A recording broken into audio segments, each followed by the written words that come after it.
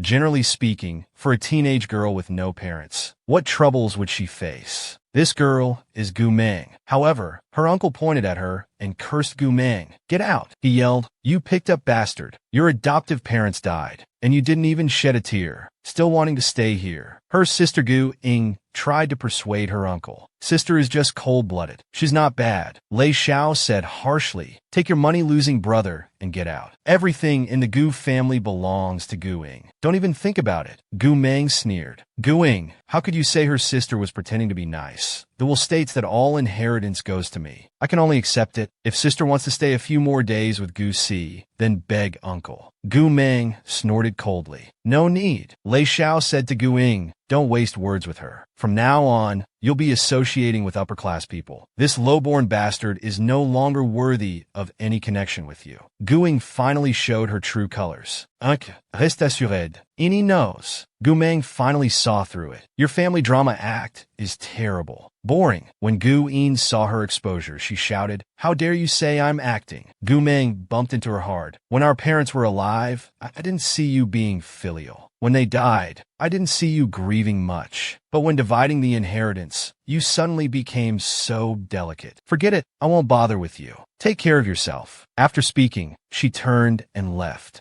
Gu Ing gritted her teeth in anger. "What's the use of temporary satisfaction? Gu Meng, you'll only ever struggle in the bottom mud, while I'll have the most brilliant future." That night, Gu Meng brought her brother to Ming City. Tianjun Gu Si looked around. "This is Ming City's most expensive entertainment venue? Looks pretty ordinary." A woman mockingly said, "Whose little brat wandered in here, trying to act rich?" Gu Meng coldly replied, "He's mine." "Got a problem?" The woman continued mocking. "Wearing cheap clothes, just here to show off." Gu Meng, annoyed, directly gave her brother a gold card. "I'm in a good mood today. Spend as you like." Gu Si received the gold card, smiling brightly. "Sister, I love you." Gu Si jumped onto the table, holding up the gold card. "Today, young master will cover everyone's expenses." Suddenly pointing at the woman, "Since young master is hosting, throw her out." The woman was instantly humiliated. Two security guards immediately dragged her out. Gu Meng asked, satisfied. Gu Si hugged her, super satisfied. "Ling Shuang, stop. Who dares to compete with me for hosting?" "Oh, it's little Gu." She immediately pinched the little boy's cheeks. "Little Gu, do you miss sister?" The little rascal Gu Si struggled desperately. "No." Gu Meng's cold pupils lifted, looking at Ling Shuang, her eyes clouded with cold mist. Ling Shuang pouted coquettishly. "Little sister Gu, don't look at me like that. Your gaze is too alluring. I'm afraid I'll fall in love." Lu Cheng unexpectedly saw that little boy. He sternly told the staff, "Tian K's management is getting too loose, letting such a young child in." The staff quickly apologized. "Mr. Lu, we will definitely strengthen management. I'll go remove them right away. Be careful next time," Lu Qinyang said and left immediately. A staff member approached Ling Shuang. "Miss Ling, the cotton jade you were interested in earlier will be up for auction soon. Here's the invitation. Would you like to go now?" "You've got the wrong person. The one who really wants the jade is her," Ling Shuang said, pointing at her.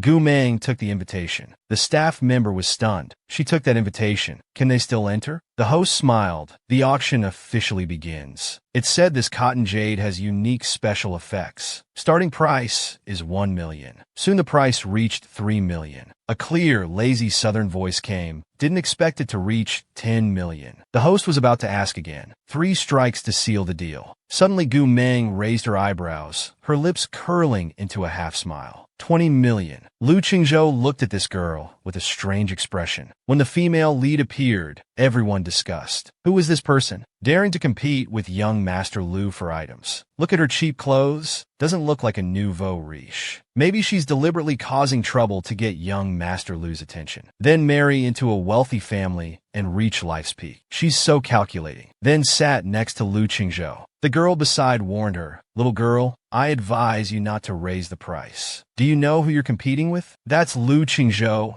the current head of the Lu family in the capital, standing at the pyramid's peak. You probably don't know, but surely you've heard of Lu Shangqing, Ming City's top official. Even he has to show respect to young Master Lu. Gu Meng found this name somewhat familiar. But so what? Lu Qingzhou listened beside her, speechless. If no one raises the price, this cotton jade is mine. Everyone looked at her in disbelief. Someone actually dared to challenge Lu Qingzhou. Then Lu Qingzhou raised his paddle, slowly saying 30 million. Seeing the situation, Gu Meng immediately raised her paddle. 40 million. Unexpectedly, the other party bid 50 million. Gu Meng wondered about her card balance. Still needed to pay for Gu Si's hosting tonight. Should have taken Ling Shuang's job. In a blink, Lu Qingzhou bid 60 million. He mocked, "Miss, do you have an expected price? You can state it directly. I'll double whatever you say." Gu Meng looked at him angrily. Left immediately. She suddenly remembered the job Ling Shuang asked her to take was for the Lu family, but she firmly refused. Seeing her return empty-handed, Ling Shuang asked, "Little sister Gu, why did you come out empty-handed? Is that jade so expensive? They even offer home delivery." Interest arose. Who's so reckless to compete with Brother Chung for items? He smirked. Heard it's a super beautiful girl. Maybe she's not interested in the item, but in Brother Chung instead. Hearing their conversation, Gu Meng was furious. Lin Shuang looked at him. "Wait, the Brother Chung they mentioned earlier. It couldn't be the one from the Lu family?" She quickly said, "From now on, Yin Ming will take this person's business. Not at market price, but 10 times higher. As for whether to accept, depends on my mood." Lin Shuang covered her mouth and laughed. "Rare to see you at a loss, little sister Gu." After they walked out, they encountered several young, wealthy heirs. The heirs smiled maliciously. "Sister, it's so late. Want big brothers to take you home? We'll get you a top-class suite. Come play with us." Gu Meng's thin lips uttered one word, "Scram." The heirs looked at the cold beauty, who was like a hedgehog, yet increasingly alluring. They laughed. "Ha, she's telling us to scram. How about we scram together, sister? To bed, perhaps?" Hearing this, Gu Meng instantly became unhappy. She kicked out fiercely. The tremendous force directly knocked the front man flat on the ground. He couldn't even get up. The other men were all kicked away, instantly terrified. Gu Meng's long leg stepped on the man's chest. Her eyes lowered, expressionlessly looking at the man she pinned down. Her upturned eye corners showed defiance and arrogance. "Pretty brave," the man said tremblingly. "Sorry." Gu Meng, seeing the man's pale face, smiled softly. "Learn how to be human." "Understood. Understood." Gu Si raised his eyebrows. "Tiskake, life is already short, yet you still want to take shortcuts?" Then the two walked forward to the second-floor private room. 3 men had watched the entire fight. Qin Fong looked incredulous. "Brother Chung, is this the one who competed with you for the cotton jade?" He marveled. "You don't understand. Such a fierce sister. Is she worthy of Beijing's #1 tough guy Lu Qingzhou?" Lu Qingyang glared at them both. "He do." "Qin Fong, are you both very free?" Qin Fong quickly apologized. "I was wrong, Brother Chung. I shouldn't have enjoyed your predicament." He smiled. "Brother Chung, did I hit a nerve? Are you embarrassed? Is such a considerate Brother Chung real?" "Brother Chung, you haven't really fallen in love, have you?" Lu Qingzhou frowned. "Didn't you see she had a child with her? Even jokes should have limits." Get lost. In front, there happened to be a clearance sale at a children's clothing store. All 20 yuan, no loss, no scam. Only 20 yuan. Gu Meng took her brother to buy some clothes, asking, "Do you like this style?" Gu Si looked at what his sister picked. "I like them all, but why suddenly buy so many clothes?" Gu Meng patted his little head. "Going to send you out to study. Of course need to buy more clothes." Gu Si pitifully said, "Sis, you're sending me away?" Gu Meng nodded. "You're too weak now. Need to grow up faster." The 3 of them sat in the car waiting for the red light. He smiled. "Brother Chung, what are you doing in a place like this? This is just a night market stall." Qin Fong raised his eyebrows. Brother Chung couldn't have changed his style. Going for the common folk route? Lu Qingzhou coldly snorted. "Shut up." Suddenly, he unexpectedly saw Gu Meng seriously picking clothes for the child, even bargaining with the owner while paying. Lu Qingzhou finally smiled. Qin Fong quickly looked back at him. "Brother Chung, you're really looking at street stalls? My God, you're smiling." Quickly looking in Lu Qingzhou's line of sight, he was shocked. "Oh my, isn't that the beauty from the auction house? She already has a child?" He spoke calmly. "Brother Chung, want to check her background?" Lu Qingzhou shook his head. "No need." At midnight, Gu Si was waiting with his sister with luggage.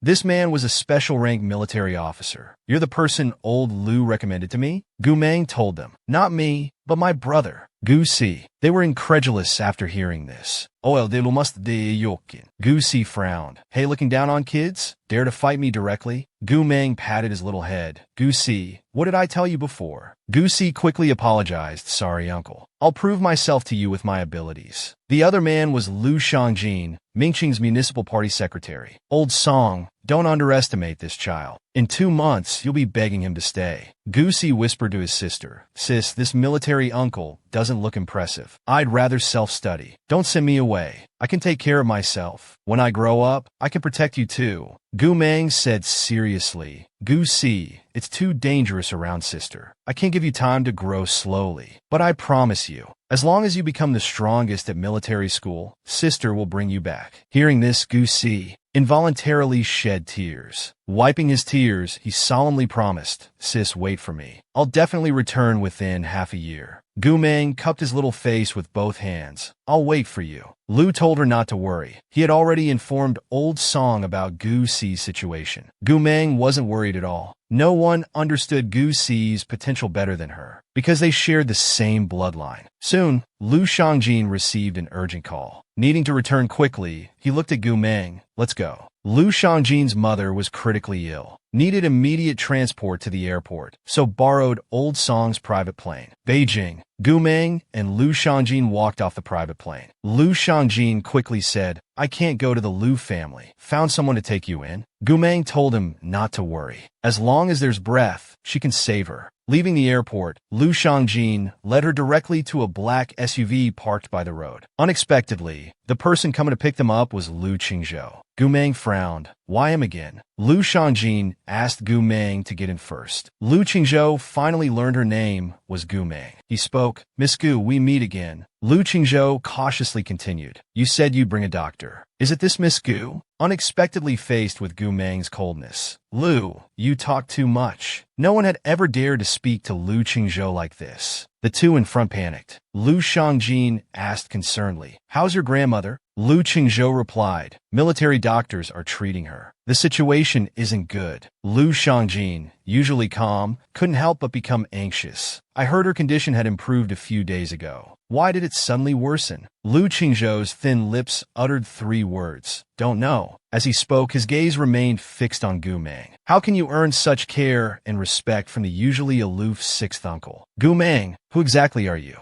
And why are you so discourteous to me? Without looking up, Gu Meng could feel his stare. The driver laughed. Someone who can stump the boss. Miss Gu has infinite potential. She seems to be a perfect match for the boss too. Lu Qingzhou, one hand in his pocket, eyes lowered. Let's go in together. Grandmother wants to see 6th uncle too. Lu Shangjin hesitated for a few seconds, nodding. The old lady is critically ill. The Lu family faced a crisis. Lu Shiwei declared firmly, surgery is necessary to remove the blood clot in grandmother's brain. Otherwise, it's dangerous. Lu Shiwei, the 2nd master's daughter, was highly skilled in medicine. She was recognized by the medical organization as the youngest authority in neuroscience. A military doctor said, Miss Lu, the elderly woman is too old to endure craniotomy. Lu Shiwei frowned. With surgery, with us here, there's still a 1/10 chance of success. Without surgery, grandmother might not make it through tonight. The 3 military doctors exchanged serious looks. After a few seconds of silence, they agreed, All right, Miss Lu, let's do the surgery. Lu Shiwei hummed in agreement. Gu Meng stood by the door, listening to their conversation. She lazily curved her lips and spoke plainly. With the patient in this condition, if you do surgery, she'll likely die on the operating table. Lu Shiwei's brows suddenly tightened. She turned around coldly. Who are you to meddle here? Her gaze subtly examined the parents up and down. Can't even tell the brand of your clothes. What backwater fool dares to criticize my medical skills? Gu Meng's cool gaze met the old lady's. After 3 seconds, she said flatly, 2 days. She asked, 2 days to wake her up? This illness has lasted almost a year. World-class experts have come and gone. Even Lu Jia could only control the condition. Gu Meng raised her eyebrows, saying methodically, 1 hour to regain consciousness, 2 days to fully recover. Lu Shiwei frowned. What did you say? Miss, even craniotomy takes more than an hour.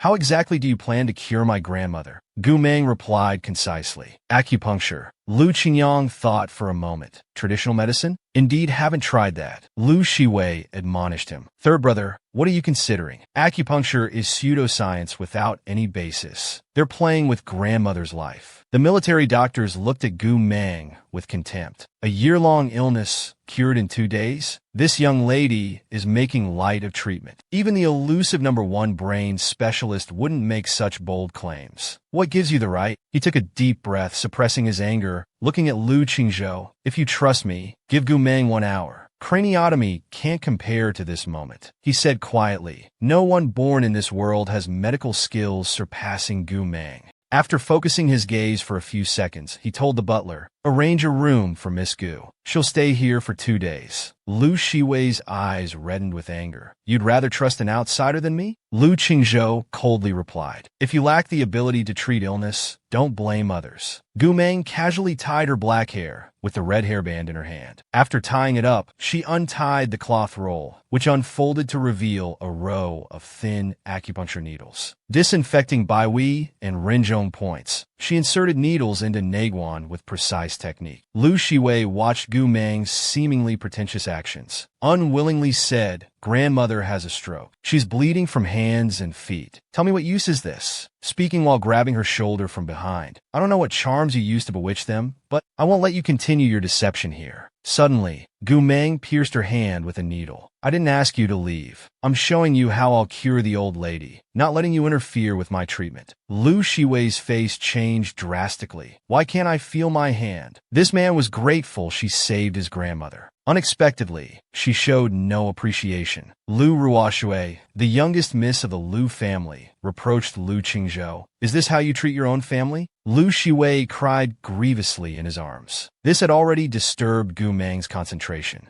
Continue with the old lady, Lu Qingzhou gestured. I'll handle these distractions. This isn't what he should be doing. I heard he's the family head, like a pretty boy who can't even control his family. Lu Shiwei shouted third brother. Lu Ruoshui looked at Lu Shang. Such disrespect. Look who's bringing outsiders to cause trouble. It's sixth brother who was expelled from the Lu family 20 years ago. Oh sorry, you're not qualified to be called brother anymore. Lu Shangjin tensed up. Now that mother's failing, you want to come back for the inheritance? Lu Qingzhou became angry. Don't understand how to behave? I'll teach you. They were both startled by these words. They were quickly dragged out by 2 bodyguards. He suddenly called to Lu Shiwei, pulled out that needle from her hand. Don't disturb Miss Gu's treatment. Now Lu Qingzhou only cared about Gu Meng, having no time for Lu Shiwei. Lu Shiwei watched him with a face full of disappointment. Half an hour later, Gu Meng told Lu Shangjin, it's done. The patient will regain consciousness in half an hour. Lu Shangjin immediately became excited upon hearing this. Thank you, Gu Meng joked. You can thank me after the patient wakes up. Then Lu Qingzhou also came to thank her, but received unfair treatment. She was helping Uncle Lu, not taking his order. After such long treatment, Gu Meng was tired too. Lu Qingzhou called a subordinate to take her back to rest. After a while, Lu Shiwei brought people to cause trouble for Gu Meng, acting extremely arrogant. Wake up in an hour, recover in 2 days? Overconfident. Gu Meng raised an eyebrow. Are you a hen? Isn't your throat tired from squawking? Need me to give you a few more needles? Lu Shiwei was furious. Black Master, teach her a good lesson, then throw her out. Just as they were about to act, Lu Qingzhou rushed over. What's all this commotion? Are you trying to turn the Lu house upside down in front of grandmother? These words shocked him. Grandmother had really woken up. Lu Qingzhou couldn't help but praise her superior medical skills. Naturally, Lu Qingzhou found her attitude somewhat cute. He couldn't help but smile. The man watched the young girl's slender, tall silhouette, his eyebrows slightly raised, still wondering when the next time would be. Gu Meng spoke indifferently. Since the patient is awake, there's no need for me to stay. She took out a small pen and paper from her pocket, writing in a messy scrawl. After writing for several seconds, Gu Meng's pale, slender fingertips held the paper, handing it to Lu Qingzhou. This is the prescription. Take it for a week to regulate the body. Lu Qingzhou took it, seeing the rather ugly handwriting on the paper. Gu Meng carelessly said, Help me tell Uncle Lou I have matters to attend to. I'm leaving. The man smiled elegantly. When's our next drink? Gumeng also smiled, a cold and mischievous curve. Her pleasant voice carried a hint of coldness, speaking slowly. Take the medicine on time. Recovery will come in a week. Gumeng raised her eyebrows. Don't believe me? Lu Qingzhou smiled. I believe you. Gumeng snorted, turning to leave, her figure extremely cold. Lu Qingzhou thought to himself, no next time? That won't do. Lu Qingzhou asked, Sixth uncle, where did you find this person? Lu Shangjin turned his face, meeting Lu Qingzhou's deep, cold eyes. A nerve tensed in his mind. He said calmly, their acupuncture is quite good. I heard local doctors were helpless, so I wanted to try. Lu Qingzhou didn't speak, unclear whether he believed it or not. Lu Shangjin felt his nephew was too profound, his thoughts hard to read. He coughed, since mother is fine, I'll return to Ming City. He quickly turned to leave. Lu Qingzhou ordered his subordinates, bring up everyone who blocked Gumeng earlier. Teach them proper hospitality. In the room, Lu Shiwei examined the old lady thoroughly. The blood clots in her brain had clearly mostly dispersed. With the body's self-healing ability, recovery could take 2 to 3 months at most. Her breathing tightened as she looked at the examination results. It was unbelievable. The military doctor also found it mystical. Who knows? Maybe it's because Miss Lu did brain drainage before, and it's just taking effect slowly, causing the blood clots to disperse. At this time, Lu Qingzhou's subordinate came to tell Lu Shiwei, this is Miss Gu's prescription. All subsequent treatment and medication should follow this. Her face darkened as she took the prescription, suppressing her anger. I understand. After the subordinate left, she angrily crumpled the paper into a ball. She raged, it's just blind luck. How dare they? The military doctor's mind was complex. Miss Lu. So Lu Shiwei directly threw the prescription into the trash. Of course, I'll continue as the main physician. Thank you three for your assistance. We certainly trust Miss Lu's medical skills the most. Another day, Gumeng arrived at the Wuming nursing home. Earlier this year, it was rated by the World Medical Organization as the world's top facility nursing home. Just 1 month's fee reaches 10 million, an astronomical care cost. There's a flower shop at the entrance. A small cactus costs 18,000. Gumeng looked at the palm-sized cactus, tilting her head to glance at it. The little thing is quite expensive. This woman saw Gumeng coming. She immediately ran over and hugged her. She was Gumeng's most important childhood friend. Meng Jinyang, you came to see me. I missed you so much. Did you miss me, Gumeng? If you don't speak, I'll take that as a yes. Gumeng gave her the cactus. Meng Jinyang looked at the tiny cactus, her eyes lighting up. Every time Gumeng visited,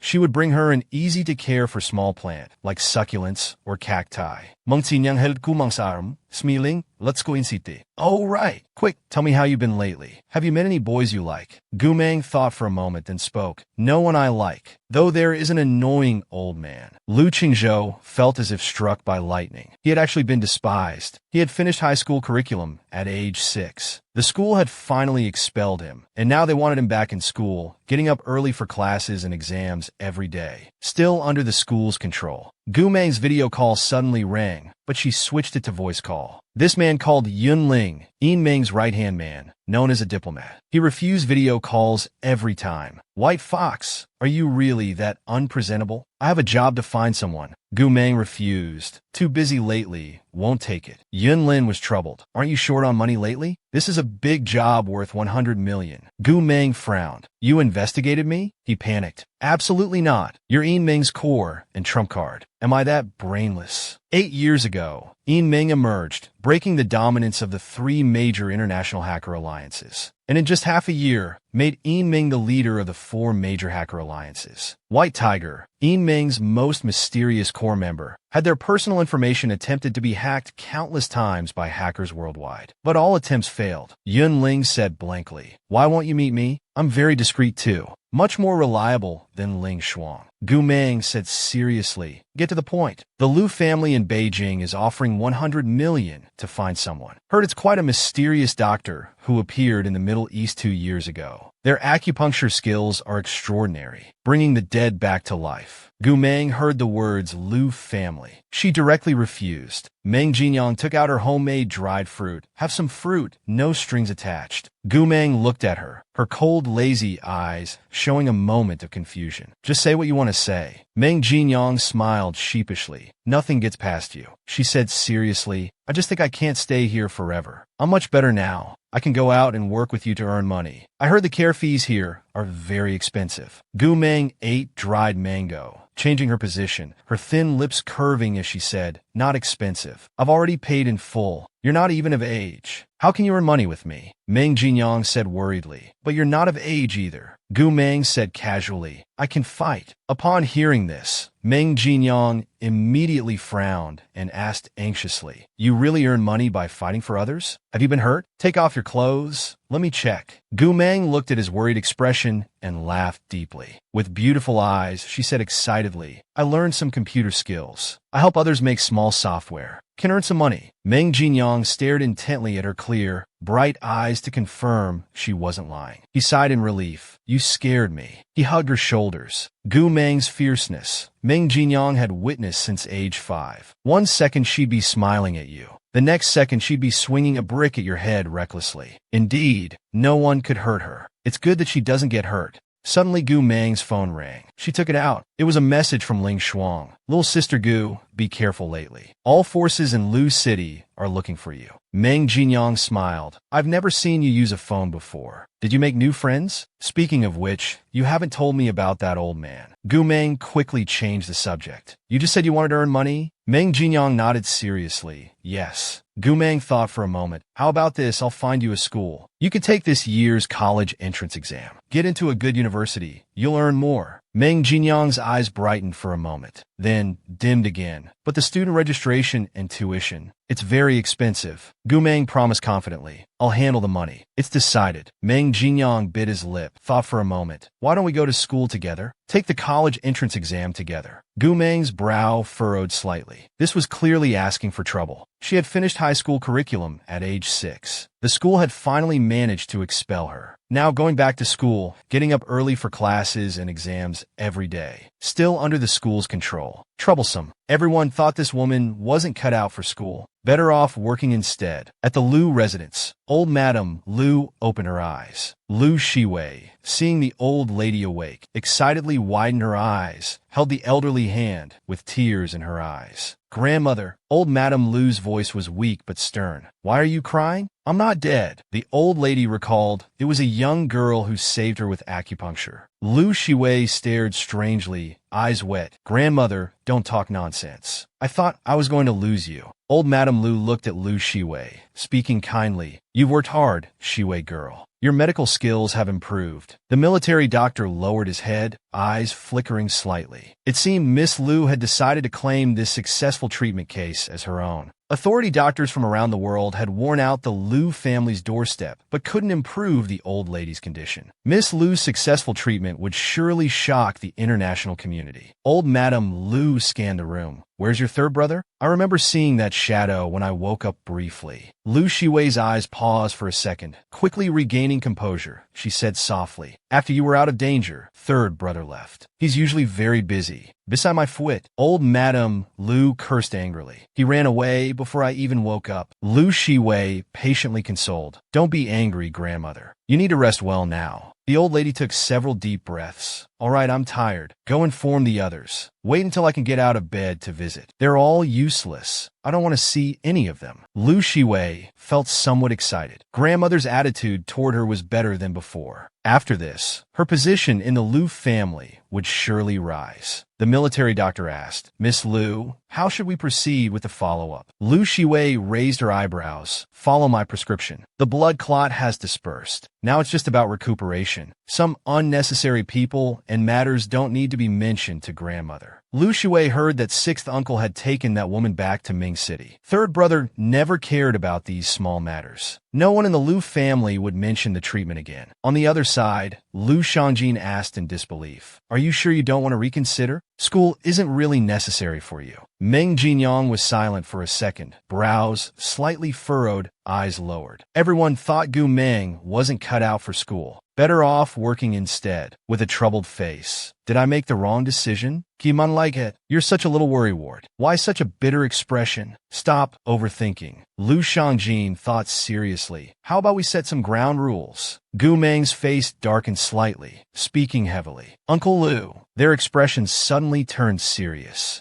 Gu Meng reluctantly said, "I'll try not to cause trouble." Meng Jinyang was a good student who listened to teachers. Gu Meng listened to Jinyang. So if Gu Meng listened to Jinyang, it meant Gu Meng would listen to teachers. Gu Meng would be a good student. Liu Shangjin smiled with satisfaction. "It's great to have Jinyang around." Gu Meng said plainly, "Jinyang wants to board at school. I'll stay with him. Please help us handle the procedures." "Uncle Liu." Liu Shangjin smiled and said, "No trouble at all. Just don't hit anyone. You can do whatever else you want." Liu Qingzhou was cursing at his subordinates. "So you're saying one person easily broke in, not only destroyed all the system data, but also stole the only photo of the divine doctor's back? You really make me proud." Suddenly realized who else could hack my system besides White Fox. Liu Qingzhou instructed his subordinate. "That divine doctor is likely Yin Meng's person. Continue raising the price with Yin Meng. Try to probe the divine doctor's identity." The subordinate asked, "Isn't the old madam's condition under control now? Is it still necessary to find the divine doctor?" Liu Qingzhou's face instantly darkened. The subordinate panicked. "I'll contact Yin Meng right away." Whenever Liu Qingzhou was troubled, he would light a cigarette. Liu Shiwei's medical skills weren't worth mentioning. As for him, it was different. That smile of his was forever etched in Liu Qingzhou's mind. Liu Qingzhou thought about this, took several minutes to recover, turned back to his subordinate. "Wait, let others handle this. You go keep track of Gu Meng's whereabouts." He was still looking forward, wondering what expression Gu Meng would have at their next meeting. Others pass exams by studying, but he sleeps through them. The next day at 8 a.m., Liu Shangjin brought Gu Meng and Meng Jinyang to meet the principal of Qingzhong High School. Inside, the principal said, "This matter is difficult, Mr. Liu. You know the school rules. Class 3-1 doesn't accept new students. One doesn't even have student registration, might not even know all the characters. The other has a bad record, expert at fighting and skipping classes. Test scores perfectly terrible, all zeros. Don't even know how they managed that. Couldn't even guess the multiple choice correctly. In all my life, I've never seen two such headache-inducing files. Even if I force teachers to accept them using my authority as principal, their academic pressure would be immense." Liu Shangjin frowned. "What do you mean you won't accept them?" The vice principal tensed up, smiled nervously. "I mean, let's have the third-year group prepare a test for the two children to take. After getting their scores, I can find suitable classes for them." Liu Shangjin thought about it and felt they should follow the procedure. He turned to Gu Meng. The young girl sat cross-legged on the sofa, her face too eye-catching, black eyes cold. Her upturned eyes showed defiance and wildness. Her whole being radiated rebelliousness. Gu Meng spoke lazily. "No need for tests. I'll go to the worst class. Jinyang goes to the best class. Jinyang studies better than me." Meng Jinyang stared at him in surprise. Liu Shangjin frowned. "You two won't be in the same class?" The principal was startled by these words. "The best class." Now that Gu Meng said this, he quickly responded, "Actually, all classes are similar. There's no best or worst. All teachers are the same." Liu Shangjin's face instantly darkened. The principal immediately said, "Any time is fine. I'll call the homeroom teachers of Class 1 and Class 20 now." Liu Shangjin cleared his throat. "Well, I have matters to attend to, so I'll leave first." Gu Meng raised an eyebrow, saying coolly, "Goodbye, no need to see me out." Meng Jinyang also said goodbye. "Goodbye, Uncle Liu."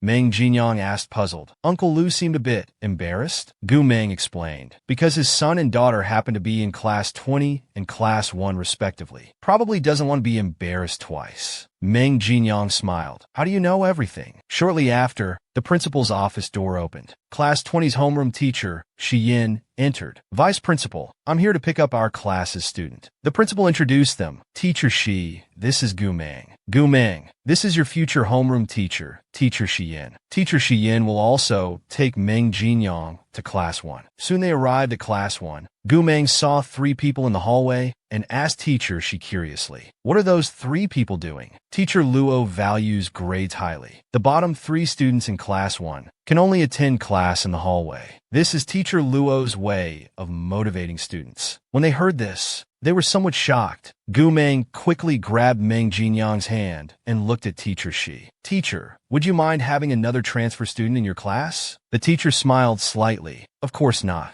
I welcome all students," Gumeng said calmly. "I'll ask Uncle Lu to speak with the principal again." Teacher Shi suddenly asked Gumeng, "May I ask you something? Hope you don't mind. I saw your grades. How did you manage to get them?" Gumeng suddenly smiled, one corner of her mouth lifting mischievously, tilting her head. "How did I get them?" Gumeng's delicate features showed as she said lazily, "Because while others pass their exams, I sleep through mine." What was with this inexplicable pride? The teacher looked troubled. "You have half a day off to buy daily necessities and clothes. My class is first period in the afternoon. Don't be late." They were thinking that the city center wasn't far from here. Maybe they could go directly to the mall to buy things. When suddenly a black SUV stopped in front of them. Gumeng looked up at the fully lowered rear window, seeing the figure inside. Her eyes narrowed slightly. The man's shirt sleeves were rolled up, revealing pale arms lazily resting on the car window. His wrist hung casually, and against the light, his features were devastatingly handsome. He raised an eyebrow. "Miss Gu, we meet again." Lin Shuang thought the man's aesthetics were consistently good. This Lu guy was indeed quite good-looking. Meng Jinyang whispered, "Gu Ma, you didn't tell me the old man was this handsome." He thought he whispered quietly, but it was actually audible. Lu Qingzhou felt awkward when he heard old man. This man was actually trying to get his WeChat this way. How unromantic. He curved his lips and said softly, "Where are you heading, Miss Gu?" Gumeng replied, "The mall." The man's voice was deep. "Get in, I'll take you there." Gumeng was silent for a few seconds, looking at Meng Jinyang. Meng Jinyang had never seen someone as stunning as Lu Qingzhou. But being a man himself, he couldn't help but clench his fingers, his eyes showing a trace of struggle and hesitation. He had to learn to interact normally with men. His voice was plain as he said, "Then thank you, sir." The car started heading downtown.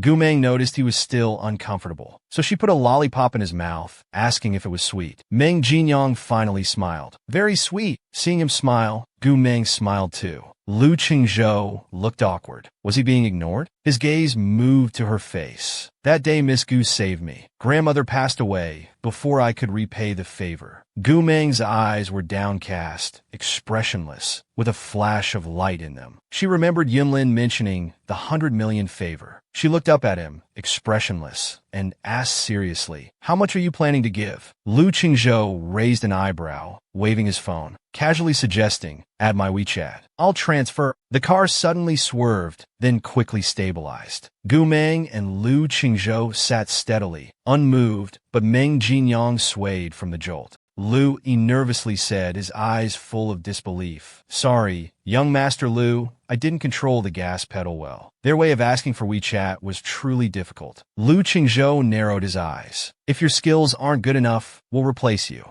"Please don't fire me. I was wrong, I swear. If I don't drive well again, I'll go lay bricks in Africa." The car was silent for a few seconds. Lu Qingzhou's dark eyes looked at Gumeng, opening his QR code for adding friends, his deep eyes gleaming. "Miss Gu." Gumeng glanced at Meng Jinyang in front and finally added Lu Qingzhou's WeChat. As soon as she added him, a 200,000 transfer came through WeChat. This 200,000 would be enough for Meng Jinyang's high school and college. Gumeng accepted without hesitation, smiling slightly. "Thanks, young Master Lu." Lu Qingzhou raised an eyebrow. "Don't mention it." High school class 20, the domain of second-generation rich kids, except for Ming Cheng's background wall, was filled with students other classes didn't want. Some had been bullied in other classes and voluntarily applied to class 20. "Yangji, have you heard? Our class is getting 2 transfer students. I heard one's really pretty and fair." Lu Yang rolled up a paper, speaking casually. How pretty could she be? He thought of Gumeng, who had stayed at their house for a day. He whispered softly, "She can't compare to that classmate." His friend spoke again. "Yangji, what are you mumbling about? Don't tell me you're lovesick." Lu Yang angrily threw his paper airplane at him. Suddenly the teacher walked in. "Everyone, quiet down. We have 2 new transfer students in our class. Please welcome them." The students were stunned. "Wow, so beautiful. Who would be the school beauty now?" The teacher at the podium said, "New students, please introduce yourselves. Meng Jinyang Stamret. I am." The class burst into noise. "So this is Lin Xiaoping?" They praised her like she's a goddess. "The transfer student is just average." "Oh, I'm in love again. Isn't she my goddess?" "I think she looks ordinary." "You boys are so superficial." Several male students mocked him. "The stuttering one on the left is indeed ordinary." The teacher shouted, "Quiet." Lu Yang stood up. The room fell silent. He said one sentence. Everyone noticed Gu Meng. Lu Yang felt her looking at him. He immediately became shy.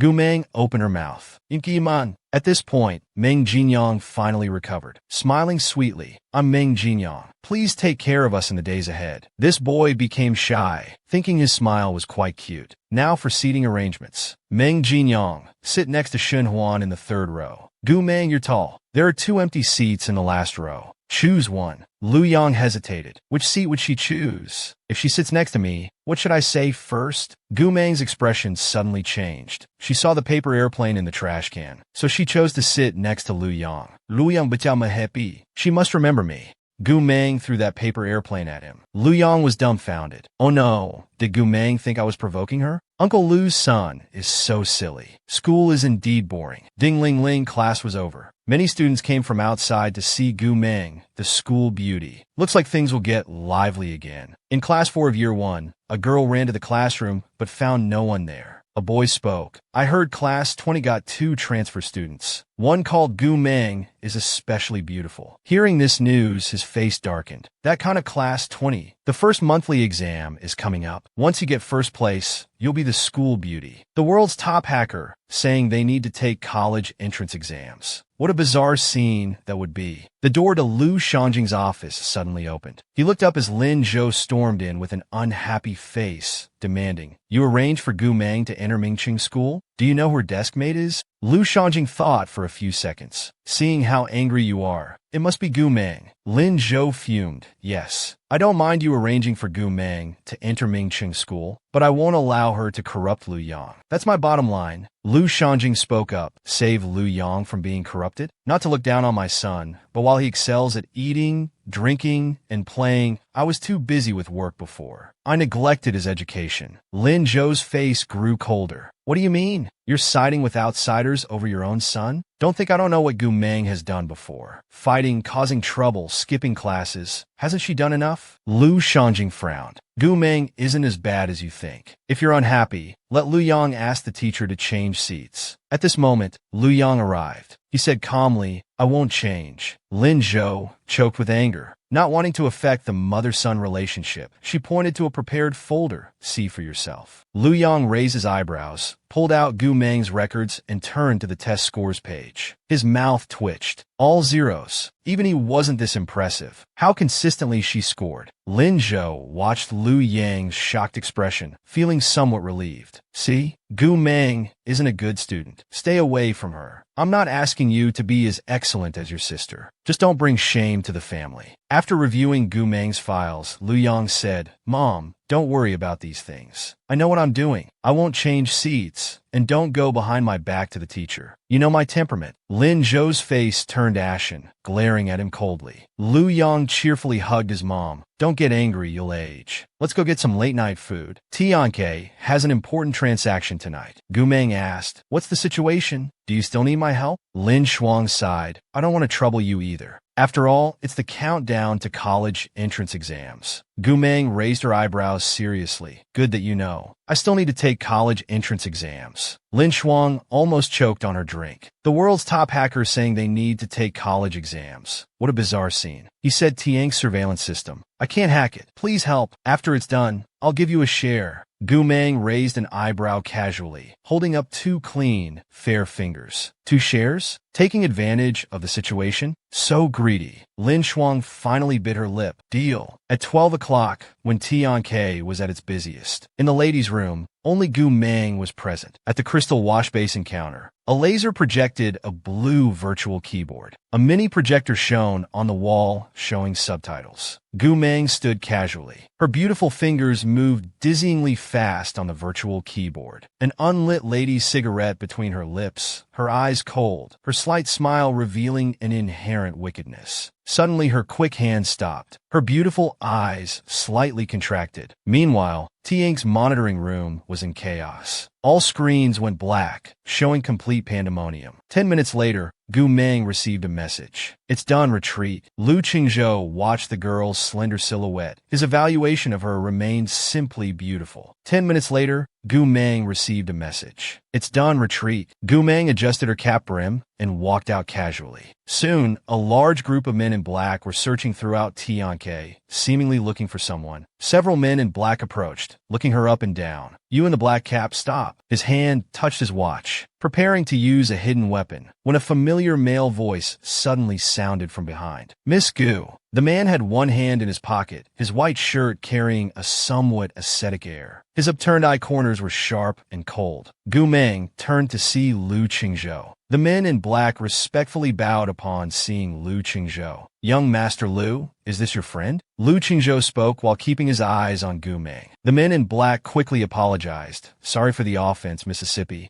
Gu Meng was quite polite. "No problem." Leaving Tianke, Lu Qingzhou glanced at the quiet Gu Meng. "Why are you at Tianke so late?" Gu Meng replied coolly, "Making money." "He seems to be very short on money." Gu Meng's bright black eyes looked at him. "Young Master Lu, don't you know whether I need money or not?" Lu Qingzhou had found out that Gu Meng's parents had died in an accident recently. "He's now an orphan. You can only rely on yourself," he said. "Didn't I pay you 200,000 in cash?" Gu Meng replied, "One must prepare for rainy days." Lu Qingzhou looked at the serious expression on his face, a smile appearing in his eyes. "Let me drive you back to school." "No need. My friend will pick me up." Just as the words fell, a white SUV approached from afar. After getting in the car, Gu Meng politely waved to Lu Qingzhou. "Goodbye, young Master Lu." Lu Qingzhou watched the girl's slender figure. His evaluation of her remained simply beautiful. It seemed all other words fell short when applied to her. After she got in the car, he turned and walked back into Tianke. At the bar booth, Qin Fong and He Du were still waiting. They found it strange that Lu Qingzhou returned so quickly. It was odd, but they dared not gossip. They stuck to business. Boss, Yin Ming's side disrupted the deal. Nine Tails took the job. Lu Qingzhou leaned back into the sofa, his long, clean fingers tapping the armrest casually. Nine Tails doesn't have that capability to hack Tiang's surveillance system. Qin Fong and He Du exchanged glances, suggesting someone else helped from the shadows. Who is Nine Tails? The elusive white fox. The world's top hacker, especially skilled at double-crossing. Ma Lingshuang kept glancing at the passenger seat, finally unable to hold back her question. "Little Gu, what's going on between you and Lu Qingzhou? You two were walking so close together just now. Is there something going on?" Gu Meng played her game without looking up. "I'm a doctor. He's a patient's family member." "What relationship do you think?" Ling Shuang choked, but added, "Be careful dealing with him. I'm afraid he'll eat you alive." Gu Meng smiled mischievously, turning her dark, bright eyes to look at her. "Don't you know I'm best at double-crossing?" "Don't worry. I'm very careful around Lu Qingzhou." But as an ordinary person, Ling Shuang wasn't worried about Gu Meng's identity being discovered. Her business had reached its target, and she decided to take a long vacation in Europe. The next day, Gu Meng arrived at school at 7 a.m. Students walked in groups towards the building. Gu Meng's appearance immediately caused a stir. The girl's looks were particularly eye-catching, with fair skin and hands in pockets, like someone who stepped out of a manga. Her upturned eyes showed a hint of slant as she walked casually into campus. Students who usually rushed to class slowed their pace, watching her and whispering, "Who is that? She's so beautiful. I saw on the school forum. She's a new transfer student in class 20 of the third year. Just arrived yesterday. Instantly became the school beauty." The votes left senior Guing and senior Lu Yi far behind. This senior's aura is too strong. At the classroom door, she met Meng Jinyang. He smiled with curved eyes. "Gu Meng, you're back. Have you eaten? I brought you breakfast." Gu Meng put her arm around his shoulder as they walked into the classroom. "Did you finish my homework?" Meng Jinyang nodded guiltily, whispering, "I wrote it with my left hand. Guaranteed undetectable. Besides, your handwriting is so ugly. It's about the same as my left-handed writing." Gu Meng narrowed her eyes and casually tapped his head. "Jinyang, you dare criticize me now?" Meng Jinyang stuck out his tongue. He returned to his seat. He is the elusive white fox. Never thought I'd spread rumors about myself one day. As soon as Gu Meng appeared, the class fell silent. Her presence was powerful. As she passed by, the boys acted like they'd seen the discipline master. They pretended to read their books, but their eyes couldn't help stealing glances at Gu Meng, the cool and imposing boss. Gu Meng walked to her seat and saw her desk drawer full of love letters. She frowned, her dark bright eyes showing a cold glint. Lu Yong, seeing Gu Meng's temper rising, volunteered. They were probably all stuffed in during the second evening self-study session last night. Without a word, Gu Meng carried her desk to the back of the classroom and dumped everything into the trash can. The bin was instantly full. Just as she was about to take out the trash, Lu Yong grabbed it from her hands. "Sister Meng, you sit down. I'll take it out." The chubby kid was dumbfounded, feeling their young brother had changed. The former school bully was now voluntarily taking out trash. Someone posted Gu Meng's photo on the school beauty voting thread, and her vote skyrocketed. Gu Meng held her heavy flip phone, the same size as a touchscreen phone, but with an old-fashioned flip design, with functions more complete than a computer. The first class for Class 3-1 was with their homeroom teacher, Luo Songhua. He slammed his teaching materials on the desk. "Do you have too little homework? Or are my test papers too few, leaving you so idle that half of you run to Class 20 during breaks?" The class remained dead silent. Luo Songhua snorted. "Do you know what all that glitters is not gold means? A student who scored 0 on every test since childhood and was expelled from their previous school. Is that someone worth getting to know? School beauty? What a joke. You all need to get your eyes checked." Hearing the teacher's words, Guing smiled with schadenfreude. Luo Songhua slammed the desk again. "Listen up. For the first monthly exam, in the entire third year's competition, all first places must come from our class. Starting today, each subject will have one more test paper, and evening self-study will be extended by an hour. You'll all face consequences if you don't get first place." Meanwhile, Lu Yong took Fatty to the school store. Lu Yong had his hands in his pockets, looking casual. "What do girls like to eat?" Fatty grinned. "Brother Yong, you're buying food for Sister Meng?" Lu Yong glanced at him. "Why do you talk so much?" Fatty pouted. "Brother Yong, if you're going to be so mean, I won't tell you that Sister Meng likes sweet things." Just then, two girls walked past them. From their whispered conversation, they learned that Teacher Luo was spreading rumors about Gu Meng. Lu Yang's face instantly darkened. "Where's Luo Songhua's office?" Fatty said, "In the same office as Teacher Xiaoxi." Lu Yong immediately headed toward the teaching building. Looking menacing, Fatty wanted to stop him, but feared getting beaten up himself. Dare to bully Sister Meng? Luo Songhua, this isn't over. The world's top hacker was being slandered. Watch how they strike back with authority. The door to Li Zhongzu's office was kicked open. The teachers inside were startled. Seeing Lu Yang's grim face, they frowned. Lu Yang walked straight to Luo Songhua's desk. "Are you the one spreading rumors about Gu Meng?" Luo Songhua leaned back in his chair. "Lu Yang, are you here to defend Gu Meng and settle scores with me? Students should behave like students. Respect your teachers. Hasn't your homeroom teacher taught you that?" Lu Yang sneered. "You're no teacher at all. Look at your own behavior. You have no right to criticize anyone from Class 20. Luo Songhua stood up abruptly, his aging face extremely ugly. "Watch your tone. Don't think you can do whatever you want just because your father is a department director. Which student hasn't been criticized by teachers?" Lu Yang, a head taller than Luo Songhua, looked down at him. "What business is it of yours how Gu Meng performs in tests? Just because someone's grades aren't as good as yours, you can smear their name. Do you know the inside story of his past? You're quite something. With just a few words, the whole grade is now sanctioning Gu Meng."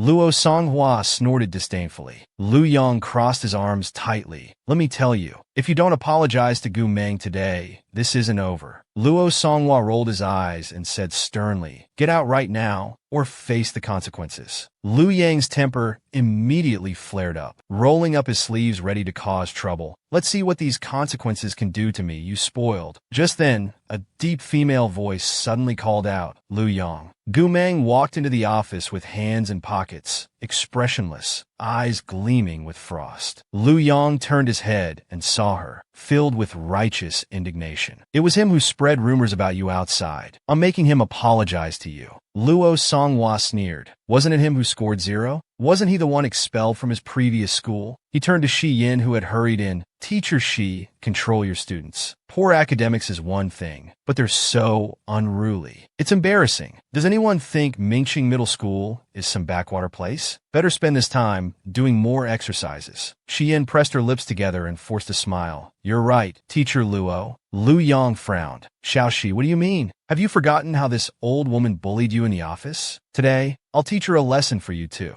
The words old woman hit Luo Songhua's nerve. Her face instantly turned ashen. Teacher Shi, is this how you teach your students? Disrespecting teachers? Do you want to be expelled again? Xian spoke with unprecedented severity. Lu Yang, you and Gu Meng, get out first. Luo Songhua smiled triumphantly. Better listen to your teacher Shi. Get out now. Damn you, old witch. Lu Yang recklessly moved to throw a punch. But Gu Meng caught his arm and said flatly, let's go out first. Lu Yang frowned deeply, saying angrily, you don't know what they're saying about you. Gu Meng repeated, out first. Her dark, bright eyes fixed on him, cold and fierce. Incredibly intimidating. He boldly accepted the bet, saying he would surpass the school's top score this weekend's monthly exam. Lu Yang gritted his teeth. Fine. For your sake, I'll let it slide today. But if he dares talk nonsense again, I won't let him off. Gu Meng said nothing and turned to leave. Just as she reached the door, Luo Songhua's harsh voice rang out.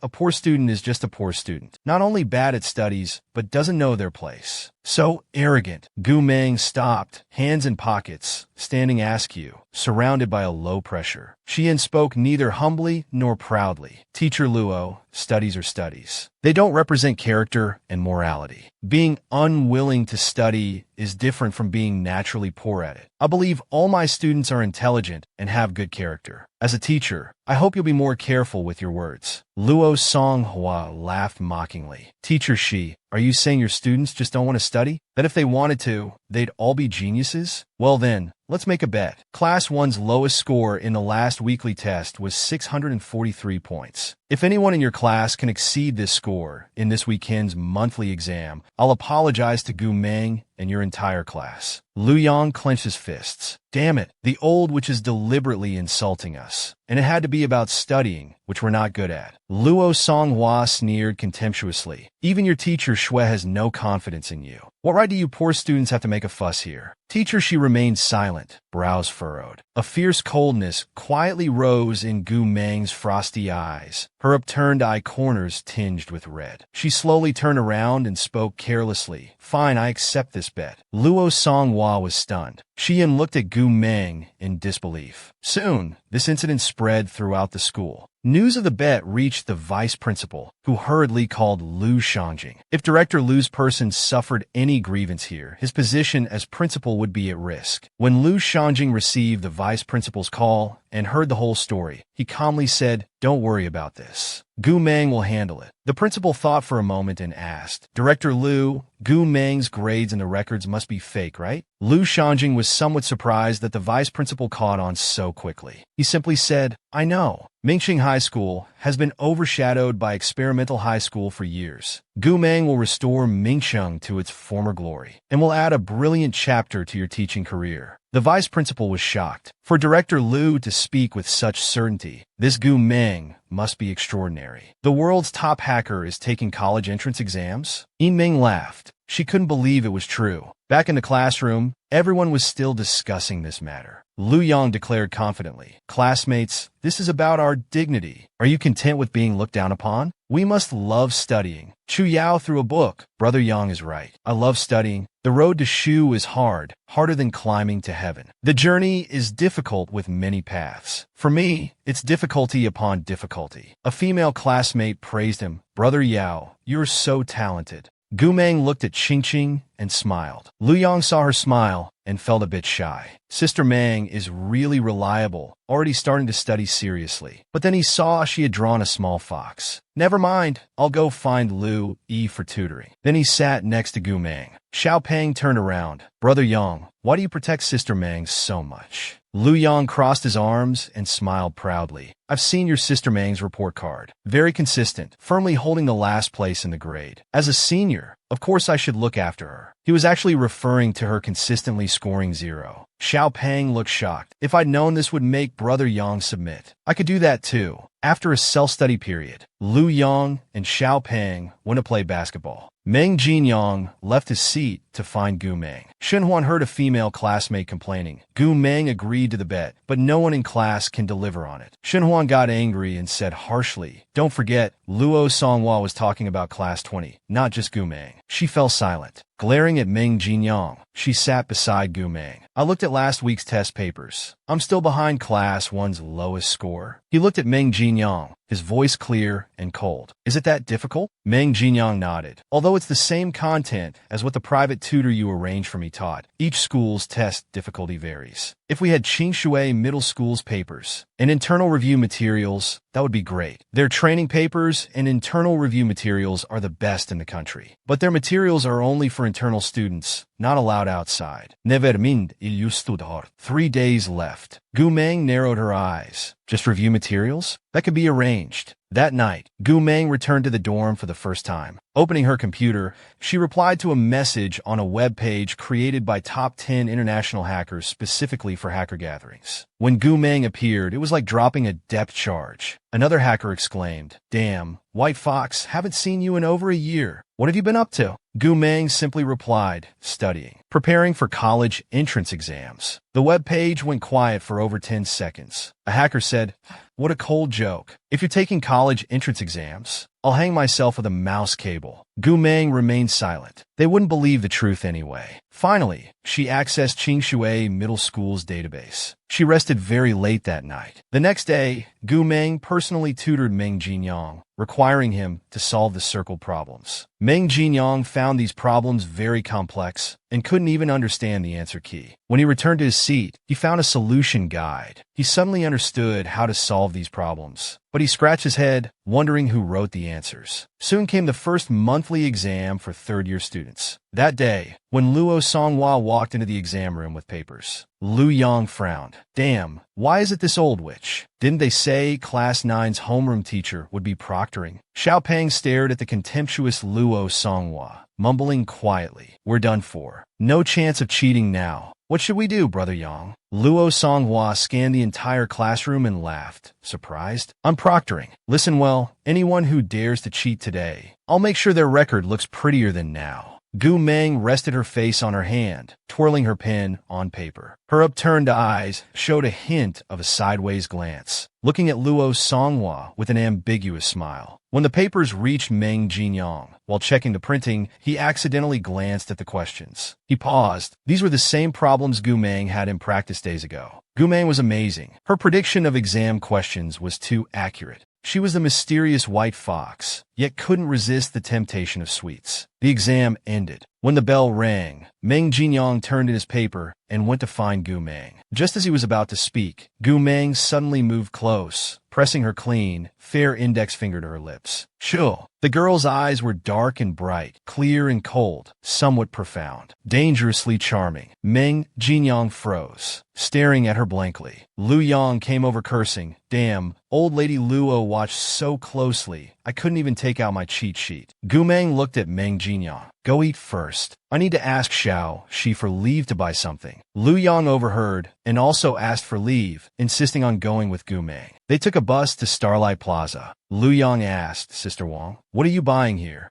Gu Meng licked her lips, showing a bit of pink tongue before casually replying, "Some snacks." Lu Yang stared blankly for a few seconds, coming to his senses with slightly warm ears. Then followed Gu Meng to a famous dessert shop in Starlight Plaza. Lu Yang finally believed Xiao Peng's words. Gu Meng really liked sweets. Taking everything from the clerk, "Sister Meng, what else should we buy?" Gu Meng scanned around with cold eyes, focusing on a bubble tea shop nearby. "Let's get 2 bubble teas." Suddenly a voice sounded from behind. "Oh, 2 little lovebirds." They turned around to see 3 men standing behind them, who had been watching them for who knows how long. Lu Yang exclaimed in surprise, "Third brother, why are you here?" "We're just buying some things." Lu Qingzhou had his hands in his pockets, wearing a white shirt with 2 buttons undone at the collar, revealing his refined collarbone. His sleeves were rolled up several times. His eyes were bright, his handsome face expressionless. expressionless, his deep black pupils carrying a hint of coldness. Gu Meng's expression remained indifferent. She pushed up her glasses with one finger and walked toward the bubble tea shop with one hand in her pocket. Cool and aloof, not even bothering to greet Lu Qingzhou and his companions. He frowned. What a heartless girl. Lu Qingzhou's eyes remained fixed on Gu Meng. Seeing her turn away, he strode forward on his long, straight legs. He followed her. Lu Yang was about to go too, but was stopped. Hey, little Lu Yang, listen to your brother. Stay here. Lu Yang frowned. Brother Qin, what are you doing? Qin Fong smirked, tilting his chin toward Lu Qingzhou's direction. Lu Yang looked over in confusion.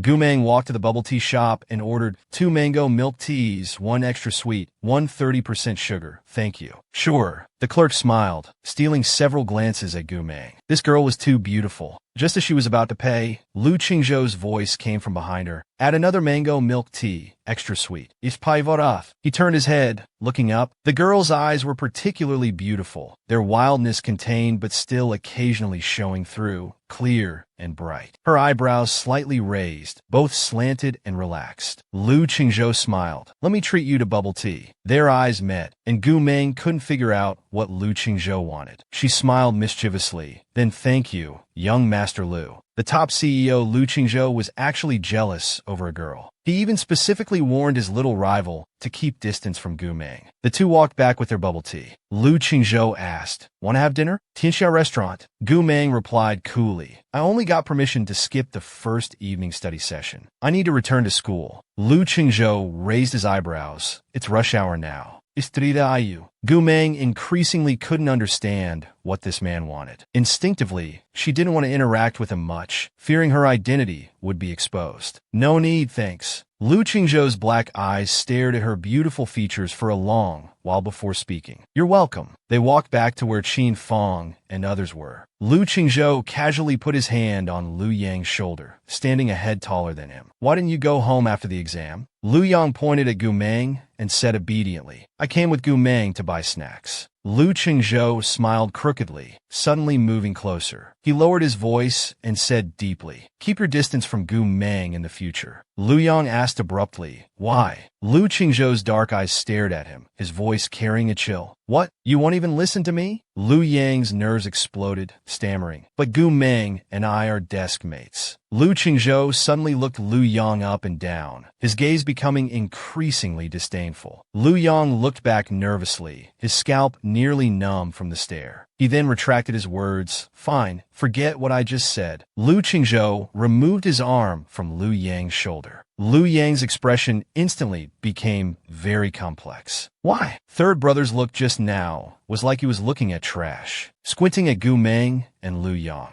After getting on the bus, Lu Qingzhou took a sip of his newly bought bubble tea. So sweet. He lowered his eyes to look at the bubble tea in his hand, his lips curling up carelessly. Qin Fong and He Du exchanged glances, their eyes showing identical shock and complexity. They had been having people keep track of Gu Meng's whereabouts. When they heard she was at Starlight Plaza, Brother Chung just came like this. His current state was really unusual. She was actually a hidden boss, an outstanding academic achiever, and the world-renowned #1 hacker. The white fox with superior technical skills. Gu Meng was sleeping on her desk. Little Fatty turned around to chat with Lu Yang. I heard the senior high third grade monthly test results will be out this morning. That old, which is really cruel. Not letting class 20 have a single good day. We're doomed now. It's utterly embarrassing. Their conversation disturbed Gu Meng's rest. She raised her head and said in a heavy tone, this time's top student is in our class. Keep quiet. Stop disturbing my sleep. Lu Yang looked at her in different attitude. A bold thought suddenly occurred to him. Perhaps she wasn't a poor student, but actually a top student. 4 student scores were laid out on the conference table. Meng Jinyang, Lu Yi, Guing, and lastly, the unknown Xinhuan. Meng Jinyang was ranked first in the grade. Luo Songhua suddenly slammed the conference table and stood up, his face dark. This monthly test should be invalidated. I demand the expulsion of Meng Jinyang and Xinhuan. Not only them, Xiyin should also be held responsible. As a teacher, how dare you help students cheat? Xiyin frowned and looked at him sternly. You need evidence for such accusations. My students achieve these scores through their own abilities. What grounds do you have to expel them? Luo Songhua sneered. He said harshly, What grounds? The test was so difficult that even Gu Ying and Lu Yi couldn't solve the final questions. Yet Meng Jinyang solved everything? And Shunhuan, last week she was ranked 300th from the bottom, and in just a few days she jumped to 157th in the grade. Do you think that's possible? Actually, the mock exam was just teacher Luo joking with the students, meant to encourage them to study hard. You didn't need to use such improper means to win. The teachers all directed their accusations at Shi Yin. The grade director pointed at the score sheet several times and said, "Teacher Shi, go notify Meng Jinyang and Shenhuan. They're expelled. Leave school immediately." Shi Yan's eyes turned cold, but she maintained her composure. "I'll say it again. My students didn't cheat. They achieved these scores through their own abilities. You have no right to expel them." Grade Director Li Mei looked sharply at Shi Yin. "I don't want to be too harsh, but you've been teaching for 3 years. Even in college entrance exams, which province has ever seen a paper like Meng Jinyang's? Perfect scores in everything except losing 7 points in the Chinese composition. If it's not cheating, what else could it be?" Luo Songwan narrowed his eyes. Since teacher she trusts her students so much, this week's test papers just arrived at school, still sealed. Let them take the tests separately, in front of all the grade teachers. If their scores differ greatly from this monthly test, not only will they be kicked out of school, but you won't be able to stay either. Xian spoke solemnly. "Fine. Let them take the test. If it's confirmed they didn't cheat, everyone here must apologize to them both." So, Meng Jinyang and Shun Huan went to take another test. Gu Meng walked straight to the senior high 3rd grade conference room. Xian was standing at the door waiting for them to finish. Seeing Gu Meng, Xian was stunned. "Why aren't you in class? Why did you come down here?" Gu Meng lazily walked to her side, casually resting her arm on the railing, her wrist hanging loosely. She tilted her chin toward the conference room. "They're retaking the test in there?" Xian nodded, thinking Gu Meng was worried about Meng Jinyang. She said, "Don't worry, I know Meng Jinyang didn't cheat. This time our class 21. Gu Meng's deep eyes glanced at him once, saying nothing as her gaze lowered. Her toe tapped rhythmically on the ground while a smile slowly curved her lips. She had known he wouldn't give up easily. Then they would use real ability to shut him up. On his first day of transfer, he was falsely accused by a teacher. In the end, he sought justice in his cool, domineering way. The two of them finished and walked out of the conference room. The grading was quite fast. Meng Jinyang didn't take Chinese, but got 150 in English, 150 in math, 294 in science. Shunhuan got 117 in English, 120 in math, 243 in science. Gu Meng raised an eyebrow, pinched their tender cheeks. "You've made teacher Shi proud." Meng Jinyang asked, "Should we go back to class?" Gu Meng raised her eyebrows. "It's not over yet."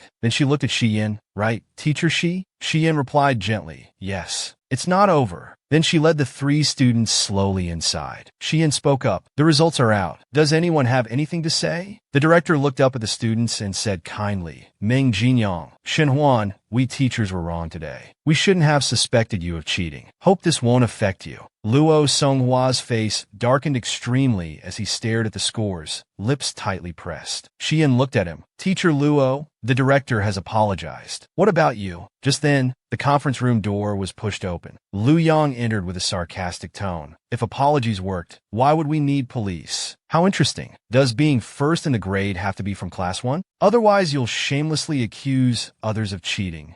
Luo Songhua couldn't bear it anymore and stood up abruptly, slamming the table. "Lu Yang, shut up." Lu Yang sneered, even louder. "Apologize to me?" The usually quiet Meng Jinyang suddenly spoke up, her clear eyes looking at Luo Songhua. Word by word, clearly articulated. "Teacher Luo, the rumors spread from class 1 were very unpleasant, even damaging Gu Meng's reputation as a girl. I don't believe you didn't know this bet was your proposal. We won. I hope you'll accept the loss." The girl's eyes were determined, as if wanting to protect someone for the first time. She clenched her fists, like a young eagle. Hearing this, Gu Meng raised an eyebrow, a faint smile crossing her eyes. Seemed sending her to school was the right choice. She'd learned to fight back. Luo Songhua glared at them, gritting his teeth. Finally he spoke. "Gu Meng, I'm sorry." As the group passed by Gu Meng, they gave them a fierce look. Walking out of the conference room, Gu Meng put her arm around Shi Yan's shoulders. "Little Shi, thank you for your hard work." Hearing Gu Meng say this suddenly, her eyes turned red. She said irritably, "Then next time don't score 0 in chemistry." Gu Meng raised an eyebrow and readily agreed. Deal. In the student cafeteria, they ate together at a 4-person table. Lu Yang swallowed his rice and said resentfully, Sister Meng, I still think we let that old witch off too easily. Just a simple sorry, and we let her go? Gu Meng's upturned eyes were lazy and domineering, with mischief in them. First in the grade being in class 20 is enough. For the first monthly test in senior year, all parents and teachers care a lot about students' grades. Luo Songhua should think carefully about how to explain this to class 1's parents. Lu Yang thought about it, slowly sat up straight, and gave Gu Meng a thumbs up admiringly. Damn, I'm not on Sister Meng's level. If Meng Jinyang keeps getting first place, won't the old witch go crazy? Suddenly, a female voice called out, Sister. Gu Meng turned. Guing stood beside her, smiling. She was a world medical genius. The old lady was critically ill again. She had to go to the Lu family again for treatment. Lu Qingzhou saw her unhappy expression and wondered if he should comfort her. They gathered to eat together. Guing came to his side with a smile, calling out, Sister. Long time no see. Hearing Guing call her sister, Lu Yang exclaimed surprisingly, Sister Meng, you two are sisters? Guing said casually, Yes, we're sisters. Gu Meng smiled ambiguously. She picked up her utensils and turned to leave. Guing caught up with her, smiling and asking, Sister, how did you find Jinyang? He's been missing for over 10 years. After what happened back then, it's wonderful that he can attend school normally now. Gu Meng glanced over, a chilling coldness surfacing in her eyes, making one's hair stand on end. If you can't control your mouth, I don't mind sewing it shut. Watch what you say. Gu Meng spoke slowly in a low voice, with an underlying fierceness. After speaking, Gu Meng walked away lazily with Meng Jinyang. Guing shrank back slightly. That night, she suddenly received a call from Lu Shangjin. The old lady was critically ill again, and they needed her to come once more. Lu Qingzhou had been arranged to pick her up. Lu Qingzhou stood under the cold streetlight, his long fingers holding a cigarette, smoke swirling around him. His yellow trench coat exuded a hint of coldness. Seeing the girl in the baseball cap, his knuckled fingers extinguished the cigarette in the smoking area of the trash bin. Lu Qingzhou opened the car door for her, and she bent down to get in. The man followed. The Lu family was complicated, and he really didn't want to get involved. But as a doctor, he couldn't abandon his patient. Lu Qingzhou turned his head to look at Gu Meng, about to say something. Gu Meng adjusted to a comfortable position and closed her eyes. She didn't want to deal with him. Seeing her attitude, Lu Qingzhou's dark eyes narrowed. The little girl seemed quite unhappy. Perhaps he should comfort her. After thinking, he quietly opened the front storage box and took out a box of dark chocolate. Gu Meng felt something being placed on her leg. Opening her eyes, she saw a neatly arranged box of chocolates opened in front of her. It was a limited edition chocolate from a luxury brand. 37,000 per box. Really rich. Gu Meng took a piece and put it in her mouth. As the smooth, sweet taste lingered on her taste buds, Lu Qingzhou finally spoke. The old lady's condition had improved days ago,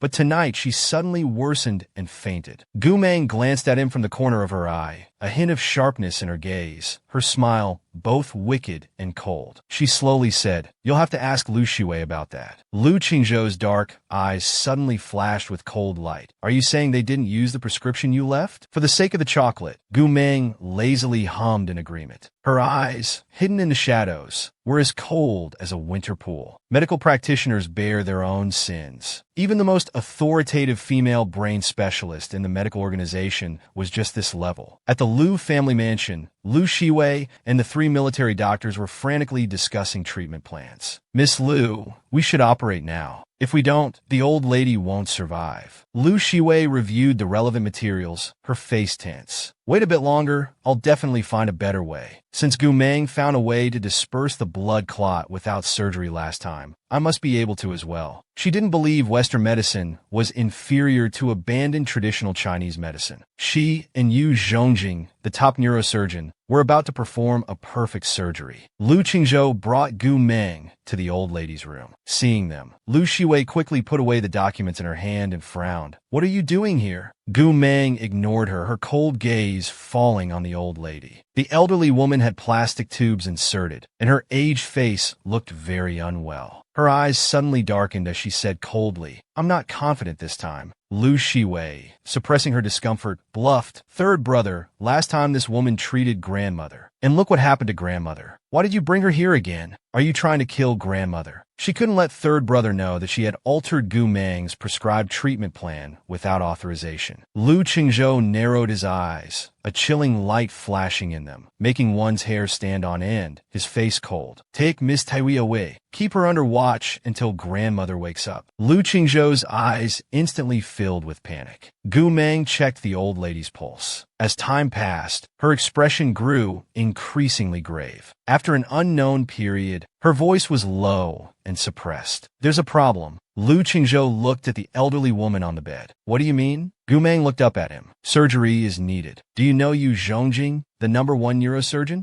Lu Qingzhou nodded. The master of neurosurgery, an elder-level figure in the medical organization, ranked first in neurology. Should we find him? Gu Meng spoke softly and slowly.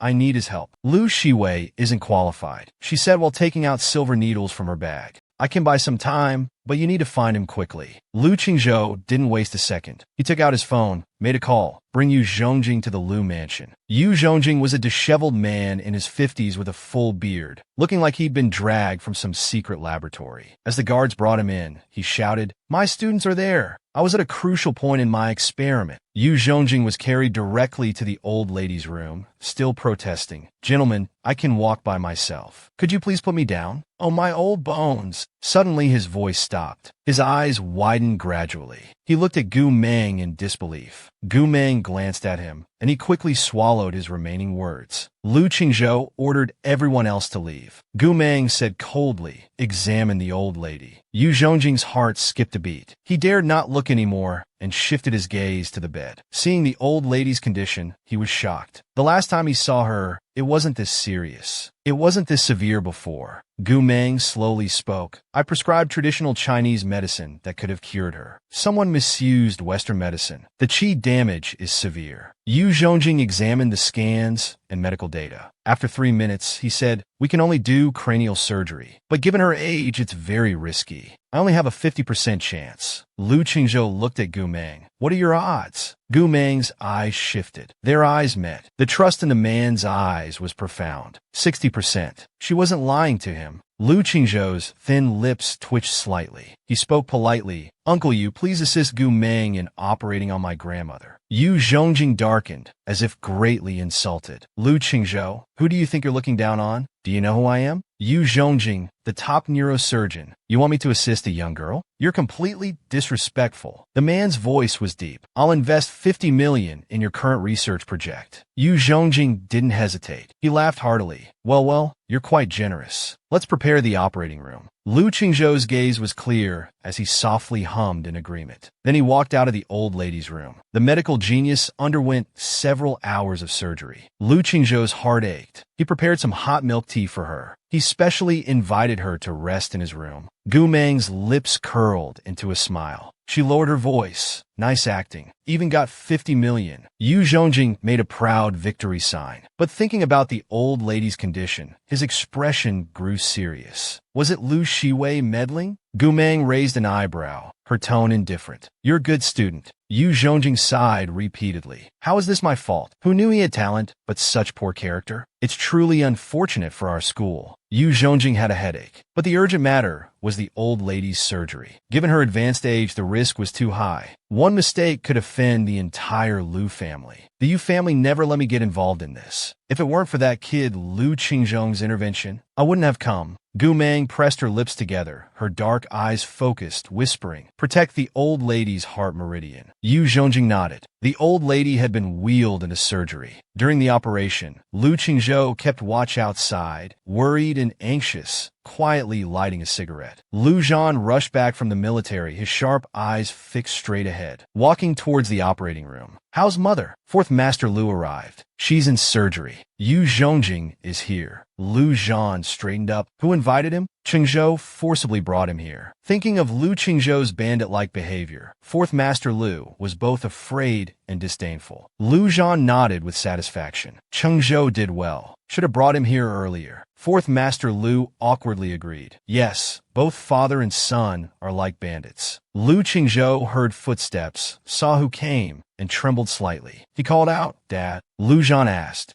How long has the surgery been going? Lu Qingzhou spoke coldly. 2 hours. If it weren't for Lu Shiwei, grandmother wouldn't need cranial surgery at all. Lu Zhan, fearing the shock would be too much for the old lady, told his son, keep this from grandmother. Give Lu Shiwei a lesson to remember. Lu Qingzhou softly agreed. Dawn was breaking. The operating room doors finally opened. Gu Meng tiredly removed her mask. Lu Qingzhou stepped forward quickly, his voice suppressed. How is it? Gu Meng didn't speak, keeping her eyes lowered, her hands bound. Yu Zhongjing was also exhausted. Don't worry too much. We've removed most of the blood clots. I'll write a prescription shortly. Follow it strictly. Lu Zhan gave a salute. Thank you, old Yu. Yu Zhongjing grimaced. Forget the courtesy. Money speaks louder. At this moment, Lu Qingzhou came over with a thermos, opened it and handed it to Gu Meng. Your favorite caramel flavor, extra sweet, perfect temperature. Gu Meng took it, her voice as rough as a blade. Thanks. Lu Qingzhou raised his lips. Go rest in my room. Gu Meng took a sip of milk tea, suddenly looked up, giving him a meaningful look. Lu Qingzhou felt sorry for her after hours of surgery. He invited her to rest in his room.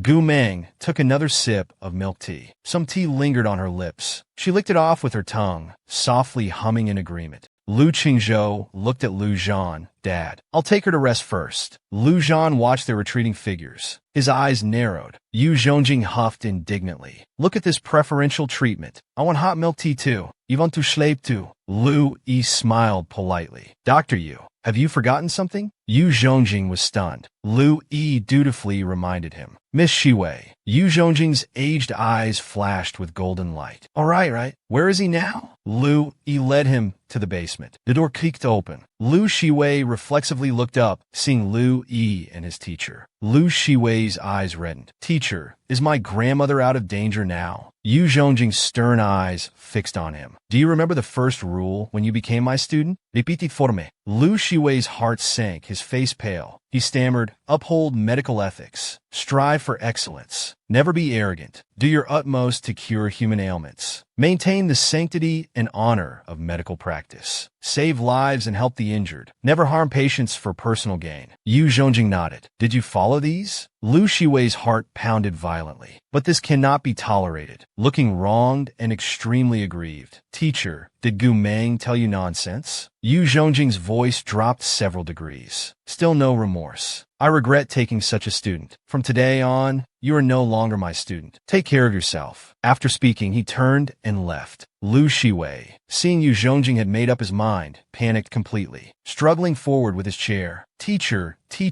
I know I was wrong. Please give me another chance. His standing in the medical organization relied on his identity as the direct disciple of the top neurosurgeon. If news of his expulsion spread, his reputation would be completely ruined. Lu Yi expressionlessly looked at Lu Shiwei. Young Master Lu says this is just a small lesson. If you understand, you'll still have a place in the Lu family. Mind your words and actions in the future. Lu Qingzhou opened the bedroom door, saying calmly, go sleep on the bed. Gu Meng pressed her lips. I'll sleep on the couch. Tell me when the old lady wakes up. I'll check on her again. Lu Qingzhou didn't force her. He took a new blanket from the cabinet and handed it to her. Gu Meng took the blanket, shook it open, lay down sideways facing outward, and closed her eyes. Lu Qingzhou watched the girl's natural movements, his lips curling into a smile. Like a beautiful little cat, Louis reached the bedroom door and saw his master staring at Miss Gu. Not wanting to disturb his master's appreciation of beauty, he was about to quietly leave when Lu Qingzhou turned his head. Louis paused, watching him walk out with one hand in his pocket. Closing the door, Louis lowered his voice. Respectfully said, Miss Shiwei's matter has been handled. Dr. Yu has removed him from his tutelage. Lu Qingzhou's dark eyes were filled with coldness. From now on, Lu Shiwei is not to approach grandmother. After 2 seconds of silence, Lu Qingzhou instructed the kitchen to prepare some food, preferably sweet. Lu Yi's eye twitched. What's going on? His master was serious? Would they soon have a young mistress? Not knowing how long she'd slept, Gu Meng opened her eyes, slowly sat up. And up on the bed, across from her, Lu Qingzhou was leaning against the couch. Eyes closed, Gu Meng slowly got off the bed, quietly walked to the balcony, leaning against the black carved railing, took out her phone and played a game. Lu Qingzhou just quietly watched. Only Gu Meng, both pure and alluring. He didn't know what came over him that day when he heard about her and Lu Yang going to the mall, thinking they were dating. Given how Gu Meng was, Lu Yang probably didn't even qualify as a little brother in his eyes. More like a giant baby. Suddenly Gu Meng looked up, slowly turning towards him. Her pure eyes were calm as a cold pond, black and profound, containing bone-chilling coldness and intensity. I'm working for your Lu family. Don't I get fed? Top CEO Lu Qingzhou, pursuing the world's #1 hacker for the first time, was surprisingly gentle, knowing she was tired, taking the initiative to carry her to bed, and instructing the kitchen to make sweet foods. Who wouldn't love such a dominant CEO? Gu Meng felt irritated. Working for your Lu family. Don't I get fed? Lu Qingzhou's thin lips curved. Little one is at the age of growing. How could we let you go hungry? Gu Meng looked at him seriously. Growing is true, but I'm not a little one. Every time he saw her serious manner, Lu Qingzhou couldn't help but smile. He stood straight on his long legs, watching her, a faint smile lingering in his eyes. He took her to eat. Just as they finished, someone came from the old lady's courtyard saying she had woken up, so they went there. At the old lady's side, Gu Meng began taking her pulse. Time passed. She took out silver needles, sterilized them, and gently inserted them into her hand. Yu Zhongjing watched wide-eyed. Every time he saw Gu Meng perform acupuncture, he wanted to record and preserve it, even worship it. He himself didn't have that talent and started too late. He could only watch. Lu Qingzhou stood aside, his gaze fixed on the young woman with furrowed brows. His jaw tightened, already sensing something was wrong. An hour later, Gu Meng collected all the silver needles. She said flatly, she'll be fully conscious by evening. Be careful with emotional stimulation. Diet needs to be restricted too. Lu Qingzhou looked at the elderly woman on the bed. How much time does the old lady have left? At this moment, the room fell silent. She glanced at the old lady. Well-maintained, 3 to 5 years, or it could be any time. After speaking, she wrote a prescription. I'm not a god, just a doctor fighting death. I can't save the old lady's life every time. While passing the prescription, their fingertips briefly touched. One cool, one burning hot. Gu Meng paused, looked up, their eyes met. After a few seconds, she smiled. Her delicate eyes slanted playfully. Young Master Lu, this time it's cotton jade. Cotton jade isn't very useful for the old lady. It's wasted in Lu Qingzhou's hands. The man looked at her and chuckled softly. Lu Yi, go get it. Soon Lu Yi returned with the cotton jade, respectfully handing it to Gu Meng. Gu Meng took it, tossed it once in her hand, then gripped it, one hand in her pocket, looking neat and cool. Thanks, I'm heading back to Ming City. She reminded Lu Qingzhou, her tone light and slow. I have college entrance exams coming up. Don't disturb my studies. Find Yu Zhongjing for future matters. Yu Zhongjing pouted. He could only silently comply. Lu Qingzhou raised his eyebrows. Studies? If he remembered correctly, she was last in her class at Ming City High School senior year. But this attitude towards studying was quite unexpected. He said softly, let Lu Yi drive you. Gu Meng walked casually towards the door. No need. I have things to do. Her elongated eyes turned sideways. He stared at the young woman's slender, tall silhouette like a predator watching prey. His thin lips curved in a slightly villainous smile. Gu Meng returned to the classroom. She was quite tired. Wanting to sleep, she took out a pillow from her desk. She immediately lay down. Meng Jinyang walked to her side. He sat down. This Saturday is parents' meeting. What should we do? Gu Meng's parents were already gone, and having his parents was like having none. No one to attend their parents' meeting. Gu Meng spoke casually. I'll tell teacher Shi that we won't participate in the parents' meeting. Meng Jinyang pressed his lips together. He had actually already spoken to teacher Shi today. This Saturday also had the senior year mobilization meeting. Parents and students would sign together. Teacher, she wanted them to find an elder to go on stage with them. Otherwise, it wouldn't look good, especially since he was the first to go on stage. Gu Meng opened her delicate rose-colored eyes, thinking for a few seconds. She slowly sat up. I got it. Leave it to me. Meng Jinyang was slightly stunned. What are you planning to do?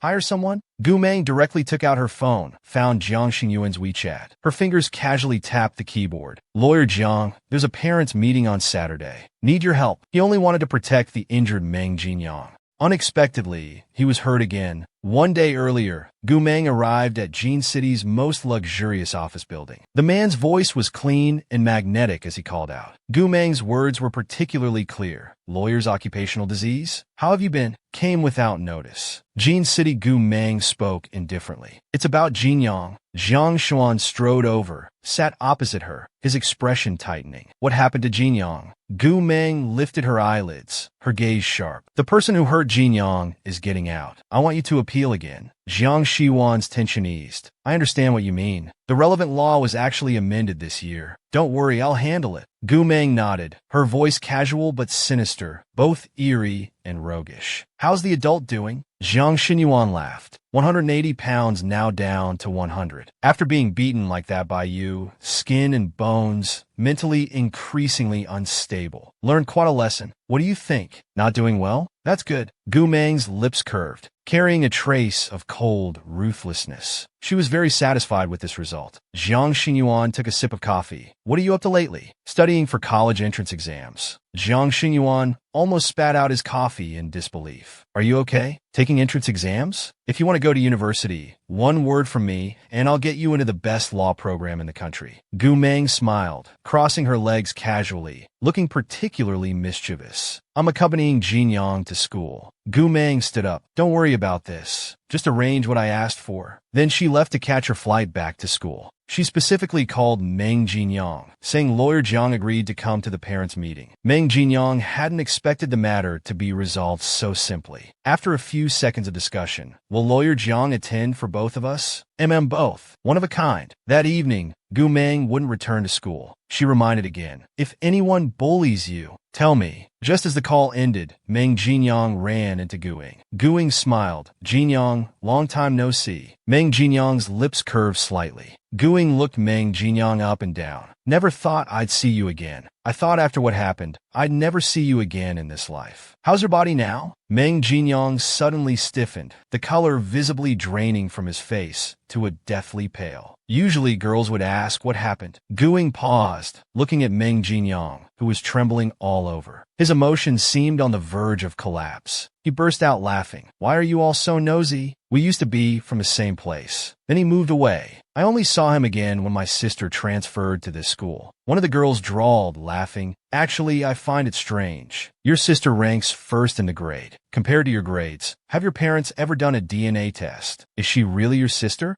Guing shook her head with a smile. Don't say such things. My sister just doesn't like studying.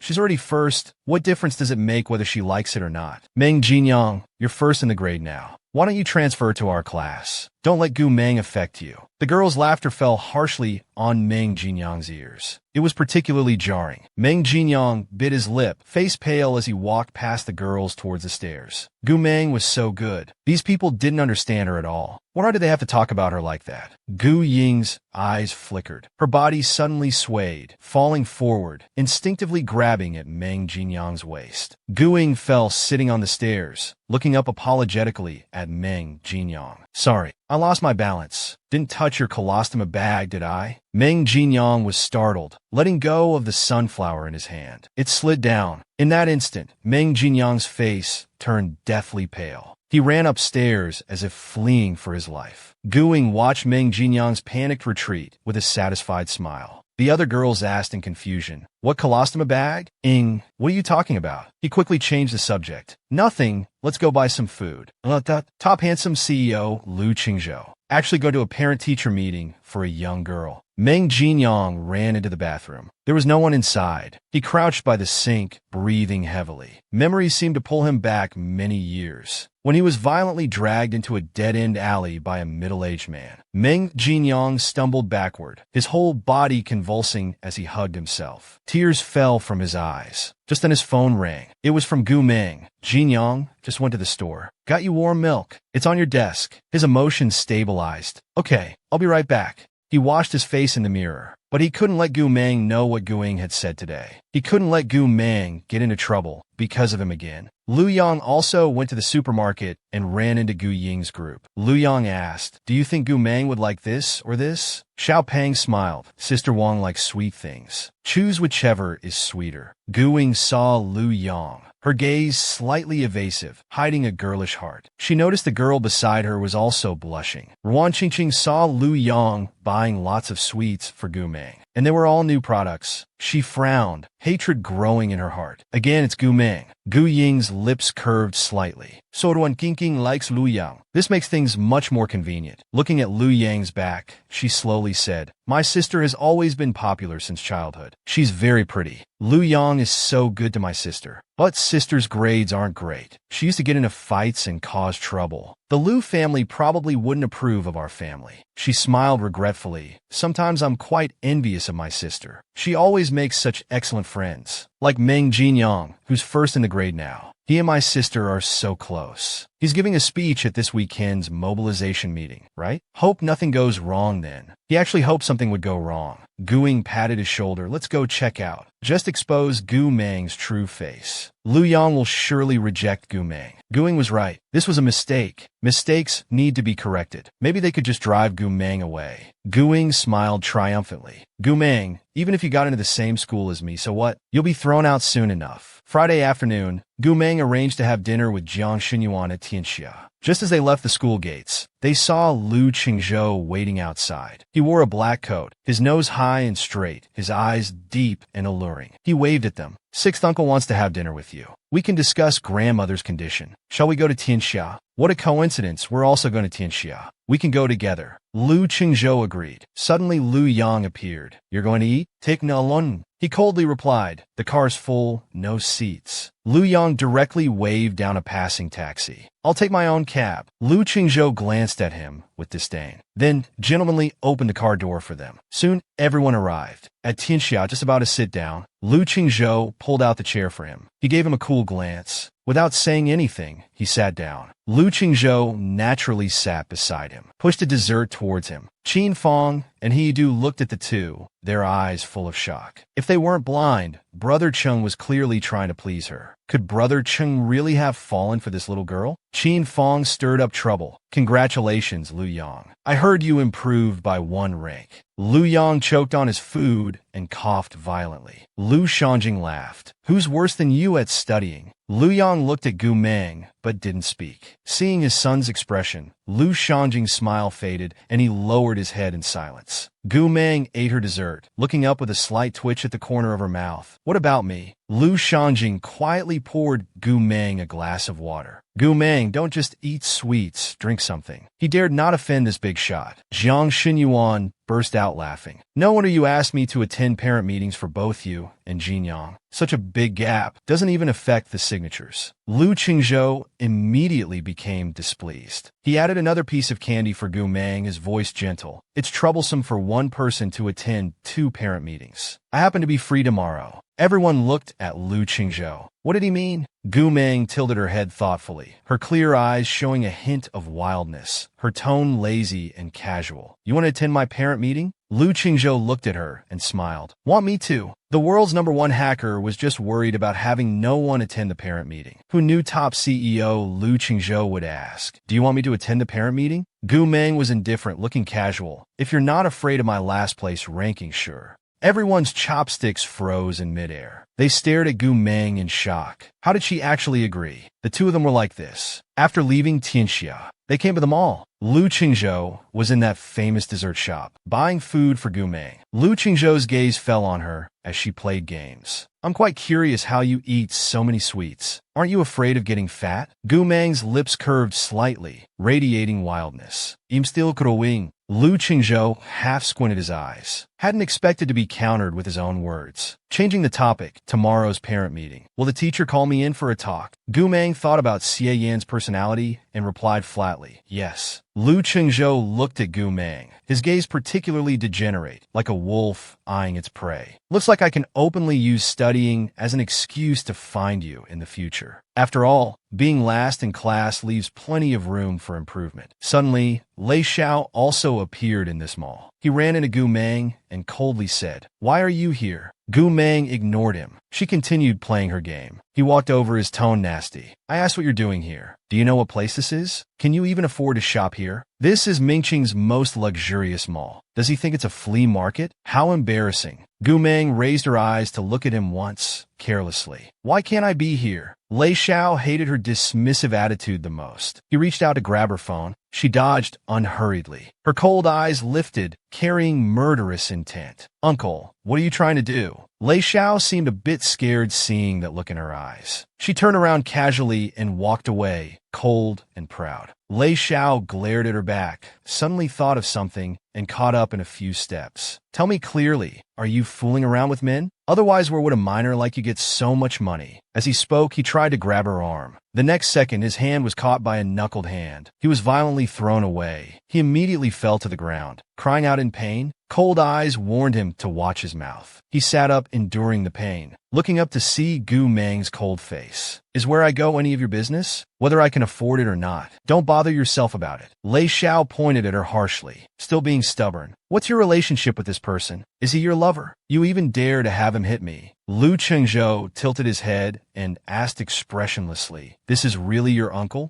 Gu Meng's expression was faint, her clear black and white eyes cold as winter pools. She just hummed in response. Lu Qingzhou's gaze swept over, instantly like a sharp sword at Lei Xiao's throat. You two are quite different then. Lei Xiao's face became even uglier. Lu Qingzhou thought for a moment, looking at him with a half-smile. Last time's revenge payment of 200,000 was too little. Let's make it an even 2 million. After all, you're my honored guest. Lei Xiao's expression was full of jealousy. How could he get such treatment? Gu Meng lowered her eyes to look at her phone. No need to bother. I'm leaving. Lawyer Jiang and others are waiting. She glanced at Lei Xiao. People often emphasize what they lack. You're behaving quite uncouthly. Lei Xiao shouted. Stop right there. Lu Qingzhou suddenly blocked his way, meeting those eyes. His gaze was both wicked and fierce, his voice carrying terrifying implications. Don't let me hear you insult him again. Otherwise, next time it won't be just a simple fall. He was actually holding hands with the top CEO, attending the high school third-year mobilization meeting together. The first mobilization meeting for third-year students officially began. Gu Meng and Lu Qingzhou walked over. Classmates cheered. Oh my, who's that person next to Gu Meng? He's so handsome. Seeing Meng Jinyang and Jiang Xinyuan, they cheered again. The guy next to them is super handsome too. Such a refined gentleman. I can't even. What a divine combination. Their looks are too perfect. Meng Jinyang pointed ahead. Lawyer Jiang and I are seated in front. We'll go line up first. The two of them went straight to the back. On the way to line up, the police saw them, greeted them warmly. Lu Qingzhou looked up at the inflatable arch in the distance. Parents and students walk the red carpet together, pass through that arch, and sign on stage. Lu Yang nodded, grimacing in disdain. Who knows who planned this mobilization meeting? The planning is so flashy. Lu Qingzhou spoke softly. They're all walking arm in arm on stage. Before he could finish speaking,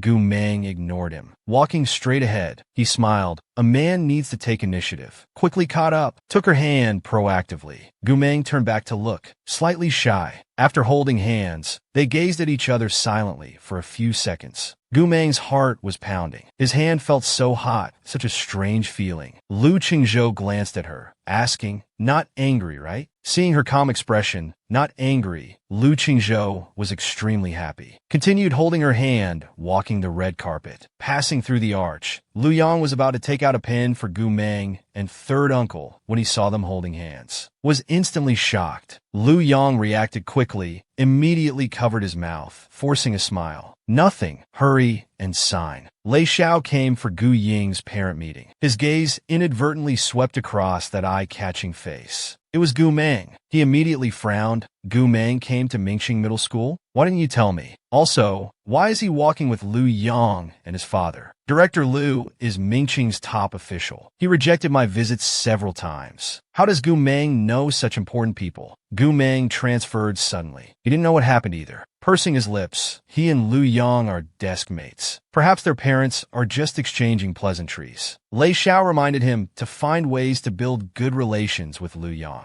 Now that they're in the same school, must seize the opportunity well. Guing nodded obediently. I understand, uncle. He glanced at Wan Qingqing, smirked, seeing Gu Meng and Lu Yang's good relationship. The most upset person now might be someone else. The vice principal's voice was rich and powerful, passionate. Wan Qingqing secretly ran backstage. The director's assistant saw Wan Qingqing running there, surprised. Qingqing, why are you here? Wan Qingqing smiled embarrassedly. I forgot my glasses here. The director's assistant told her to find them quickly and return to the assembly immediately. Wan Qingqing nodded. Sat at the control panel, she quickly unplugged the USB drive from the main computer. A malicious glint appeared in her eyes. It's all your fault for forcing me. Who told you to steal Lu Yang's attention? You'll just have to be expelled from this school. Then plugged in her own USB drive, replacing the mobilization meeting PPT on the computer desktop with files from her drive. Wan Qingqing finished all this in just 3 or 4 minutes. The principal's speech was just ending. At this moment, like thunder, applause erupted. Next, let's review Mingqing Middle School's history and outstanding senior students from previous years. The big screen showed Mingqing Middle School's development history, its numerous honors. Just then, the big screen suddenly flickered. The image changed dramatically. On the huge screen was a photo of a 5-year-old girl. Gu Meng was forced to sit at the police station due to severe assault, causing the victim to be partially paralyzed, receiving strict education. A few seconds later, another photo of Gu Meng's expulsion appeared. Student Gu Meng assaulted classmates without cause, resulting in serious injuries. The nature is malicious with extremely negative impact. After school investigation, Gu Meng is hereby expelled. After a moment of dead silence below the stage, explosive discussions erupted. What is this? How could Mingqing Middle School allow such a dangerous student in? Oh my God, how can my child's school have such a student? This is too dangerous. Such dangerous elements should be isolated. Just because she was extremely jealous, Gu Meng stole Lu Yang, secretly ran backstage to change the PPT materials, directly exposed Gu Meng's previous violent incidents. Photos of assault. Parents below, seeing the PPT scene, directly shouted, how could Mingqing Middle School allow such a dangerous student? How can we feel safe letting our children study here? No, must you spell high? Only Lu Yang stood up and cursed at them. What's wrong with you? How old are you to play moral kidnapping? Damn. Lu Yang warned him to shut up. Want to make things worse? He knew today's matter wouldn't be easy to handle. Decided to control the current situation first. Announced his identity to everyone, asking them to trust him. He would investigate this matter together with Mingqing Middle School's principal. People below discussed among themselves. A male parent secretly photographed Gu Meng. Fortunately, Lu Qingzhou discovered it. Directly blocked in front of Gu Meng, giving him a look. His expression solemn. Made a phone call, ordering all media networks to be paralyzed without trace. No updates of any news allowed. Lu Qingzhou squeezed her hand, whispered, "Don't worry, I'll suppress this matter." Gu Meng's deep, cold pool-like eyes finally showed some ripples. Looked at Lu Qingzhou. Thanks, it's just a small matter. Don't mind it. At this time, Meng Jinyang and Jiang Xinyuan anxiously ran over. Gu Meng indicated everything was fine. Jiang Xinyuan put his hand on Meng Qinyang's shoulder, eyes sympathetic, telling Gu Meng, we can't let them slander you like this. Back then, you were clearly saving. Before he could finish, Gu Meng interrupted with a warning. Past matters don't need to be brought up. Jiang Xinyuan thought for a few seconds. Why don't you and Jinyang transfer schools? At this point, transferring is undoubtedly the best solution. Lu Qingzhou objected, looking sideways at Jiang Xinyuan with raised eyebrows. You might accept loss, but my person can't be wronged. Gu Meng looked at him with determined eyes. I've already decided to transfer with Jinyang. Lu Yang was extremely frustrated. Sister Meng, where's your usual spirit when you lecture us? Are you really willing to be driven away by those people? Gu Meng ignored him, walked to Meng Jinyang's side, softly comforting. Don't. Lu Qingzhou's brows furrowed deeper, eyes profound, looking at these 3 people. He didn't understand what secret was hidden between them. The silent Meng Jinyang spoke up. Mr. Lu is right. You shouldn't bear this injustice. You've carried enough burden for me. I'll give them the explanation they want. This time, let me protect you.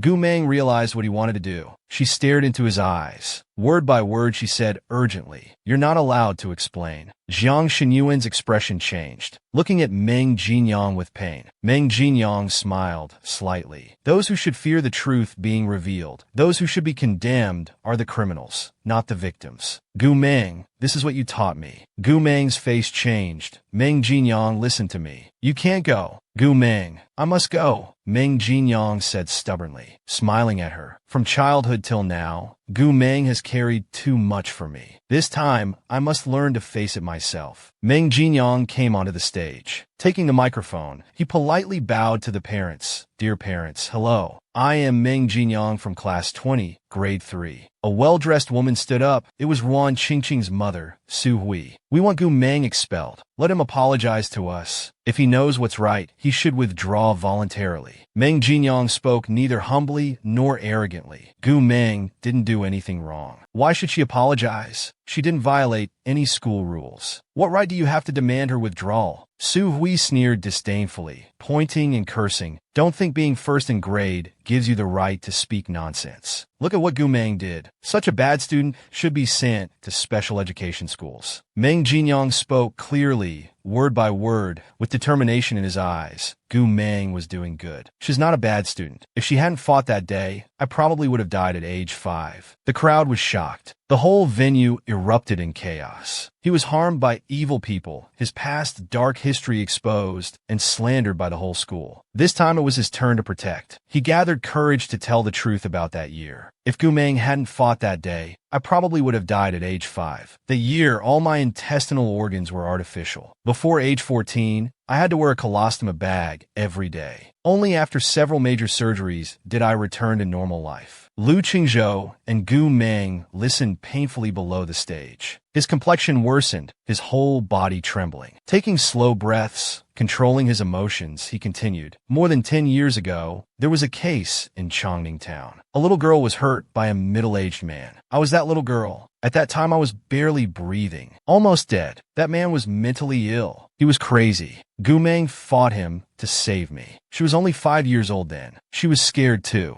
She just wanted to save me. Gu Meng closed her eyes, breathing heavily. Meng Jinyang's voice was like a years-old nightmare, tearing at her nerves. The image of the girl lying on the ground, covered in wounds, seemed to endlessly magnify before her eyes. Lu Qingzhou saw her emotional state wasn't right. He held her hand tightly. Meng Jinyang's eyes were red, emotions nearly breaking down. Later, when I was discharged and went to school, boys made fun of me, lifted my clothes, looking at my colostomy bag. It was Gu Meng who always protected me. Hearing this, Gu Meng extremely controlled her emotions, trying hard not to cry. I'm standing here saying all this because I don't think that when something like this happens, you should hide away from people forever. The one who should face legal punishment, who should be condemned by everyone, is that criminal. As a victim, I did nothing wrong. Just like Gu Meng did nothing wrong. She is the savior of my life. For a teenage girl to speak about such things, it takes immense courage. They couldn't imagine it, but he revealed it for Gu Meng's sake, because Gu Meng saved his life. After Meng Jinyang finished speaking, Jiang Xinyuan immediately hugged him, who was pale-faced, told him not to be afraid. Today's events won't spread. The school is already drafting a confidentiality agreement. If you don't want to stay at this school, you can transfer. Meng Jinyang trembled against his chest, softly saying, "It's okay. Since I dared to speak up, I can face it. Don't worry." Jiang Xiwan patted his back. As he let go, Gu Meng walked over worriedly. Meng Jinyang wiped his tears. "Look, Gu Meng, I'm fine. I'm better now." Gu Meng took out a tissue, helped him wipe his tears. "That's good." Suddenly sensing something strange, the vice principal and Shi Yin hurried over. Gu Meng turned, her dark gaze on the vice principal. "Principal, I don't take crooked paths. Let's handle this according to school rules." They didn't go back, but went to the broadcasting room. Gu Meng pulled out a chair and sat down, frantically typing on the keyboard. After a few minutes, the computer virus was resolved. The vice principal was completely stunned. Who exactly was this expert? Now the target person was locked. Gu Meng stood up with her phone and called Lin Shuang. Walking to one side, I sent you something. Help me trace who made this virus. It was late night on Lin Shuang's end. Annoyed at being woken up this late at night, can't you check it yourself? But still help check. Just as Gu Meng walked out, Ling Shuang sent a message. A girl had hired a low-level hacker to do it. The hacker, fearing trouble, secretly photographed the girl during the transaction. Gu Meng stared at the masked and hooded girl in the photo. Her eyebrows slightly raised, arrogant and wild, emanating malice. Though well covered, her gaze fell on a mole at the girl's eyebrow tail. Narrowing her eyes, cold light flashing. That person was Ruan Qingqing. Who told you about my previous fights and school expulsion? These things happened over 10 years ago, without someone deliberately mentioning it. How would anyone notice? Ruan Qingqing was called to the conference room. The vice principal pushed the photo in front of him towards Ruan Qingqing. Look if this is you. Restraining emotions, she gritted. It's not me. I don't know this person. Gu Meng sneered. Don't know? You have the exact same mole at your eyebrow tail as the person in the photo. She refused to admit, claiming it was coincidence. Gu Meng laughed lightly, eyes exquisite, right eye cold white, hands supporting her face. You make sense. So I have another photo showing the face. Want to see it? Ruan Qingqing blurted out instinctively. You're lying. I never took off my mask that day. How could you have a photo of my face? She reached to grab the phone.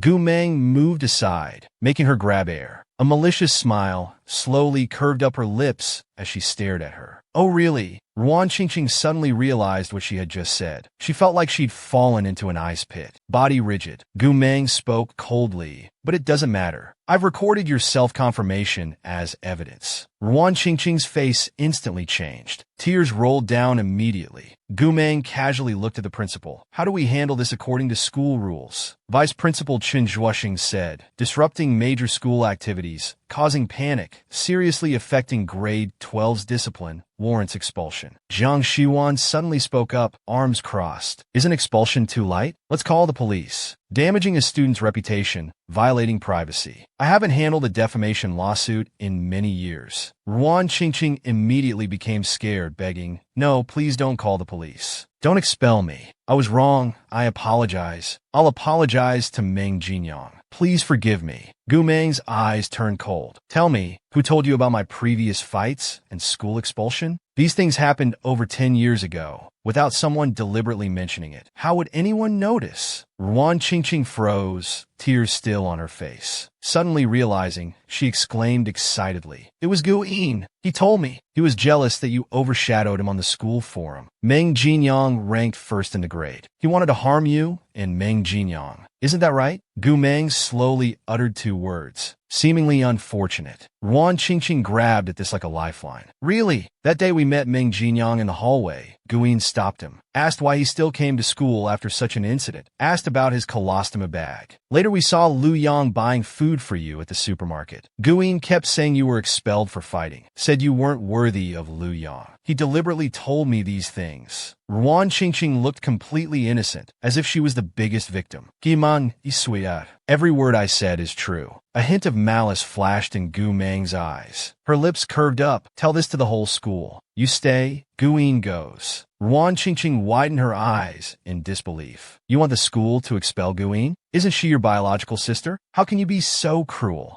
Gu Meng's expression was cold and emotionless as she warned. You have half an hour. You can discuss with your parents. Tell me your decision. Either you're expelled or Guin is. Ruan Qingqing collapsed to the ground, looking helpless. Gu Meng sat with legs crossed, head down, playing a game. Lu Qingzhou sat nearby, calmly drinking water. Soon 30 minutes passed. Unexpectedly, Lei Xiao arrived, looking very angry. Do you know what trouble you've caused? Gu Meng continued playing her game, speaking casually. I don't. Lei Xiao calmed his tone. I won't waste words. Go to the principal now. Stop pursuing Ruan Qingqing's case. Name your conditions. Gu Meng looked at the pale-faced Meng Jinyang opposite her. Narrowed her eyes. Fine. Then Gu Yin needs to change schools. Lei Zhao's face darkened, pointing and cursing. Do you have any humanity? That's your biological sister. How can you treat her like this? Lu Qingzhou's clean, slender hand passed a cup of water to her. Gu Meng looked up, lips curving. Said thanks. Gu Meng lowered her eyes. Uncle, didn't you watch me grow up? You should know my temperament well. When something falls into my hands, it must follow my rules. Understand, the case of Meng Jinyang being abused by a psychopath at age 5 was exposed. Gu Meng decided to destroy that person. Lei Xiao was so angry his breathing became heavy. Gu Meng, you're fighting a losing battle. The Ruan family won't let you off. Gu Meng's face showed no expression, radiating arrogance. Seems uncle is protecting Gu Yin. Let's all think about how to explain this to the Ruan family. Lei Xiao slammed the door and left, leaving with the words, "Just you wait." Lu Qingzhou tilted his head. "Want me to teach these two families a lesson?"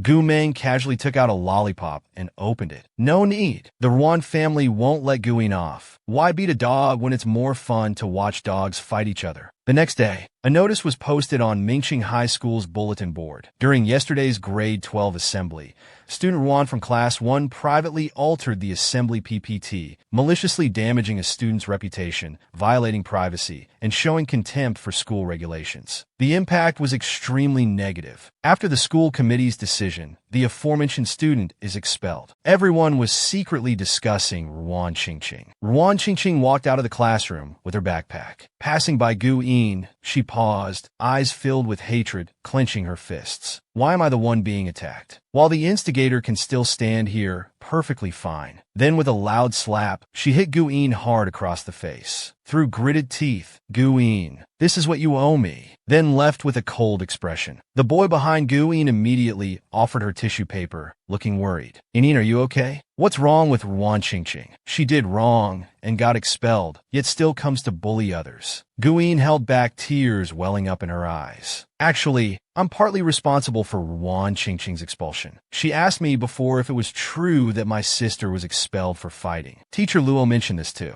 I couldn't lie, but I never thought she would investigate my sister and do such things at the parents' meeting." As Gu Yin spoke, tears flowed and she ran out uncontrollably. Everyone felt sorry for Yin. Once out of the classroom, Gu Yin's pitiful expression instantly turned cold. She strode forward to catch up with Ruan Qingqing, grabbed her arm, pulled her back, and immediately slapped her. Caught off guard, Ruan Qingqing stumbled back several steps. When she came to her senses, her face was ugly. She lunged forward with a twisted expression, trying to punch her. Gu Yin immediately stepped back, chin raised arrogantly, looking down at Ruan Qingqing. "You better not touch me. You wouldn't want me to take this to your parents, would you?" Ruan Qingqing stood frozen. Gu Yin smiled slightly. "The Ruan family has already sacrificed you, which means they can't touch me. Uncle, your slap today will pass, but guess how the Ruan family will treat you?" Ruan Qingqing glared at her fiercely. "If it weren't for you, I wouldn't have been expelled."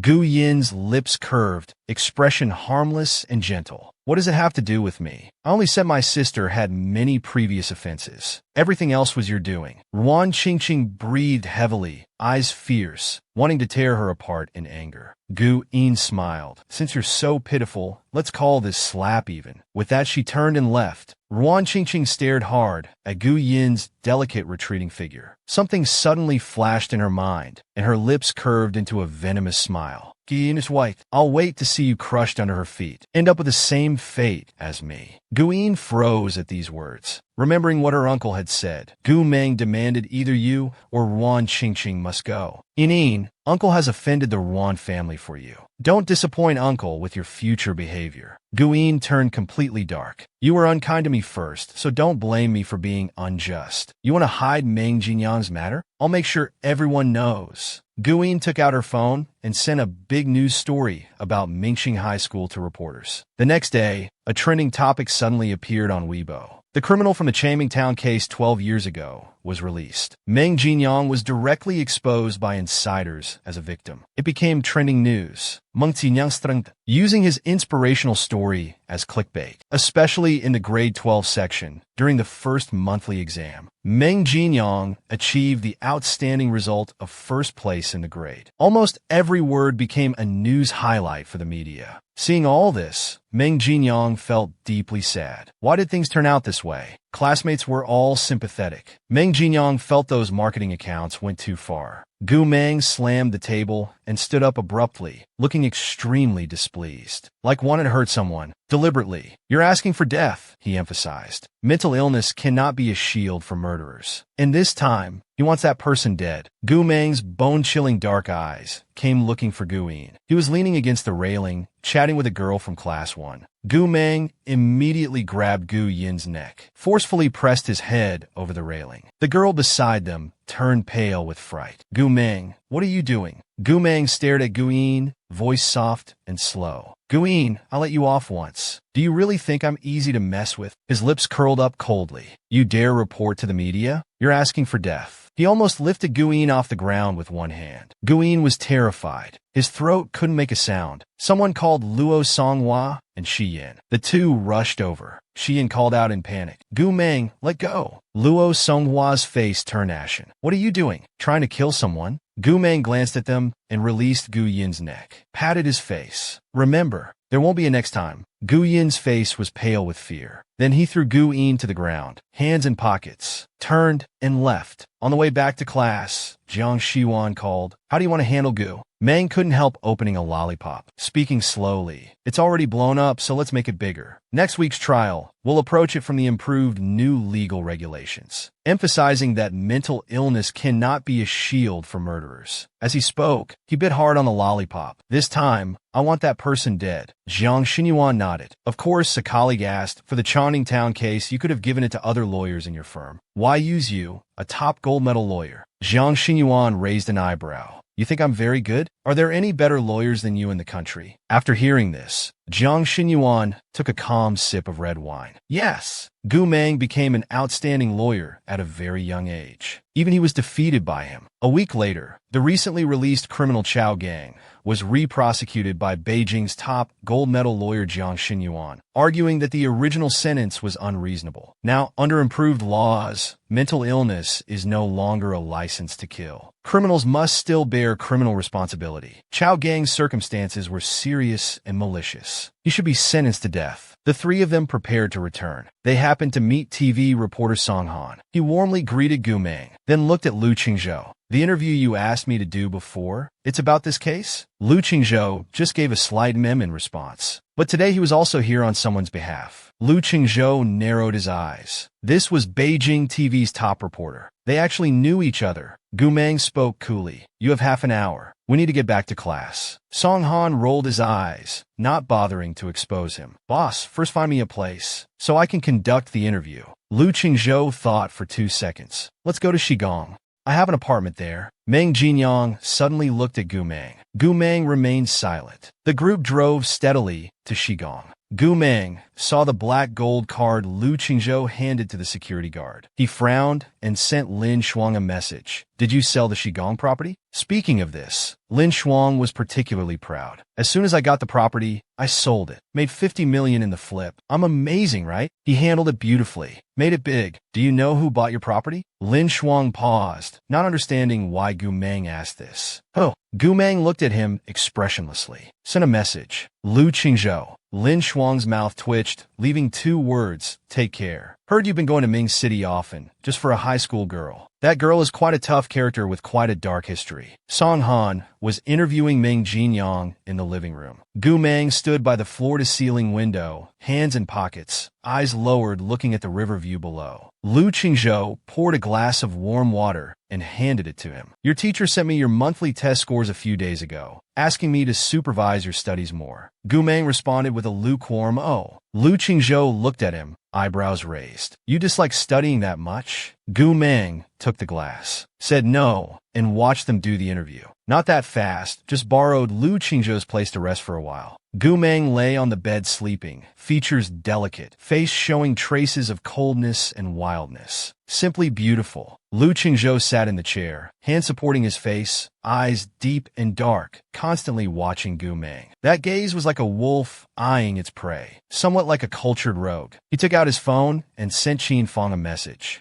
Lesson. Qin Fong had just finished discussing business with He Du. Receiving the message, he showed it to He Du. Both were a bit shocked. Unbelievable. Just because Gu Meng didn't sleep well. Couldn't take it anymore. Meanwhile, Lei Xiao ran to question Xie Zhu with an unpleasant expression. What's going on? Wasn't I already confirmed for the position? He had been in this position for 3 years. Finally waited for such an opportunity. Xie Qingyun sat at his desk reviewing documents, looked up at him, eyes deep and calm. Think about it. When did you offend someone from the Qin family? Lei Xiao frowned. I've never provoked anyone from the Qin family. Besides, even if I wanted to offend them, I couldn't even if I tried. Xie Qingyun said coldly. Are you sure? The Qin family asked me to pass on a message. Don't provoke those you shouldn't. Hearing this, Lei Xiao froze on the spot. Who exactly was targeting him from behind the scenes? When Lu Qingzhou returned to the Lu family, he received a message from Qin Fong. My cousin took the position Lei Xiao originally wanted. Lei Jiao will be quiet for a while now. After reading it, he immediately put away his phone. He walked to the side hall and called out to his grandmother who was reading. Madame Lu snorted. So you know how to come back? I thought you'd only return for my funeral. Lu Qingzhou raised his eyebrows and turned to leave. The old lady panicked. Stop right there. Lu Qingzhou sat down and laughed carelessly. Don't be so angry. I came to see you, didn't I? He lazily sat down beside the old lady. She glanced at him sideways. I heard you've been going to Ming City often, just for a high school girl. That girl is quite a tough character with quite a dark history. Lu Qingzhou's voice carried an unnamed coldness. Who told you that? The old lady didn't hide it. You Shu. Among all the noble ladies, she's closest to you all. Lu Qingzhou's lips sank slightly. His icy voice rang out. Anyone who dares let you Shu into the Lu house in the future will be fired. The servants trembled in fear. The old lady frowned. Weren't you getting along well with you Shu? I thought I'd be holding great-grandchildren soon. What's going on now? Because of that high school student? Lu Qingzhou's aura turned serious. Grandmother, stop calling her high school student. Her name is Gu Meng, your lifesaver. You're the Lu family head. Don't be so shameful as to be ungrateful. The old lady's tone became unnatural. I didn't say anything wrong. Just asking. You're so protective. Lu Qingzhou's eyes carried a hint of coldness, his voice low. Grandmother, I'll only say this once. No one should interfere with matters between Gu Meng and me. Not a single word. He smiled and handed her a cup of warm water. Great-grandchildren can wait. Wait a few more years. Then he stood up to leave. The old lady frowned and snorted. I couldn't care less about you. Lu Qingzhou looked at the sky, wondering what Gu Meng was doing now. In the school dormitory, Gu Meng came out after showering. With one hand grabbing the upper bunk's guardrail, she did a flip, her movements swift and clean, landing steadily on the bed, leaving everyone in the dorm dumbfounded. Gu Meng was truly cool and handsome, yet she did it expressionlessly, eyes lowered, face showing a hint of wildness. A WeChat message suddenly popped up. It was from Sheng Ting. Gu Meng, my brother's MV needs a female lead. Are you free recently? Help out. Gu God was truly versatile, transforming into a top-fight choreographer. Gu Meng was reading Sheng Ting's message. Ling Shuang sent another message. Little sis Gu, your disciple came crying to me about being poor. That old man uses money so fast. Didn't Lu Qingzhou just give him 50 million 2 weeks ago? After all, your disciple just fired your grand-disciple. Isn't the Lu family investing anymore? He smiled, really looking forward to Lu Shiwei's expression when she finds out Gu Meng is Yu Zhongjing's master. Gu Meng replied, got it.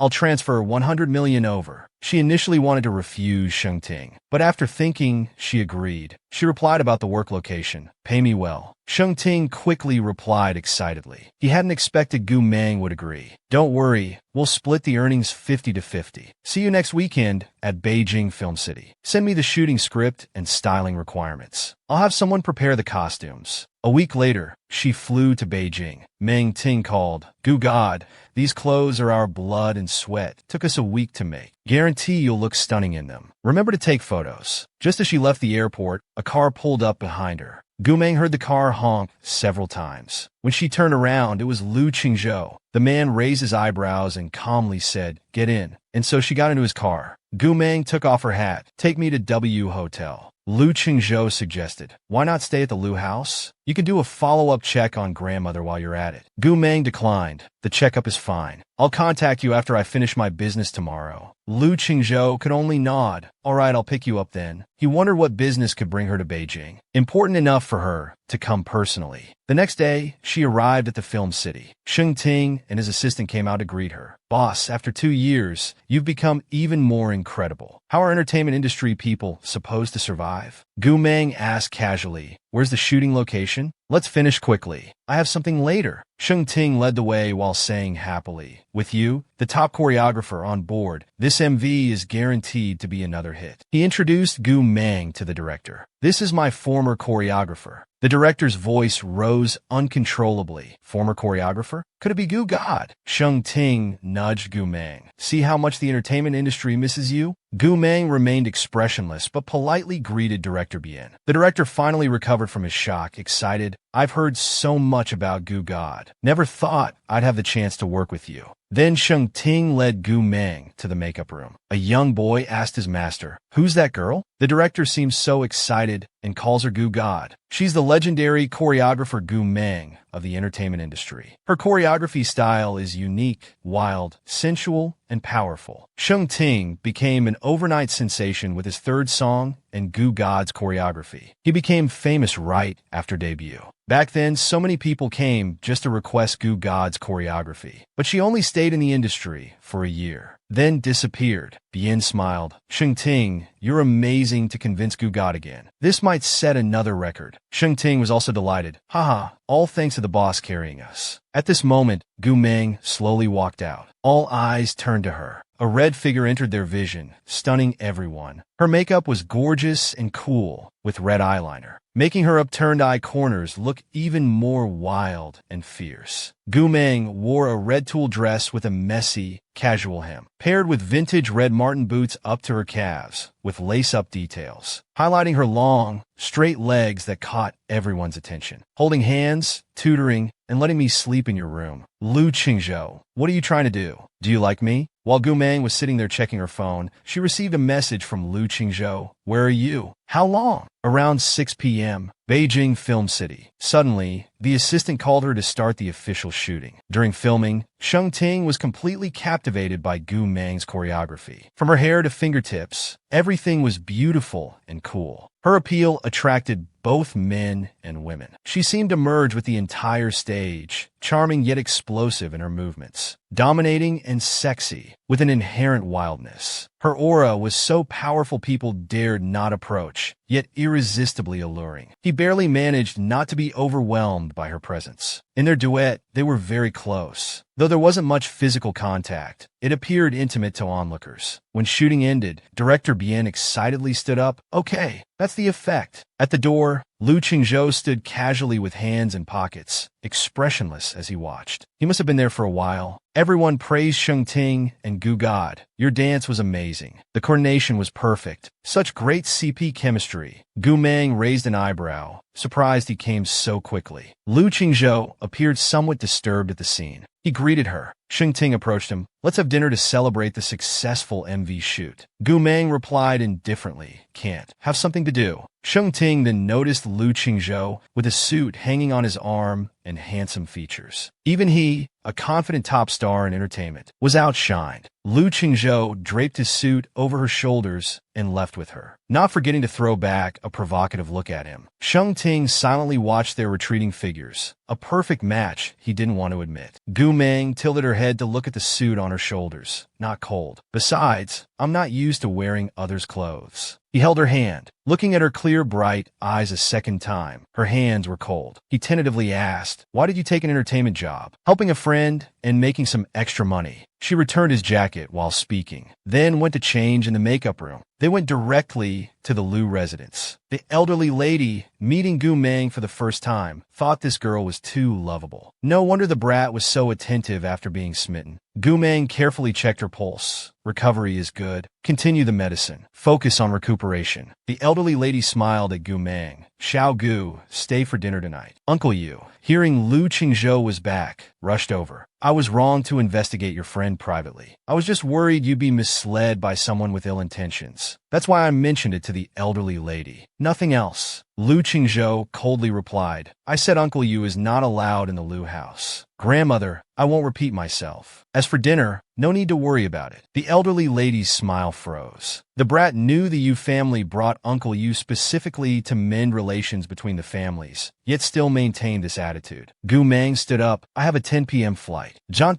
Thank you, madam. The elderly lady's eyes dimmed as she smiled kindly. Thank you for coming. Lu Qingzhou saw her leaving. He followed and gave her a black card. It's so late to go back tonight. Stay here. Last time in that situation, I stayed with He Du. You take the master bedroom. Gu Meng took the card. After saying thanks, Lu Qingzhou stared at her for a few seconds and said softly, Your teacher sent me your grades. Al Sero Sagain. Come to Qigong every weekend. I'll tutor you. Gu Meng raised an eyebrow, her bright black eyes narrowing as she looked at him. You'll tutor me? Sure you won't take advantage? Lu Qingzhou's eyes flickered. One corner of his thin lips curved up. What do you think? Gu Meng thought for a moment. Holding hands, tutoring, letting me sleep in your room. What are you planning? Lu Qingzhou, slowly moving closer to him. Do you like me? She approached the handsome CEO, pressing. Do you like me? Just then, a man ran between them. Excuse me, please. Lu Qingzhou instinctively pulled her into his arms. Isn't it obvious enough that I like you? But I'm only 17. I'll grow up eventually. I'll wait. Their eyes met. The announcement rang. Attention passengers to Ming City. Flight 2818 is now boarding. Please proceed to the counter. Thank you.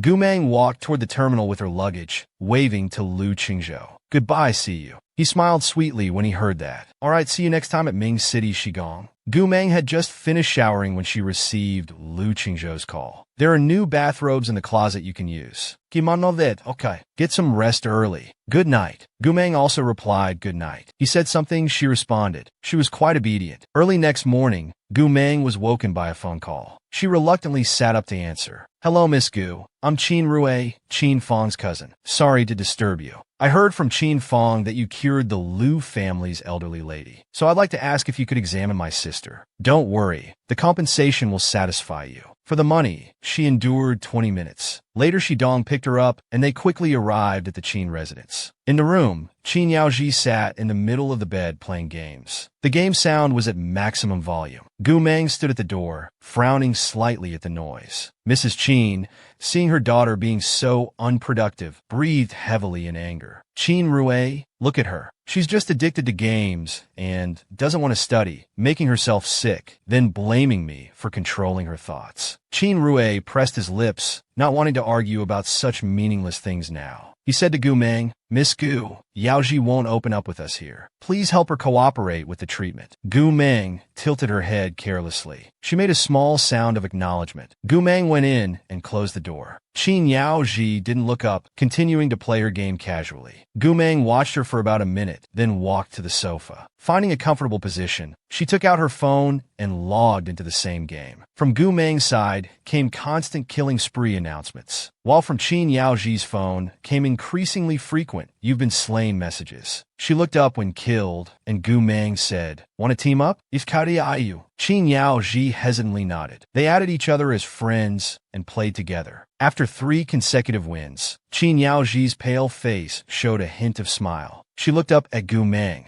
They brought you to examine me. What do you want to know? Just ask. Gu Meng immediately asked. High pressure, anxiety, staying up late, insomnia, irregular schedule? Is your period normal? Qin Yaoji was a bit surprised. How did you know? I haven't had my period for over 6 months. It's also because of the medications that made me look like this. My mom thinks I'm just pretending to be sick to avoid school. From childhood, whether it's studying, hobbies, or making friends, Mom wants to control everything, invading my privacy without restraint, claiming it's for my own good. When I said I didn't want to learn ballet and wanted to try a different style of dance, you know Ting, right? I love her dance style, but my mom says that's what hooligans do. Sometimes I think I'm not the sick one. Her control issues are pathological. Gu Meng glanced at her, casually asking, You like Ting? Qin Yaoji nodded enthusiastically. Yes, she's my only favorite singer. The day after tomorrow at noon, she's releasing a new song. Gu Meng showed her phone. She saw Ting's face on the screen as unique musical notes played. It was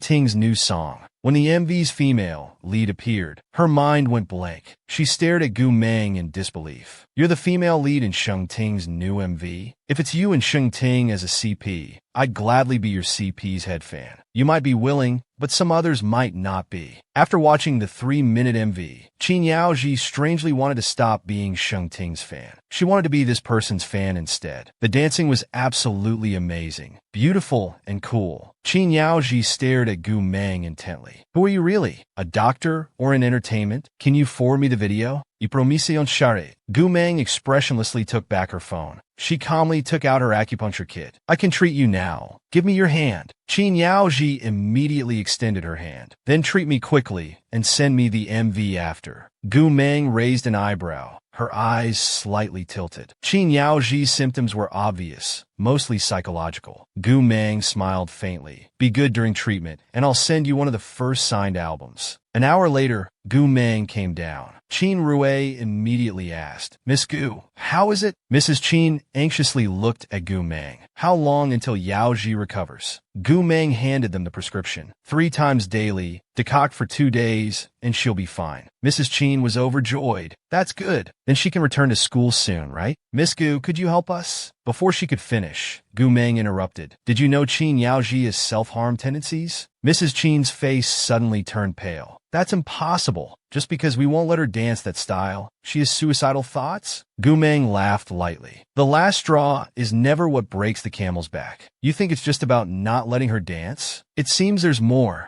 Mrs. Qin, I can treat amenorrhea, but I can't save someone who wants to die. She turned to leave. Qin Rue politely said, Miss Gu, thank you. If you can truly cure Yaoji's illness, you'll be our Qin family's great benefactor. Gu Meng glanced at him. Just make sure the payment is right. A week later, Qin Yaoji came to class 20 of senior year 3. She brought snacks to Gu Meng's desk. Mengjie surprised? Lu Yang raised an eyebrow. What's going on? How do you two know each other? Qin Yaoji gave all the snacks to Gu Meng, laughing. Guess. Xiao Peng turned around. Yangji, you know the new student? Lu Yang looked at Qin Yaoji, one of Beijing's elite families, the Qin family's only daughter of this generation, the most cherished young lady of the Qin family, also the top student in Beijing University-affiliated high school's senior year. An academic genius, even Lu Yi can't surpass. When the next test results come out, some people might die of anger. Xiao Peng suddenly exclaimed excitedly, Quick, close the door! Draw the curtains. Let's watch Sheng Ting's new MV release conference. The new MV was incredibly stunning, especially the female lead. Sheng Ting, can you share with us the identity of this beautiful female lead? Hearing this, Gu Meng unconsciously frowned. The next moment, Sheng Ting said, although this is her first appearance, you might actually be more familiar with her other identity. She created my legendary debut stage performance and was once the industry's most sought-after top choreographer. Thanks to my choreographer, God Gu, for personally appearing in my MV. Welcome back. As soon as the words were spoken, everyone looked at Gu Meng. The female lead is actually Mengjie.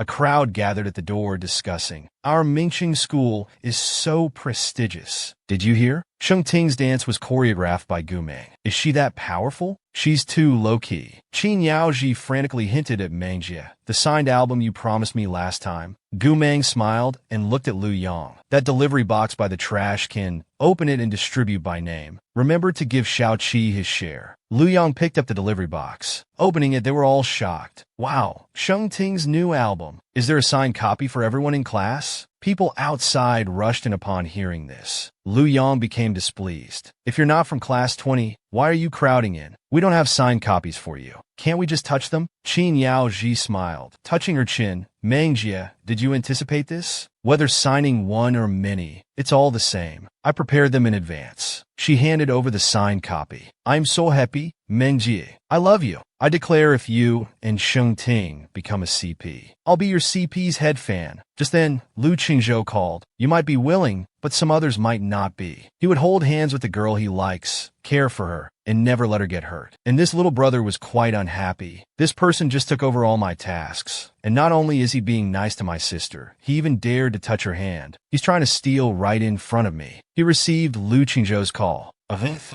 Eat something during lunch break and take a nap in the dorm. Want some chocolate? Qin Fong suddenly shouted. Oh my! Someone was acting all indifferent earlier, but as soon as they saw the trending topics, they rushed to call and show concern. Gu Meng leaned by the window. With a half-smile, she said, "Oh, so you're jealous?" Lu Qingzhou irritably pushed his head away. "What if I say yes? Will you make it up to me?" Gu Meng fell silent, speechless. Lu Qingzhou narrowed his eyes. "Just kidding. Come to Qigong for 2 days this weekend. I'll tutor you and bring you chocolate." Gu Meng didn't answer and hung up directly. "Do you hate studying that much?" Qing Fong looked at him. "Brother Chung, are you really not jealous?" Lu Qingzhou was very confident. "Jealous of what? He doesn't like that type." "Brother Qing, you're so confident." Was Gu Meng jealous? She's quite calculating. As she walked in, her phone suddenly rang. It was a message from Gu Si. "Sis, I'm on leave this weekend. Coming to see you. Saturday at Tianxia restaurant." Gu Si was eating meat in big bites. "Sis, you don't know how tough it is. I can only eat a tiny bit of meat each day. I'm dying for more." Gu Meng watched him wolfing down food and smiled. "Then eat more." Lu Qingzhou asked curiously. "Gu Si has changed a lot. Where did you send him?" Gu Meng calmly said, "Beast Camp, the military district's most brutal field camp. Recently, they heard that Mingqing Military District got a 7-year-old kid. That was Gu Si." Gu Si suddenly complained, "Sis, this is our sibling meal. Why is he here?" They both said coincidence simultaneously. Lu Qingzhou quickly explained, "I came to tutor your sister. Just happened to meet him coming out." Gu Si was stunned. "My sister needs tutoring?" Gu Meng handed him peeled shrimp. "Stop talking so much. Eat your breakfast. After eating, go rest." After eating, they headed to Qigong. In the elevator, Lu Qingzhou glanced at Gu Meng several times. Suddenly, he held her hand. "You're wearing too little. Your hands are cold. Let's hurry upstairs to warm up." Seeing this, Gu Si was furious. Not only did this person take over all my tasks and act nice to my sister, he even dared to touch my sister's hand. He's trying to steal right in front of me. As soon as Gu Meng returned, she went to shower and asked Lu Qingzhou to make honey water. Lu Qingzhou smiled. "I have clean clothes in my cabinet. Don't rush." Casually tossing his hat aside, Gu Si put his feet on the sofa. Looking at Lu Qingzhou, "Sit down, let's talk." Lu Qingzhou's thin lips curved into a slight smile. "What do you want to talk about?" Gu Si raised his eyebrows, showing the same mischievous look as Gu Meng. "I may be young, but as long as I'm here, my sister never has to carry anything or hang bags on her shoulders. She just plays. Whatever she wants to eat, buy, or do, I'll handle it. I never thought any man was good enough for my sister. I know you're impressive, the designated heir of the Lu family. But in my eyes, the Lu family isn't that special." Lu Qingzhou spoke calmly. "So what?" Gu Si smiled, his clear eyes fixed on him with an unnaturally cold glare for his age. "So, if you want to be with my sister, you need to treat her better than I do. Don't make her angry. Don't bully her. If you dare bully my sister, I definitely won't let you off." Lu Qingzhou patted his little head. "All right, from now on, I'll take over what you've been doing. Gu Meng's brother is quite good, like a little wolf cub." Gu Si was both angry and reluctant, muttering, "If my sister hadn't allowed you to touch her when you dared to hold her hand earlier, I would have disabled you on the spot." Lu Qingzhou didn't hear clearly what he said, but that eye roll told him it wasn't anything nice. He casually asked, "Are you satisfied with the beast camp training?" Regarding the training there, Gu Si's eyes showed disdain. "It's just SOSO." Lu Qingzhou smiled. "Then would you like to train somewhere else? A place tougher and more powerful than Beast Camp. When I become stronger, if Lu Qingzhou dares to bully my sister, I'll beat him up." Lu Qingzhou's gaze fell on him. "Want to change to a different place? Somewhere tougher and more powerful than Beast Camp?" Gu Si thought for a few seconds. "What good place are you talking about?" "Red Scorpion Training Base. Dare to go?" Just then, Gu Meng came out. Gu Si excitedly told his sister, "Sis, I heard that Red Scorpion is the Lu family's famous devil squad. Everyone who faced them either fled in panic or didn't even know how they died. Red Scorpion is the military district's strongest combat force. Only the strongest can pass their training. Sis, I want to become stronger. I want to go to Red Line." Lu Qingzhou handed honey water to Gu Meng. "If you want to go, no need to return to Beast Camp tomorrow. I'll have someone take Gu Si directly to Red Line." Gu Meng took a sip. "Okay, don't push yourself too hard there." Hearing Gu Meng's approval, Gu Si became more excited. "Got it, sis.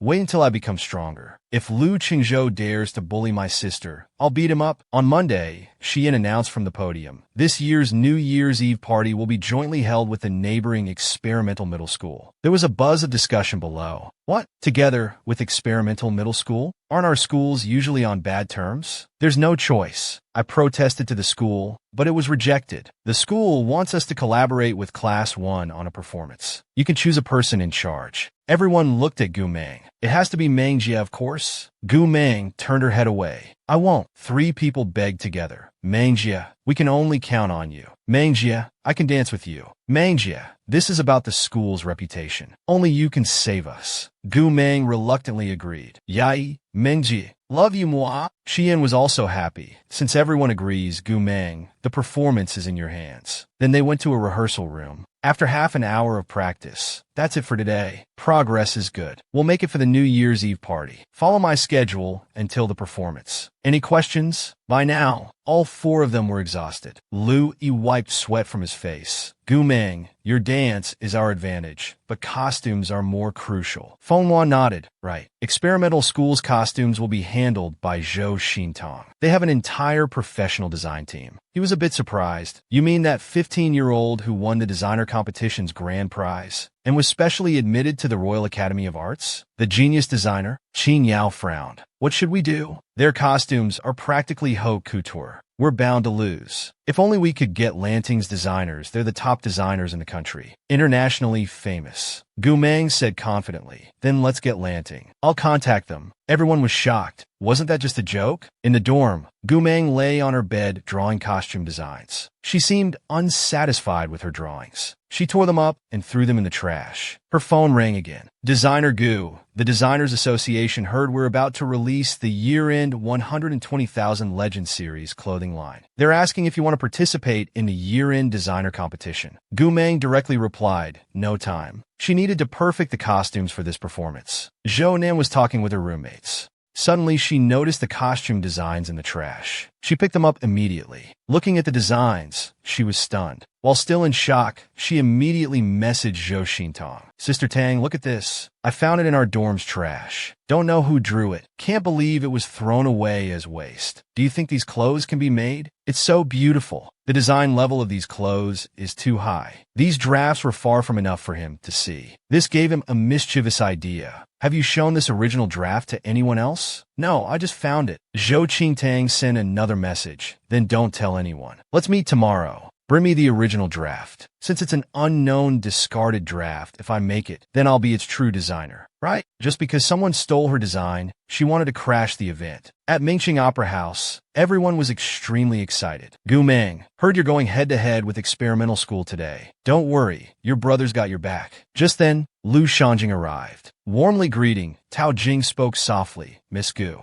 Long time no see. Long time no see. Chairman Tao. Lu Qingzhou glanced at him. You know Chairman Tao? Gu Meng softly hummed in agreement. Xiaohan waved to Gu Meng. Little Mango, traffic was bad today. Am I late? Never mind, time's tight. No more small talk. Take me to the makeup room. Let's get started. Gu Meng handed her coat to Lu Qingzhou. The makeup artist is here. I'll go in to prepare first. He watched as Gu Meng and Xiaohan chatted and laughed while heading to the makeup room. Qin Fong teased, Brother Chung, that's Xiaohan. Hey, usually he only serves top-tier celebrities as a top stylist. Both the Designers Association chairman and a top stylist. Gu Meng's connections are a bit too impressive. Lu Qingzhou's lips curved into a slight smile. Indeed impressive. Students began entering the venue. Guing hid in a corner watching. Why? Why can Gu Meng be with so many important people, chatting and laughing? Why am I only playing piano accompaniment? I can't accept this. Mingqing School's dance performance is coming up. Everyone get ready. The performance is about to begin. If only his hand gets injured. Without the piano accompaniment, let's see how Gu Meng shows off. Just as he was about to act, he heard someone say, I advise you to behave, making him pause. Turning around, he saw Gu Meng saying disdainfully, just play your piano. Don't do anything unnecessary. Otherwise, I don't mind making sure you never play piano again.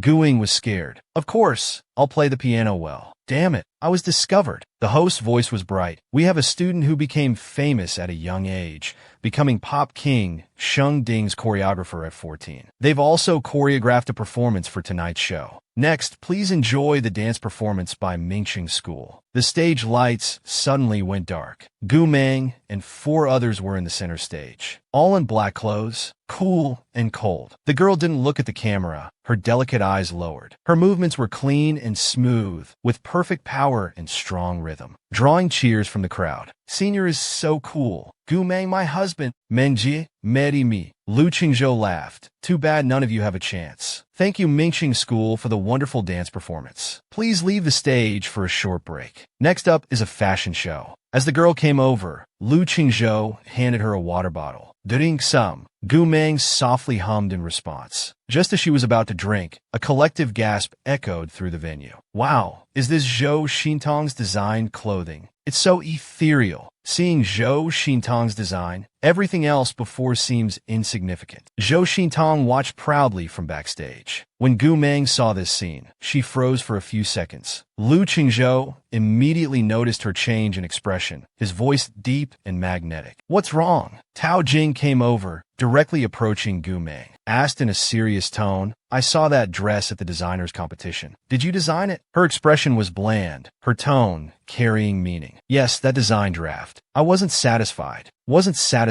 I threw it away. Tao Jing exploded. That's what you get for carelessly throwing away designs. Don't you know your own level? Looking towards the stage. So, what are you going to do now? Gumeng carelessly turned her head, looking at Zhou Xintong on stage. Her lips curled into a smile. She stood up and walked towards the stage with arrogant, unapologetic steps. What to do? Crash the show, of course. More of her identities were revealed. She turned out to be Lantern's chief designer. Gumeng walked to the front of the stage, lifting her dark, bright eyes, her eyes carrying brightness. On stage, Zhou Xintong held the microphone, seeing Gumeng. His gaze paused. Gumeng's black eyes were cold and deep, her lips carrying a faint smirk. My discarded, defective draft could make you receive such high praise. The crowd erupted. Shocked eyes turned to Gumeng. Brothers, big news! Zhou Xintong. Today's design was something Gumeng threw away. How is that possible? Is she crazy? What nonsense is she talking? Zhou Xintong's face darkened. Only Zhou Nen knew about the real designer. To be safe, he specifically made sure he couldn't come today. But how did Gumeng know? Could she be the one who threw away the design? No, can't admit it. Zhou Xintong stood stiffly. Gumeng, don't slander me baselessly. This design took me months of hard work. You say it's yours? Do you have proof? Gumeng remained calm. You want proof? Fine. Lantern Brand's new season's 12 Phenomenal Legend series, the 12 new pieces release show, has been delayed because the final design, symbolizing the stars, wasn't complete. And your design clothes is exactly that final design, Starry Phenomena. A discarded draft. The experimental school leader roared. Do you know the status of Lantern's designer in the industry? You dare impersonate them? He couldn't stand Gumeng's nonsense. Mingxing School students really opened my eyes. Baselessly slandering others and impersonating famous designers. Such poor character. Tao Jin couldn't take it anymore. These people are completely lying. How could Zhou Xintong create such a design? Gumeng chuckled. Chairman, don't worry. The proof they want will arrive soon. Seeing Gumeng's silence, Zhou Xintong thought she had no proof. He boldly sneered at Gumeng. She's insulting my reputation. I won't accept her apology. She should do her homework before impersonating someone. In our circle, everyone knows Lantern's designer is a young man. Just then, a male voice suddenly spoke up. Who said Lantern's chief designer is a man? A man in a suit slowly walked down the steps from above. He was Ji Hung, Lantern's executive CEO. The situation was intense. Holy shit, oldie, Ji Hung is here. Gumeng really is Lantern's designer. Everyone was stunned. Lantern's executive CEO, Ji Hung. My god, is this going to be a major plot twist today? Ji Hung walked straight to Gumeng, looking at her. Sorry I'm late. Gumeng was slightly surprised. Why did you come? Because I saw your news trending. I thought it would be better to come in person for this occasion. The design draft you wanted. He handed her a tablet. Gumeng took it and showed the design to everyone. Is this evidence enough? Ji Hung smiled coldly. I heard everyone's curious about our Lantern's chief designer. Listen well today. Our Lantern designer's name is Gumeng. In the industry, they call her Lady Gu. Zhou Xintong finally panicked. What to do? Gumeng really brought out the evidence. He couldn't let his reputation be ruined. The onlookers wouldn't miss this exciting moment. Damn, Gumeng really is Lantern's designer. Zhou Xintong is finished. Qin Yaozhai, also stood up. Some school leaders make accusations without investigating, calling students morally corrupt. Having such people work in schools, aren't you afraid of corrupting our nation's youth? Lu Shangjing added, schools are important places for nurturing talent. If the leadership is inadequate, there are more suitable people waiting for the position. The school leader came to apologize. Miss Gu, we're sorry. We were wrong tonight. Our school will publicly apologize to you in the media. Lu Qingzhou glanced at Zhou Xintong, carrying an unnamed silence. Weren't you quite talkative earlier? Zhou Xintong, the trouble you caused. Apologize now. Zhou Xintong's eyelashes trembled, squeaking out, Miss Gu, I'm sorry for stealing your design. Please forgive me. Gu Meng handed the tablet back to Ji Heng. The rest is up to you to handle. An apology isn't enough. Gu Meng agreed to compete with her rival. If I win, the sports car is mine. If I lose, I'll pay. After returning to the company, Ji Heng called Gu Meng. Zhou Xintong has been expelled. With Lanton's influence, he won't be able to continue in the design industry. Lady Gu, are you satisfied with this outcome? Gu Meng smiled. Good enough. Thanks for your hard work. At this time, Lu Qingzhou came over. Have some water. Gu Meng reached out to take it, said thanks. Lu Qingzhou tilted his head slightly. Tomorrow's New Year's Day holiday. Any plans? Gu Meng's eyelids drooped. New Year's holiday, everywhere will be crowded. Lu Qingzhou spoke softly. Qin Fong bought a horse ranch in western Mingqian. It opens tomorrow. Shouldn't be too crowded. Let's go play. He then held her small hand. Gu Meng was speechless. This person seemed to be getting more and more handsy. She reluctantly had to agree. The next day, at the Mingqing West Horse Ranch, Uncle Yu smiled elegantly, handing over a small gift. Best wishes for Qin Fong's opening. Qin Fong held it, feeling strangely uncomfortable. Why did this young lady come? Later, when Brother Chung brings Gu Meng over, he couldn't imagine the scene. Uncle Yu maintained a graceful and natural demeanor. Will Qingzhou come today? She clearly came for Brother Chung. He smiled wryly. Brother Chung should arrive soon. Uncle Yu nodded, then after a pause, casually mentioned, I heard about last night's incident. Ah, Zhou Xintong was such a talented person. What a shame. It was just a small matter. That Gu Meng was somewhat unreasonable. Hearing this, Qin Fong raised his eyebrows. Uncle Yu, are you all right? Since when did you become so sanctimonious? Don't comment on things you don't understand. You might end up like Zhou Xintong, offending people you shouldn't. Just then, he saw Lu Qingzhou and Gu Meng arriving. He greeted them warmly. Brother Chung, Gu Meng. Uncle Yu turned around and saw them walking hand in hand. His eyes suddenly turned cold. Staring at them directly after a few seconds, he maintained a dignified smile. Chengzhou. Lu Qingzhou responded coolly. He looked at Gu Meng. Let's look around first. Pick a horse you like. Don't worry if you can't ride. I can teach you. Gu Meng responded.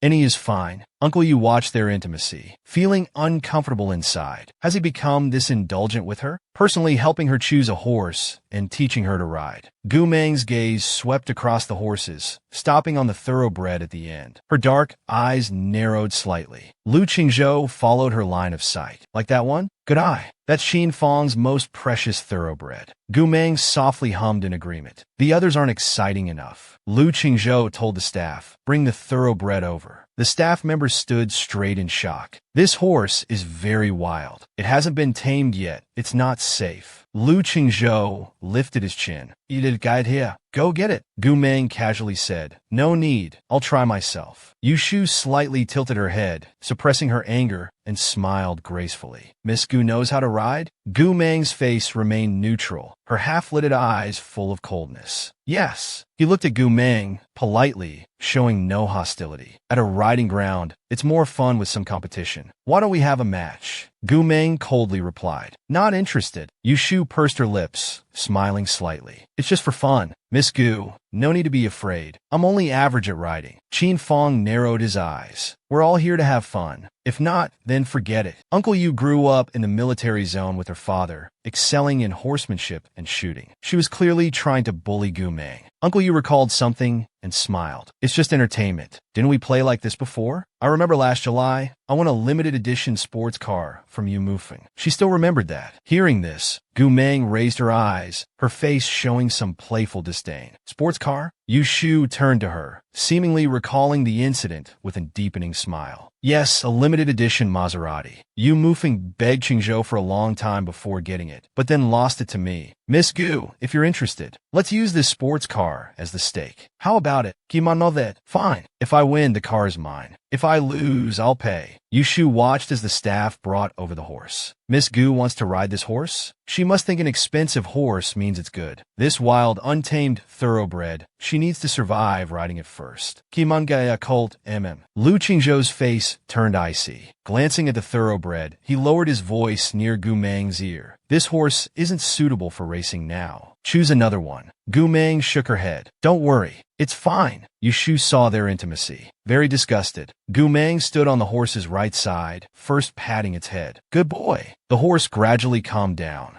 Gu Meng quickly mounted the horse. She looked coldly at Uncle Yu. Weren't we going to race? Let's begin. Her hidden talents were revealed again. She turned out to be an expert rider. Gu Meng and Uncle Yu were both on horseback. Lu Qingzhou frowned, his dark eyes full of worry, his voice deep and cold. Get the gun. If the horse loses control, I must take it down before it hurts Gu Meng. Qin Fong immediately made a crying face. Brother Cheng, I bought it for over 10 million. Lu Qingzhou's voice grew colder. The tranquilizer gun. All right, bro, I'll get it right away. Yushu collected her thoughts. Miss Gu, ride 3 laps around the track. Whoever returns to this position first wins. Gu Meng nodded casually, indifferent. For fairness, they let a staff member be the referee. He would blow the whistle. The race began. In the next second, Gu Meng and Yushu shot forward simultaneously. By the second lap, Gu Meng was slightly ahead, gradually leaving Yushu behind. Qin Fong couldn't help praising. Wow, Gu Meng rides so well. That horse always tries to throw me off when I ride it. It's so obedient to her. She seems even faster than Yushu. Maybe she really can win back that car from that night. Qin Fong glanced at the gun in Brother Cheng's hand. Wow, Brother Cheng is really worried about her. At the start of the third lap, Gu Meng was already leading by a full 3 meters. Yushu also pushed forward, suddenly charging ahead to close the distance between them. Her gaze fixed on Gu Meng. Is this what he meant by knowing a little? No, she absolutely wouldn't lose. She pulled out a thin needle she had prepared from the saddle and jabbed it into the horse's rump. The horse immediately felt the pain, rearing up on its hind legs with a neigh, charging forward like mad. Instead, it raised its front hooves, kicking out of control towards Gu Meng. Lu Qingzhou raised his hand to shoot, but before he could pull the trigger,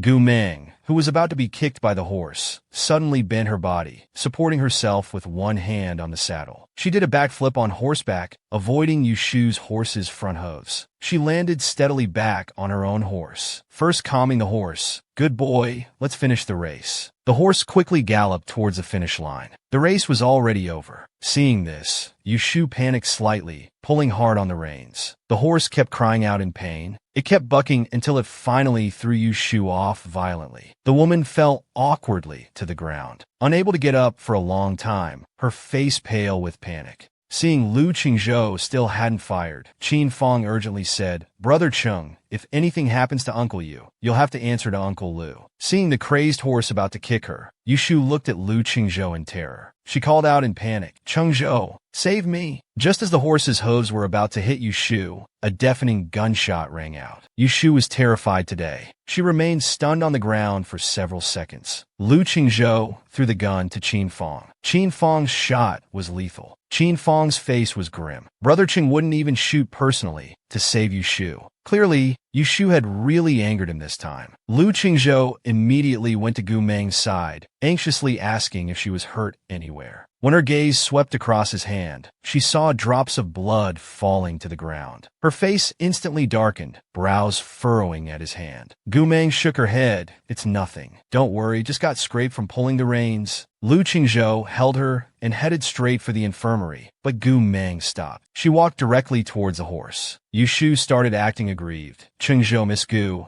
I'm sorry, I didn't expect this accident to happen. Gu Meng retrieved a thin needle from the horse. She expressionlessly threw it in front of Yushu. Yushu panicked internally. This was going to be trouble. Gu Meng spoke coldly. Miss Yu, if you can't handle losing, don't play. If you want to die, don't drag the horse into it. Even now, Yushu still denied, no, it's not like that. Let me explain. Lu Qingzhou was completely disappointed in her. This time, it's because of our family's friendship. If there's a next time, the Liu family won't miss the Yu family's friendship. She was slandered, accused of using improper means to become Shengting's choreographer. They said she knew nothing, all relied on bedroom skills. The doctor examined Gumeng. Fortunately, no tendons or bones were injured. On another bed, after examining Yu Shu's foot, the doctor reported, "Young master, Miss Yu's foot is broken. We can only do basic treatment. She needs to go to the hospital for a cast." He nodded, "Then send her away." Gumeng raised her cold, dark eyes, her voice low and deep. "Wait, the car keys." Yu Shu unhappily threw the car keys over. Liu Qingzhou couldn't bear seeing Gumeng humiliated like this anymore. He decided to create some trouble for the Yu family, letting them know that if they don't discipline their daughter better, next time won't just be a warning. Qin Fong patted his chest, promising, "Leave this to me." Liu Qingzhou turned to Gumeng. "Stay at Shi Palace these few days. Return to the dorm after you've healed." Gumeng softly replied, "I can stay, but I still need to attend classes." The next day at school, this news quickly spread to everyone's ears. Qin Yao was indignant for her. "Damn you, Shu. How dare she hurt my sister Meng's precious hands? If I'd known, I should have gone to the horse track yesterday. I would have cursed her out." Meng Jinyang asked concernedly, "Does it still hurt?" "No." Little Fatty smiled helplessly. Sister Meng is like an ancient emperor now, surrounded by supporters. Luoyang thought for a moment. "What are we then? Imperial eunuchs?"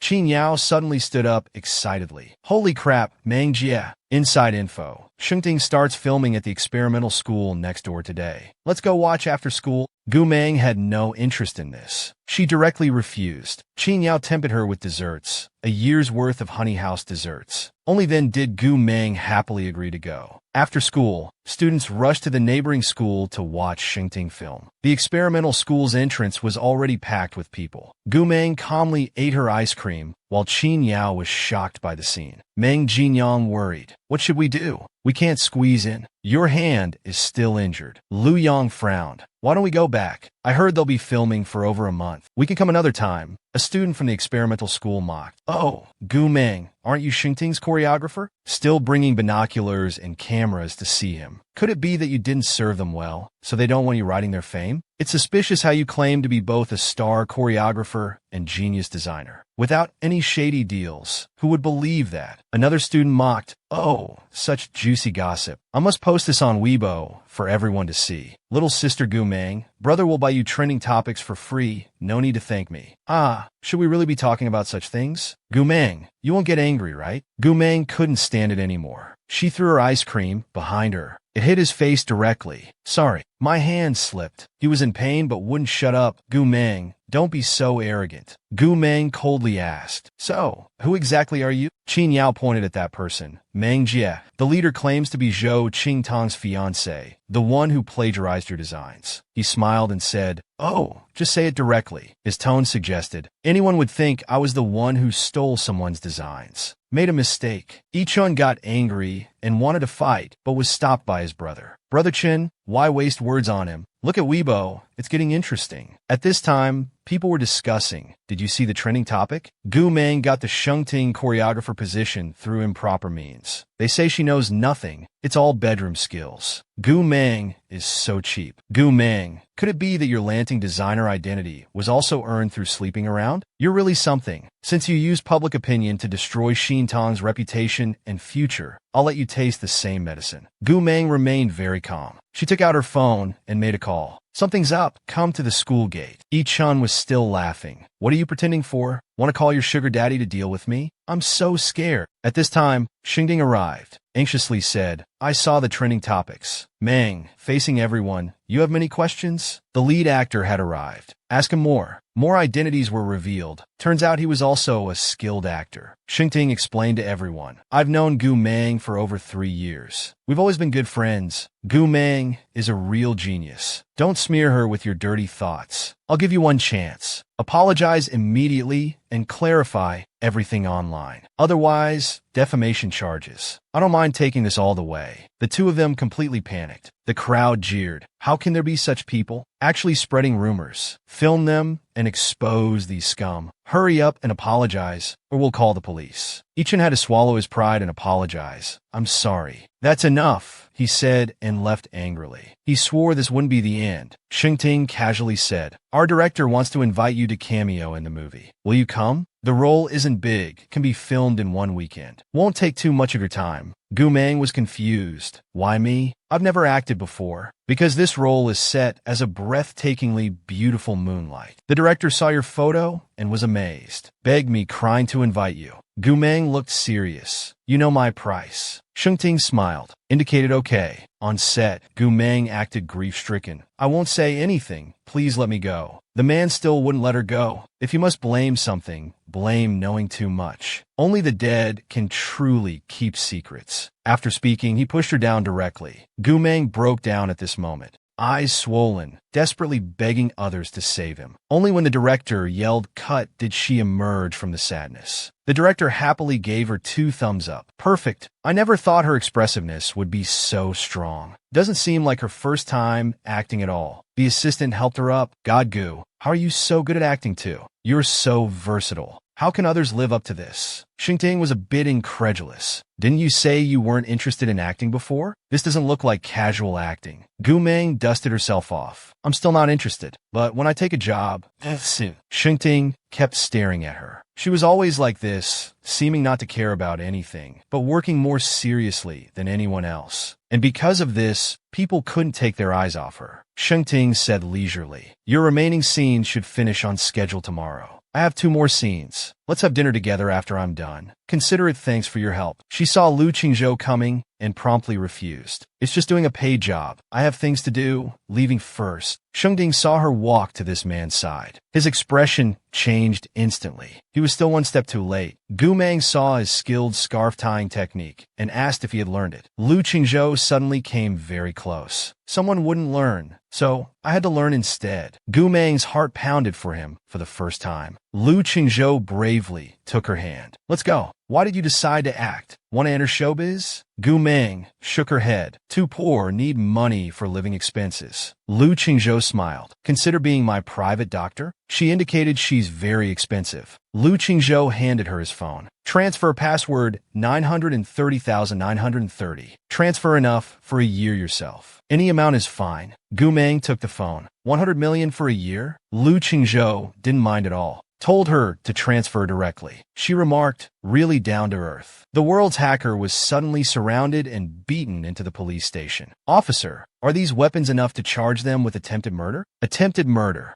Gu Meng was calling Lu Qingzhou. Suddenly, several people with clubs walked over. It was Yi Chun. Gu Meng, you're not easy to find. His sidekick smiled evilly. How do you plan to teach her a lesson? Heard she dances well. Why not break her legs? She can draw designs too. We can cripple her hands. Want to see her beg for mercy. Ha ha. Gu Meng thought, Lu Qingzhou's scarf mustn't get dirty. So she put the scarf on her backpack. With a slight curve to her lips, she said carelessly, oh, just you guys? Yi-chan was completely enraged. You're asking for death. Seeing them charge forward, she smiled and delivered a flying kick, sending him flying hard. The 2 idiots attacked again. Gu Meng directly grabbed the club in his hand, while blocking another psychic's attack. The next second she jumped up and gave him a heavy blow. He fell instantly. Gu Meng looked at them with vicious eyes, advancing step by step. So cool. They backed away in fear. Don't come closer. Too scary. This woman is too scary. The patrol staff discovered them and shouted, stop. Who's fighting on campus? They shone their flashlights and discovered it was young Master Yi. Then they all went to the police station in a police car. A group of mothers came in cursing loudly. His ribs are broken. My son is the city's top student. The joint exam is coming up. Do you know that? You'll swift him. Put them in jail. Such dangerous elements can't be left free. Gu Meng just quietly watched them, waiting to see what storm would break first. The officer reassured Mrs. E. Don't worry, we'll handle this seriously. Then turned to shout at Gu Meng.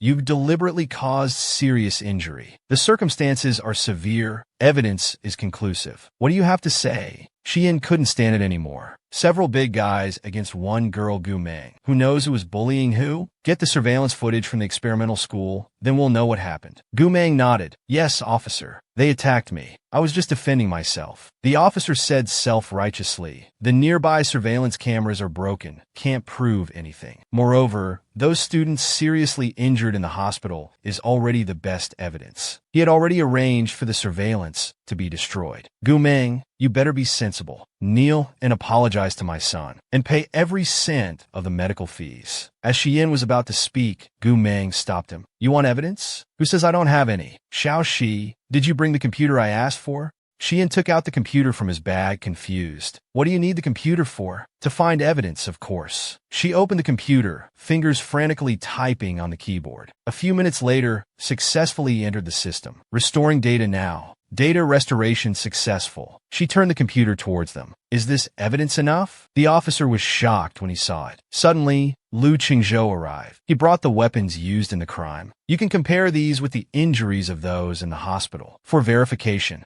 Gu Meng was going to film. She couldn't have brought weapons. The officer was still aggressive. Even so, this only proves Gu Meng's excessive self-defense. Gu Meng picked up the weapon, smiled playfully. Officer, are these weapons enough for me to charge them with attempted murder? The price for attacking the world's top hacker is death, and emptying your company's coffers. Gu Meng sat on the sofa, legs crossed, with an evil smile. Attempted murder carries 3 to 10 years imprisonment. In serious cases, death penalty, life imprisonment, or over 10 years in prison. I remember correctly, right, officer? Yi Chen's mother panicked. You're talking nonsense. It was just some kids having a conflict, just a fight. What does it have to do with murder? Lu Qingzhou smiled. A dagger used well can be fatal with one strike. Mrs. E, whether it's attempted murder isn't up to you. Let the judge decide. He fell silent, unable to refute. At this moment, someone walked in, holding up legal documents. Hello, I'm Jiang Xinyuan from Xinyuan Law Firm, representing my client Gu Meng, to sue Yi Chen and 3 other students for attempted murder. Gu Meng walked to his side and said softly, I'll leave this to you. I'm heading back.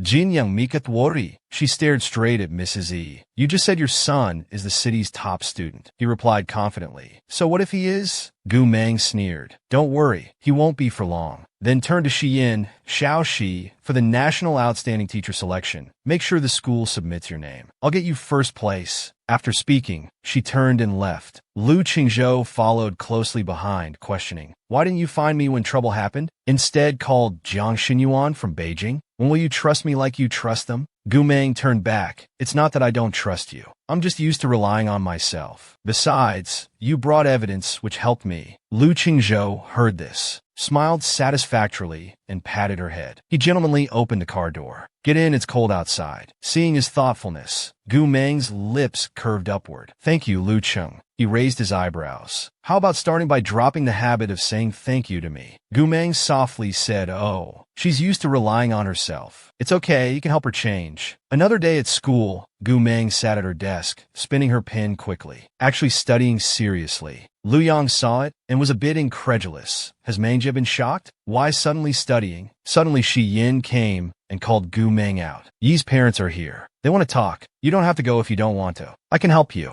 Gu Meng's lips curved into a smile. Why wouldn't I go? It'd be a shame to waste a fat sheep that delivers itself. A few minutes later, Gu Meng arrived at the conference room. Mr. Yi spoke politely. Student Gu, hello. I'm Yi Chen's father. Yi Chen's mother and I represent the parents of several children. We want to discuss dropping the charges. Indeed, Yi Chen and others were wrong first, but they've learned their lesson. The charge of attempted murder is too severe. If Miss Gu agrees to drop the charges, we can negotiate the terms. Gu Meng pulled out a chair and sat down. Oh, what terms do you think they're worth? Mr. Yi handed her a black card. There's 10 million in it. Is this sincerity enough? Gu Meng stood up, smiling wickedly. 10 million is enough to hire a good lawyer. They both panicked and said in unison, Miss Gu, please wait. Stop. We don't know what Miss Gu wants. Why don't you tell us directly, so we can prepare? She spoke directly. Everyone who attacked me yesterday. Each and every one. I want 1/5 of each of your company's market value. He was a world genius. Who could have imagined? He casually drew a turtle on exam day. Seeing their hesitation, Gu Meng said, Of course, you can refuse. But I'm not a very patient person. Mr. Yi forced a smile. Miss Gu, 1/5 is really too much. Suddenly his phone rang. An anxious voice came from the other end. Weren't you going to find Gu Meng? Why did court summons arrive at our home? My son absolutely cannot go to jail. Whatever conditions Gu Meng proposes, accept them all. He had to agree. This Gu Meng was much harder to deal with than he expected. Gu Meng played a recording for him. If I release this surveillance recording online, would your company's stocks drop more than 1/5? After all, netizens love drama these days. Mr. E reluctantly agreed. Gu Meng stood up happily. Jiang Xinyuan will contact you about the details. Money first, then charges dropped. After speaking, she left. Mr. E was furious with his son. Don't let that unfilial son provoke Gu Meng again. When Gu Meng returned to class, Meng Jinyang worriedly held her hand. Gu Mao, are you okay? She rubbed his head. It's fine. Everything's solved. Focus on preparing for the joint exam. We need to make Xiao she proud this time. Her deskmate mentioned that this national joint exam would recruit talented students early, specifically those genius in specific subjects. The standards were higher than college entrance exams, so nearby school students will be randomly mixed in exam rooms. Gu Meng thought higher standards were better. Then Xiao Shi's Outstanding Teacher Award is secured. Days passed, and the first national joint exam for senior year 3 began. Students were seriously solving problems, but the proctor saw Gu Meng casually draw a turtle. Then she handed it in. Teachers and students were stunned. Finished so quickly? A week later, exam results came out. Students were checking scores online, while Meng Jinyang was checking his score. Praying, the result surprised him. Gu Meng, 706 points. I scored over 700. Gu Meng was happy for him and rewarded him with an extra chicken leg. Suddenly, they heard a boy tell Gu Ing, Ing, you got 710 points. That's amazing. Were you controlling your scores before? Only experts do that. This joint exam's first place must be between you and Yi Chun from the neighboring school. See, what's the use of some people being so arrogant usually? Gu Ing walked to Gu Meng's front, pretentiously said, Sister, Uncle asked about you the other day. Remember to tell Uncle your score. He said it's enough if you get into a third-tier college. You don't rely on studying anyway. Gu Meng calmly took a sip of soup. Her eyes moved slightly, so noisy. Gu Ing said sadly, Sister, I just care about you. Is it because parents left all the inheritance to me that you hate me so much? Gu Meng reached out and grabbed his shoulder, pushed him down and stuffed bread in his mouth. Eat more, talk less. That pittance of inheritance, and you're still gloating? That's all you amount to. And who said you'd be first in the joint exam? She was the top scorer, yet people suspected cheating. Mingqing Middle School's forum exploded. Guess who's the top scorer? Currently known highest scores are our school's Gu Ing and experimental school's Yi Chun, both 710.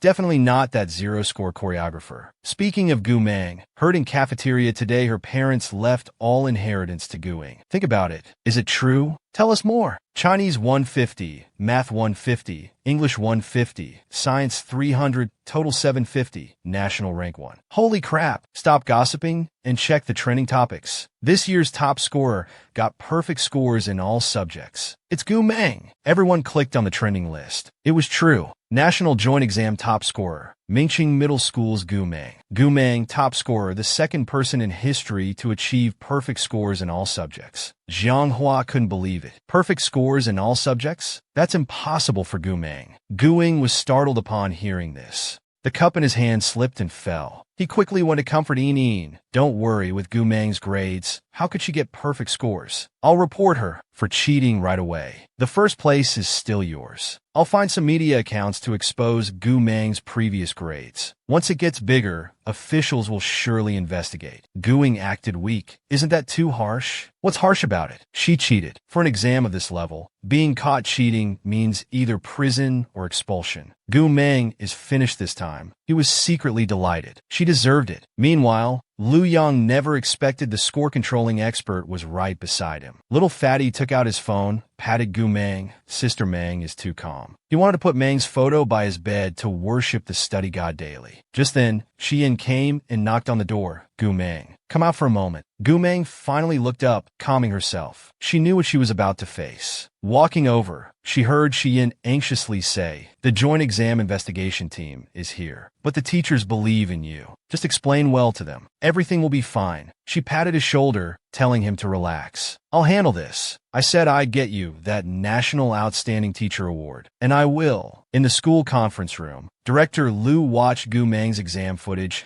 and concluded that with such answering speed, there was a 90% chance of cheating. Just then, Gu Meng arrived. The principal introduced, "This is Director Liu and Officer Zhang from the Joint Exam Investigation Team. Director Liu has some questions for you. Just answer honestly." She hummed in response, pulled out a chair, and sat down. Director Liu pointed at the video footage. "You're Gu Meng, right? Can you tell me why you answered so quickly?"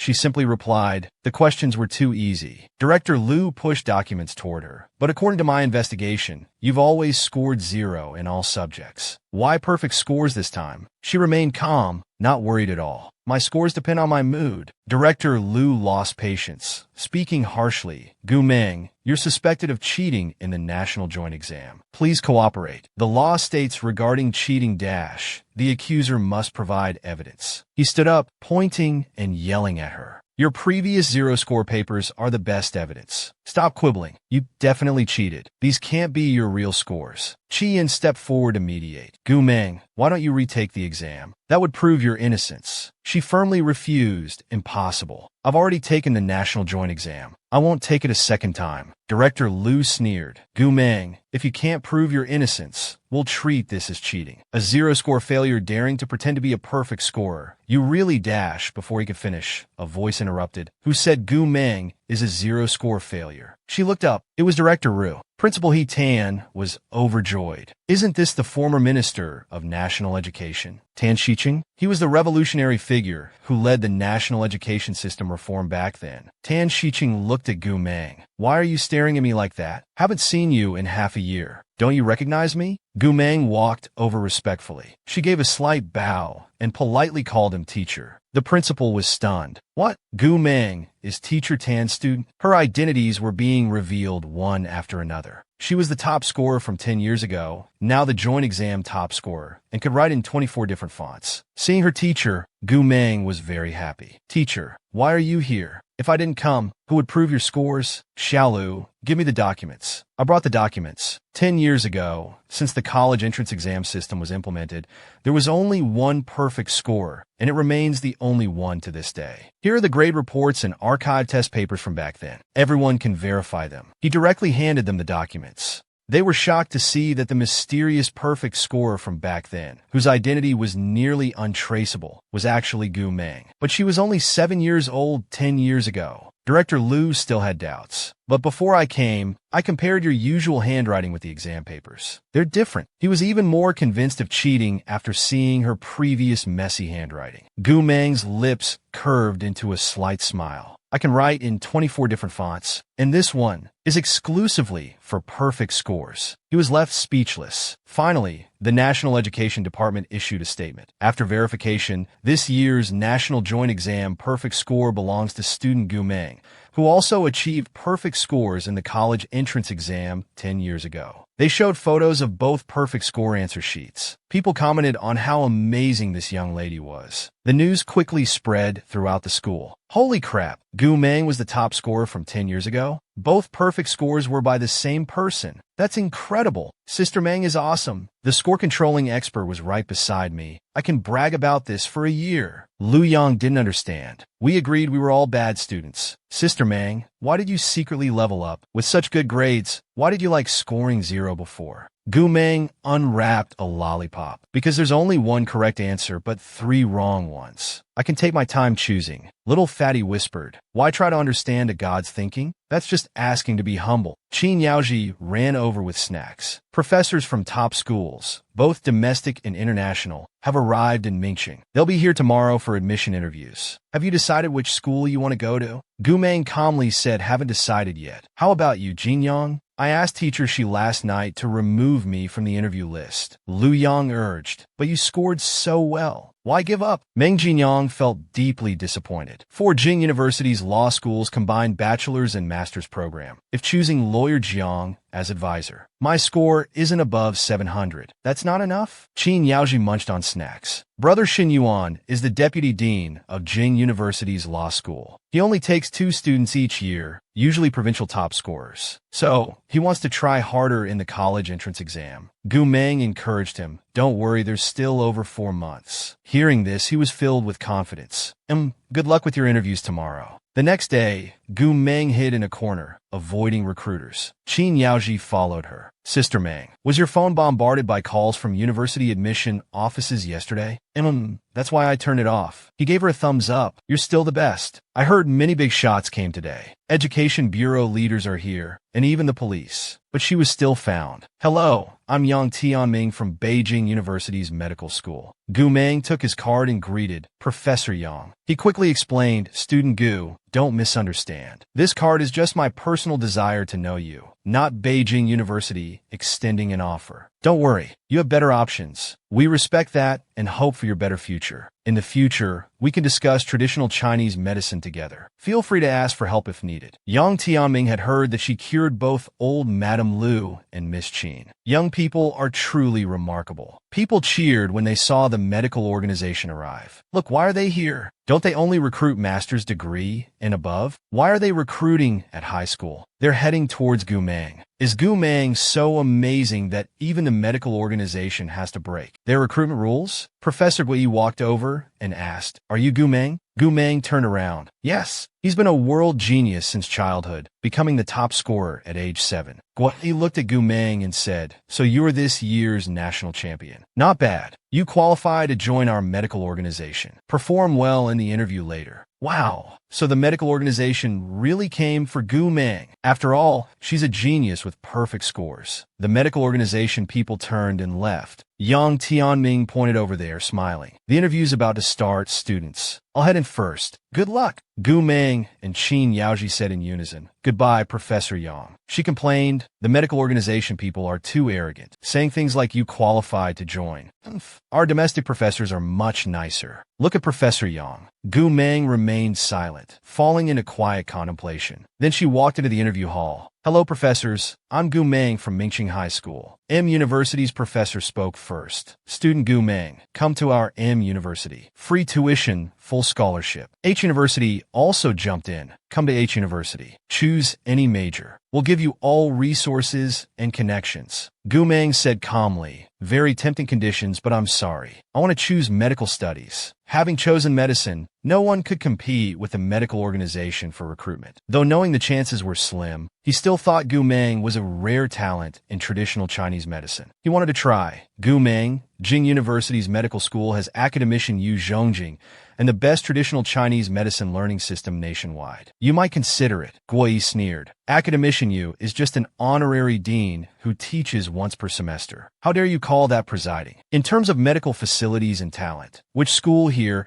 can compare to our medical organization? Let alone that ridiculous, outdated Chinese medicine. How can it compare to our Western medicine? Gu Meng's face showed no expression, her voice flat. Who says Chinese medicine is outdated? And who said I want to join your medical organization? Guoyi was shocked. What? Are you refusing us? Yes. He suddenly stood up, slammed the table, and said aggressively, I advise you to think carefully. Don't do something you'll regret. Gu Meng coldly stared at him. She turned to Yang Tianming. Professor Yang, is Jing University still recruiting? How do you think I'd fit? Yang Tianming stared at her blankly. It took him a while to react, his voice floating when he spoke. You want to come to Jing University? Is that not allowed? Of course it's allowed. He hadn't dared to imagine she would choose them. Jing University's Gu Meng raised her delicate brows. Then let's sign the contract today. He enthusiastically handed over the contract. Gu Meng sat down and signed her name on the contract. Yang Tianming took the signed contract and couldn't help asking, why didn't you choose the medical organization? She stood up and smiled slightly. Nothing much, just didn't like their attitude. After saying that, she turned around. She pushed the door and walked out. Qin Yaoji ran over excitedly. How was it? Did the medical organization want to recruit you? Yes, but I refused. I'm going to Jing University. The medical organization people came out, looking coldly at Gu Meng. See that? That's your school's second-place student. Let me show you how our medical organization will train your school's second-place student to surpass you, the first place. Gu Meng chuckled. Oh, I look forward to it. The world's hackers celebrated their birthday, surprisingly with their boyfriend, staying in a small room. Qin Yaoji giggled. Jing University's foreign language college accepted her. They'll be at the same school. Suddenly, Lu Qingzhou called. She understood and obediently left. After she left, Gu Meng answered Lu Qingzhou's call. She heard him say, "Your 18th birthday is coming up, right? How do you want to celebrate it?" Gu Meng lowered her eyes and replied, "Whatever, I don't mind." Lu Qingzhou's eyes showed a faint smile. "That won't do. I'll arrange to pick you up this weekend. It's my first time celebrating someone's birthday. Give me a chance." Gu Meng boasted. She agreed eventually. He was overjoyed. Weather forecast says it'll snow on Saturday. Want to go skiing? Gu Meng wasn't interested. Don't like crowds. Let's play games and watch movies. He smiled at her words. Then let's spend it at Qigong. Just you and me. Time flew by to Saturday. Meng Jinyang jiao me tu gu mang es dorm. Going to Mr. Lu's for the weekend? She nodded. Meng Jinyang held her hand. This bracelet's been worn for a year. It's fading. She took it off. This is this year's birthday gift. Hope you stay safe this year too. But with Mr. Lu accompanying you, you probably won't need me for birthdays anymore. After speaking, she put on the new bracelet. Gu Meng reached out and pinched her face. What's with that expression? Meng Jinyang quickly pushed her away. Go on, find your Mr. Lu. Have fun. An hour later, at Qigong, Lu Qingzhou brought a bunch of things. He took out some movie sources, both released and unreleased ones. Which one do you want to watch? I'll watch with you. If you don't like any of these, I'll have people find more. Gu Meng was stunned for a few seconds before speaking. I was just saying that casually. I didn't really mean to watch movies and play games. Lu Qingzhou softly hummed. I also casually told people to find these. Casually finding meant getting hundreds of movies, including some unreleased ones. Lu Qingzhou handed over a cake. I bought your favorite strawberry. Have the small one first. We'll use the big one for wishes tonight. Gu Meng took it and asked with raised eyebrows. First time celebrating someone's birthday? Lu Qingzhou's lips curled. Does it not seem like it? Gu Meng furrowed her brows. It's quite strange. You seem very skilled at it. Lu Qingzhou rested his hand on the sofa. Thanks for the compliment. Seems I'm doing well. He nodded. Her delicate eyes slightly raised. She picked a strawberry and held it in front of him. A reward for you. Lu Qingzhou froze, looking down at her slender, white hand. His gaze fixed, he slowly lowered his head. Opening his mouth, his thin lips accidentally touched Gu Meng's fingertips. She showed no nervousness, looking at him with deep eyes. Lu Qingzhou, however, felt nervous, his heart racing. He still lacked the courage to eat the strawberry. He pulled back, creating an awkward atmosphere between them. At this moment, Lu Jing's call broke the frozen situation. Gu Meng quickly turned around and picked up the phone. Gu Meng, come out quickly. We've arranged a birthday party venue. Master Tan instructed that your 18th birthday can't be too modest. Remember to be at Tianxiaju at 8 p.m. sharp. She glanced at Lu Qingzhou before replying. All right, I got it. Gu Meng's 18th birthday was her happiest, surrounded by loved ones and friends. They were decorating the venue, putting up Happy 18th Birthday Gu Meng at the entrance. They also arranged sweets in her favorite spots. Just then, Gu Meng entered. Qin Fong immediately presented a gift. Happy birthday, Gu Meng. She said thanks. As she was about to take the gift, Qin Fong added, I've personally brought you a big surprise. Guess what it is?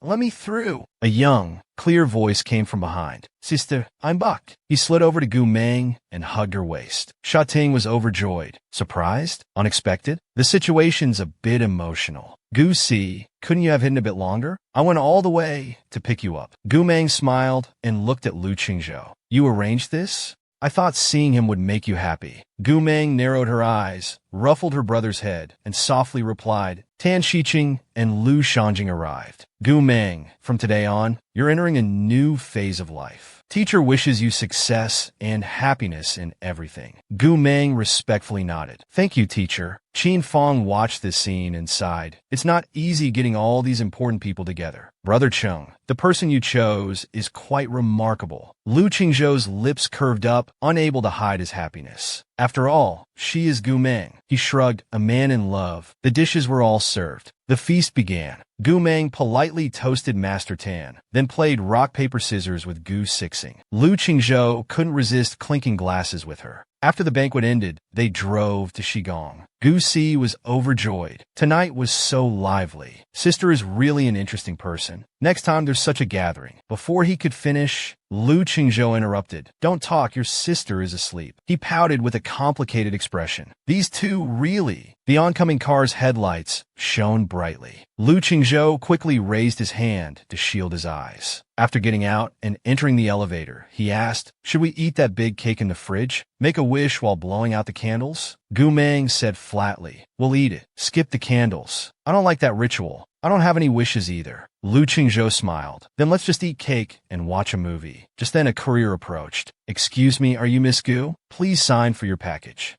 Gu Meng just signed her name, saying, "Give it to you or help me dispose of it." "Thank you." The courier quickly said, "Miss Gu, Mr. Hua asked you to read the letter first." Lu Qingzhou frowned. "Which Mr. Hua?" Gu Si immediately understood. A mischievous smile appeared on his lips. Gu Meng reluctantly took the letter and read it, frowning. Her brows furrowed. "I spent a long time choosing this gift. Please don't throw it away, okay?" The mysterious man sent her flowers. The top CEO was jealous. Which is better, chocolate or flowers? After reading the letter, Gu Meng was annoyed. This person just won't leave me alone. She crumpled the card and threw it directly into the trash. She coldly told the courier, "Thanks. You can go report back now. Goodbye." The courier was shut out. Gu Si said, "Sister, who is harassing you again? You've thrown away his gifts several times. Ignore him. It's not important." Lu Qingzhou gentlemanly brought her a pair of slippers. "Is there still chocolate in the fridge?" After changing her shoes, she softly said, "Yes." Lu Qingzhou, jealous, asked, "Which is better, chocolate or flowers?" Gu Meng decisively answered, "Of course chocolate. You can't eat flowers." Gu Si pondered. Sister doesn't like taking things from others. Only Lu Qingzhou's gifts she's never refused. So she must have feelings for him too. Meanwhile, the courier reported, "Sir, Miss Gu didn't accept the gift. She tore up the letter." Hua was confused. Was my letter poorly written? She doesn't like flowers. Tore up the letter. Even the medical materials I carefully found for her.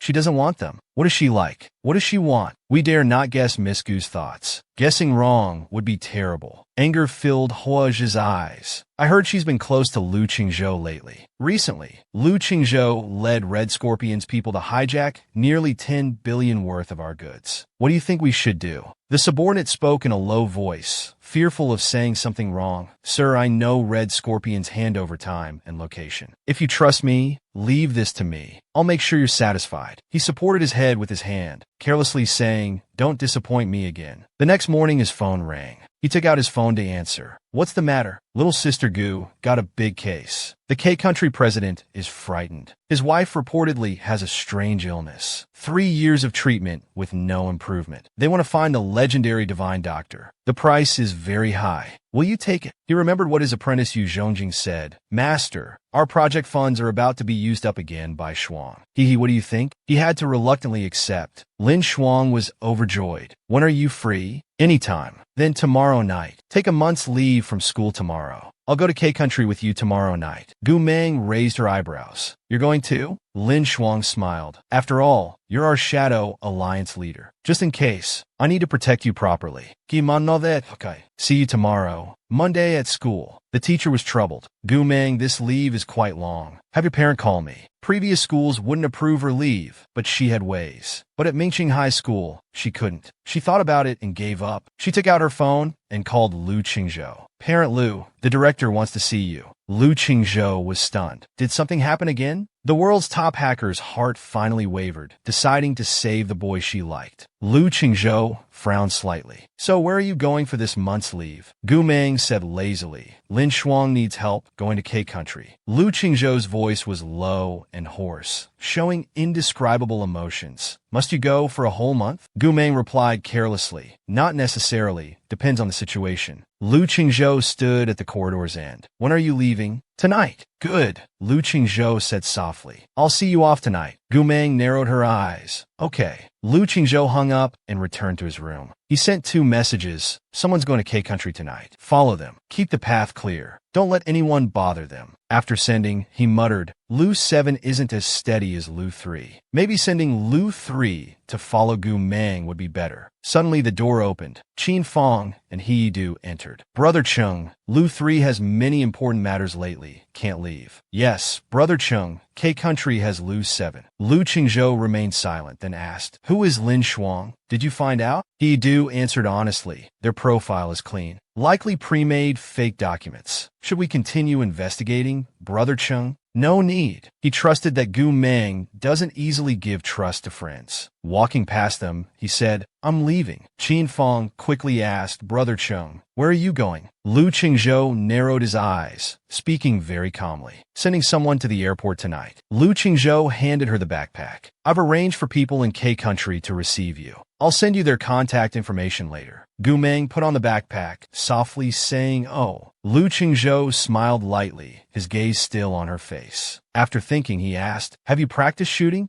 Gu Meng hummed in agreement. Lu Qingzhou pondered what Gu Meng's affirmative answer meant. Narrowing his eyes, he bent down and whispered in her ear, I'll get you a gun in K country. Don't hurt yourself in a fight. She softly responded to him. Okay, keep in touch. I'll be back soon. Lin Shuang sat on the bench at the airport entrance, crossing her legs and smiling. This dog food is hard to swallow. When has little sister Gu ever reported her whereabouts to anyone? Is this what a girl in love is like? Gu Meng walked up to Lin Shuang, her gaze casual. Let's go. Lin Shuang finally put down her legs, stood up, and smiled slightly. Young Master Lu, until we meet again. Lu Qingzhou returned a slight smile. Just then his phone suddenly rang. As soon as he answered, an urgent voice came through. Brother Chung, something's wrong. Come quickly. Gu Meng found a comfortable position, nestling in her seat. Her legs stretched out casually as she took out her flip phone and opened the internal communication software. Checking the message titles. It's going to be lively tonight. The Hua family is taking revenge on Hong Xian. The Hua family came prepared. Lu Qingzhou might be at a disadvantage this time. Where's Nine Tails? Doesn't he love joining the fun? Let him hack the satellite system. Give us a live broadcast. Gu Meng saw their discussion topics, her eyes narrowing slightly. Ajipi darkinizi harais. She took out her laptop from her bag and opened it on the table. Lin Shuang was beside her, holding a phone similar to Gu Meng's, also seeing the messages. She laughed schadenfreudely. Little sister Gu, are you going to watch their fight live? Suddenly her heart tightened. My God, what's we trying to do? Even targeting Lu Qingzhou so openly.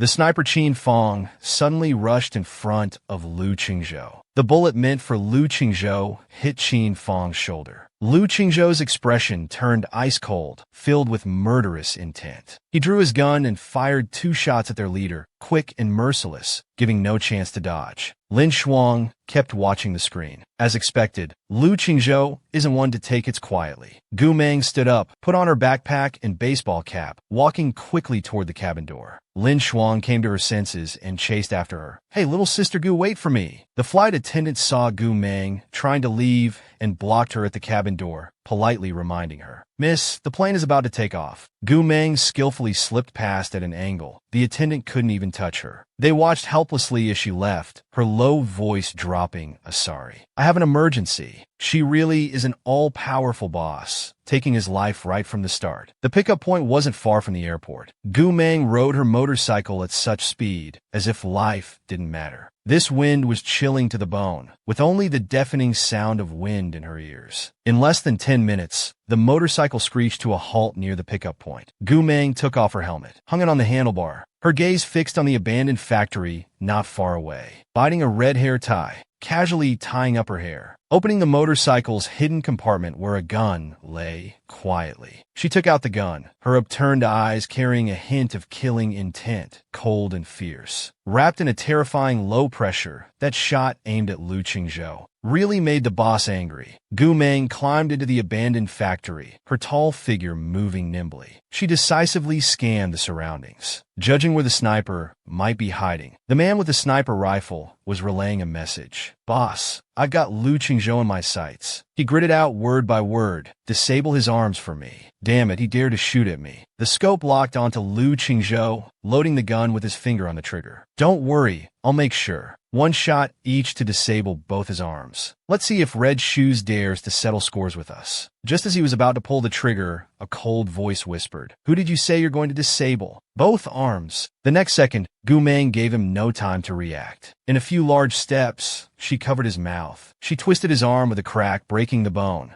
Finally, She lifted him up and slammed him hard onto the ground. One foot stepped on his upper body as she looked down at him, her black eyes freezing cold. Her voice was ice cold as she spoke. Hasn't anyone taught you? It's not fun when you point guns at people you can't handle. The man struggled desperately. Damn it, when did she get up here? With his arm disabled, he couldn't reach for his gun. He clenched his teeth and looked up, his voice low. Who are you? Gu Meng spoke slowly, maliciously. You're not worthy to know. Tell your superiors. As she spoke, she shot him. The man screamed in pain instantly. Provoke me again, and I'll take your life. After Gu Meng finished speaking, she withdrew her gaze, turned around, and took out her phone to send Lu Shanjing a message. Uncle Lu Qingzhou is in a gunfight at the abandoned factory in the south suburbs. You told me this information. Remember well. Lu Shanjing had just finished his official business when he received this message. He was being made the scapegoat again. Just then, a girl walked out from the factory gates, appearing before everyone's eyes. Upon seeing this figure, the man immediately panicked. His voice trembled severely. Wasn't Miss Gu supposed to be in K Country? How is she here? She came from inside, which meant their snipers hidden in the building were likely in grave danger. Qin Fong recognized her immediately. Gu Meng was also stunned for a moment. Despite being shot in the shoulder, he didn't care about it anymore.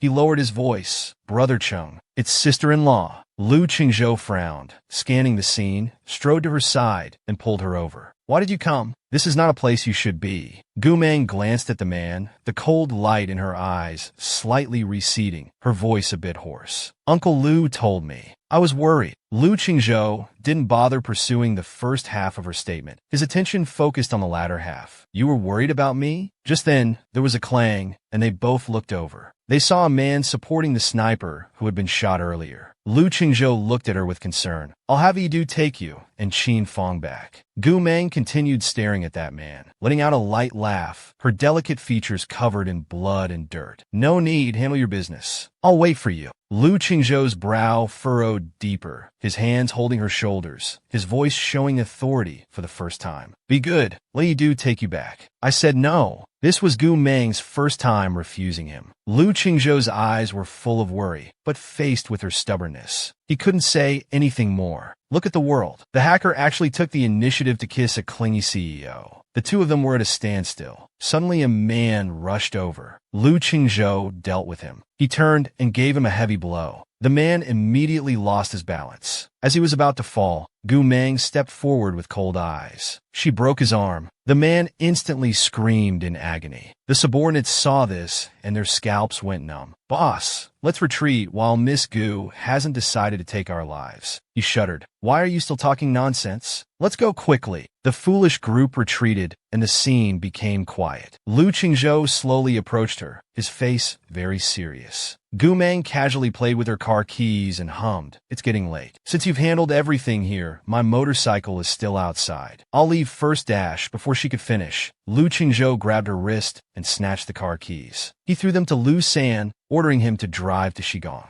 Gu Meng looked at her wrist and his grip, feeling quite speechless, not knowing how to explain. Half an hour later, on the way back to Shigong, except when getting out of the car, Lu Qingzhou hadn't let go of Gu Meng's hand for a second. Gu Meng yawned. I'm tired. I'm going to shower and sleep. She adjusted her wrist, but he still wouldn't let go. She frowned and looked at him. Lu Qingzhou's face remained serious. No hurry. Sleep later. Let's talk. Gu Meng lifted her eyelids slightly, sat down casually with an expressionless face, then took out the gun from her pocket, placed it on the table, and raised her eyebrows slightly. She turned to him. What do you want to talk about? Lu Qingzhou prepared a drink for her. Although he had thought about getting her a gun for K Country, because guns were legal abroad, the environment was too dangerous. But in China, ordinary people couldn't even touch guns. Why did she have one? He sat on the sofa, his gaze falling on her delicate, beautiful face. First, tell me where you got the gun. Hearing his question, Gu Meng took a sip of her drink, casually asking, About that, can I not tell you? She looked at him, Her eyes were clear and bright, purely black and white, incredibly beautiful. Lu Qingzhou didn't speak, just kept looking at her. After a long while, Lu Qingzhou pressed his lips together, completely helpless against her. All his anger disappeared. He said softly, "Fine, I won't ask. But in situations like tonight, don't rush forward recklessly anymore. Stay where you are. Wait for me to come find you." She crossed her legs and leaned back, arm resting on the sofa back, speaking slowly in a slightly hoarse voice. "That's probably not possible. If you're in trouble, I can't pretend I didn't see it. Next time, I'll do the same thing." Hearing this, Lu Qingzhou frowned. "What if you get hurt?" Gu Meng said indifferently, "I'm not afraid. What injury haven't I experienced?" Lu Qingzhou stared into her eyes, his black pupils deep and obsessive. "I'm afraid." Gu Meng fell silent. They just looked at each other. After a full minute, he patted Gu Meng's head. "Don't take risks anymore. They're not just street thugs. They're professional killers." Gu Meng raised an eyebrow, still maintaining that casual attitude. She tilted her head, mischievously. "Do I look weak to you? That's why I won't get hurt. Don't be afraid." His eyes narrowed as he smiled. "Then do I look weak to you?"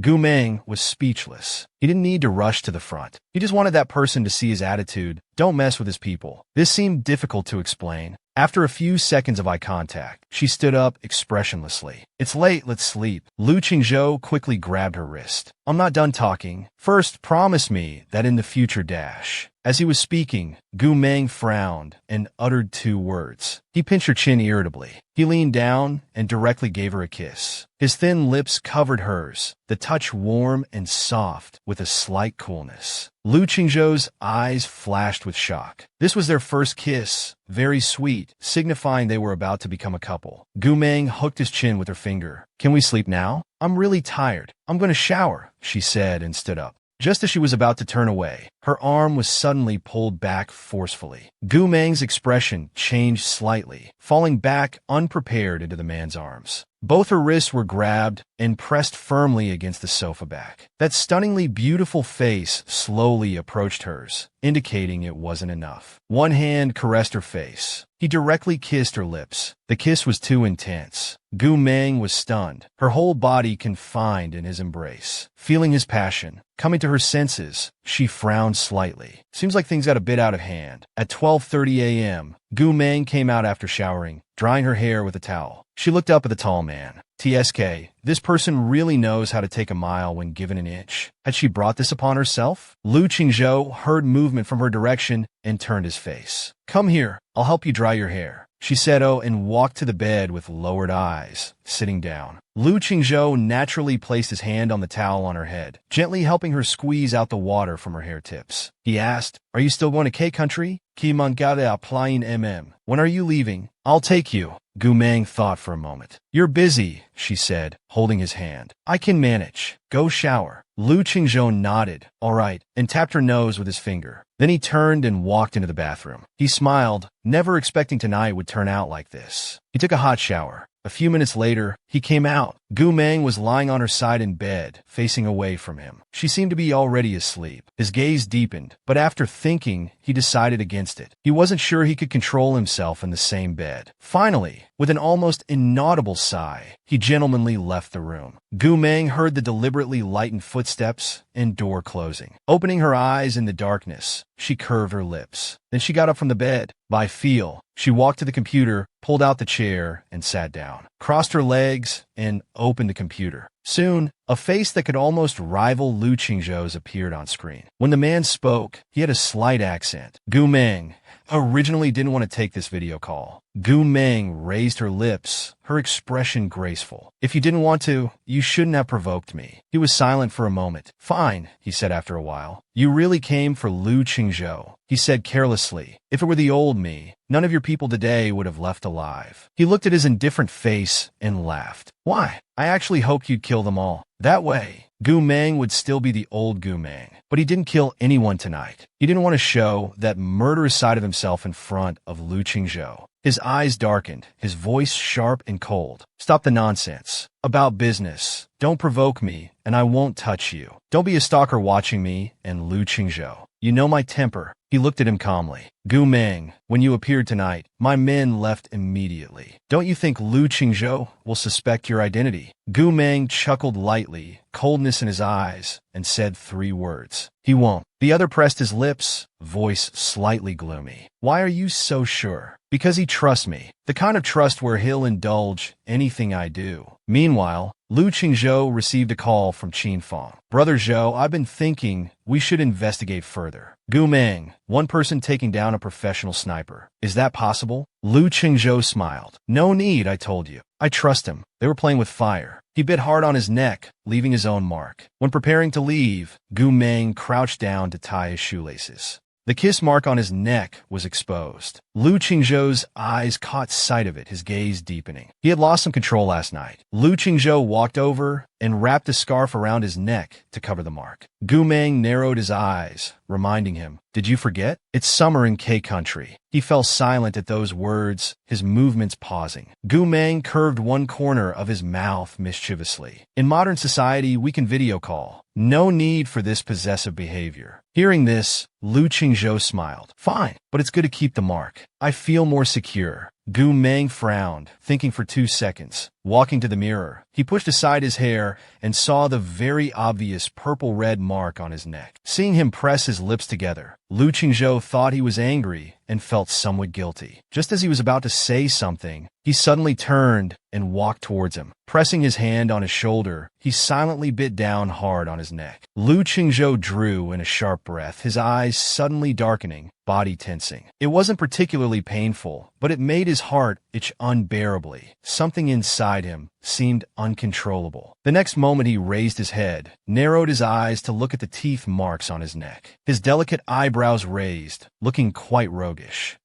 Now I feel secure too. Lu Qingzhou clicked his tongue, holding him tight. That's all it takes to feel secure? He said, pinching his chin and smirking. Should I bite your whole body? Gu Meng pushed him away, quite seriously. Next time, we'll be late for the airport. He turned and left immediately. Lu Qingzhou touched his neck, still feeling the teeth marks. Still wet, he pressed his jaw. Just you wait. Soon they arrived in K country. As soon as they left the airport, Gu Meng called Lu Qingzhou. We've arrived. The voice on the other end was a bit hoarse. Wait at the entrance then. My people will be there soon. He raised his eyebrows. No rush. Lin Shuang wants to go shopping first. She's already getting me a taxi. Lu Qingzhou found it absurd. Was shopping really that urgent? Gu Meng pressed his lips. Her hands get itchy if she doesn't spend money for a day. It's fine. After we finish shopping, have your people pick us up at the mall? Lin Shuang smiled. Though your identity as the divine doctor shouldn't be exposed, but in front of Lu Qingzhou, you can lie without batting an eye. Impressive. By then, their taxi had arrived. Gu Meng looked up. After we finish our business, you'll have plenty of time to shop. It's not really lying. Half an hour later, they arrived at the presidential palace. Lin Shuang admired the view, clicking her tongue. As expected of the presidential palace. Such wealth and grandeur. So many security checks just to enter. The man walked to the door and knocked. Mr. President, the divine doctor is here. The 3 of them stood up when they saw the divine doctor. Gu Meng greeted simply, hello. Lin Shuang smiled and said, Mr. President, the divine doctor is pressed for time. Shall we begin treating your wife? Even Johnston was very polite. Good. I'll have someone arrange a quiet place. He couldn't quite believe it. How could the legendary divine doctor be such a young girl? Well, since she's here, might as well try. He thought for a moment, then looked at Gu Meng. Miss Divine Doctor, would you mind if the presidential physician observes during treatment? Hearing Johnston's words, Lin Shuang's lips curved meaningfully. She wondered how many people had been fooled by Gu's appearance. The divine doctor was right in front of them, yet they still doubted her skills. Gu Meng raised her delicate eyebrows. That's fine. The legendary divine doctor turned out to be a young girl who knew how many people her appearance had fooled. The divine doctor was here, yet they still doubted her skills. Gu Meng took the first lady's pulse. Due to the long duration, Noah anxiously watched Gu Meng. Divine doctor, how is my mother's condition? After a while, they heard Gu Meng's calm voice. Madam had gallbladder surgery. Shell spoke, voice somewhat hoarse. Yes. When? 6 years ago. Gu Meng raised an eyebrow. After your surgery, you felt qi rushing through your chest and abdomen, unbearable pain, accompanied by chest tightness, palpitations, vomiting, chills, and cold limbs. Madam, are these symptoms correct? Shell and Johnston exchanged glances. Just by taking the pulse, she could accurately describe the symptoms. He became excited. Yes, divine doctor. What illness do I have? Gumeng calmly said 3 words, Bangtan Chi, and reached for her bag. She searched for acupuncture needles inside. The presidential chief physician spoke up. Bangtan Chi is a traditional Chinese medicine term. In Western medicine, it's acute coronary syndrome. We've checked. The First Lady's heart function is normal. Could the divine doctor be mistaken? Gumeng had just taken out her acupuncture kit when she heard this, her expression turning slightly cold. Another doctor frowned and said, "That's right. The Bangtan Chi the divine doctor mentioned is basically just an emotional disorder. If that's really the case, wouldn't it be more appropriate to call a psychologist?" Gumeng chuckled, crossed her legs, and leaned back. She spoke unhurriedly. "You know quite a lot. Since you know so much, how did you manage to get a perfectly healthy person into this state?" Hearing this, the doctors' faces changed. They frowned at her. "What do you mean? You're saying we made the First Lady worse? That's completely baseless. Every doctor here are all internationally renowned medical experts. You need to be responsible for your words." Gumeng crossed her arms casually. "Pretty impressive to perform abdominal surgery without finding the cause. Did Madam catch a cold after her gallbladder surgery?" Shell was surprised. "How did you know?" She thought the cold had affected post-surgery recovery, but clearly the divine doctor meant something else. Gumeng spoke in a low voice, calmly stating, "Material injury, Yang. In simple terms, the cold was treated incorrectly." He mocked again. "You just said it was Bangtan Chi. Now you're saying it's a mistreated cold. What's the connection? How can you treat a cold wrong? This is getting more ridiculous." Their arguing made Gumeng's patience gradually disappear. She was quite displeased. Just then, she suddenly saw Shell start convulsing. She casually said, "Fine. Since the condition will appear soon, I probably won't need to intervene." The doctors looked at each other, speechless. She lowered her gaze, fingers tapping lightly. 3, 2, 1. Shell immediately suffered unbearable abdominal pain. Cold sweat broke out on her face. She was nearly frozen. Johnston and Noah's faces changed drastically. They hurried to support Shell, but this attack was severe. In less than 10 seconds, she lost consciousness. She fainted. The presidential chief physician barely maintained composure as he ran over, immediately saying, "Quick, get the First Lady to the medical room for examination." He took out his phone and saw Lu Qingzhou had sent a message. "Are you almost done? I've sent Lu Qi to wait for you." He leisurely replied, "Still need a while." Lin Shuang collapsed. "Won't you come check? In case those people made a mistake, it'll cause you trouble." Gumeng appeared very calm. "What's there to fear? The anxious ones won't be me. He's the world's best divine doctor. No one can surpass his medical skills." The chief physician frowned,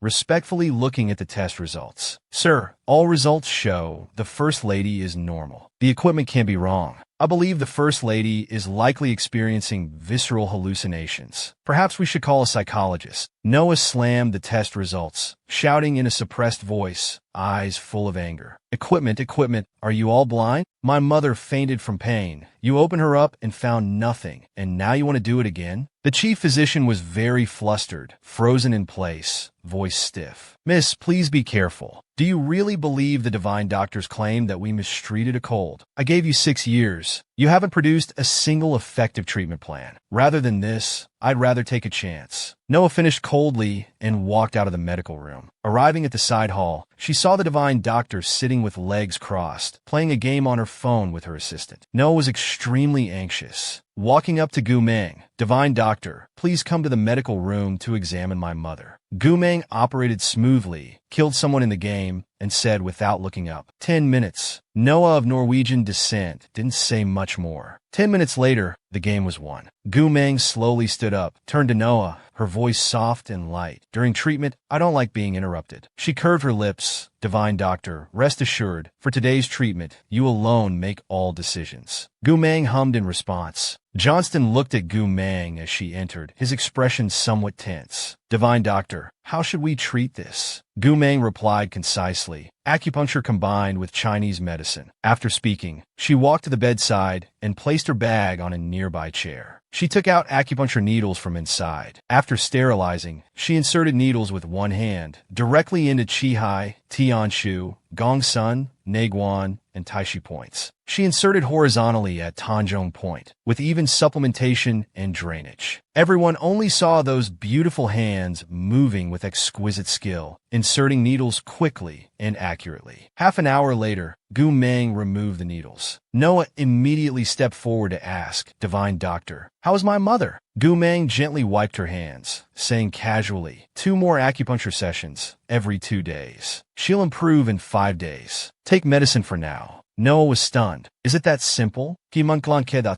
Her eyes held a mischievous look. "What else? Should we be like certain people who make patients take Western medicine for 6 years without finding the cause? Is that treating illness or creating illness?" A doctor nearby angrily shouted, "Don't be arrogant. The First Lady hasn't recovered yet. Who knows if what you're saying is true or false?" Gu Meng picked up her bag and turned to leave, giving them a mischievous look. "True or false? You'll know in 5 days." The two of them walked out of the presidential palace, got into a car. Just as they drove away, another car arrived. Sent respectfully opened the car door. "Second young miss, welcome home." And then quickly walked into the living room and hugged Sister Noah. "I'm back." Then smilingly introduced, "Sister, this is my new friend Guing. She was just accepted by the medical organization and is looking for a mentor. Since Professor Kang Chi happens to be at the presidential palace recently, I invited her to stay with us." Guing smiled. "Hello." Noah looked at her. "Since you're an Anne's friend, I'll have the butler arrange a guest room for Miss Gu."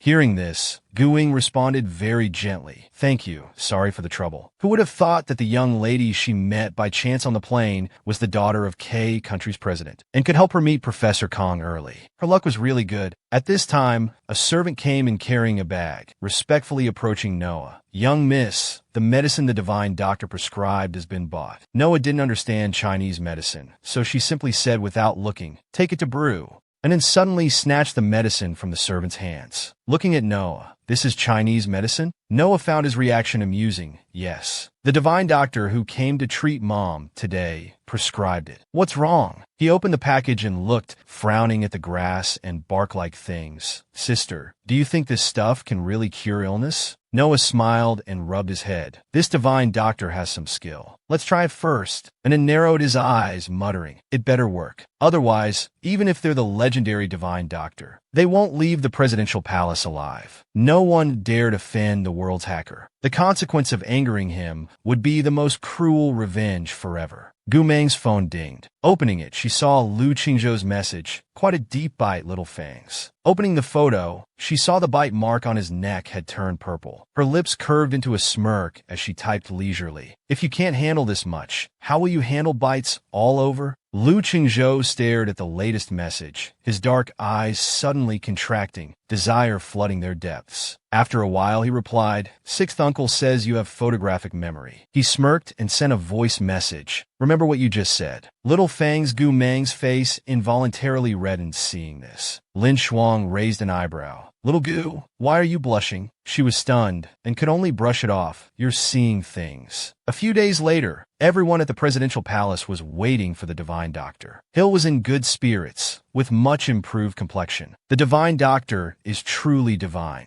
These past few days, I've finally had some good sleep." And I was also surprised it actually worked, smiling. "That's great. Mom's illness is finally going to be cured." Hill stood up. "The divine doctor will arrive soon. I want to welcome them personally." Suddenly, she coughed violently. The next moment, she lost consciousness and was about to fall. Noah and Johnston quickly stood up to catch her. "Where's the doctor? Get the doctor here quickly." Gu Meng and Lin Shuang arrived at the presidential palace. When they reached the living room, they found it unusually quiet. Only Lin was standing there. Lin Shuang instinctively felt something was wrong and became quietly alert, and then suddenly whirled around, glaring at them. "Guards, arrest these 2 frauds." Instantly, black-clad guards rushed out from every corner, surrounding them. Gu Meng's eyes flickered slightly. She glanced around and looked at Anan. "What's the meaning of this?" Anan's expression suddenly turned fierce, eyes vicious. "You made my mother cough blood and faint, and you dare ask what this means? I've always heard Chinese medicine practitioners are medical scum. I didn't expect you dare to come scam the presidential palace. How many lives do you have?" Gu Meng's expression remained cold, her eyes unchanged. Her voice was soft and slow. "Chinese medicine practitioners are medical scum? She gave a light laugh, shifting to an even more arrogant and casual stance. Sorry, but this scum was personally invited by your presidential palace. Seeing Gu Meng's dismissive attitude, and Anne's eyes reddened with anger. What are you waiting for? Take them to the dungeon. The guards immediately moved to seize them. Gu Meng maintained her casual, lazy demeanor, completely calm. Watching the guards approach Gu Meng, something suddenly flashed in his mind. Wait! His gaze fell on Gu Meng's mask. Still smiling, I just remembered. Everyone's been curious about what the most mysterious international Chinese medicine expert looks like. Get a camera. Have the news department prepare a press release. Today we'll properly expose this divine doctor. At that moment, he'll regain consciousness. Johnston was extremely excited. Madam, you're awake. Noah was also very happy. Mom, are you all right? Johnston pressed his lips together. Don't worry. I won't let that quack who worsened your condition get away. He'll suddenly sat up confused. What are you talking about? Who said my condition worsened? Where's the divine doctor? I feel better than ever. I want to ask if I'm completely cured. Their expressions changed upon hearing this. Just then, a servant entered with a phone. After connecting Mr. Yinlong's call, a cold voice came through.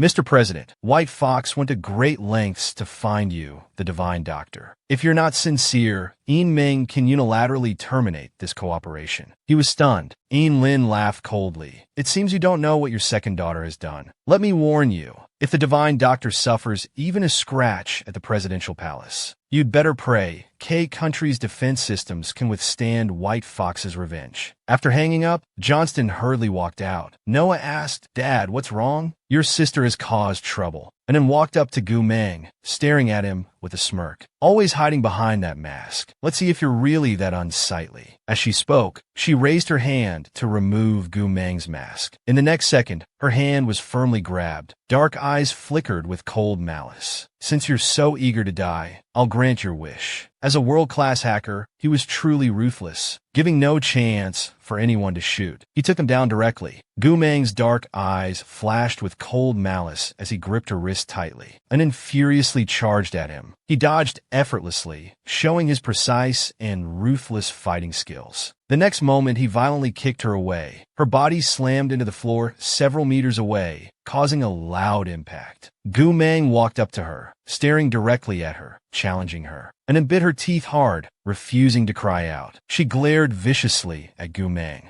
She raised her left hand to throw a punch, but he caught it, leaving her immobilized. Gu Meng's expression remained unchanged as he threw a punch directly at her. This time, Anin couldn't hold back her screams of pain. She lay on the ground, unable to get up. Gu Meng stepped on Anan's back, looking down at her. Then he crouched down, gripping her hand behind her back with threatening force. Still want to see my face? Noah approached and saw his sister lying on the ground. His brows furrowed. Anin and Johnston panicked. Please show mercy. Seeing her father, and Anne's eyes immediately reddened. She screamed hysterically, Dad, kill him, shoot him dead. Gu Meng suddenly applied force. A crack sound, the wrist bone breaking, made everyone's scalp tingle. Noah suppressed his anger. He looked at Gu Meng with an extremely respectful attitude. This is all a misunderstanding today. Was impulsive. I apologize on her behalf. Please show mercy. Johnston felt his face burning with shame for the first time. Humbling himself, divine doctor, Anin has learned her lesson. Could you please let her go? Her bone is broken. We need to treat it quickly. Gu Meng glanced at the black-clad guards behind him, who still had their guns pointed at them. Noah noticed this and ordered, Release them. All of you withdraw. He turned to Gu Meng, almost reverently. Divine doctor, I apologize. Mom's sudden blood vomiting and fainting this morning frightened us. We misunderstood you. Only then did Gu Meng lift his eyelids slightly and step off, and Noah immediately went to help Anin up, just touching her arm. Suddenly, Anin pulled out a gun from her pocket with her left hand. She pointed it at Gu Meng, her red eyes filled with madness. Die, she screamed, eyes wide. Anin and Lin Shuang's expressions changed. Watch out! The next second, Gu Meng spun around with a powerful roundhouse kick. Aimed at Anan's head, the kick was fast and fierce. Nobody even saw his movement, and it didn't even have a chance to fire. She fell to the ground again, knocked unconscious by the kick. Gu Meng snorted coldly, glaring at Anin on the ground. Noah took a deep breath and turned to the presidential guards. Come and take the second miss for treatment. Johnston looked at Gu Meng. Master Healer, you've vented your anger. Can you continue treating my wife now? Gu Meng lifted his eyelids, chuckling coldly. Sorry, not in the mood anymore. Hands in pockets, he turned to leave. Johnston, aware of the gravity of the situation, put aside his dignity and stepped forward to block his path. Wait, today's incident was indeed the presidential palace's fault. We can apologize. Please reconsider. A doctor should put patients first. Is that so? Gu Meng's delicate eyebrows raised slightly. A qualified doctor is like that. Johnston's heart eased slightly hearing this. But in the next moment, those dark eyes curved slightly, as if smiling. Too bad I'm not one. Lin Shuang laughed. How funny. Since we arrived, we've faced mockery from the medical team. Then we're inexplicably attacked. And you still dare lecture us about medical ethics. A servant stood beside Johnston, respectfully asking, Sir, the guards are outside. Should we stop them? He replied quietly, Let them go. Noah approached. Dad, the divine doctor is leaving. What about Mom? Johnston thought for a moment and spoke deeply. I remember the old lady's illness on Huaguo Road was cured by a doctor skilled in acupuncture. That doctor is close to Lu Qingzhou. We just need to convince him. May Mama's illness can't wait. I'll go to the Lu family to find Lu Qingzhou immediately. His identities are scattered everywhere, truly befitting a world genius. Just as Gu Meng finished showering, he received a video call from Lu Qingzhou. Seeing the room layout behind him, back at the Lu residence, Lu Qingzhou nodded. It's been months, coming back for a visit. Hearing this, Gu Meng's delicate eyebrows raised slightly, his gaze passing over the faint marks on his neck, lips curving slightly. You went back with those marks? He touched his neck, raising an eyebrow. They'll probably be gone by tomorrow. Gu Meng smiled, unwrapping a lollipop. I learned tattooing before. Need my services? I can make it look real. Lu Qingzhou's dark eyes sparkled with amusement. May I ask Miss Gu's price? With a lollipop in his mouth, he lazily said, Not expensive. Within seconds, Gu Meng's phone received a bank transfer notification for 1 million. He narrowed his eyes. How generous. Lu Qingzhou, looking at that beautiful face in the video, suddenly turned serious. Enough joking. There's something I need to tell you. The K-Country Presidential Palace has approached the Lu family. They want you to treat their first lady. The president's eldest daughter, Noah, will visit personally tomorrow. Lu Zhai wants to know your thoughts. Gu Meng remained silent, a dangerous glint flashing in his dark eyes, his expression cold and fierce. Lu Qingzhou was about to say he didn't have to go if he didn't want to. Gu Meng's voice turned cold, saying one word, Go. If I don't, they'll never stop. This answer was within Lu Qingzhou's expectations. He smiled. I'll handle the rest. Won't let you be taken advantage of. Gu Meng hummed in agreement. The next morning, Noah visited discreetly, smiling politely. The situation is urgent. Please excuse my sudden visit. The old lady smiled slightly. We know why Miss Noah is here, but Gu Meng isn't part of the Lu family. The final decision is his. Noah looked at him, maintaining a humble attitude. I originally planned to visit Miss Gu and young Master Lu in Ming City, but learned that Miss Gu is on a month-long leave. I hope young Master Lu can help contact Miss Gu. Whatever her requirements, the presidential palace will try to meet them. Lu Qingzhou remained silent, calmly drinking his tea. Noah quickly understood. My mother's condition can't wait. If General Lu can help convince Gu Meng to make a house call, the presidential palace will provide generous compensation. He finally put down his teacup and leaned back, crossing his legs. His indifferent gaze fell on her. What's your price for the divine doctor? 300 million. Lu Qingzhou replied expressionlessly. Plus 20 times that for the Lu family. Noah frowned, losing her composure. Isn't that price a bit high, young Master Lu? 20 times is simply taking advantage. His lips curved into a smile, his stunning features more radiant. That's our price. Whether to accept is your choice. Noah's pupils contracted at these words. Old Lady Lu smiled sweetly. Miss Noah, business is about mutual agreement. Just like when we bought machinery from K-Country. Even though you set sky-high prices, we really wanted to buy, so we could afford it. Lu Qingzhou smiled slightly. The old lady continued pointedly. Isn't taking advantage of situations what K-Country loves doing most? How do you think we're learning? After a while, she took a shallow breath. Fine, 20 times it is. Can young Master Lu tell me Miss Gu's whereabouts now? Lu Qingzhou's lips curved upward. That depends on you. Once the money's in place, everything's negotiable. Noah looked at a servant beside her. Contact the bank. Transfer the money to Mr. Lu now. Then they left. In the living room, Lu Qingzhou checked his computer. The money had all been transferred to his personal account. Nothing left. The old lady watched painfully. She gave him a cool look. Look at how love-struck you are. Even giving all the presidential palace's payment for the Lu family to Gu Mao. You're really spoiling him. Lu Qingzhou raised his eyebrows calmly. He has no parents. I need to save up his dowry. Nothing's even certain yet, and you're already saving for a dowry. The old lady looked at him expressionlessly. Then bring him home next time. Lu Qingzhou walked out with his laptop, smiling. Then you better prepare a generous welcome gift. The old lady got angry. Brat! Noah sat in her car, looking darkly at Gu Meng's photo. Traditional medicine, acupuncture skills, young and talented. These characteristics appeared in both the Divine Doctor and Gu Meng. Could it really be such a coincidence? He's the world's #1 Divine Doctor. Yet someone dared to doubt his medical skills. Lu Qingzhou arrived in K country and rushed to pick up Gu Meng right after landing. He looked Gu Meng up and down. You look very different today. Gu Meng narrowed his eyes. Yes, Lin Shuang picked this for me a few days ago, changing style occasionally. How did you negotiate with the presidential palace? He raised his eyes. 71 billion.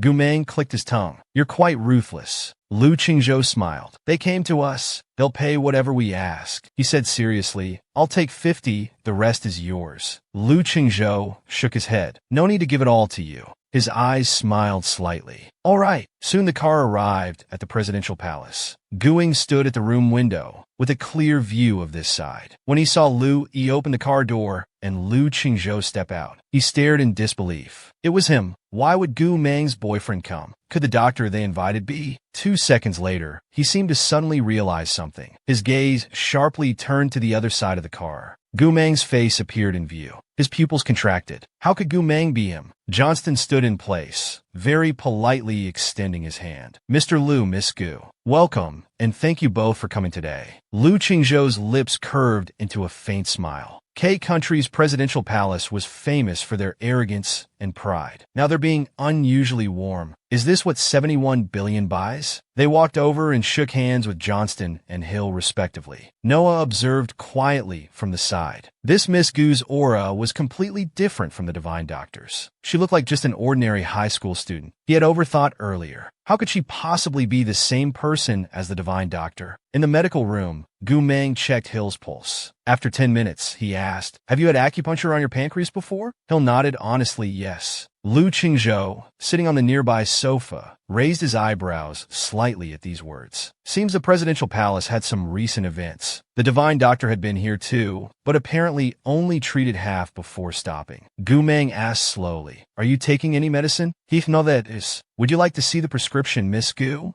Gu Meng spoke flatly. No need. Then opened his backpack and took out a notebook. He began writing a prescription. Finished after a few seconds. He tore off a page and handed it to Hill, smiling mischievously. If this matches your current prescription, keep taking it. If not, stop yours tomorrow and take mine for 7 days, once daily. Hill took the prescription and froze. Noah also saw it and quickly grabbed the prescription from his hand. Comparing them, it was almost identical to the Divine Doctor's. Seeing their silence, Gu Meng immediately understood. Is it the same as your current prescription? Actually, your previous acupuncture treatment was very effective. The blood stasis has been expelled. Hearing this, all three realized they had wronged the Divine Doctor. His lips curved mischievously. 7 more days of medicine and you'll recover. Noah pressed her lips together. Miss Gu means my mother doesn't even need acupuncture? Gu Meng smiled carelessly. Yes, but since you're paying, we can do acupuncture if you want. 3 doses of medicine and you'll recover. And then, hearing this, eyes instantly blazing with anger, stepped forward and snatched the prescription from Hill's hand. It's exactly the same as the previous Divine Doctor's. What joke is this? We paid 71 billion to bring you here, not to hear nonsense. If this is how it is, return the money. Gu Meng narrowed his eyes, slowly turning his gaze toward him, a terrifying cold light in his eyes. Lu Qingzhou also raised his head, a chilling pressure emanating from him. The entire medical room instantly dropped several degrees. Gu Meng casually rested his face on his hand. Does this young lady have objections to my diagnosis? The world's hackers are not to be messed with. Whoever dares to offend him, he'll point a gun at them. Even his own sister is no exception. Johnston frowned and sternly rebuked and then shut up, and then looked at her father. He hasn't done anything useful, yet took so much of our money. His stern gaze warned, I told you to shut up, and it was indignant. Mom's illness would have gotten better without him. He should return our money. Noah pulled him back, saying firmly, and then stop it. 7 billion isn't a small amount. He's clearly extorting us. Before he could finish, Johnston raised his hand and slapped him hard. Hill's face changed dramatically as she stood up, and then looked at her father in disbelief. Johnston coldly ordered, take the second young lady back to her room. Without my permission, she's not to step 1 foot outside. Gu Meng casually rested her face on her hand, displaying an obviously good service attitude with a smile. So, madam, would you like acupuncture? Hill felt terribly uncomfortable and had no mood. She forced a smile. Since taking medicine can cure it, there's no need for acupuncture. Thank you, Miss Gu.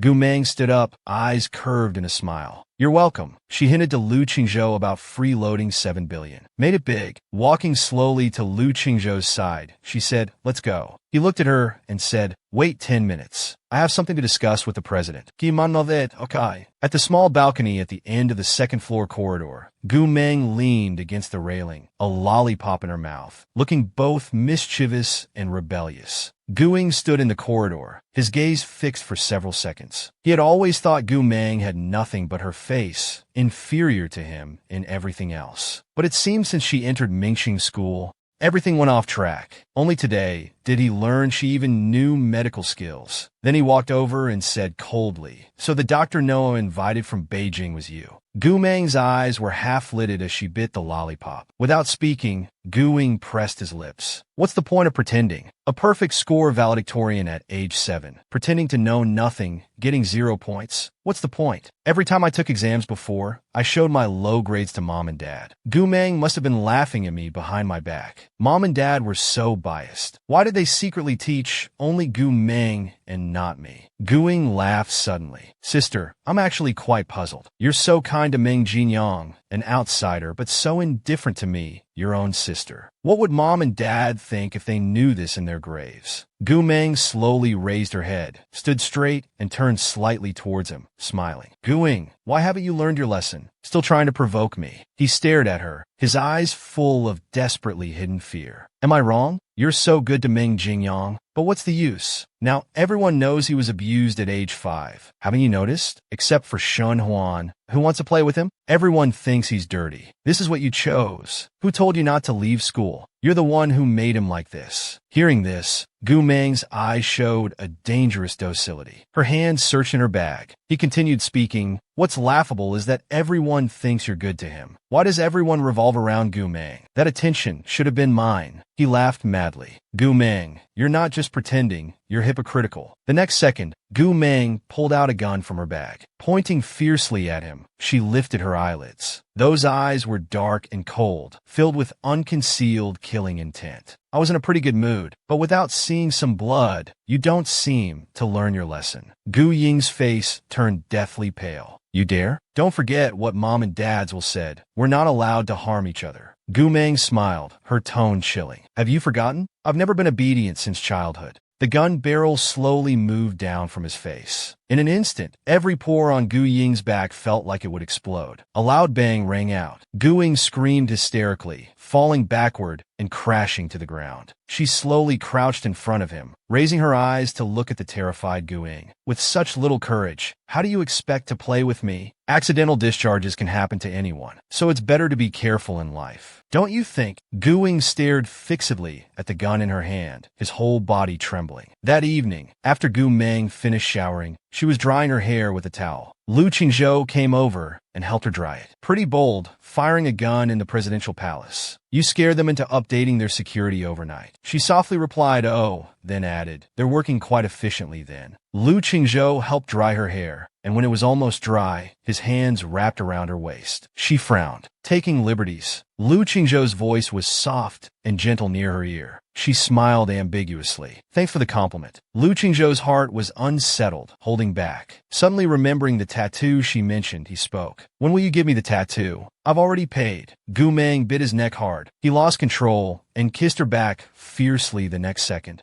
Gu Meng wasn't easy to deal with. She forcefully tore open his clothes and declared, "I want to sleep with you." Lu Qingzhou's heart was unsettled, his eyes restraining, suddenly remembering the tattoo she mentioned. "When will you give me the tattoo? I've already paid." She never equivocated about business matters and answered seriously, "I didn't bring my tattoo equipment. Wait until we return to Mincheng about a month later. I still have business in K country. I'll do it when I return." Lu Qingzhou slowly brushed her hair aside. His lips curved into a smile. "Won't you be worried after a month?" Gu Meng turned to look at him, directly stroking his chin. I understand." Lu Qingzhou raised an eyebrow and smiled. "Understand what?" Before he could finish, Gu Meng pushed him down and pressed close against him. Lu Qingzhou's smile suddenly froze. His eyes filled with desire as she tilted her head and covered his jawline with soft lips. Opening her mouth, her teeth gently bit him, gradually increasing pressure, very slowly. Lu Qingzhou exhaled restrainedly, slightly trembling. One hand around her waist, the other moving to her nape, slowly massaging. "How long do you want to bite?" Gu Meng's eyes curved as she released her bite, speaking calmly. "Can last a month." Lu Qingzhou chuckled. "Biting so hard. You want to mark me? I remember someone said they'd bite all over next time. No need to spread it evenly." He paused for a second, slightly shy. Leaning down close, he hooked her chin with his finger, smiling. "All over? I'm afraid you can't handle it." His delicate features revealed a hint of wild wickedness. A quiet, restrained tension filled the air. Lu Qingzhou also smiled, staring straight at him. "You really need to be taught a lesson." His smile widened as he straightened up and said, "I'm tired. Good night." Just as he was about to turn around, Lu Qingzhou suddenly grabbed his wrist. Before Gu Meng could react, he was pulled onto the bed. Lu Qingzhou loomed over him, pinning down his body.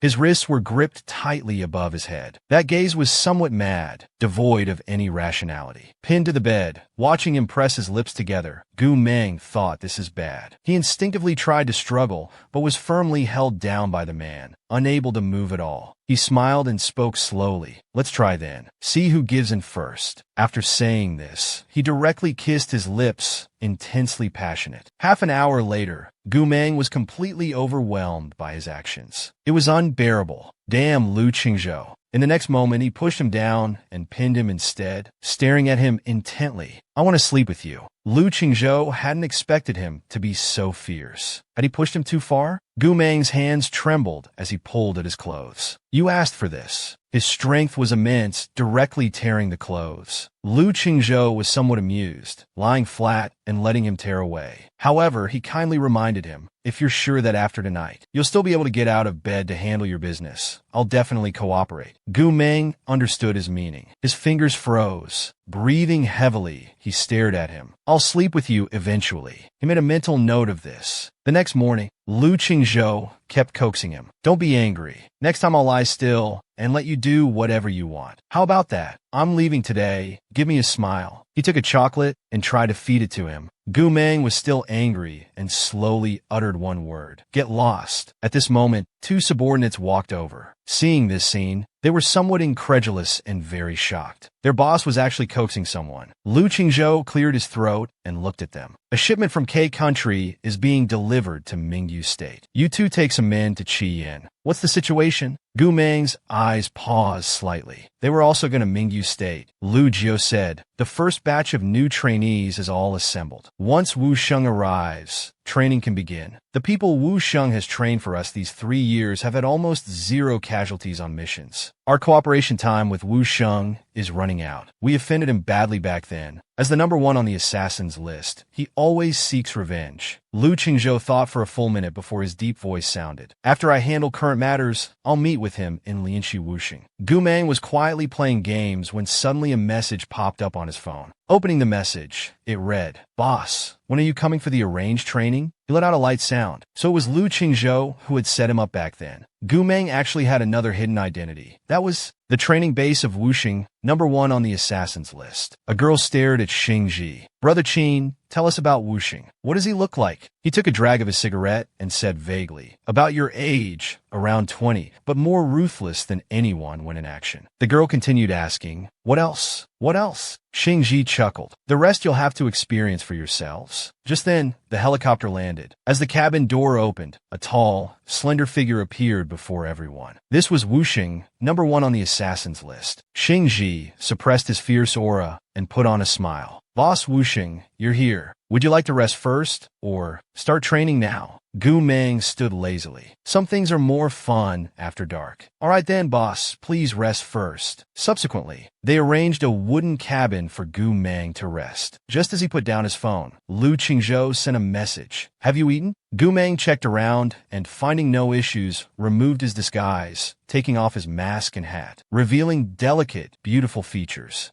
He sat on the bed, leisurely replying. Seconds later, Lu Qingzhou sent another message. Didn't eat breakfast either. Gu Meng simply replied with one word. Head lowered, eyes gleaming. He typed out a long message. If you won't tell me where you're going, take care of yourself. Otherwise, I won't let you go alone next time. Gu Meng quickly replied with one word. Seeing this single word, Lu Qingzhou narrowed his eyes. Just one day apart, and the attitude was already this cold. He pressed his lips and sent another message. Do you have any complaints about me? Gu Meng just smiled, corner of his mouth tilting sharply. No complaints really, just that the enemy I've been looking for 3 years suddenly appeared. Kinda want to kill him, that's all. 3 years ago, Gu Meng took on a high-paying training mission. The requirement was to train a batch of experts in 30 days. The mission was completed beautifully, but it caught Qian's attention. At that time, Yin Ming's strength wasn't enough. He didn't want trouble, so he refused. Unexpectedly, Qian set a trap and caught him. He thought someone would come to rescue him, but Qian's intelligence network was too powerful. After weighing the pros and cons, Gu Meng agreed to sign a 5-year cooperation with Qian to train new recruits for them each year. He just never expected that Qian's boss would be Lu Qingzhou. Gu Meng narrowed his eyes. Too much. The quiet room was filled with an ambiguous killing intent, his delicate features ice cold. Somewhat confused, he had said before, don't let me find out who Qian's boss is, or I'll definitely kill him. What to do now? As the sun set, the training participants became nervous. A man asked cheerfully, his eyes showing barely concealed excitement. Instructor, what's our training content for tonight? His figure was lean, face covered with a mask, wearing recording gloves, fingers long and distinct. He repeated the training content, then lifted his eyelids slightly, and amid everyone's confused expressions, uttered 2 words, getting hit. As soon as the words fell, before the 10 people could react, one of the men was suddenly struck hard by Gu Meng's punch. He slightly flexed his wrist, his expression quite cold, glancing at the others. All come at once. They slowly charged forward. All attacked Gu Meng at once. Kimanspi naroind, easily dodging. His elbow struck the opponent's chest, slamming them hard to the ground. Simultaneously, Gu Meng turned his head and kicked sideways. The person trying to attack from behind was knocked down by his kick. Xingji watched as several people were beaten down by Gu Meng one by one until they couldn't get up. Why does the boss seem more ruthless than ever? Will these people survive the training? Gu Meng, satisfied after the fight, sighed in relief. Finally, that feels better. As he turned, his dark gaze swept over them as he spoke flatly. Go pack your things. You have 5 minutes to enter the forest. He never imagined that the enemy he'd been searching for 3 years would turn out to be the boy he loved. He had said once he found out who Qian's boss was, he would personally kill him. What should he do now? Unmanned helicopters circled above the forest searching. Countless people were in the forest, conducting a sweep search for these people. A man looked up at the helicopter above, his expression extremely complicated. Has Wuxing gone mad? Making us do survival training in the forest at night is one thing, but expecting us to shoot down helicopters with 600-meter range guns? Even gods couldn't do that. Suddenly, there was a loud boom. The helicopter searching for them in the sky exploded. A thick cloud of white smoke burst in the air. Gu Meng spoke to the trainees through the communication earpiece. There are 11 drones in total. I've taken care of mine. 1 for each of you remaining. Miss, and you're out. Just then, his earpiece channel was switched. A man's voice came through. Wuxing, come out for a moment. We've added a temporary special training member. Xingji walked over casually and spoke to Gu Meng. Don't know who's coming that made our boss personally arrange their entry. If they have connections, it's hard to know how to handle them. You know our training has a high casualty rate. Gu Meng kept his eyes lowered, saying nothing, and walked straight ahead. As the two approached the cabin, they saw a small figure standing there, with Qin Fong beside them. Gu Si looked up at them the moment they appeared. When he confirmed it was his sister, he clenched his fists tightly. When Xing Ji saw Gu Si, his heart skipped a beat. Young Master Qin, is this the new team member for special training? You must be joking. Such a small child. He nodded. Arrange for Gu Si. If he can't keep up with physical training, contact us immediately to send him back. He patted Gu Si's head. My task is done. Train well. Contact your brother-in-law if anything happens. Hearing this, Gu Si smiled and slowly said, he can call himself brother-in-law after he manages to marry my sister. Qin Fong narrowed his eyes at him. What did you say? Gu Si smiled sweetly, looking very cute. I said okay, you can go now. Was it Qin Fong's imagination, or did this Wuxing give him a very familiar feeling? Xingji turned slightly toward Gu Meng. Wuxing, take young Master Gu to the training ground. I need to go to the monitoring room. Gu Meng responded flatly.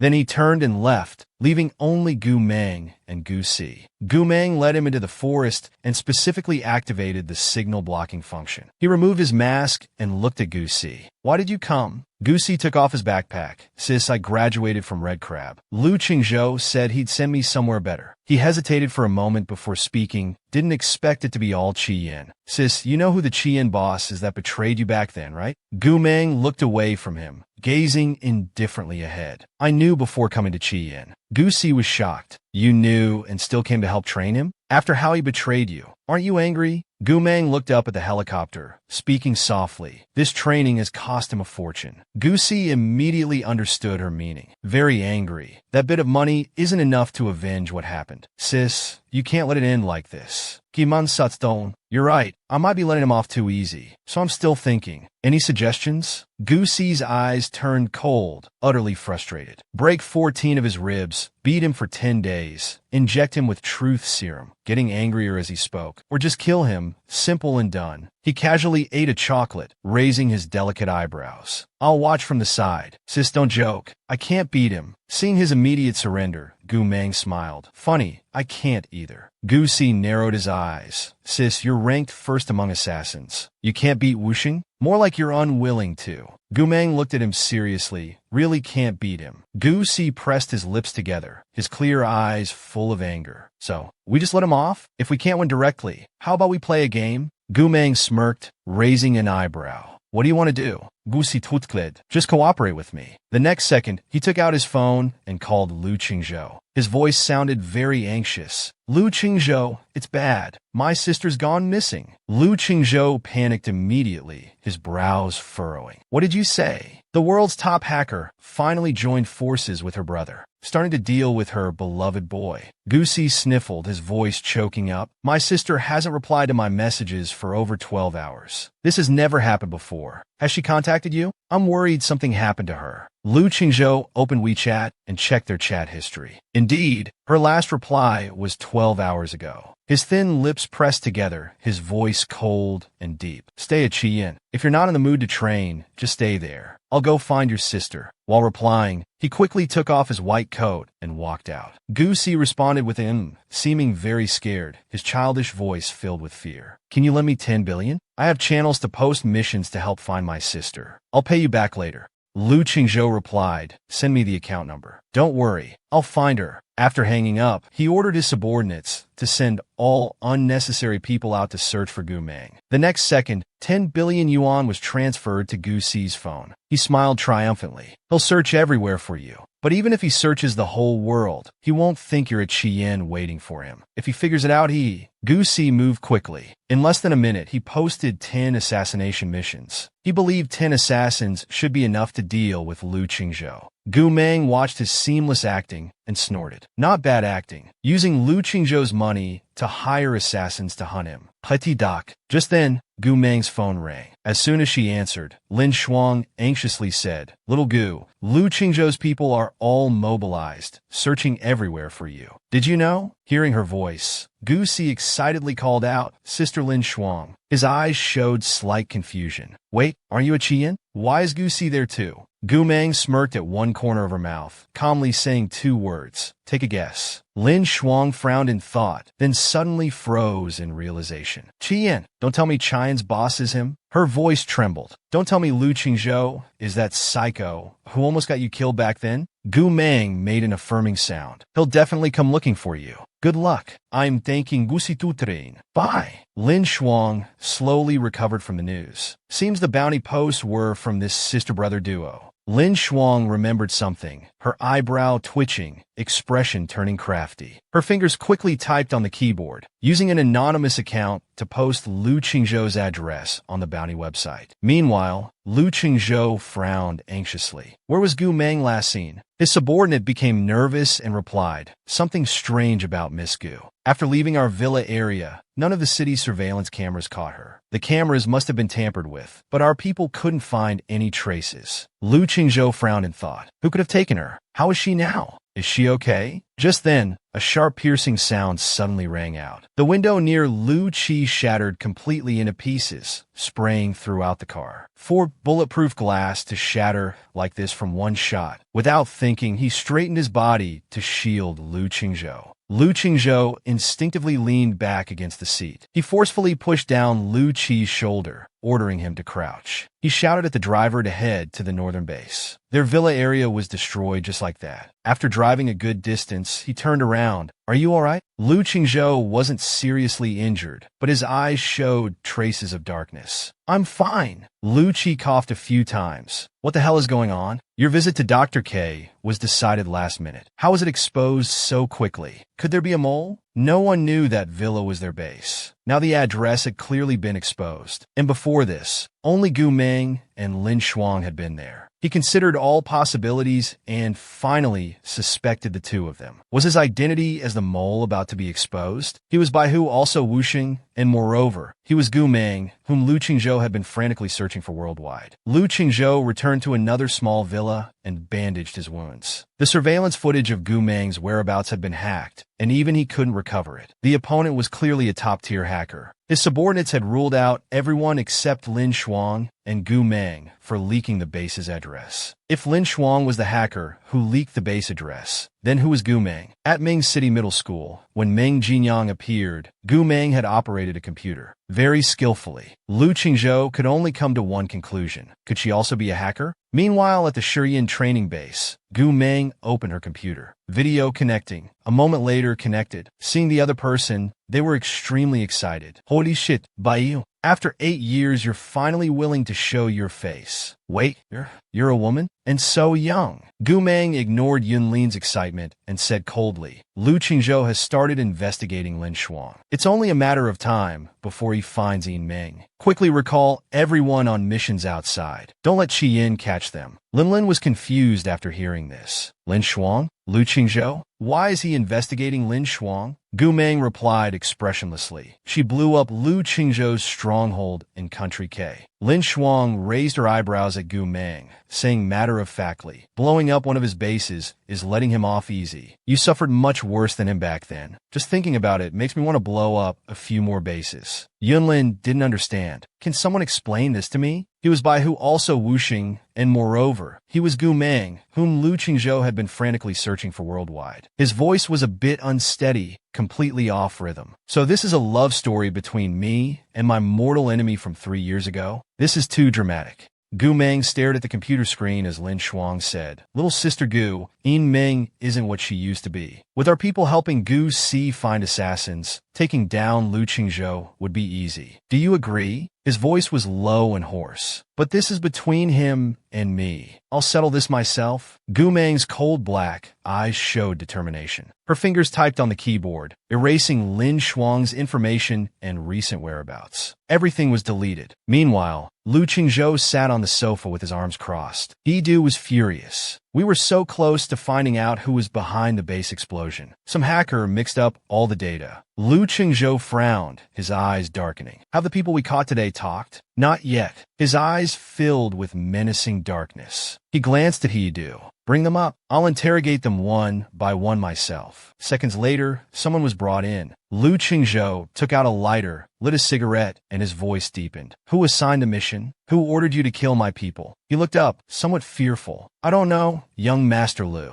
I really don't know. You could check who's had conflicts with you recently. Lu Qingzhou burned the cigarette tip, cold irritation appearing in his expression. I also want to know if there really are mouths that can't be pried open. After being beaten by Lu Qingzhou, he finally gave in. Stop. I'll talk. I'll tell you everything. Only then did he stop, wiping the blood off his hands with paper. He stepped hard on the man's back. The man trembled and slowly spoke. I only know they posted 10 bounty missions. Each mission was worth 100 million. We only communicated online. Your whereabouts were also provided by them. That's all I know. Lu Qingzhou's expression darkened, but he didn't jump to conclusions. Instead, he looked at Yi-du. Besides us, are there any other organizations looking for Gu Meng? He respectfully replied, no. Gu Si said he wanted to place an order to get 1 billion from Gu Meng, but Yi-du couldn't find any records. Gu Si hired the assassins, using his money to target him. One assassin leaked his base address. Another was hired to kill him. What did Lin Shuang and Gu Si say to make them do this? This time, Gu Meng absolutely wouldn't let Lu Qingzhou off easily, declaring that without vengeance, this would never be over. Lu Qingzhou looked into Gu Meng's eyes. You knew at the villa. Why didn't you ask me? Gu Meng recalled her feelings then, laughed and said casually, it's not like I could do anything to you.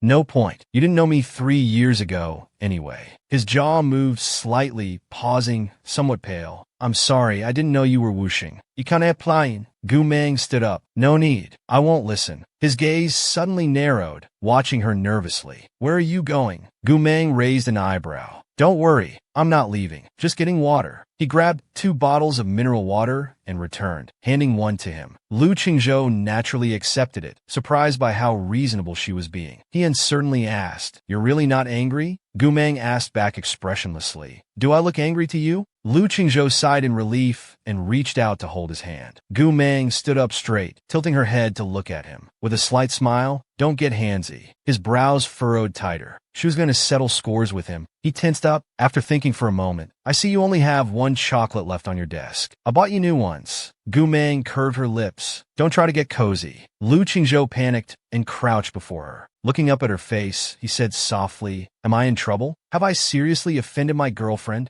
Gu Meng smiled coldly. What do you think? He lowered his head, voice hoarse. It's my fault. Don't smile at me like that. Hit me, scold me, I won't make a sound. Just spare my life. Gu Meng narrowed her eyes, speaking slowly. Don't play victim. I had it much worse back then. Lu Qingzhou remembered Gu Meng in the enforcement hall, his back stiffening. His regret was genuine. He didn't even know how she had endured 5 days in the enforcement hall. After a moment of silence, he said, Fortunately, I didn't go to the enforcement hall 3 years ago. Otherwise, we wouldn't be together now. It's my fault. Give me a chance to make it up to you, please. I really was wrong. Gu Meng's face was expressionless, her voice cold. You'll accept whatever I do to you? Lu Qingzhou nodded, yes. A smile slowly spread across her face as she leaned closer to him, speaking softly and lazily. Even if I kill you? Lu Qingzhou didn't move, looking into her cold, deep eyes. Yes, but let me say some last words first. He took out a gun from his pocket, handing it to her. You need money more. I'll leave all my assets to you. It should be enough. Don't ever take missions as whooshing again. He pointed the gun in Gu Meng's hand at himself. And remember to collect my body. Gu Meng's gaze was cold and wicked. Just then, the earpiece buzzed. Whooshing, when you're done, come quickly. No one can control young Master Gu Si. Gu Meng's brow relaxed. Understood, I'm coming. As she was about to leave, Lu Qingzhou grabbed her wrist. Does this mean I get to live? Gu Meng looked down at the hand holding her wrist, her pupils contracting. In the next second, she suddenly countered and locked his arm. With a shoulder throw, she slammed him hard onto the ground. Gu Meng looked down at him, her lips curving slightly. Don't get handsy. Without another word, she turned to leave. After a few steps, she suddenly stopped and looked back at him. Until I'm satisfied this isn't over. Lu Qingzhou coughed from the throw. Not over until you're satisfied? If Gu Meng couldn't bring herself to hurt him, he would do it himself. To avenge Gu Meng, he endured 7 days of torture in the enforcement hall. He was even injected with 10 cc of neurotoxin, causing cardiac arrest on the spot. A subordinate rushed over to report, "Young Master Qin, young Master He, it's bad." Young Master Liu went to the enforcement hall and ordered the elders to torture him. We couldn't stop him. He ordered them to just barely keep him alive. Those people in the enforcement hall are being even crueler than they were to Wuxing back then. He Yizhu and Qin Fang's expressions changed upon hearing this, and they quickly ran towards the enforcement hall. Xing Ji saw Gu Meng return and walked up to her with a terminal. That young master hacked the drone system. Gu Meng was quite surprised. She asked softly, "How many did he hack?" Xing Ji gritted his teeth, his eye twitching in pain. "All of them. Several billion, just gone like that." "Gone, huh?" Gu Meng's eyes flashed with amusement. "Add 10 more drones. Continue training like this. I don't care what you decide." Hearing this, Xing Ji's face lit up. No, we can't continue training. Kiman know that. Can't guarantee training quality. This much money isn't enough to vent my anger. I want to see how that Lu guy will handle this. They arrived at the enforcement hall, heading straight to the torture chamber. Lu Qingzhou was tied up, motionless. It wasn't clear if he was conscious or not. Blood stained his lips. His body was covered in blood and wounds. His usually pristine shirt was now in tatters. The Vice Hall Master spoke softly. "Young Master Qin, young Master He, the doctor says his breathing is normal. No fatal injuries." Lu Qingzhou's eyes were downcast as he took a breath, his voice low and hoarse. "Continue." He Zhu frowned. "Brother Chung, is this necessary?" Lu Qingzhou pressed his lips together. "This is what he went through back then. I need to let him vent." "Continue." Qin Fang looked at Lu Qingzhou's injured body, extremely frustrated. "There are many ways to vent anger, right? This isn't necessary. Besides, Gu Si's assassins already blew up our base." Lu Qingzhou had just been whipped across his chest, coughing hoarsely. "Not enough. He can blow up Qian if he wants. It's my fault." Qin Fang thought he was delirious and said bluntly, "You didn't even know it was him." Lu Qingzhou endured the pain and said calmly, "I know now. Continue." The enforcement hall members whipped his abdomen repeatedly. His jaw clenched, eyes reddened, but he didn't make a sound. He Yizhu and Qin Fang watched as they used their harshest methods on Lu Qingzhou. Their expressions darkened, but they remained silent, watching from the side. After a full half-hour of beating, they began preparing the neurotoxin injection. The Vice Hall Master's hand shook as he held the syringe, looking at his master. "Young Master Lu, you've never had this neurotoxin before. The reaction will be severe. Brace yourself." He asked, "How much did Wuxing get back then?" 8 cc. Lu Qingzhou slowly uttered, "Inject it." The Vice Hall Master injected his arm directly. Lu Qingzhou's reaction was extreme. His face tensed, body stiffened, and the pain intensified. Every nerve ending felt like it was being stabbed with needles. His whole body trembled. Machen spoke gravely. "Are you trying to die?" Seconds later, Lu Qingzhou passed out from the pain. The Vice Hall Master felt terrible. The doctor said that while it was extremely painful, his life wasn't in danger. They threw a bucket of water on his face to keep him conscious. Qin Fang shouted, "What are you doing?" "Wuxing took this dose over 3 days. You gave it all at once. Isn't that enough?" Lu Qingzhou ordered them not to interfere. "Gu Meng stayed here for 5 days. I deserve this." He struggled to say 2 final words, "Continue." Several hours later, Qin Fang's eyes were full of concern. "Brother Chung, just tell me, how many days before this ends?" Lu Qingzhou ignored him. The Vice Hall Master also pleaded, "Young Master Lu, 8 cc is already the limit. Another 2 cc will be fatal." Lu Qingzhou still gritted his teeth and said, "Continue." They injected another 2 cc of the drug. He showed no reaction at all. Everyone panicked. "Not good. Quick, give me the cardiac stimulant. Prepare for emergency treatment. Quick, go find Gu Meng." Gu Meng learned that he had been tortured in the enforcement hall for 7 days and had taken 10 cc of the interrogation drug. She panicked immediately and rushed to see him. Lu Qingzhou felt that no one could truly empathize. All he could do was endure everything she had experienced again. Only then would he know how much it hurt. Gu Meng arrived at the cabin. Her gaze inadvertently fell on the chocolate on the table, and her eyes paused. It had been 7 days since Lu Qingzhou's last visit. 7 days without appearing. This meant they were over. Gu Meng frowned. Her lips curled in self-mockery. She grabbed the chocolate from the table and threw it all in the trash. Just then, she heard heavy knocking on the door. Qin Fong called anxiously from outside. Gu Meng, open the door. Come see Brother Chung quickly. Gu Meng's voice was ice-cold as she said, Don't know him. Won't see him. Qin Fong frowned at the wooden door and sneered. Then do you know that this person you claim not to know has nearly killed himself in the enforcement hall these past 7 days, just to let you vent? Just now, he had them inject him with 10 cc of interrogation drug. His heart has stopped, and they're trying to save him. Gu Meng suddenly looked up. 10 cc? Is he crazy? Does he want to die? Qin Fong waited a few seconds with no response from inside. He clenched his fists. Gu Meng, I'm begging you. You're the only one who can stop him now. Gu Meng opened the door with a grim face. She hurriedly followed Qin Fong to the enforcement hall. She saw Lu Qingzhou lying on the hospital bed while doctors were performing emergency treatment. It's bad. The cardiac stimulant isn't working. Quick, get the defibrillator. The defibrillator isn't working either. His heart rhythm is irregular. It's electrical storm, an extremely high mortality rate condition. Gu Meng walked over, her voice cold and deep. Move aside. The doctors instinctively turned to look at her. Gu Meng sat down and checked his pulse. Then she examined his eyes. Gu Meng pressed her lips and looked at the doctor. Cardiac stimulant? The doctor told her they'd already used it and couldn't use more. Gu Meng's dark eyes remained composed. Fine, then cremate him directly. She turned to leave. Qin Fong was shocked too. He frowned and grabbed the doctor's arm. Do whatever Gu Meng says. She's the only one who can save Brother Ching now. Only then did they bring the cardiac stimulant and called to Gu Meng. Then we'll leave it to you, Miss Gu. Gu Meng took the syringe and walked to Lu Qingzhou's side. After completing the intravenous injection, she interlaced her hands, preparing to compress his chest. A few minutes later, Lu Qingzhou's brows slightly furrowed. The heart monitor started beeping. His heartbeat had returned.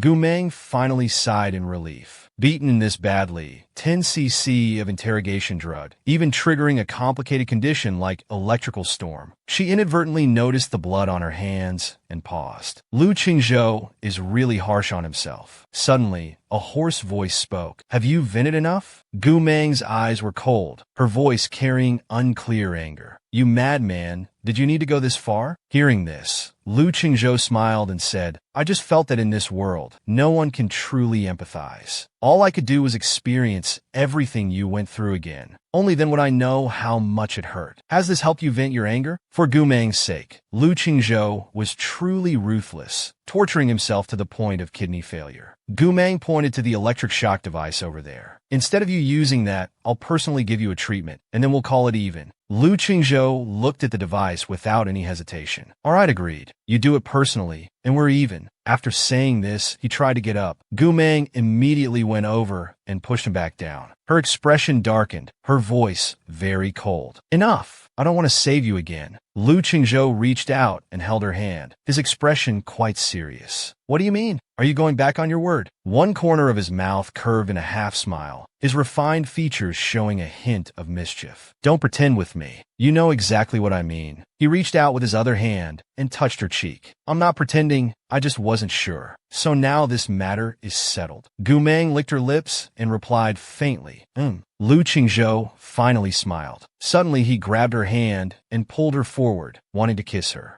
Gu Meng frowned and quickly covered his mouth with her hand. Lu Qingzhou looked at her, his eyes momentarily confused. She narrowed her eyes and gave him a warning look. Don't push your luck. Lu Qingzhou was stunned for a few seconds. He laughed, his deep black eyes staring directly at her, his expression unreadable. He held her hand again. Fine, whatever you say. Gu Meng expressionlessly withdrew her hand. She stood up and looked at Qin Fong. Take him to the medical room. Ihn van Novet. Don't worry, sister-in-law. I'll take good care of Brother Chung. Lu Qingzhou lay in bed, watching her leave. When she returned to the cabin, she received a call from Lin Shuang. Little sister Gu, what's your plan now? Are you going to openly confront Qian? She reached into the trash can, retrieved the chocolate Lu Qingzhou had given her. After a long while, she finally spoke. Not sure. He spent 7 days in Qian's enforcement hall. Almost died. I just saved him. Lin Shuang was shocked. Wow, that's harsh. She felt her mood was a bit strange. It seemed like her anger had just dissipated. Lin Shuang felt sympathetic. All right, let's hold off for now. If Lu Qingzhou dares to offend you again, just say the word. We at Yin Ming won't let you be bullied again.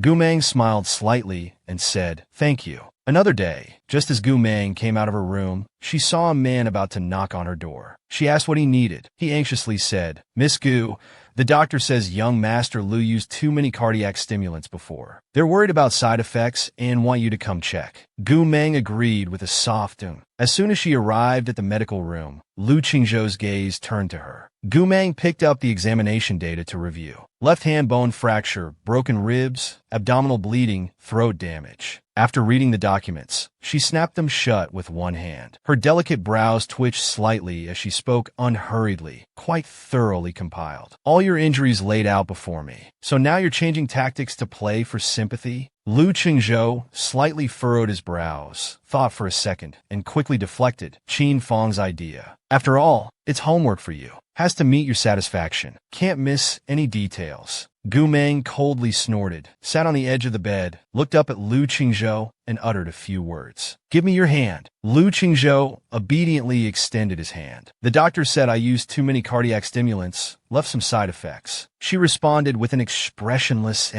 mild kidney failure. The next moment she smiled quite happily. Congratulations, young Master Lu. Your kidneys are failing. Hearing this, Lu Qingzhou frowned, his expression immediately darkening. The mighty So instantly turned into a pitiful puppy. You said earlier you'd definitely sleep with me. Would I go back on my word? Lu Qingzhou's face darkened. Frowning at kidney failure, he nodded seriously.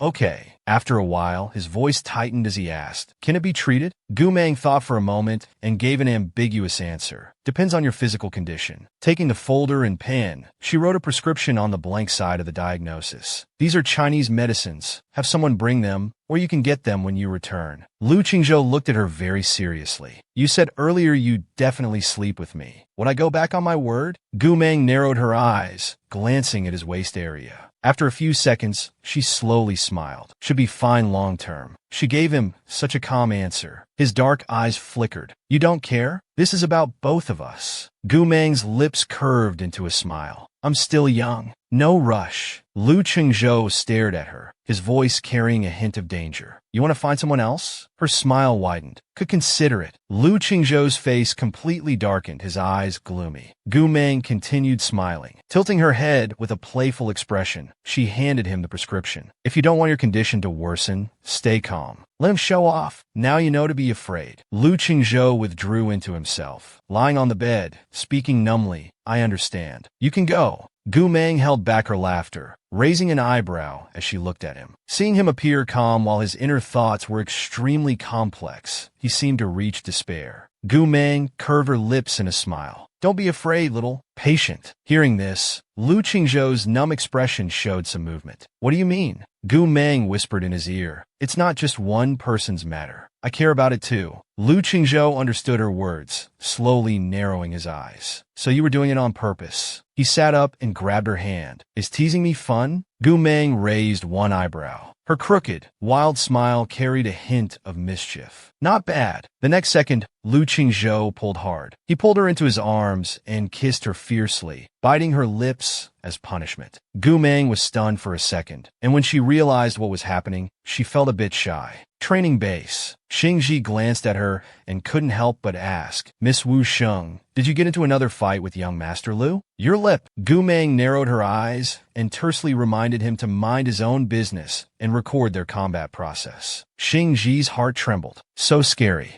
Gu Meng sat on a rock to rest, looking at her phone. Suddenly, Xinjie sent her a message. White Fox, help me decode an online conversation. Xinjie was one of the 3 new financial giants in K-Country, president of Shinmu International Group. What online conversation? Even their company's tech experts couldn't crack it. The cunning White Fox even teased her boyfriend. Sleep in the same bed. But do you know what I do? Xinjie replied. The financial center stock market has been unusual lately. Our company's been affected. We suspect it's a hacker attack. Gu Meng sent a message. All right, I'll take a look. She started decoding the conversation. After a while, having tried 2 methods without success, she thought, this defense probably was created by several top hackers together. But spending so much time and effort encrypting this online conversation, what secrets could it contain? Just as Gu Meng was about to continue decoding, there was a knock. "Miss Gu, I'm Louis." Gu Meng's delicate brows twitched slightly as she went out. Louis respectfully said, "The person bringing young Master Lu's medicine brought desserts from Honey House. Young Master invites you over." 15 minutes later, at the medical room, Gu Meng opened the door. She walked in. Lu Qingzhou pointed to a seat. "These are all for you."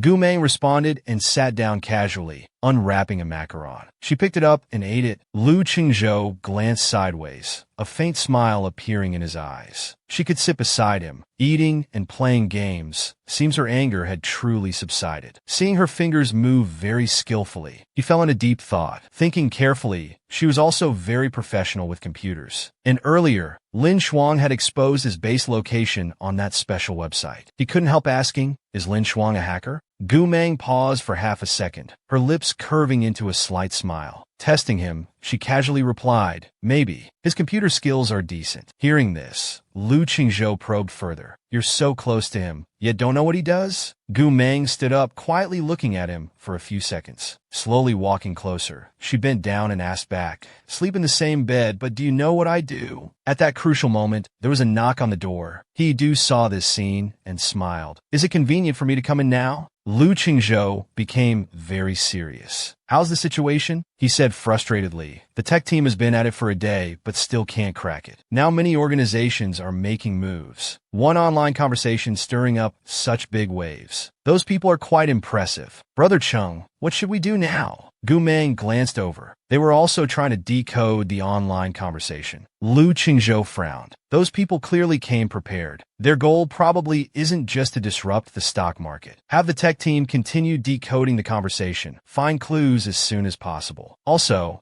keep watching the stock market movements. He nodded. "Yes, Brother Chung. The tech team has already contacted Shadow Dragon to place an order. They want to invite White Fox to help decode the conversation, but White Fox only takes one job per year." After thinking for a few seconds, first negotiate cooperation. If White Fox is willing to take the job, they can name their terms. Gu Meng prepared to stand up. "You discuss business. I'll take my leave." Just as she was about to leave, Lu Qingzhou grabbed her hand. "Gu Meng, I noticed Lin Shuang had many connections when he found people to bomb my base earlier. Do you think he could contact Yin Ming or White Fox directly?" At this moment, his phone rang in his pocket. He took out his phone and looked at it. It was actually Yun Lin calling. Even hackers care about their boyfriends. Directly helping him find the mastermind. Gu Meng hung up immediately. Lu Qingzhou looked at her. "Whose call? Why didn't you answer?" "Just spam." Before he could continue their previous conversation, someone rushed in hurriedly. "Brother Chung, something's wrong. The North Exchange's fund key has been hacked. In just tens of seconds, we've lost over 100 million in funds. Those hackers are targeting our North Exchange. The tech team couldn't stop them. K-Country stock market has crashed." Gu Meng's eyes flickered slightly at these words. North Exchange, K-Country's financial center, leader of the three new giants, world's largest cash stock exchange. Also Lu Qingzhou's. He had quite many businesses. Qin Fong rushed to Lu Qingzhou, handing him the computer. "Brother Chung, the internal system has crashed. We haven't found who's behind this." Lu Qingzhou stared at the screen, his eyes cold and deep. "They attacked through internal accounts. There's a mole in the exchange. But there's no time to investigate now." "Any response from White Fox?" Qin Fong shook his head. "No." Lu Qingzhou pressed his lips together, glancing at his broken left arm. His left fingers moved slightly. Though his arm was broken, his fingers could move. He started operating the computer himself. Gu Meng watched Lu Qingzhou intently. Obviously, that top hacker was Lu Qingzhou. Qin Fong, seeing his actions, tried to stop him. "Brother Chung, your arm." Before he could finish, Gu Meng snatched his computer away. She stared at him, voice cold and deep. "Want to lose your arm?" Lu Qingzhou held her hand. He said softly, "The North Exchange involves too much. It can't fail. You go to the training ground first." Gu Meng frowned at him for a few seconds, then sat down on the bed without a word. She opened the computer.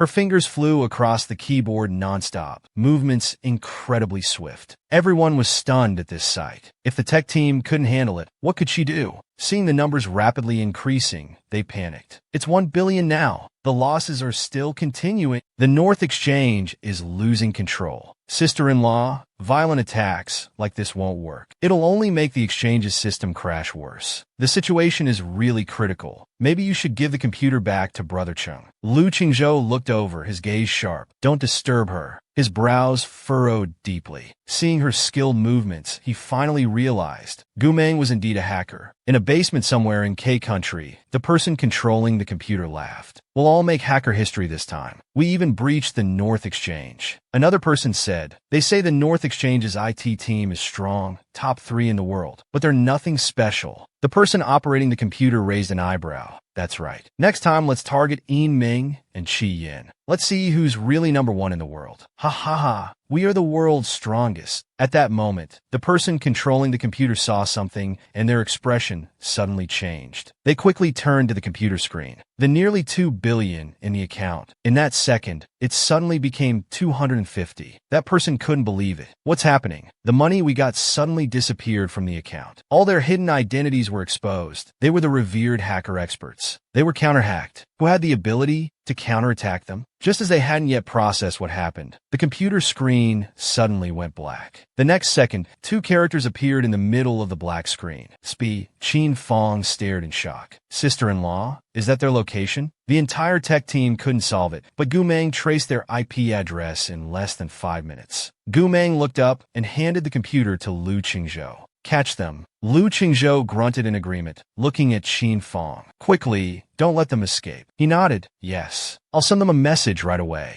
Gu Meng said softly. All digital currency has been recovered. Il left them du Shin épisodier. Lu Qingzhou always knew Gu Meng's computer skills were good, but didn't expect them to be this strong. Gu Meng raised an eyebrow. Arrogant and regretful. While hacking their computers, I also cracked their network conversation. Lu Qingzhou moved his gaze to the computer screen, opening the network conversation content. Guess when our conversation will be cracked? You should guess if they can crack it, not when. White Fox brags too much. I really want to know if he can crack it. I think number 1 hacker should be replaced. Qin Fong saw these and sneered. These bastards. What encrypted network conversation? All smoke and mirrors. Playing games. I must send them all to international prison. Then looking at Gu Meng, but sister-in-law, these funds went through several transfers before entering their bank account. How did you recover it? Gu Meng replied calmly. Their bank's defense system and network shield. Imadefem. Qin Fong's eyes widened, looking at Gu Meng in disbelief. I remember many banks use this defense system. She stood up and hummed. I sold that system for quite a lot. At this moment, the walkie-talkie in Gu Meng's pocket rang. Silent training time was up. She waved to Lu Qingzhou. I'm going. Lu Qingzhou hummed, saying nothing else. After Gu Meng left, Qin Fong finally spoke. Brother Chung, could sister-in-law and that Lin Shuang be the hacker masters we know? At K country's capital airport, Lin Shuang walked out. He ran into He Du.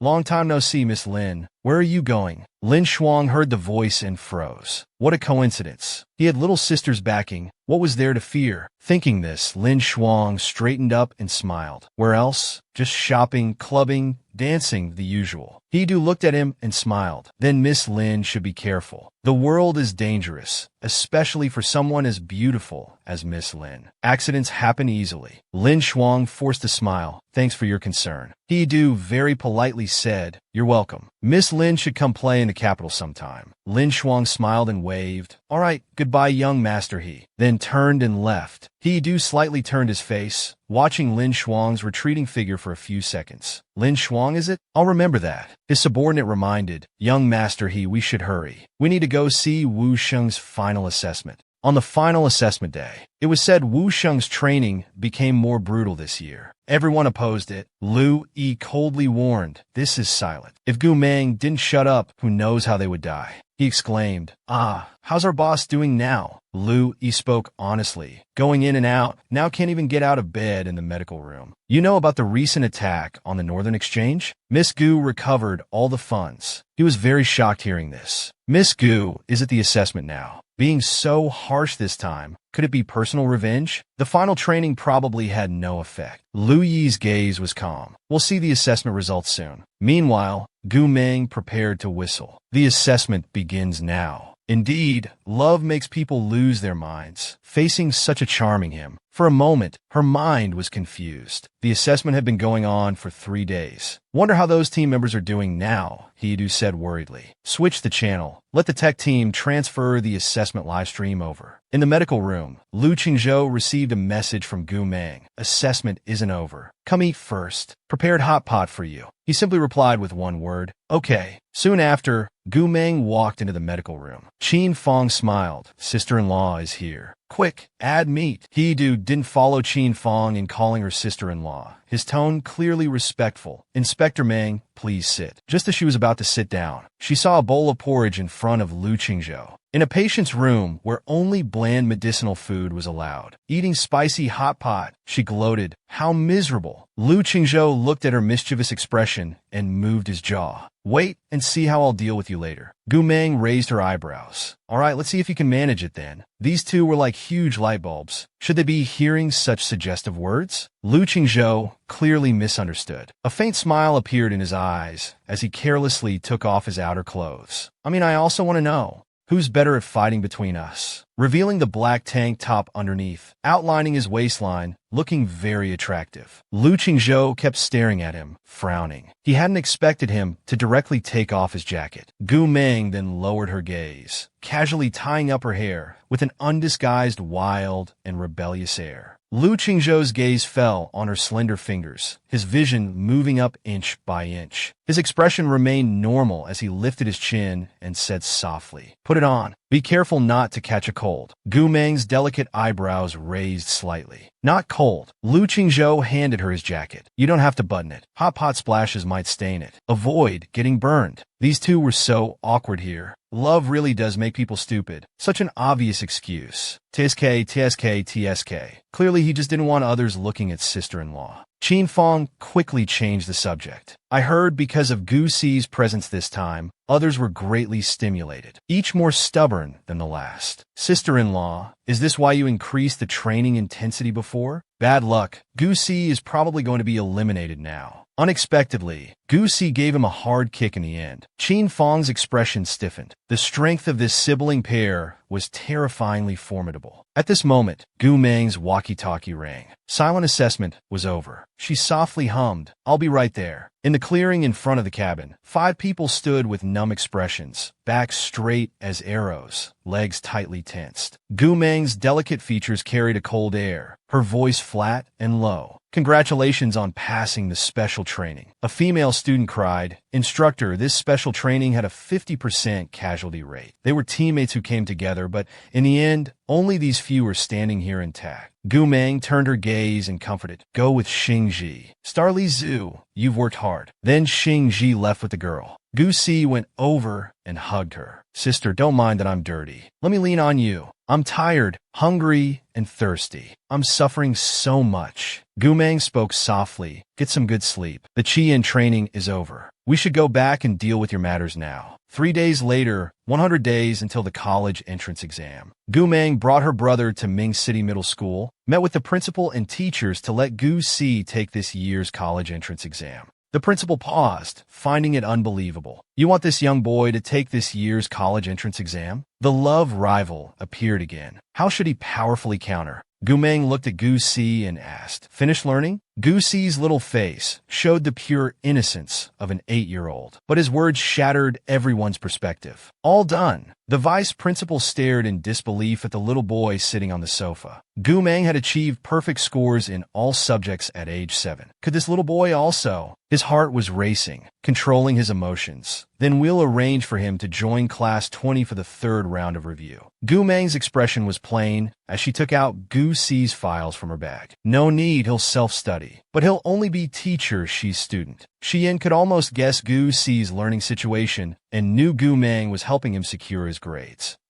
Gu Meng stood up and politely bowed slightly. Teacher Shi, thank you for your care these past 6 months. I probably won't be coming to school anymore. We'll meet again if fate allows. After speaking, she turned and left. Gu Si looked up. Sister, should I stay in Ming City or go to Beijing with you? Go to Beijing. Seeing he wouldn't be sent away, Gu Si beamed with joy. All right. Gu Meng's phone in her pocket beeped several times. She took it out and saw someone had tagged her in the class group. Meng's sister, where are you? Weren't you supposed to come back today? She replied leisurely, here for some business. Left already. Study hard, everyone. We'll meet again when there's time. Then Meng Jinyang sent her a private message. Gu Meng, are you not coming back after this? Initially, Gu Meng came to school hoping Jinyang could move past his history, start anew, and make new friends. Now he had become very strong. Thinking of this, Gu Meng was very happy. She typed a few words. Yes. Jinyang, I'll wait for you at Jin University. Outside the school gate, Gu Meng got into Lu Yi's car. She looked at him. Go to Shigong first. I need to get something. He respectfully nodded. Okay. Gu Meng sat in the back seat playing games when suddenly a message popped up. It was from Huoji. Let's meet. I'm in Ming City. Gu Meng expressionlessly swiped away the message and continued gaming. Arriving at Shigong, just as Lu Yi drove into the underground parking lot, there was a sharp screech of tires against the ground. The car suddenly stopped. Gu Meng looked up. She saw a black Maybach blocking Lu Yi's car. Seeing that face, Gu Si drew in a sharp breath. She explained calmly, moving unhurriedly. She handed the phone she was gaming on to Gu Si beside her. Help me finish this round. I'll go handle this. Play well in the promotion match. Gu Si blinked and took the phone. Got it, sister. Gu Meng got out of the car. He frowned, opened the car door, also got out, and walked towards Gu Meng. His tone was familiar and matter-of-fact, the corner of his mouth showing some warmth. Haven't seen you in 3 years. You will grantalet.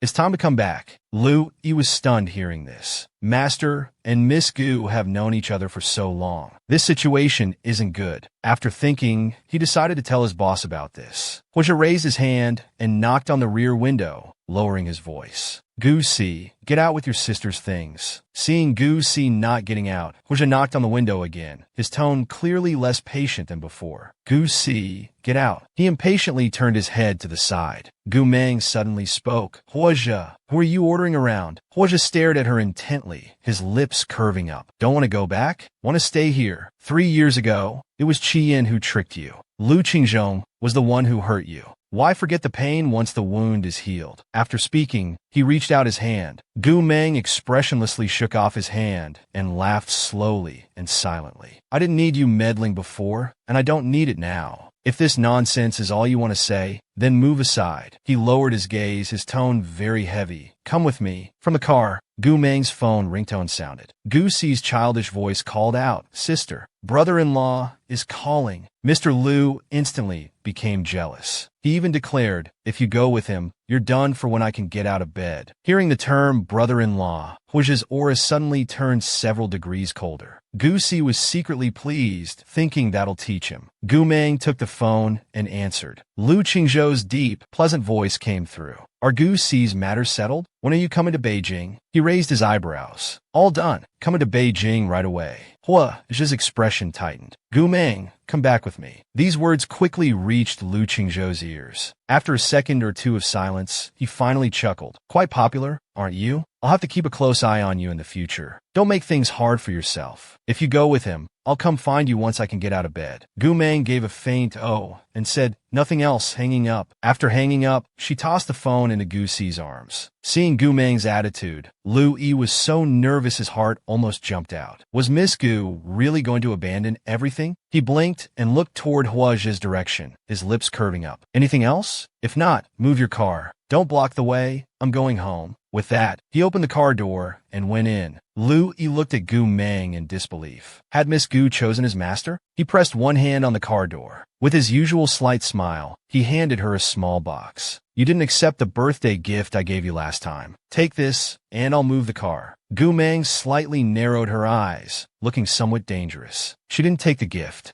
Gu Si stretched his neck to look, feeling the packaging looked familiar. He tentatively asked, "Is it lipstick? Doesn't he know my sister doesn't like makeup?" Hwajia maintained his composure, though speaking slower than usual. "You'll need it in university." Gu Si suddenly burst out laughing. "Mr. Hua, did a donkey kick your head? You're giving lipstick for my sister. Do you get any satisfaction when she kisses my brother-in-law?" Gu Meng casually took it. "Never mind, I'll dispose of it for you." With that, she lightly tossed it out, right into the trash bin. Hwajia's face darkened, looking very embarrassed. Speechless, he had no choice but to flee in panic. Gu Si was dying of laughter. Who knows which idiot suggested Hwajia give lipstick? Meanwhile, Hwajia sat in the car, jaw clenched, face full of gloom. The subordinate sitting next to him lowered his head tremblingly. "Sir, I really check Baidu. Lipstick symbolizes pursuit and affection." Hwajia squeezed out 2 words, his eyes dark and frightening. "Shut up." In the afternoon, Gu Meng and Gu Si arrived in Beijing. Walking out of the airport, they saw Yu moving excitedly, striding over with open arms.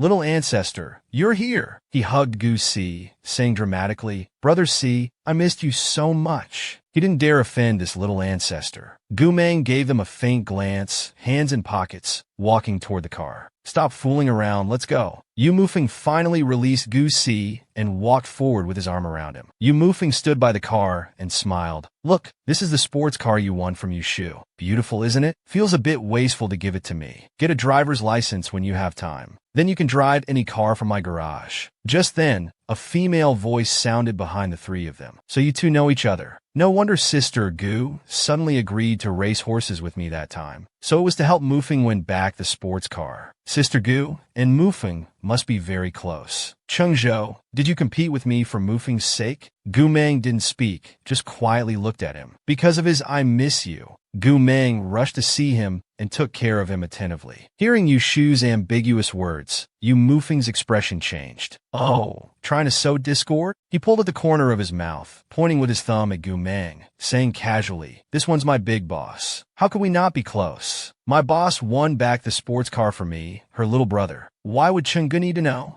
Gu Si's expression was between a smile and a smirk. "Can't kill him with jealousy," he said, raising his eyebrows. "Besides, not just anyone is worthy of our ancestor, including me." Yushu forced a smile. "Don't misunderstand. I'm not saying anything about your relationship with Gu Jie." She hadn't expected such a playboy would let a girl be his boss. Gu Meng walked to the car. "Stop playing. Let's go eat." Yu Mufeng responded, "All right." As he turned to leave, he warned Yushu, "In the future, think before you speak. Stop saying such foolish things." Yushu's face darkened, her eyes reddening with anger. She glared, watching the slowly starting car with a gloomy stare for several seconds. She coldly instructed the driver, "Go to Ru Yuan. She must tell Lu Qingzhou about this." Meanwhile, Louis came to report. "Young Master Lu, Miss Gu only let me take her to the airport entrance. So, I don't know which flight she took or where she went." Lu Qingzhou leaned back, thinking. With Gu Meng's personality, he really couldn't guess where she'd go. Suddenly, Yushu walked in. Seeing the man lying in bed, she widened her eyes in shock. "Qingzhou, how did you get hurt so badly?" She walked over, wanted to touch him, asking, "Does it still hurt?" Lu Qingzhou directly slapped away her hand, expressionless. "Clear out everyone in the manor. Don't let irrelevant people in anymore." Lu Yi, show the guest out. Lu Yi very respectfully said, "Miss you, please." Seeing he wouldn't move, 2 bodyguards had to drag her away. Yushu's heart ached terribly as she shouted, "Qingzhou, you can't treat me like this. I came to give you information. Isao Miski and Hebrothe. They just arrived in Beijing too, and they're at Mufeng Street." Lu Qingzhou paused. Gu Meng came to Beijing. At Mufeng Street, while Gu Meng and the others were eating, a phone rang. She picked up the phone. Lu Qingzhou's voice came through. "Coming to Beijing without telling me. Were you planning to surprise me?" Gu Meng raised her eyebrows slightly. "No," he asked softly. "Where are you?" "I'll have my driver pick you up." "Giman imisayu." She was silent for a second. "Okay, address." After hanging up, Gu Meng stood up and looked at Yu Mufeng. "Help me take Gu Si to the Research Institute and find him some college entrance exam review materials. His exam is in June." He nodded. "Leave it to me." Gu Si watched her leaving without any hesitation, feeling a bit sad, thinking she probably found him interrupting their private time. That evening when Gu Meng entered, she paused. "Who's taking care of you tonight?" "There's no doctor here. The doctors in the medical room at Shurian helped clean and change your bandages. Now that you're back at Lu yuan. How will you manage? Lu Qingzhou looked at her seriously. Aren't you my private doctor? I paid for a whole year, remember? She almost forgot he had indeed paid her a year's salary up front. Seeing her silence, Lu Qingzhou wrapped his arm around her waist. Little doctor, taking the money, planning to deny responsibility? Gu Meng looked at him, slowly smiled. Fine, I'll take care of you after I shower. 20 minutes later, Gu Meng came out from her shower. She sat beside Lu Qingzhou as he wrapped his arm around her waist. He asked softly, You had lunch with someone else? She gave a light mm. Lu Qingzhou felt her palm, noting slight calluses. Known you Zhongjing for long. Gu Meng turned to face him, smirking. Aren't you really asking about you moving? Didn't expect you to be so jealous. Gu Meng looked up, meeting his eyes. Lu Qingzhou shyly closed his eyes without a word. Gu Meng used a towel to wipe his neck. As soon as she touched him, his whole body tensed up. This caretaking was truly testing his endurance. Gu Meng wiped his straight nose, then suddenly spoke lazily. You Mufeng. As her voice fell, Lu Qingzhou's attention was drawn to her voice. He opened his dark eyes to meet hers. What about him? Gu Meng finished wiping his face, touched his cheek, looked at him seriously, and after a few seconds said plainly, I'm not blind. Gu Meng kept teasing her beloved boy. He finally couldn't resist and pounced on her. His smile reached his eyes. Am I being reprimanded? Gu Meng raised an eyebrow, not denying it. Lu Qingzhou reached for her hand. Avoiding the serious wounds, she helped wipe him down. Lu Qingzhou's eyes darkened intensely from her touch. He said hoarsely, Help me take off my clothes. Gu Meng made a sound. With an expressionless face, she helped undo his belt, then pulled it apart to both sides. Lu Qingzhou clearly couldn't hold back anymore, his heart pounding from her teasing. When Gu Meng wiped down to his abdomen, her hand paused. Should I take off your pants? Gu Meng looked at him and laughed, her delicate features filled with mischief. Patients are genderless. I don't mind. After wiping, Gu Meng reached out, ready to help remove his pants. Lu Qingzhou immediately let out a yelp, startling her. He quickly grabbed her hand. Gu Meng, stop testing my patience. I can't take it. Their eyes met, the atmosphere turning intimate. Just then, a phone ring broke the tension. Lu Qingzhou picked up the phone. Madame Lu's voice came through. Qingzhou, are you feeling better? I've never seen you injured since you took over Red Scorpion and Qian. He replied calmly, It's not serious. I'll be fine in a few days. Gu Meng is here with me now. Grandmother, let's not discuss certain matters anymore. Madame Lu sighed. I heard the little Gu won't need to take this year's college entrance exam. Lu Qingzhou hummed in agreement. The education department called me, saying they hope Gu Meng will give others a chance at the top spot. The old lady couldn't help but laugh. Good. While you're recovering at Lu Yuan, if Gu Meng has time, have her come chat with this old lady. Lu Qingzhou unhurriedly spoke 3 words. She's not free. The old lady was quite annoyed. You're keeping her so tight, afraid she'll run away? Grandmother, you should sleep. Goodbye. He hung up directly and tossed the phone aside. Gu Meng took a nougat candy, unwrapped it, and put it in her mouth. After thinking, she got another one for Lu Qingzhou, unwrapped it, and held it to his lips. Lu Qingzhou looked at her hand, raising his eyebrows. Feed me like this? Gu Meng blushed. How else do you want me to feed you? His lips curled up. Before she could react, he suddenly kissed her, his tongue.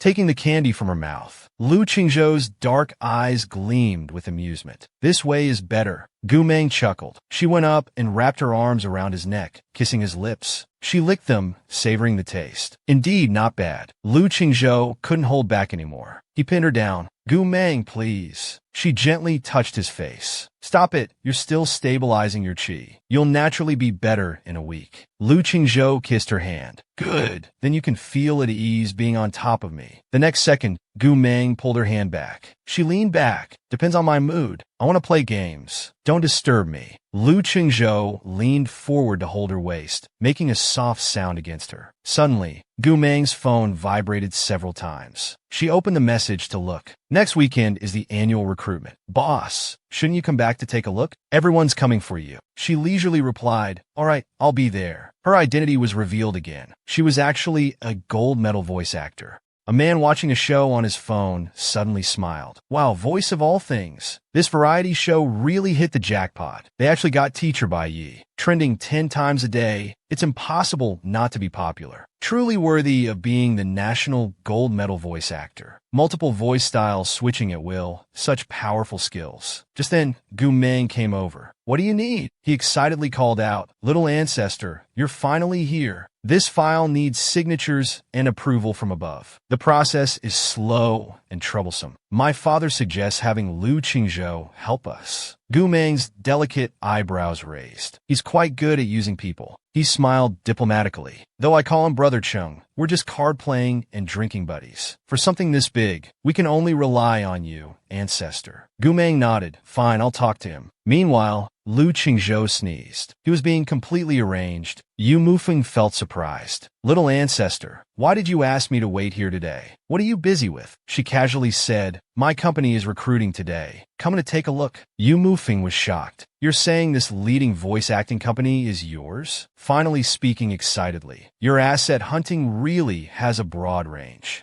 Gu Meng snorted. Just as she was about to leave, he called out again. You wouldn't happen to be that gold medal voice actor, Teacher by Yi, would you? Gu Meng replied coldly. Yes, is there a problem? Yu Mufeng shook his head, looking at her with admiring eyes. Little ancestor, can I visit your company? I've never been to a voice acting company. Just to look around. Gu Meng raised an eyebrow, her lips curling into a slight smile. She uttered 2 words, as you wish. In the office, he was the only one who knew Gu Meng's identity. Boss, you're finally here. I'm swamped. Gu Meng asked softly. Many interviewees this year? Su Yi replied matter-of-factly. Of course. The Voice of All Things show is hot this year, making the voice acting industry popular too. Plus, boss, you're trending daily. Our company's stock has risen. He sighed. But boss, there's a difficult case here. I really can't figure it out. What kind of voice would suit you better? Since you're free now, please take a look. Gu Meng sat down, looked at the file, put on headphones. Let's record directly. A few minutes later, recording finished. Sui finally smiled, as expected of the boss, solving it easily in one go. An assistant rushed in frantically. Brother Su, there's a microphone problem at the interviews. Please check quickly. He glanced at Gu Meng. Boss, please rest in the office first. I'll call you when interviews start. Gu Meng couldn't sit still and opened the door to walk out. Several women saw her and cheered. God Gu, your new MV collaboration with Sheng Ting is super cool. I bought 500 copies of the album, playing it on loop daily. God Gu, why are you interviewing at our company? You don't need to at all. You'd pass directly. A girl nearby pondered for a few seconds and said lightly, Isn't that the Gu Meng from the MV? This is a voice acting interview, not a choreography competition. Is she trying to use connections? Xi and you, don't worry. You're so popular in the voice acting circle, they'll definitely choose you if they're not blind. Xi and you smiled, her perfectly made-up face showing arrogance. What's there to worry about? I just can't stand people using connections. She nodded, chatting casually. There's only one internship position this year. You should be careful. Not just Gu Meng, but also a junior from Mingjie University's voice acting department is here. Last year, a small animated film she voiced became popular. She gained some fame in the circle. I heard she's also here for the internship interview. XINU sneered. What can those two compete with? They can't match my reputation in the voice acting circle. They walked in and saw a girl in light purple clothes chatting with another girl. He pointed, Look over there. That's Yao Ling, top of Mingjie University's voice acting department. Her voice is beautiful and distinctive. Very recognizable. She does have some real talent. Suddenly noticing XINU leaving, he paused. Interview's about to start. Where are you going? She replied, I'm going to the bathroom. After walking out, she punched the wall hard. Suck bed luck. Why does everyone keep ruining my plans? Suddenly saw Gu Meng walking out of the restroom. Then she thought of a wicked idea. Taking out 2 small bottles of clear throat spray from her bag, a cold glint appeared in her eyes. If Yao Lin loses her voice during the interview today, and if they find out Gu Meng did it, they should both be eliminated. Her identity was revealed. Being the famous Bai Yi instantly shocked everyone. XINU sneaked into the restroom, placed 1 bottle of the solution in the sofa crack. Just as she was leaving the room, She ran into Gu Meng.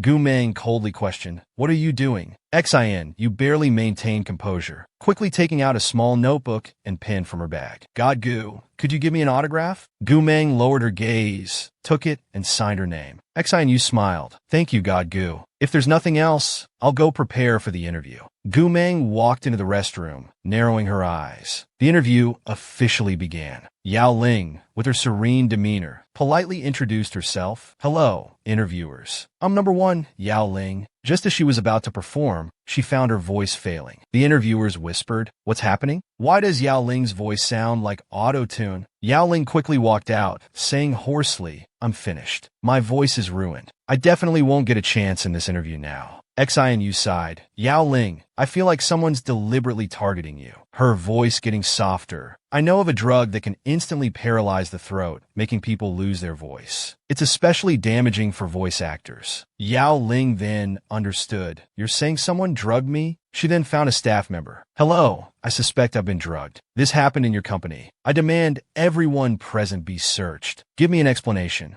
Xin snorted coldly. She wanted to see how Gu Meng would handle this. Minutes later, the staff member smiled wryly. "Miss Yao, everyone has been checked. No suspicious drugs were found. Perhaps there's been a misunderstanding." Yao Ling didn't believe it. "I was fine when I arrived. My voice only got ruined in your company. Don't try to avoid responsibility." XNU hesitated before speaking. "Isn't there still one more person for the interview? I remember Gu Meng is also here for the internship interview today. She should be in the restroom now. Although your company seems to be protecting her, shouldn't you routinely search her too at this point?" In the restroom, Gu Meng was playing games with Yu Mufeng when suddenly there was a knock on the door. They entered. The staff member reluctantly spoke. "Miss Gu, there's been an incident at the interview. We need your cooperation. We need to check this office." One corner of Gu Meng's mouth curled up. "Suspecting me?" Yu Mufeng became interested hearing this. "Did I hear that right? Check this office." The staff member nodded. "All outsiders in the company today must be checked." "Miss Gu, please cooperate," he said flatly. During the search, Yao Lin walked to the sofa and quickly found the bottle of solution. She shouted, "It's here," pointing at the drug and questioning Gu Meng. "Is this it?" Xin spoke in disbelief. "Oh my god, Tikimantri Gai Lin." Yao Lin's eyes turned bloodshot. "You're so vicious. Do you know how important my voice is to me?" She raised her hand to slap. The next second, her wrist was caught by the man beside her. Yu Mufeng curved his lips, throwing her hand aside, tilting his head with a smile. "Little sister, do you know who you're trying to hit?" She took a deep breath. "I don't care who they are. We've found evidence. How are you going to handle this?" Gu Meng watched this scene, her lips curling into a half-smile. "Oh, trying to frame me now?" Yao Ling stared at Gu Meng, gritting out each word. "Frame you? Don't think I'm afraid just because you have backing in this company. You deliberately hurt me. If I call the police, your reputation will be ruined." She glanced at Yu Mufeng, her voice lowered and cold. "Restrain that person." Yu Mufeng grabbed Xin, who instinctively shouted, "What are you doing?" Yu Mufeng lifted his eyelids, staring at her for a few seconds. "Well, you certainly look malicious." Gu Meng raised an eyebrow slightly, taking out the notebook from her bag. She tore out the page with her signature. "Someone like you doesn't deserve to have it," then threw it in the trash, slowly saying, "Call the police." The staff member looked at Gu Meng. "This can be settled privately." "Miss Gu, what are you doing?" "This happened in our company. Calling the police without our consent seems disrespectful." Yu Mufeng looked at the staff member, unable to hold back his laughter. "You know, this person is Bai Yi, your ex-Voice Factory's boss." They were shocked, almost terrified. "What? Gu Meng is Bai Yi? How is that possible?" The boss was being framed, but her identity was so terrifying that everyone became scared. The company fell silent. No one from ex-Voice Factory made a sound. Last week, news spread that their boss would come to observe the interviews. They hadn't seen anyone today and assumed the boss was busy. They never connected Gu Meng with their boss. Xin laughed hysterically. "What did you just say? You're saying Gu Meng is Bai Yi? Ha, what a joke." A girl whispered. "That's impossible, right?" Ex-Voice Factory was created by Bai Yi, almost monopolizing the entire dubbing industry. Bai Yi debuted long ago. How old was Gu Meng then? How could she have that ability? Ekin laughed again, eyes full of suspicion. "See? Some people understand." Daring to impersonate even Bai Yi. No wonder she dared to drug Yao Ling. Just then, Sui arrived. Seeing this scene, he frowned involuntarily. "What's all this noise? Shouldn't you be working? Why are you all hiding here?" A young man quietly told him, "This girl is impersonating God by Yi and claiming to be our company's boss. Fortunately, we saw through her. We're teaching her a lesson. Should we call the police to arrest her?" Yi pointed at him and said firmly, "Don't come tomorrow." He stepped forward, bowing 90 degrees, trembling as he spoke. "Boss, I'm sorry I didn't manage my subordinates well. You've been wronged." Then he pulled Gu Meng over. "Let me formally introduce Gu Meng, founder of X Voice Factory, my boss." Yao Ling was shocked. Yi personally came to verify. Xinu was also startled. Gu Meng really was the founder. Yu Mufeng curved his lips, looking cynical. "This student, using an autograph as an excuse to frame your potential employer with drugs. That's quite impressive." He gave Xinu a thumbs up. Yao Ling understood Yu Mufeng's words and suddenly turned to Xinu. "So it was you who drugged me?" Xinu immediately denied. "You say I framed you? What proof do you have? The drug was found in your office." Gu Meng's delicate features showed both coldness and irritation. She spoke impatiently. "Why waste words? Save it for the police station." He sneered. "Fine, let's see who the police believe more." Then took out his phone and made a call. Soon they arrived at the police station. The officer tapped the desk. "Cooperate with us. You say you didn't drug her, but the drug was found in your office. How do you explain this?" Gu Meng lifted her eyes carelessly. "They're beneath me in status and fame. I'm not that idle." The police officer, hearing her arrogant explanation, was speechless. In all his years at the bureau, he'd never met someone so difficult. Suddenly, a female voice rang out. Chief Yang looked up. Ekinyu immediately smiled flatteringly. "Miss Chin, you're here. Please, find a comfortable seat. How is your cousin, he, doing lately?" She smiled. "Everyone's doing well. Thanks for Chief Yang's concern. Today's case is just about a voice acting company's boss who dared to provoke even me." "Don't worry," Chief Yang assured. "I'll definitely get to the bottom of this." Looking at the records, he continued, "It was found in their office. Just saying there's no motive doesn't prove anything." Xinu sneered. "Exactly. If it was found in their office, who else could it be? I thought police investigations were based on evidence." Chief Yang looked serious. "Since they won't confess, we'll detain them for 48 hours until we figure this out." Yu Mufeng walked in, his tone mocking. "Chief Yang, you're quite imposing. I was with Gu Meng the whole time. I can testify she didn't drug anyone. Shouldn't evidence matter? Yet you're quick to declare 48 hours detention." Chief Yang broke into a cold sweat hearing this. In the current situation,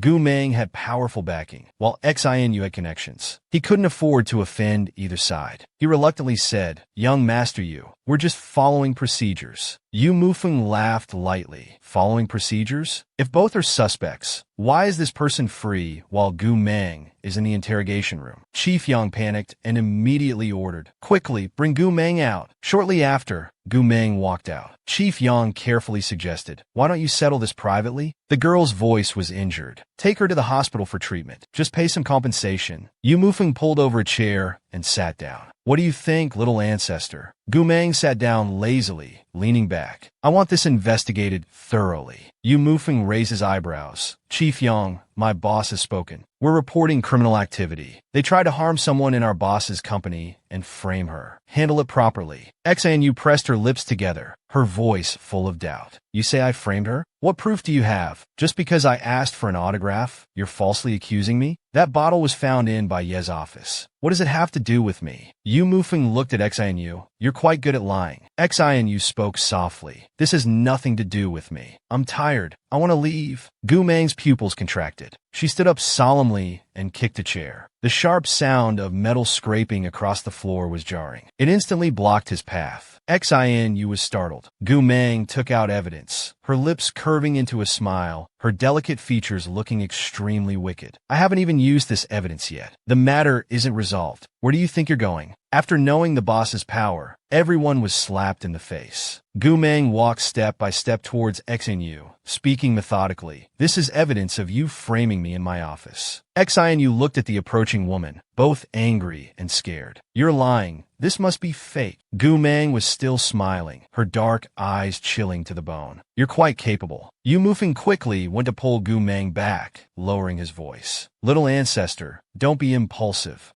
Then Gu Meng handed the evidence directly to the police. After watching the surveillance footage, the truth was clear. Xinu's face turned pale. How could there be a pinhole camera in the break room? Gu Meng expressionlessly replied, I've seen too many people. I'm used to being cautious of certain people's tricks. Yu Mufeng laughed softly. The key evidence is here. Chief Yang, please handle this officially. Chief Yang grabbed Xinu. She shouted, don't touch me, and quickly made a call. Hello, cousin, I'm at the police station. They're insisting on pressing charges, being unreasonable. Come help me. The two of them remained calm, their lips curved in half-smiles, wearing expressions that suggested the main show was about to begin. Half an hour later, Heiju arrived at the police station. When he reached the entrance and saw Gu Meng, his steps suddenly halted. He realized who they had provoked. Before the boss got angry, he quickly pretended not to know and tried to leave. Gu Meng smiled slightly. When he arrived, Xinu immediately rushed over, acting pitiful. Brother, you're here. Cousin, they're bullying me. I offered to settle, but they're still against me. We've been too nice to them. Hidu's heart trembled upon hearing this. Shut up! Xinu burst into tears. Cousin, the He family is at its peak in Beijing. How dare a small company boss dare to go against the He family? Just make them bankrupt. Hidu immediately slapped her. Xinu looked at him in disbelief. He spoke severely. Do you know who you've provoked? This is someone from the Liu family. Xinu was stunned. They're from the Liu family? The #1 family in Beijing. Hidu stood before Gu Meng and smiled. Miss Wang, why are you at the police station?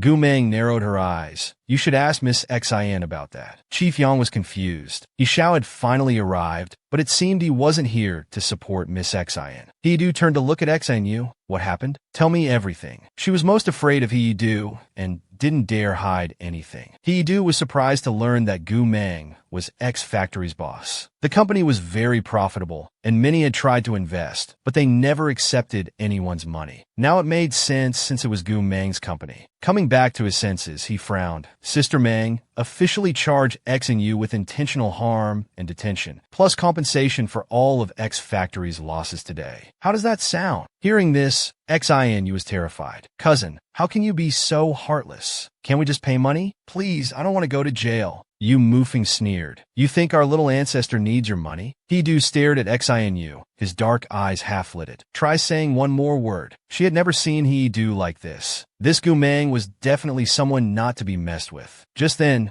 Gu Meng suddenly stood up. She turned her face slightly, expressionlessly looking at Yu Mufeng and Hidu. I'll leave this to you to handle. I'm leaving. They both nodded. Okay. Everyone watched her departing figure, wondering how many more secrets this girl had that they didn't know about. She possessed various sweet, lowly voices, cool sister voices, and seductive voices. She had Lu Qingzhou completely captivated, almost losing control. Gu Meng walked into the living room. Lu Qingzhou was having lunch in the dining room and was surprised to see her back at this time. She walked to Lu Qingzhou's side, grabbed his chopsticks, picked up a piece of sweet and sour ribs, and bit into it. She leaned her arm on the dining table, holding the bone on both sides as she ate. Lu Qingzhou paused for a moment, his lips curving into a smile. Why are you back so early today? Gu Meng briefly explained. Something happened at the company. It went to the police station. I wasn't in the mood to stay there. Lu Qingzhou frowned. Why didn't you call to tell me? Gu Meng made an ah sound. Yu Mufeng was there, and Hidu came too.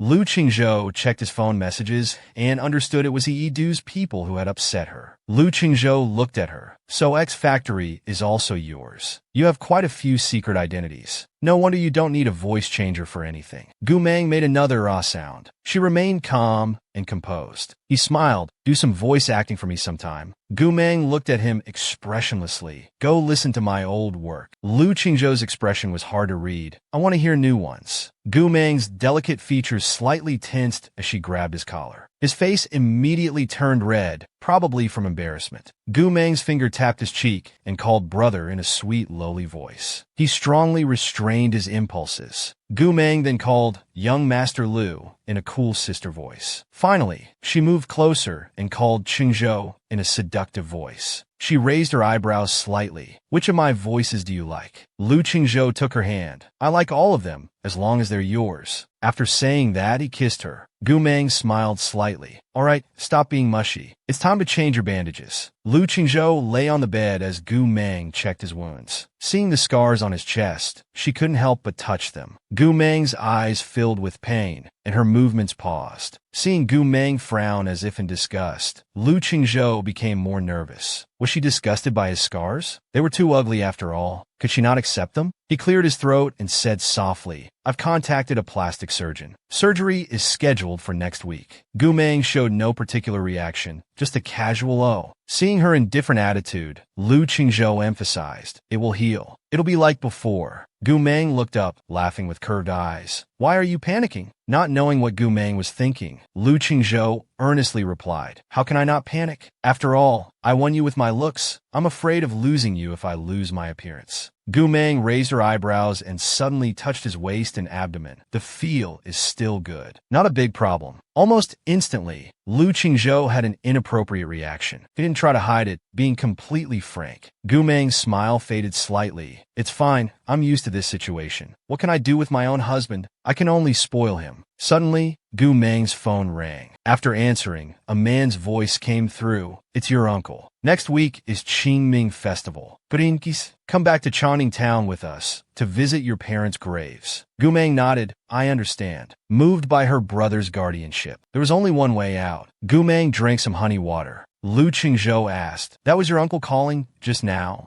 Gu Meng made an sound, her brows furrowed in irritation. He raised his hand to comfort her, his lips slightly pursed. Why so troubled? Gu Meng moved his hand away and muttered, he talks too much. Lu Qingzhou heard her description and couldn't help but laugh. Are you superstitious? Gu Meng didn't understand what he meant. She raised her eyebrows slightly and hummed. Lu Qingzhou smiled. Consider getting a haircut in the first month. Gu Meng also smiled. Not a bad idea. Let's try next time. On Qingming Festival, Gu Si and Gu Meng knelt before the tombstone and kowtowed 3 times. Gu Si's eyes were teary as he silently vowed, Mom and Dad, I will definitely investigate the cause of your deaths. I won't let you die in vain. Gu Meng reminded softly, don't cry, don't let others see your emotions. After saying that, she patted his head. He wiped his tears and controlled his emotions. Just as they were about to turn and leave, their 4th aunt stopped them. I heard you topped the national exam. That's amazing. What have you been busy with lately?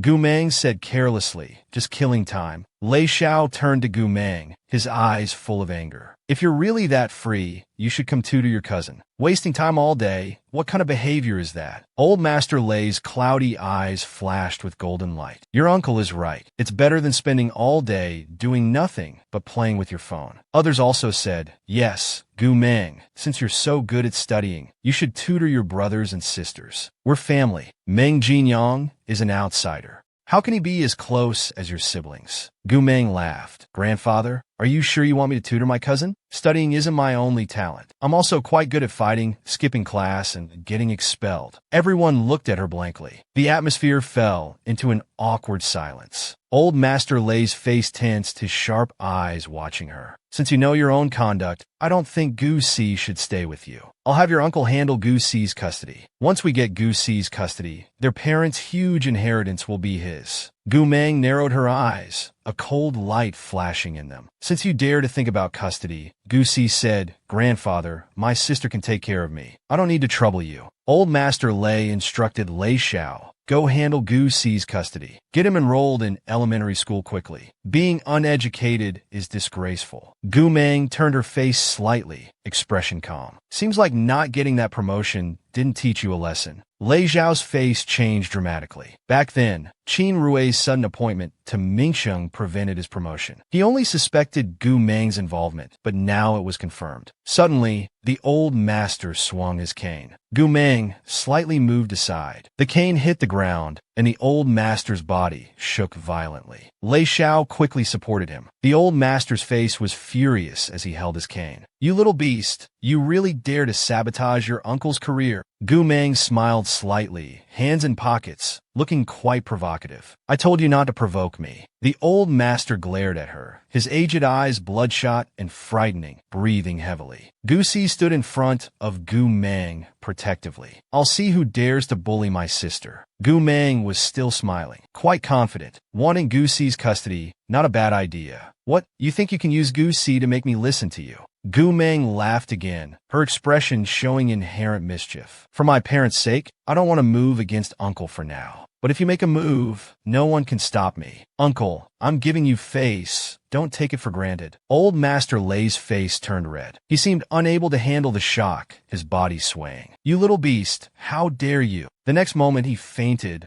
Gu Meng was truly angry this time. They actually sold her parents' house. It was too despicable. Old Master Wei's chest heaved violently. His eyes rolled back, and he fainted. "Dad, what's wrong? Wake up! What are you all standing there for? Call 120 quickly." He lowered his gaze to look at Gu Si standing beside him. "Let's go." Gu Si hummed in agreement and followed. Gu Meng had only taken a few steps when Lei Xiao grabbed her hand. "How dare you leave? Let me tell you, if anything happens to your grandfather, I won't let you off." Gu Meng forcefully broke free from his grip. He immediately cried out, "You little beast, stop right there." She then immediately twisted his arm behind his back. Gu Meng's lips curved into an enigmatic smile. "Uncle, grandfather's senile. You didn't take 15 years to climb to your current position. Don't court death, understand?" After saying that, she pushed him aside. Gu Si followed. Gu Si looked back and glared. "Serves them right. They really thought they could mess with my sister." He asked quietly, "Sis, you won't anger grandfather to death, right?" Gu Meng smiled. No. His sister had shown mercy for their parents' sake. Third uncle-in-law caught up with him. "Gu Meng, Gu Si, let me drive you to the airport." Gu Meng's eyes flickered slightly as she turned her face. "Third uncle, is there something wrong with Mom and Dad's villa?" Third uncle-in-law seemed uncomfortable, hesitating for a few seconds. "Your grandfather sold the villa and bought an apartment in Mingsheng for your cousin. They got the property certificate recently and even had a celebration dinner." Upon hearing this, Gu Si's anger shot up. Frowning, he gritted his teeth. "What right do they have to sell our parents' house? Before, they would just ask our parents for money every few days. I thought that was shameless enough, but now they dare to touch the house." Gu Meng suddenly spoke, her voice deep and cold. "Whose idea was it?" Third uncle-in-law answered honestly, "Your grandfather's." Gu Meng took out her phone and dialed a number. "Find out who has the villa in Chongning town of the Gu family. Get it back, and make the Lei family return all the money they've swallowed." Half an hour later, they arrived at the airport. Gu Meng said thank you,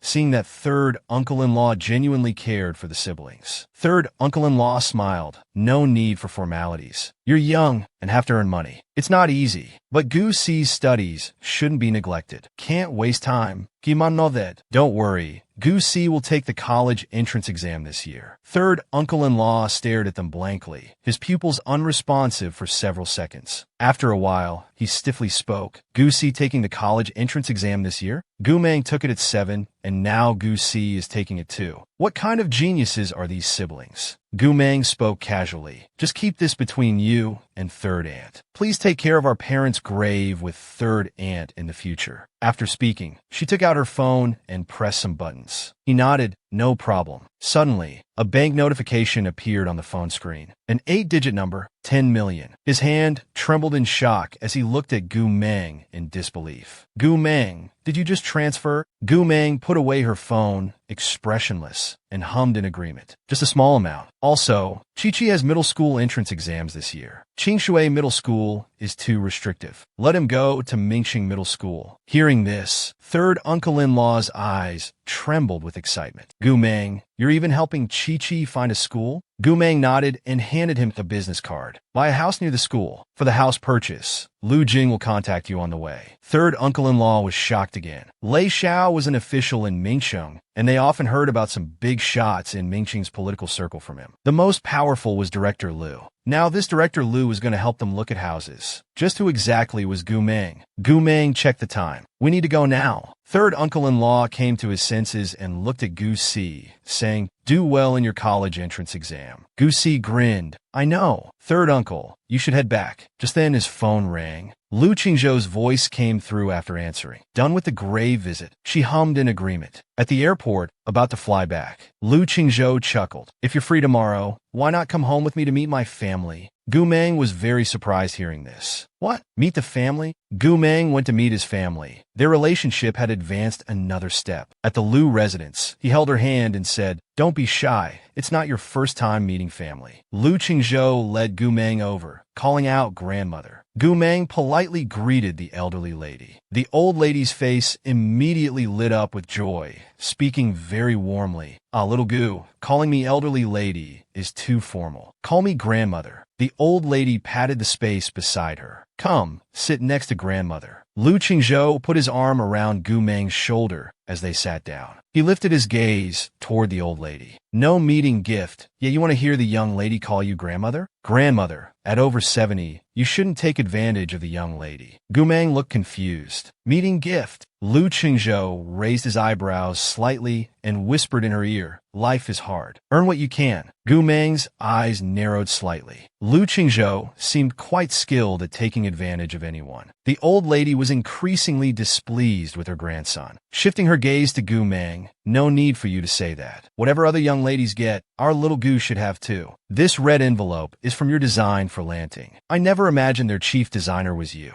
My clothes for the National Congress were all your work too. Isn't it fate? Gu Meng curved her lips, looking quite obedient. Yes. The old lady patted the sofa. Little Gu, come sit by grandmother. Lu Qingzhou, arm around Gu Meng's shoulder, said softly, Go sit there. The old lady held Gu Meng's hand. How did you grow up to be so lovable? No wonder some people are smitten at first sight. Gu Meng glanced at the man leaning on the sofa, a smile appearing in her eyes. He looks good too. Lu Qingzhou raised his eyebrows slightly. The young lady was now speaking up for him. The old lady gave her grandson a disapproving look, wanting to call him ugly, but knowing it would be a lie. He's just too irritating. Being with this unfilial grandson, you're really suffering. Kiman like it. He's quite good. The old lady sighed, handing over a red envelope. That puts me at ease. Take this red envelope and this bracelet too. Gu Meng hadn't expected any meeting gifts and tried to decline, but the old lady pressed down her hand, smiling and drawing out her words. This is for my future granddaughter-in-law. Keep it well. She turned to look at Lu Qingzhou questioningly. Lu Qingzhou stood up, smiling. If grandmother gives it to you, just accept it. After all, you'll definitely be the future mistress of Lu Yuan. After Lu Qingzhou finished his shower, Gu Meng was sitting lazily on the bed, holding the red envelope and bracelet. Lu Qingzhou sat down and looked at the card. 100 million and 1 yuan. Gu Meng lazily hummed and raised her eyes. That's quite a lot. Gu Meng held up the bracelet to his eyes. Tell me about this one. Lu Qingzhou helped her put on the bracelet. It's grandmother's dowry, passed down for quite a while. It's beautiful, and the things you got are quite nice too.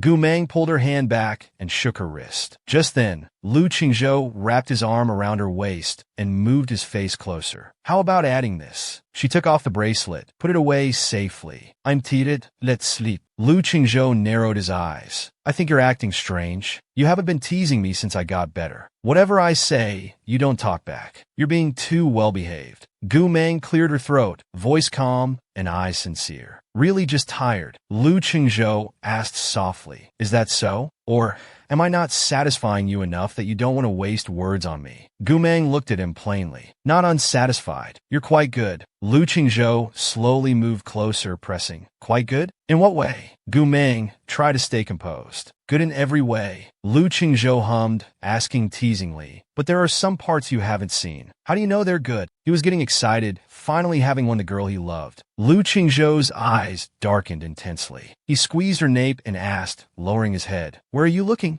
Gu Meng's gaze unconsciously glanced at a certain part of him before quickly looking away. Lu Qingzhou's gaze fell on her slightly trembling eyelashes. Hey, tell me what you like. The next second, she took the initiative to kiss his lips. He pointed to his mouth. Like this. He wrapped his arm around Gu Meng's sexy waist. After separating, he held his hand up to Gu Meng's eyes. Or this. Finally, he took her hand and pressed it down there. Or want to try this? Gu Meng couldn't take it anymore. She forcefully pulled her hand back and said coldly, "Are you sleeping or not? If not, get out." Lu Qingzhou looked at her expressionless face and chuckled softly. Gu Meng turned to go to sleep, but before she could move, her chin was suddenly gripped by hot fingers and turned back. She was getting annoyed. Before she could finish speaking, he pressed her head down and kissed her lips boldly. Lu Qingzhou pushed her down, pressing her beneath him. Sensing her stiffness, he had no intention of letting her go. He said against her lips, "Come, let's check the goods." Gu Meng's breathing was completely chaotic, heart almost jumping out of her chest. He was even more than she imagined. Lu Qingzhou's voice was low and hoarse, filled with desire. "Well, satisfied with what you found?" Gu Meng's eyes were calm and composed. "Quite satisfied. Can I sleep now?" Lu Qingzhou laughed. "Still thinking about sleep? Dream on," he said hoarsely, biting her earlobe. "You've teased me for 3 months, Gu Meng. Time to pay up." Then he kissed her lips again. After who knows how long, Gu Meng got out of bed and threw a ball of paper at him, telling him to clean up. Lu Qingzhou smiled, his exquisite, rippling brows extremely alluring. Looking at her back, he thought she was truly adorable. Gu Meng walked into the bathroom and turned on the faucet to wash her hands. Then Lu Qingzhou came in, standing behind her, pressing against her back. Gu Meng looked up at him in the mirror. "What are you doing now?" Lu Qingzhou lowered his eyes, squeezed some hand soap, held both her hands, and carefully washed each of her fingers, rinsing them clean under the water. He whispered in her ear, "You're still young. I'll let you off this time." Several days later, the college entrance exam ended. Gu Si was interviewed by reporters. "Are you taking the college entrance exam this year?" "Is he young?" "Little boy, how old are you?" 8 years old. "How did you find the difficulty of this year's exam?" Today's questions were quite simple. "I even took a nap and was still the first one to finish." The reporters were shocked. What kind of prodigy was this child? He quickly became trending online. Mingxing High School exam site. 8-year-old candidate. Comment section. What kind of genius is this? Taking college entrance exam at 8? That's not even the most important part. Look at this little brother's divine looks. Haha, so cool and handsome. Little brother, I'll wait 10 years for you. Netizens are slow today. It's been an hour. Why hasn't anyone posted his personal info yet? Chending, Gu Mang, Gu Si. Wow, OMG. Gu Si is Gu Meng's younger brother. His sister took the exam at 7 and got perfect scores in all subjects. Now the brother appears at 8. Qing Mu Feng looked excited, as if having big news. The info about Gu Si is all over Weibo. They've even exposed sister-in-law's background. All identities revealed. Bai Mu Feng joked. "Brother Chung, should I buy you a trending topic too? You should have some presents. The whole family should be complete." Lu Qingzhou slightly narrowed his eyes. Just one look, and Bai Mu Feng instinctively sensed danger. Even more cowardly than Qin Feng, he immediately hid behind Gu Meng. After 2 seconds, Gu Meng said flatly, "He doesn't need trending topics. Go remove mine." Bai Mu Feng immediately nodded. "Yes, boss." On another side, Guing told Lei Xiao, "I heard from classmates that sister might have deliberately used Gu Si's exam participation to gain fame." "You mean Gu Si's exam was Gu Meng's intentional arrangement? He hasn't even been to school. Where did he learn? When his poor results come out, I want to see how Gu Meng handles it." These siblings are really a divine combination. Both national top scorers. When the exam results came out, Lu Yang immediately sat up, very excited. Lu Yi's fingers quickly typed on the keyboard, entering his exam number and password. Results showed Chinese 107, Math 120, English 102, Science 237. Total 566. Lu Yang was amazed. This was better than he expected. Turning to his parents, "I got 566 points. I can go to police academy now." Lin Zhou could hardly believe these scores. Previously failing all subjects, now reaching this level. Really thanks to Gu Meng. Lu Xing urged his daughter. "Quick ear, check yours too." Lu Yi checked her scores. Total 723, 5th in the province. Within her expectations, Lu Xingjing was very satisfied. Good. As expected of our Yi, always excellent." Lu Yi looked at Meng Jingyang. "I'll check your results." Meng Jingyang gave his account and password. Voice trailed off. Lu Yi logged in. Results quickly appeared on screen. Lu Yang stretched his neck to look, exclaiming, "Holy!" Total 734, amazing. Lu Yi also admiringly widened his eyes. glancing at the final ranking. Stunned, 734 points, second in province. Then who's first? His voice faded as he looked toward the person sitting next to Gu Meng.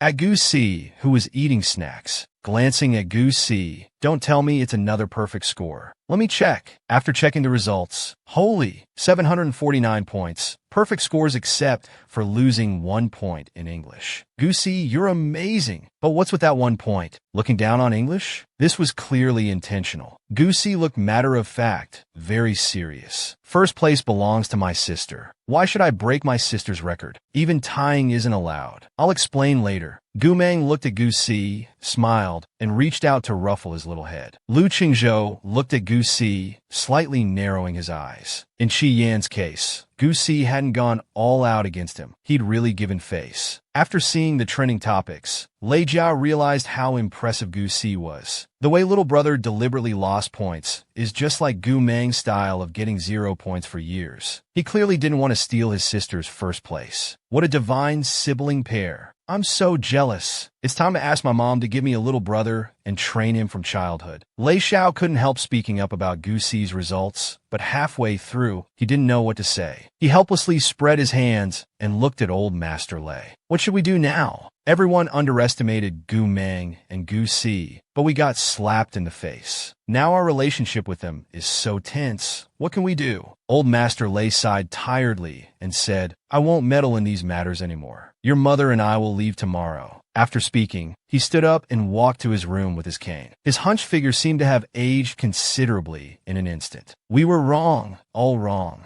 Gu Meng lowered her gaze, looking at Zhang Xinyuan's slightly rounder face, and gently pinched his cheek. The food must be good there. You've gained some weight. He smiled sheepishly. Yes, it's quite good. I plan to intern at Lawyer Zhang's office during university breaks. His slightly curved eyes grew moist as he spoke. When I can earn money, I'll give it all to you. Gu Meng stood straight and asked softly, Why give it to me? Keep it for yourself. Meng Jingyang spoke with determination, leaving no room for discussion. But we agreed. Once I earn money, I'll pay you back. Gu Meng put her arm around his shoulder, walking leisurely toward the sofa. If you won't accept that, I'll have to accept you as payment instead. Lu Qingzhou leaned against the sofa, watching Gu Meng lean completely on Meng Jingyang, slightly narrowing his eyes. Qin Fang caught this scene and quipped, Sister-in-law really attracts both men and women. Lu Qingzhou withdrew his gaze and said coolly, Is that so? Seems I'll need to be more vigilant. Lu Xingjing came over, smiling. Today is a great day. I suggest we hold a celebration dinner at Tianxia restaurant tonight. What do you think? Everyone can invite their friends. More people make it livelier. He turned to Gu Meng. What do you think? Just then, Gu Meng's phone rang. She said and added, You decide. I need to take this call. Lin Shuang spoke. Little Gu, your brother got top scores, so Yin Lin and I are coming to Mingqing to celebrate. Gu Meng calmly asked, You're coming? She laughed. Yeah. When Yin Lin heard I was going to Mingqing, he insisted on coming to see you. Gu Meng nodded. All right, we'll be at Tianxia restaurant tonight. Come if you can make it. Lin Shuang cheerfully replied, Okay. Gu Meng reminded her, Lu Qingzhou and others will be there. Don't expose Yin Long's identity. Gu Meng finally acknowledged Lu Qingzhou's status as her boyfriend. That evening, a celebration dinner was held at Tianxia restaurant. The atmosphere was very calm. Lin Shuang looked bewildered. Listen, little Gu,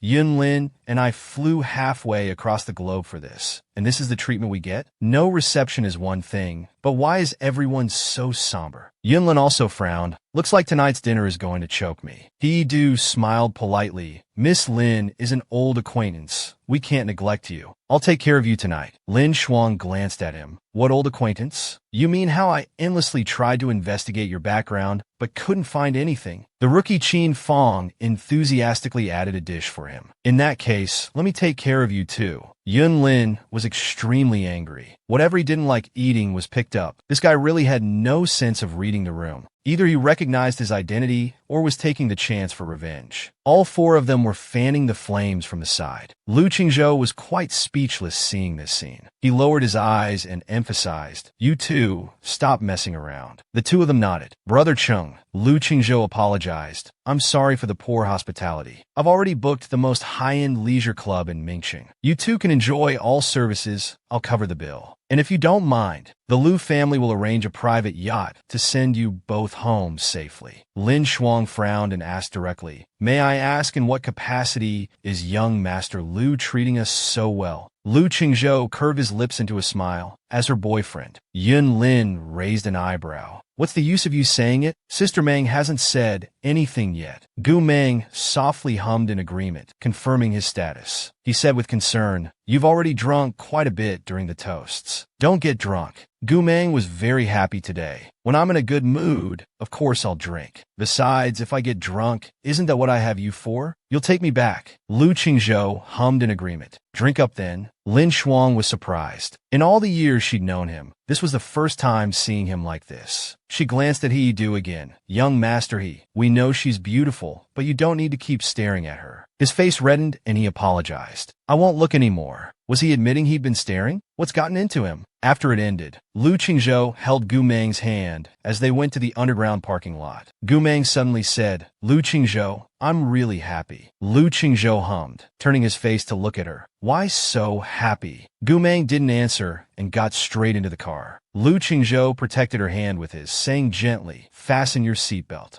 Gu Meng sat in the passenger seat and pulled the seatbelt. After buckling it, Lu Qingzhou looked at her. Are you drunk? Gu Meng looked up expressionlessly. No, I'm really happy today. Lu Qingzhou looked at her and smiled. You're quite cute when drunk. After returning home, Lu Qingzhou was considerate. Go take a shower. I'll make you some honey water. Gu Meng repeated again. I'm really happy today. He paused for a few seconds and smiled. That's the third time. Tell me, what are you happy about? Gu Meng said, It's not important. I'm happy and want to celebrate with you. Lu Qingzhou lifted her chin. How do you want to celebrate? Gu Meng stared at his delicate face and said slowly, Do you want to indulge in some private pleasure with me? They finally consummated their relationship. Lu Qingzhou lifted her chin. How dare you flirt today? Alcohol gives courage to the timid. She reached out to touch his Adam's apple. I'm not the one flirting. You'll be the one begging me. As she spoke, she continued stroking his Adam's apple. I'm in a good mood today. I can satisfy you. Lu Qingzhou controlled himself, reminding softly, Don't cause trouble. You smell of alcohol. Go shower. Gu Meng fell into his embrace. Then after the shower, Lu Qingzhou immediately pushed her away. After the shower, go to sleep. Time froze for a few seconds. Is this man impotent? Gu Meng was about to turn around to take a shower. He reached out and pulled her back. He pinned her against the wall. Won't let you go up, and now you're getting angry? Gu Meng smiled. No, I'm sober now. Don't want it anymore. He clicked his tongue. I'm protecting you, yet you're being ungrateful? Gu Meng looked at him seriously. Yes, I drank too much. You forgot I'm still young. Lu Qingzhou leaned close to her ear and whispered, Being young has its ways too. There are many ways to satisfy me. You can use your hands. She pushed him away directly. I'm not in a good mood now. If you don't want to, just handle it yourself. Just as she was about to turn away, unexpectedly, Lu Qingzhou pulled her back into his embrace. She struggled desperately. Lu Qingzhou, let me go. Lu Qingzhou smiled. You want me to handle it myself? But I have a girlfriend. Gu Meng blushed hearing this. Sorry, your girlfriend needs to shower. Handle it yourself. Lu Qingzhou touched her head, clearly seeing her face. Must you have me today?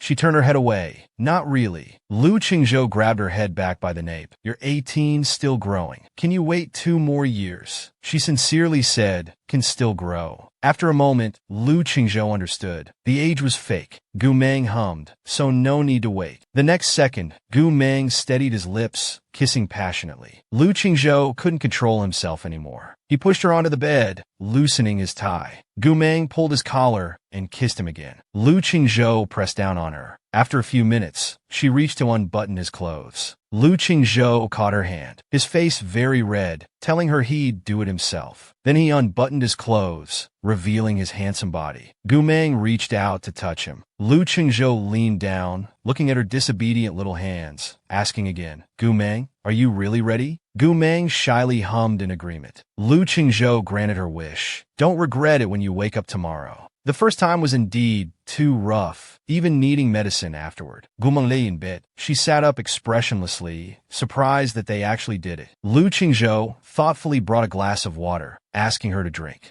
Gu Meng obediently drank the water and lay down. Lu Qingzhou frowned. Don't want a shower? She pulled up the blanket, too tired. Lu Qingzhou smiled, voluntarily carrying her to the bathroom. He placed her in the bathtub, carefully wiping her. Lu Qingzhou looked at her face. Her lips were redder than usual, slightly swollen. Her complexion was fine, just her expression seemed quite displeased. Gu Meng felt shy, remembering last night. He had been like a madman, almost killing her. Lu Qingzhou felt somewhat distressed. After the bath, I'll apply medicine. Gu Meng said, oh, I can do it myself. He gently stroked her. Since you're mine, let me take responsibility. After the bath, Lu Qingzhou helped wipe her legs. Looking at Gu Meng, her expression wasn't good. She looked like she wanted to hit someone. He looked into her eyes. If you're angry, I'll take responsibility. I caused this, understand? Pinching her earlobe, he rubbed it gently. Don't be angry. Let me kiss you. She didn't speak. Lu Qingzhou took it as consent and held her ankle, about to lean down. Gu Meng's expression changed slightly. She pulled the blanket over, covering her legs completely, pressing down firmly on the corners. Glaring at him coldly, she said, be human, will you? He smiled leisurely. Why are you looking at me like I'm a beast? Gu Meng frowned slightly. Aren't you? Lu Qingzhou kept smiling, his eyes gleaming. With you, I'm afraid I'll always be like this. I fulfilled your wish. Don't abandon me now, okay?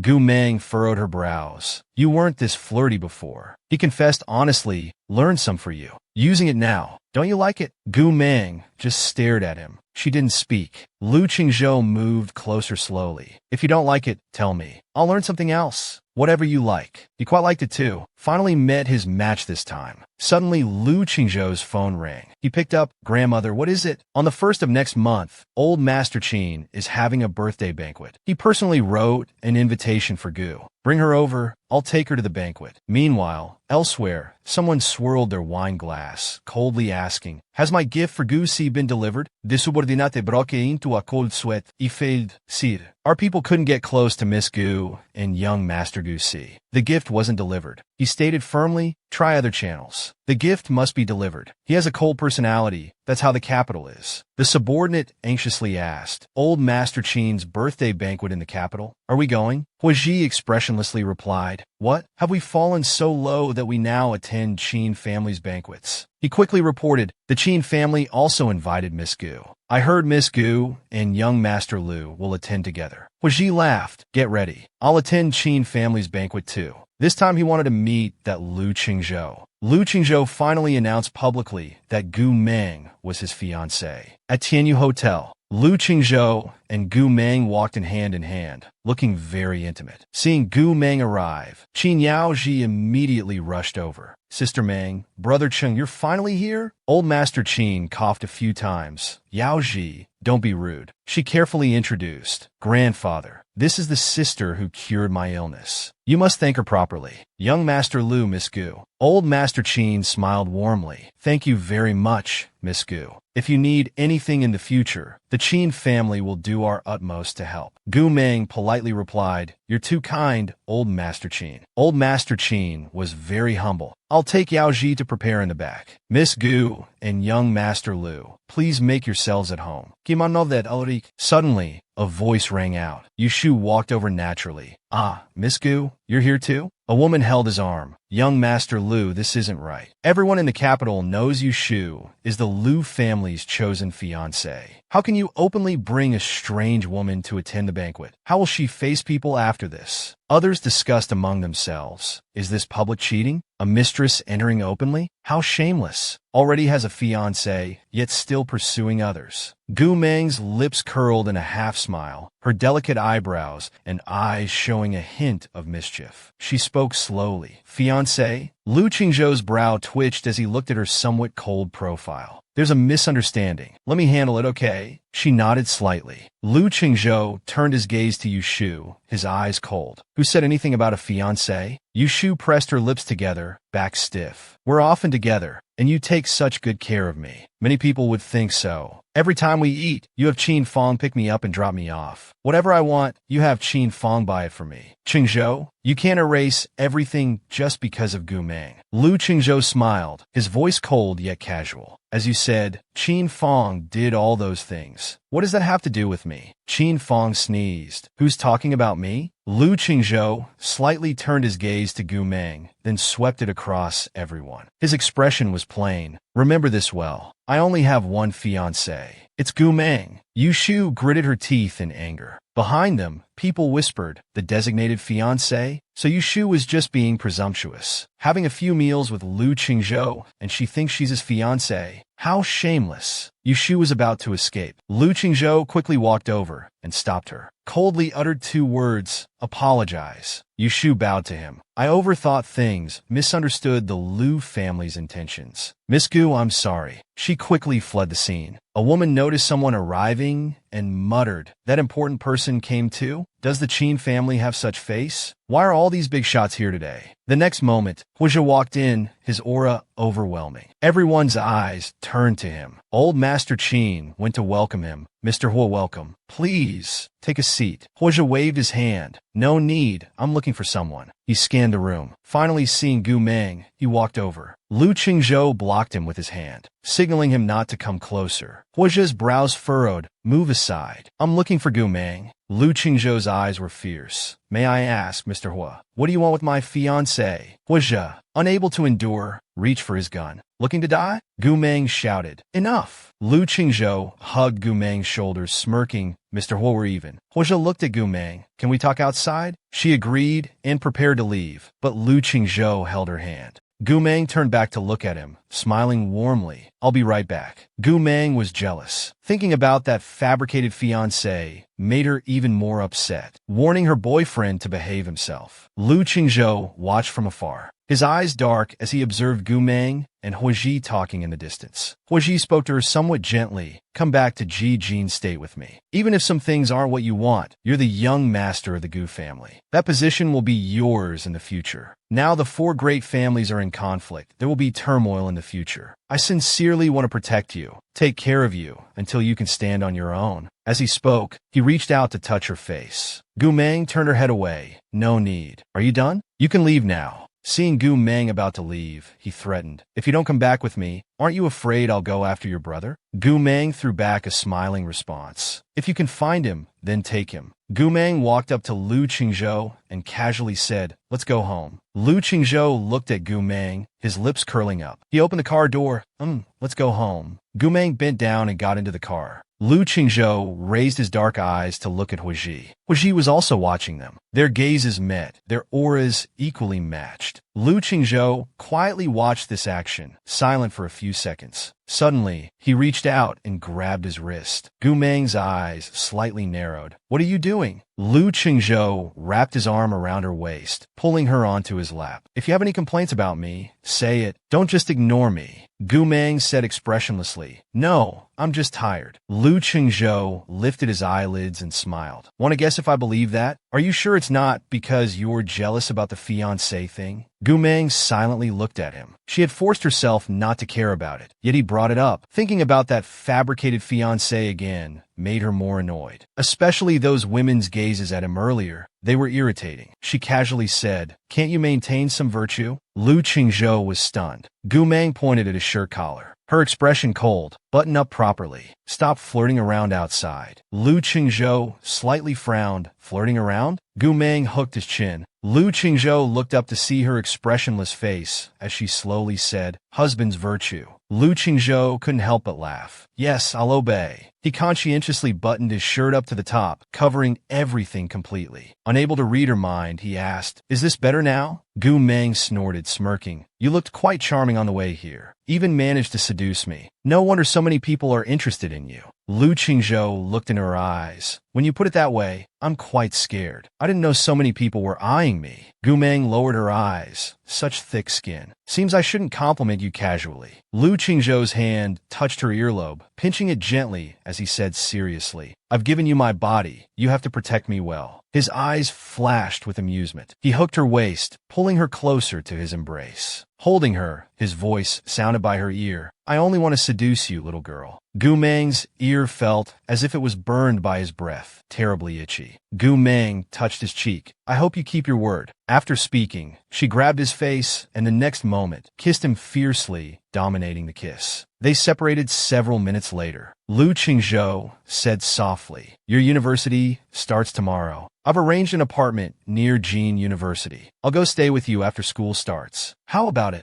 Gu Meng made a sound, "But I've already decided to live in the dorms." He asked again, "Must you live in the dorms?" Finally agreeing, "Fine, I'll keep the apartment ready for you." Hearing this, Gu Meng blushed for future secret meetings. Lu Qingzhou smiled wickedly. "Boyfriend and girlfriend don't need secrecy. I'm unhappy. You need to make it up to me." She nodded. On the first day of school, Gu Meng gave a speech as the student representative. Unexpectedly, she faced jealousy. A scheming girl switched her speech script. What was unexpected was she had photographic memory. On university opening day, Gu Meng arrived at the student dormitory. A not unattractive girl enthusiastically approached. "Hello, I'm Tang Xiao. Gu Meng politely replied, "I'm Gu Meng." Another girl walked over. "I'm Su Jiaying." She was starstruck, feeling that Gu Meng could easily be chosen as campus beauty. What to do when your roommate is too pretty? I suddenly feel a bit pressured. Su Jiaying discreetly looked Gu Meng up and down. "So, what if she's pretty? Her clothes don't even have any logos. She looks quite poor." Suddenly, there was a knock on the door. Gu Meng went to open it. He enthusiastically introduced himself. "I'm your department's counselor. Military training starts tomorrow. There's a student representative speech segment." Upon hearing this, Su Jiaying quickly walked over. "Teacher, I'm the school's top student. According to tradition, I should give the speech, right?" The teacher politely declined. "No need, thank you. Gu Meng, you got perfect scores in all subjects. The school wants you to give tomorrow's speech." Su Jiaying glared at them both. He had rejected her and chosen Gu Meng. With a lollipop in her mouth, she asked, "Teacher, can someone else do it?" The teacher patted her shoulder encouragingly. "This event is very important. Both the school and media are paying close attention. You're our only student with perfect scores in all subjects. Who else could we choose? Don't be nervous. We've prepared the speech. Just read it as written. It won't take up your spare time." Gu Meng took the speech and agreed directly. Tang Xiao thought it was great. "I heard if you perform well at the training base, you can get signed directly and even receive a military rank. Looks like this spot will definitely be Gu Meng's." Su Jiaying's eyes flashed with malice. This Gu Meng dared to steal the position she wanted. She would show no mercy then. The next day at the mobilization meeting, the teacher excitedly shook Lu Qingzhou's hand. "I never expected young Master Lu would personally supervise our military training. It's such an honor." Lu Qingzhou said, "I look forward to this year's military training at your school." He smiled slightly, his gaze falling on Gu Meng. Since she wanted to live separately, he would come to her instead. What else could he do? Just spoil her. Gu Meng walked through the crowd, hands in pockets, looking absolutely domineering. Tang Xiao looked at Lu Qingzhou excitedly. "He looked over here. This instructor is so handsome." Gu Meng looked up briefly and lazily replied, "He's okay." The teacher came over. "It's almost time for the speech. I'll take you there." He handed the speech to Gu Meng, carefully reminding her, "Don't be nervous on stage." She took the speech and opened the paper. Unexpectedly, it was completely blank. The speech had been switched. The teacher was shocked. Such a long speech. Surely some student extremely disliked Gu Meng and wanted to embarrass her. The whole internet was watching this event. Not only would Gu Meng lose face, but the medical department's reputation might also be damaged. He panicked and told Gu Meng, "I'll tell the principal to cancel the freshman representative speech. For such a big occasion, better not to do it than do it wrong." Su Jiaying snorted coldly. "Gu Meng, let's see what you can use to compete with me." Gu Meng said coldly, "I'll go up," then walked up expressionlessly. She threw the blank speech to the teacher. Gu Meng stood at the center of the podium, took the microphone, and began her self-introduction. "Distinguished school leaders, teachers, and fellow students, hello. I am Gu Meng from Medical Department, Traditional Chinese Medicine Class 1. I'm honored to be here today as the student representative." The teacher below was surprised but also delighted. This was exactly the content of the speech. Had she memorized it all with just one glance? Lu Qingzhou smiled faintly. How many more abilities did she have that he didn't know about? A few minutes later, she ended with "Thank you all." The crowd cheered. Speaking without notes was amazing. Not a single mistake throughout. It was incredibly smooth and flawless. After finishing, Gu Meng didn't leave the stage. She stood lazily, slightly narrowing her eyes. There was darkness in them. Su Jiaying looked up, instinctively tensing. What was she going to do? Gu Meng's voice was gentle, with a mischievous smile. I wasn't planning to speak without notes. Someone replaced the speech with blank paper. As the words landed, the audience was stunned for a moment. Then they all looked at Gu Meng in shock, not just because her speech was switched, but because she dared to mention it on the podium. After a few seconds, Gu Meng chuckled, her gaze falling somewhere unknown, her voice casual, yet domineering. Did it really work against me? Just wait, I'll investigate this thoroughly. Someone dared to play tricks in front of a boss. Little did they know her special identity made her untouchable. The counselor looked at her. Su Jiaying, did you switch the speech? She denied it without thinking. It wasn't me, teacher. Why would you suspect me? Tang Xiaoxiao also defended her. Yeah, there are so many people in the dorm. Why accuse Jiaying? The teacher looked displeased. Then explain why Gu Meng's speech was found under your bed. Su Jiaying kept denying. This is clearly targeting me. Am I stupid enough to be so obvious? All the girls visited our dorm last night. Who knows if someone's trying to frame me? The teacher thought she had a point. Gu Meng crossed her arms, saying carelessly,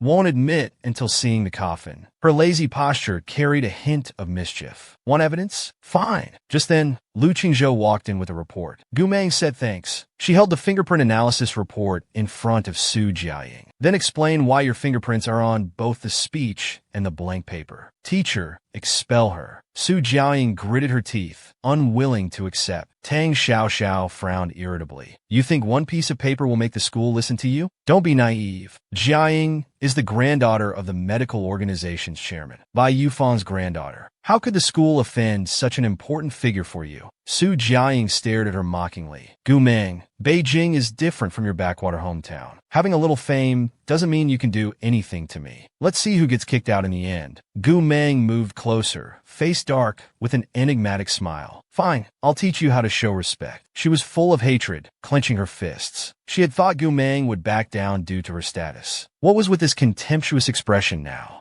She raised her hand to strike Gu Meng. Gu Meng instinctively grabbed her wrist. Expressionlessly threw her hard. She stumbled back several steps. Gu Meng raised her arm, pinned her hard against the wall. Su Jiaying shouted, Gu Meng, are you crazy? Let me go. Tang Xiaoxiao was startled, kindly warning, the Bai family isn't someone you can mess with. Let her go quickly. Gu Meng slowly uttered two words, shut up. Her beautiful eyes curved as she looked at her, tilting her head slightly. You dare to fight me? Tang Xiaoxiao's voice trembled. Gu Meng, the counselor is here. You dare to hit someone at the training base? I'll tell the principal. Gu Meng glanced sideways, smiling lazily with a roguish air. I'll be waiting. The teacher stepped forward. Stop, don't be impulsive. It's time to assemble. Only then did Gu Meng release her grip, warning her to watch herself. Gu Meng went to assemble. Lu Qingzhou caught up from behind, grabbing her hand. Do you need me to handle the school administration? Gu Meng turned back with a smile, telling him not to worry. I have my ways. The top CEO sure knew how to play, catching his girlfriend, asking if she wanted to be robbed of money or virtue,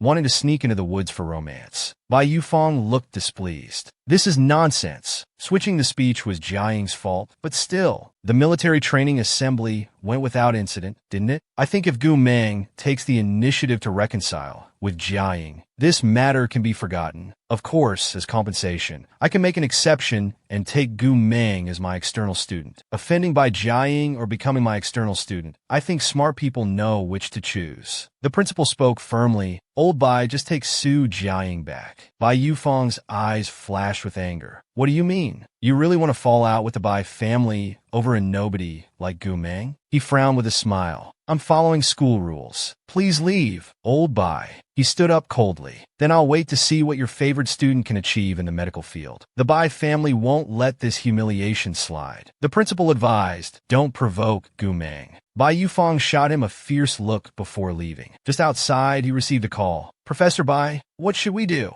All our suppliers have stopped deliveries. The contracts are being treated as breached. We'll see you in court. Only then did he realize it was over. He'd really hit a wall this time. After military training dismissed, Gu Meng took a shower. The evening breeze felt especially comfortable. One hand holding a towel, the other combing through her half-dry hair, unhurriedly walking toward the dormitory. Passing through the gap between two wooden buildings, she suddenly stopped, her eyes flashing. Before she could react, a force suddenly grabbed her arm, pulling her into the meter-wide gap. The person moved quickly. Her wrists were pinned against the wall on either side of her head, her body pressed against the wall. The next second, hot breath came close to her ear, a deep, husky voice saying, "Want to be robbed of money or virtue?" Gu Meng's throat moved slightly, speaking emotionlessly. "No money." Lu Qingzhou clicked his tongue, speaking flirtatiously. "So the little girl wants me to take her virtue?" She raised an eyebrow. "Sorry, already given to someone else." Lu Qingzhou asked seriously. "Oh, to whom?" Hearing this, Gu Meng narrowed her eyes. "Want to play out? Let me satisfy you then." Gu Meng's lips curled playfully. "He's quite inhuman." Lu Qingzhou's jaw tensed slightly, his hand moving to her chin, fingers gently caressing her delicate skin. "Then do you remember what else he said? That he'd never be human again."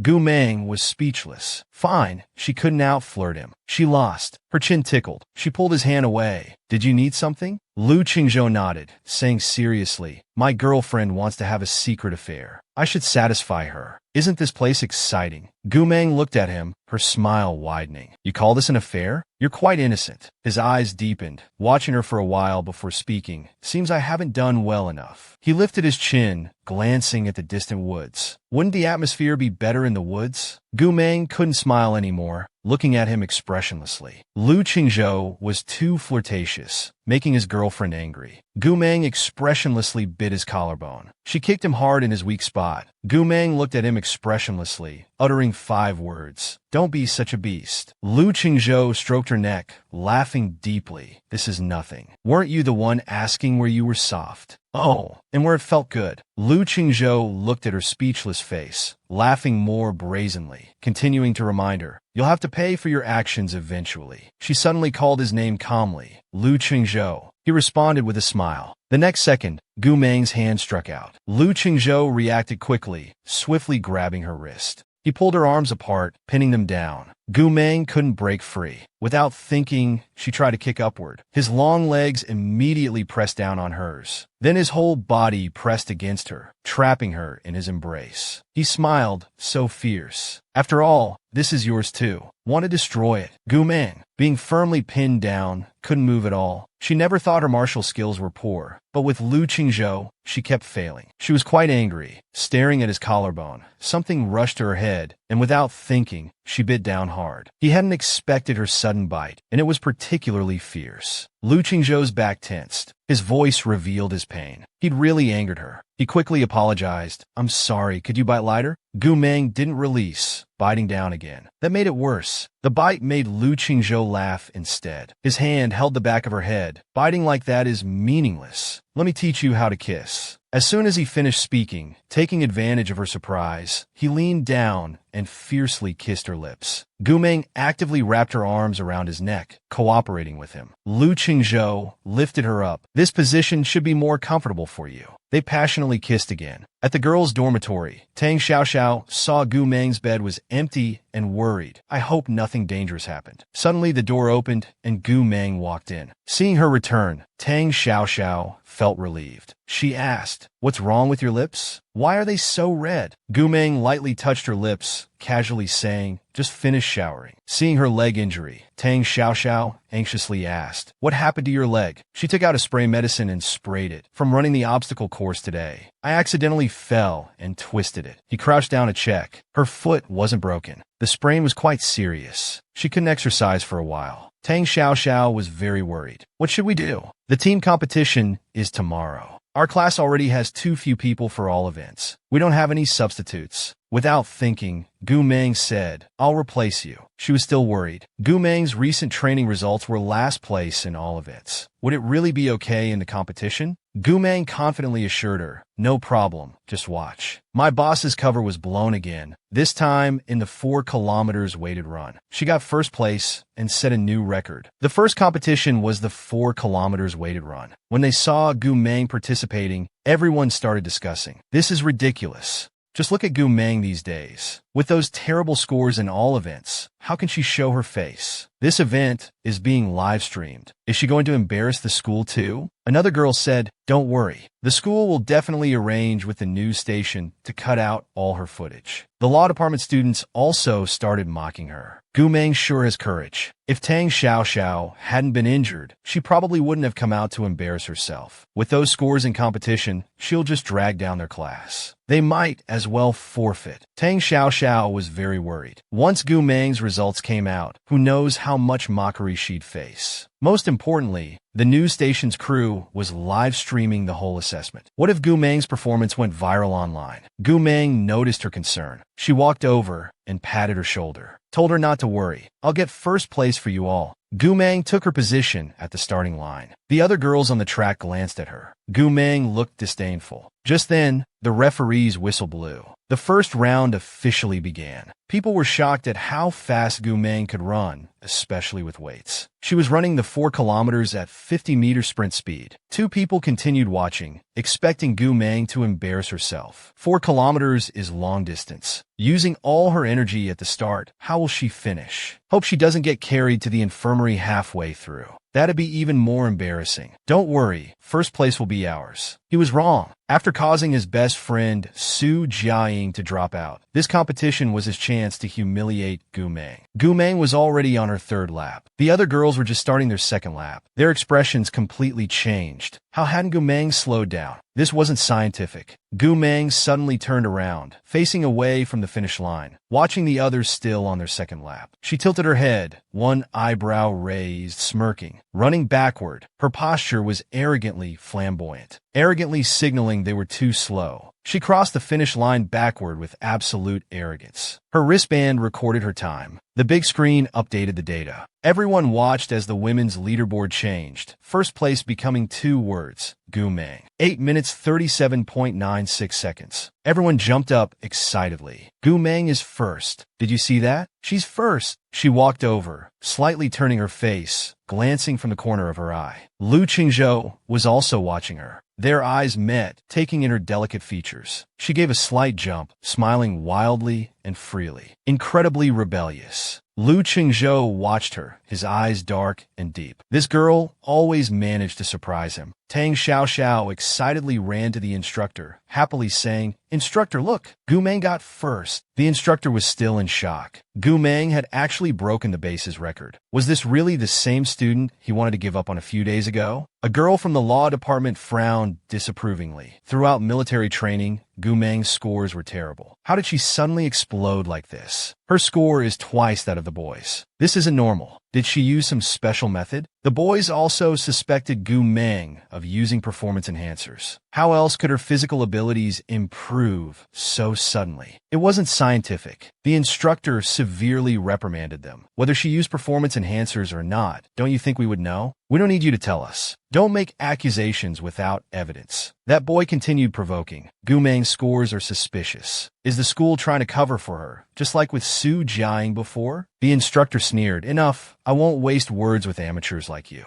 If you won't accept defeat, prepare well for the afternoon competition." He turned and left after speaking. The law department's class leader was unconvinced. The first event this afternoon is shooting. She might drug up for weighted running, but let's see how she handles shooting. Other girls laughed. "Our class's shooting scores are much better than the traditional medicine department. We hit 10 rings every time. How can Gu Meng compete with her 1-ring score?" Tang Xiaoxiao found Gu Meng worried about the afternoon competitions. Gu Meng remained very calm, smiling harmoniously. "Don't worry. I'll lead you to victory. I love proving people wrong." Gu Meng broke another record. In shooting moving wooden targets, 10 consecutive shots hit exactly the same spot. Incredible. The The second round is the 10-meter rifle shooting competition. Now beginning. Sang Shue's first shot, 10.1 rings. The big screen immediately updated the score. The crowd went wild. The second shot wasn't as good as the first, 9.4 rings. For the next 8 shots, Sang Shue got 3 9.5 shots and 10 rings, taking 4 minutes 21 seconds.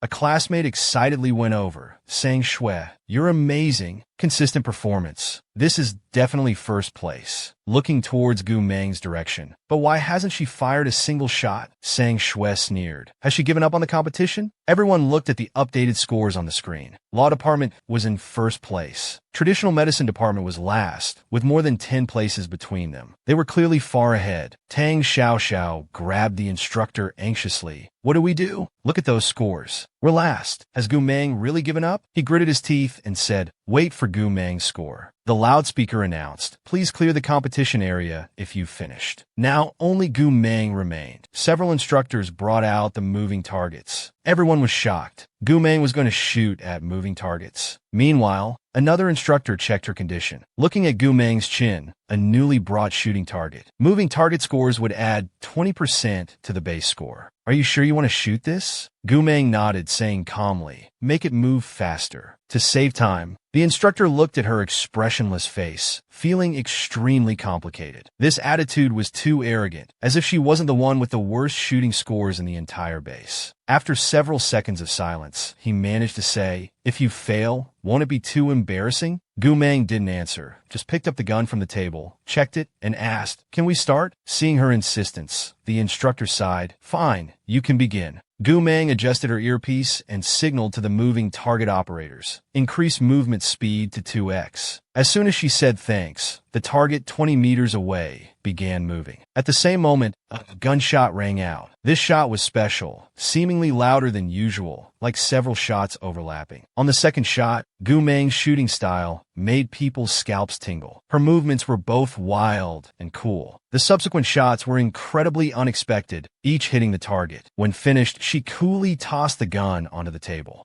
Just as she turned her head, the big screen updated the scores. 10 consecutive shots, all 10.9 rings. Unbelievable. Sang Shue's eyes turned red with anger. How could Gu Meng, who always scored 1 ring, suddenly achieve perfect scores overnight? The former women's first-place holder, Sang Shue, instantly became second place, with Gu Meng's first-place score creating an enormous gap. At the target, 2 instructors stared dumbfounded at the hole in the bullseye, larger than a bullet. Shooting moving targets with a handgun was already extremely difficult. Her speed was so fast they could barely see before it was completely over. All 10 shots hit the same spot, piercing through the target. A shooting black hole. This was simply godlike, breaking their base's shooting record. A group of fans surrounded her. Boss, you're so amazing. Why did you pretend to have poor scores? I failed to recognize Mount Tai. Sister Meng, you're forever my idol. Boss, we heard you've broken 2 base records already. What are your thoughts on this?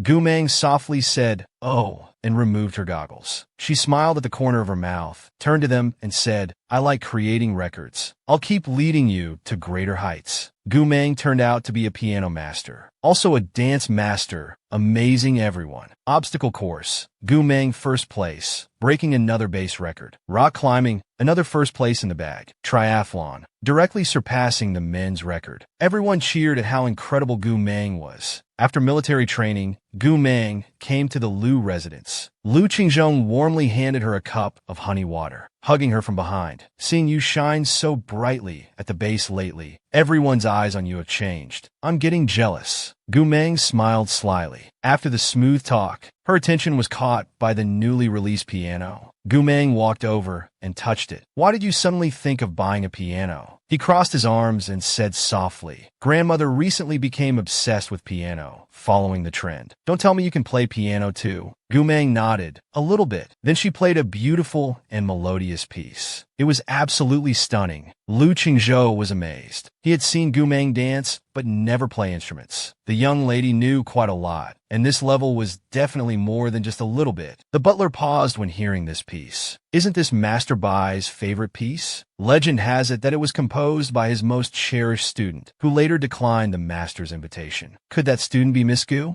Lu Qingzhou smiled. You play so well. Why not perform at the weekend's welcome ceremony? Gu Meng shook her head. Just use this piece to choreograph a dance routine instead. Soon came the Jindao welcome ceremony. Guin also got tickets to see what Gu Meng was capable of. The host announced, "First, please enjoy the opening dance performance by the medical department." The medical department's dance was choreographed by our university's academic genius, Gu Meng. Many here must be fans of Gu Chen, right? The crowd cheered. We're all Gu God's fans. Gu Meng danced, her long hair flowing, her whole being radiated brilliance. As the dance reached its climax, the music quickened, her limbs moving with the song. Guin grew tense watching from below. Master Bai asked, "Ying, what's going on?" He frowned slightly. "The host just said my sister choreographed this dance. She must have Wei Qian's recording. How did Gu Meng get this piece? When I secretly recorded it before, there wasn't anyone else around." A girl said, "She used your piece without your knowledge. How is that different from stealing?" He maintained his smile. "She's my sister after all. Using my piece isn't a big deal." Then he heard people behind him say, "What kind of genius is Gu Meng? Boss, I feel like her life only has firsts and excellence. Being able to play piano in this style, she's definitely number one. Most importantly, she said she just casually wrote this. Isn't that infuriating?" And then couldn't control her anger and shouted, "How outrageous. She even has the nerve to boast that she wrote the piece herself. Inin, you're too generous. I must teach her a lesson tonight." Guin tried to calm her, and then stay calm. Not in this setting. And then stood up, pointing at Gu Meng, raising her voice several times louder. "Gu Meng, have you no shame? This piece was clearly written by Gu In."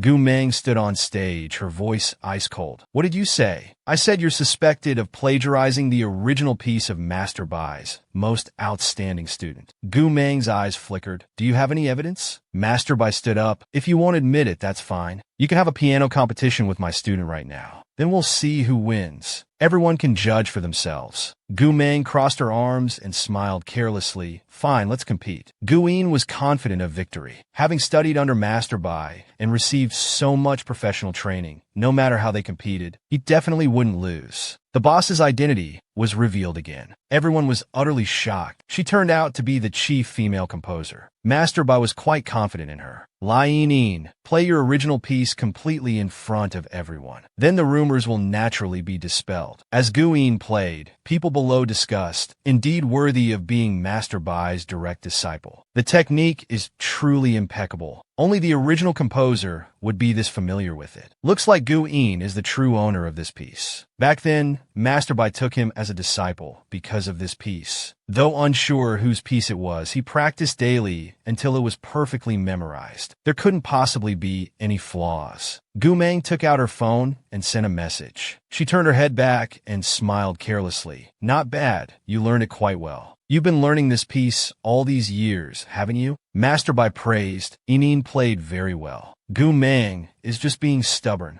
Guin politely said, "Thank you, teacher." Master Bai looked impatiently at Gu Meng. "The facts are right here. If you still won't admit plagiarism, may I ask if you can produce the original composition manuscript?" She crossed her arms casually. "I didn't write it randomly. Music is just a hobby. There is no original manuscript." Master Bai scoffed. "So you have no evidence?" Gu Meng nodded. "But no one dares to use my things so freely." After speaking, her fingers began moving, playing a beautiful piece. After a while, discussions erupted below. "It sounds good, but it's no different from what Guin played earlier.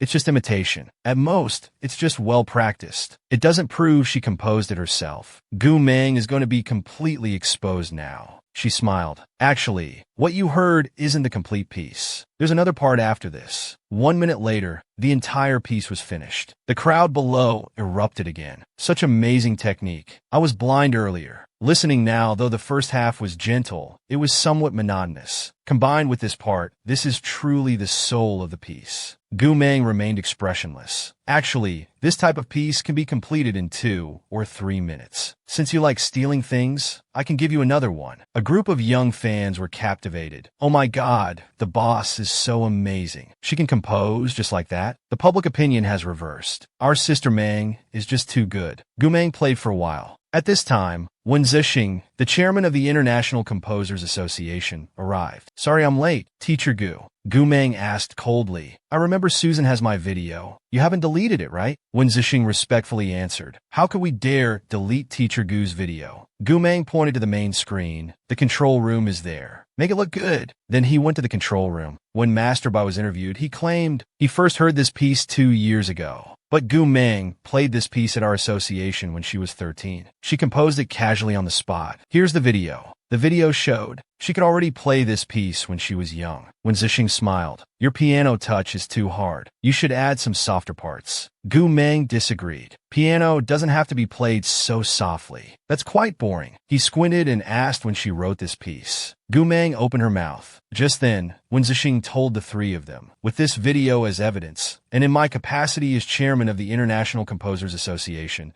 this piece was indeed composed by Gu Meng." Guin panicked. People discussed. Didn't Guin know this was Gu Meng's piece? She didn't say a word, using her own sister's work to rise up, and then also saw through her. The piece was written by Gu Meng. "You've been lying to me all along." She won't admit it now. "You still believe me. This time I really had no idea." And it was completely furious. "Shut up. Get out. You're no longer welcome at the presidential palace." Master Bai also saw through her true nature. "I will clarify your relationship with the Piano Association on social media. From now on, we are no longer master and disciple." After speaking, both of them left. Guin realized it was completely over. She strode over, grabbed Gu Meng's arm. "Are you satisfied now?" Gu Meng shook off her hand. With an enigmatic smile, slowly uttering 2 words, "Just sus." Guin shouted, "Master Bai, expel me. The promised trip to Jigging State is also ruined. I just wanted to go to Jigging State. That piece wasn't so important to you. What does it matter if I took it? You destroyed my dream." She tried to slap her. Unexpectedly, Gu Meng slapped her instead. Her lips curled, voice ice cold. "If it weren't for our parents' sake, it wouldn't just be your dreams that are shattered today." The top CEO is so bold. His birthday wish was to try everything with Gu Meng. Gu Meng said coldly, "Take care of yourself." She collapsed on the ground, crying miserably. After a while, Gu Meng changed clothes and came out. "Been waiting long?" Lu Qingzhou brushed her hair. "No, your timing is perfect. Let's go." She turned to look at him. "What do you want to eat on your birthday?" Lu Qingzhou was quite surprised. "You knew?" She nodded. "Yes. How do you want to celebrate?" When looking after old Madame Lu before, I had Ling Shuang investigate everyone in the Lu family. I remembered your birthday right away. Lu Qingzhou smiled. "I don't like crowds. Having you here is enough. Let's buy ingredients and I'll cook for you." She thought for a moment. "Is it appropriate to make you cook?" He suddenly leaned in. "It's fine. Anything for you is appropriate." At this moment, Jiang Ziyuan saw the two of them. He greeted them. "They've booked a place at Tianke for your birthday celebration. They insisted I come to inform you." Lu Qingzhou was displeased. "Put it on my tab. Let them enjoy themselves. You two go have fun too." He understood Meng Jinyang well. She doesn't like such places. The two girls rarely meet. Have a meal together. Lu Qingzhou was very angry. "No need. Trying to ruin our private time together. How inconsiderate." But Gu Meng walked over and held Meng Jinyang's hand. "Lawyer Jinyang, let's go together tonight." In a villa, they were preparing to cook together. Lu Qingzhou ordered him to rest. Jiang Xinyuan carefully handed him a bowl of food. "Go rest with Gu Meng for a while. Dinner will be ready soon." Now only the two of them remained. He said with concern, "I saw Gu Meng's news trending today. Master Bai and the Piano Association have lost face. They won't let this matter go easily. How do you plan to handle it?" The Bai family is one of the 4 major families in Qijing State. They're not easy to deal with. Lu Qingzhou smiled. "What makes you think I'm easy to deal with?" He shook his head. "Not that. He has a bad temper, easily gets violent when impulsive." He nodded. Lu Qingzhou became jealous. "How long have you known him?" Jiang Ziyuan laughed. "Quite long. When I first met him, he was only 6. He was quite terrifying then, often getting into fights until he was covered in blood. Later, he was diagnosed with severe emotional control disorder. He was sent to a special school, disappeared for 2 years. When he came back, he was much more normal, though his temper is still not great. He's much more patient with you. For some reason, he began to feel jealous of everyone around him, whether it was Meng Jinyang, Jiang Zuan, or Yu Mufeng. They all knew what he was like in the past, only he hadn't been part of his childhood." Gu Meng went out to sign for a birthday cake. Bringing it in, she looked at Lu Qingzhou. "I chose one that's not too sweet. Hope it suits your taste." He said, "I like anything you choose." Dinner began. They clinked their glasses. Zhang Zuan suddenly spoke. Let's cut the cake, then we'll leave. Lu Qingzhou was firm. Private property. Lawyer Jiang, it's getting late. Don't even think about the cake. Get out. Gu Meng raised an eyebrow. Private property is private property. For his birthday's sake. Meng Jinyang opened her mouth. Brother Jiang, it's late. We should go. Only then did he agree to leave. There should still be dessert shops open. We won't eat theirs. Brother Jiang will buy you some. Meng Jinyang smiled and nodded. Okay. Gu Meng prepared to get up. I'm going to shower. You eat your private property. Lu Qingzhou pulled her back down. Birthdays need to follow procedure. Won't you help me make a wish? I value rituals. Gu Meng smiled happily. She stroked his chin. All right, I'll help make your wish come true. Lu Qingzhou lit the candles, closing his eyes to make a wish. Want to try tonight? In the bathroom, Gu Meng narrowed her eyes. What do you mean? Lu Qingzhou touched her cheek. Help me fulfill my wish, Gu Meng. At the birthday party, they were about to do intimate things. Gu Meng had no interest and prepared to go to sleep. Unexpectedly, Lu Qingzhou hugged her. His eyes showed a hint of desire. Can you escape? Why are you always so fierce with me? Gu Meng remained expressionless. I'm tired. Lu Qingzhou smirked and picked her up. You won't be tired soon. He turned toward the bathroom. Inside, he placed her on the vanity counter and slowly moved closer. Giman, you want? She softly said, Happy birthday. Lu Qingzhou asked again. Together in the bath? She finally compromised. Okay. Then he picked her up and placed her in the bathtub. After some time, Lu Qingzhou carefully placed her on the bed. Gu Meng complained. Are you a beast? I like it.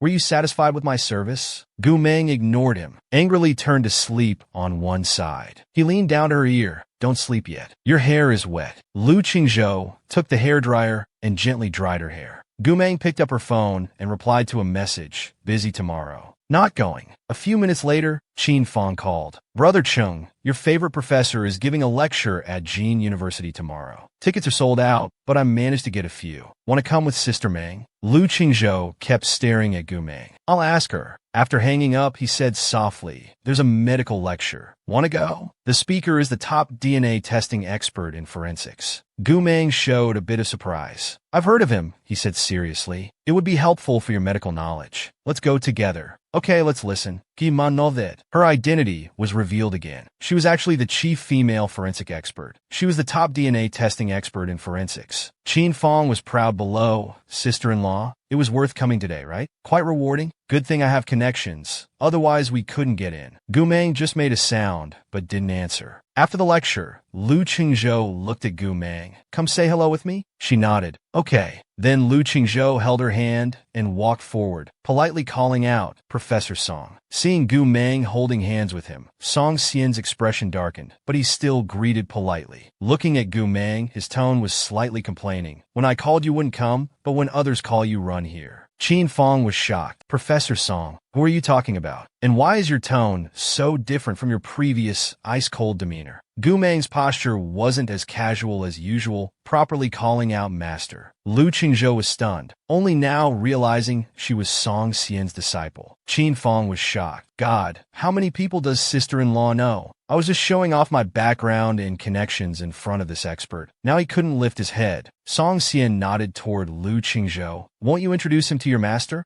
Gu Meng showed no emotion, simply saying 3 words, my boyfriend. Lu Qingzhou's eyes showed a trace of smile. Song Xian looked at Lu Qingzhou, feeling uncomfortable that his good student was taken. Just then he received a phone call about a difficult case, needing his help. After hanging up, he looked at Gu Meng. Come with me. No refusing this time. Gu Meng reluctantly agreed. Song Xian arrived at the police station. The police chief came to greet them. Seeing Gu Meng was there too, he smiled broadly. Now, everything would be fine. Walking, he said, You handle today's case. Don't disappoint me. Okay. Gu Meng went to the autopsy room, telling Lu Qingzhou to wait there. Won't be long. Gu Meng went in and asked, What's the case? The officer replied, A wealthy family's eldest son. Sudden death case, but no wounds on the body. Gu Meng briefly said, Let me examine first. The officer told little Lu to stop working, letting Miss Gu take over. Gu Meng tied her hair in a high ponytail and looked at the body. I'll do my best. She took a tool and slowly examined. Very carefully, while examining the head, she found something, slowly extracted it, a tiny needle. Little Lu's eyes lit up. This young girl seemed very skilled. Gu Meng put it in a small bag. The person who used this needle is a man skilled in acupuncture. Look in that direction. Little Lu asked, puzzled. Can acupuncture kill? And how do you know it's a man? She explained carefully. The human body has many acupoints, including lethal ones. With good technique and precision, one needle can be fatal. As for why it's a man, it's related to the angle, force of the needle, and the surrounding skin compression. The innate physical differences between men and women cannot be erased. Little Lu frowned slightly. They had been struggling for days, yet this young girl found the killer's characteristics in minutes. He asked the officer about the girl's identity, noting she seemed impressive. That's Gu Meng, our forensics department's chief female medical examiner. The story about Meng Jinyang being raped at age 5 was brought up by a scheming woman. Gu Meng fiercely defended her, forbidding anyone from bullying her. Gu Meng finished the autopsy and walked out. The officer thanked her. Thank you, Miss Gu. Who would have thought of using acupuncture as a murder weapon? The higher-ups were pressing for results, and we finally have a lead. Gu Meng politely replied, You're welcome. Then they both left. He smiled. It would be great if someone like her stayed at our police station. Song Xian crossed his arms, feeling proud. My disciple is too excellent to be confined to one place. When they returned, they met Meng Jinyang and Jiang Xinyuan.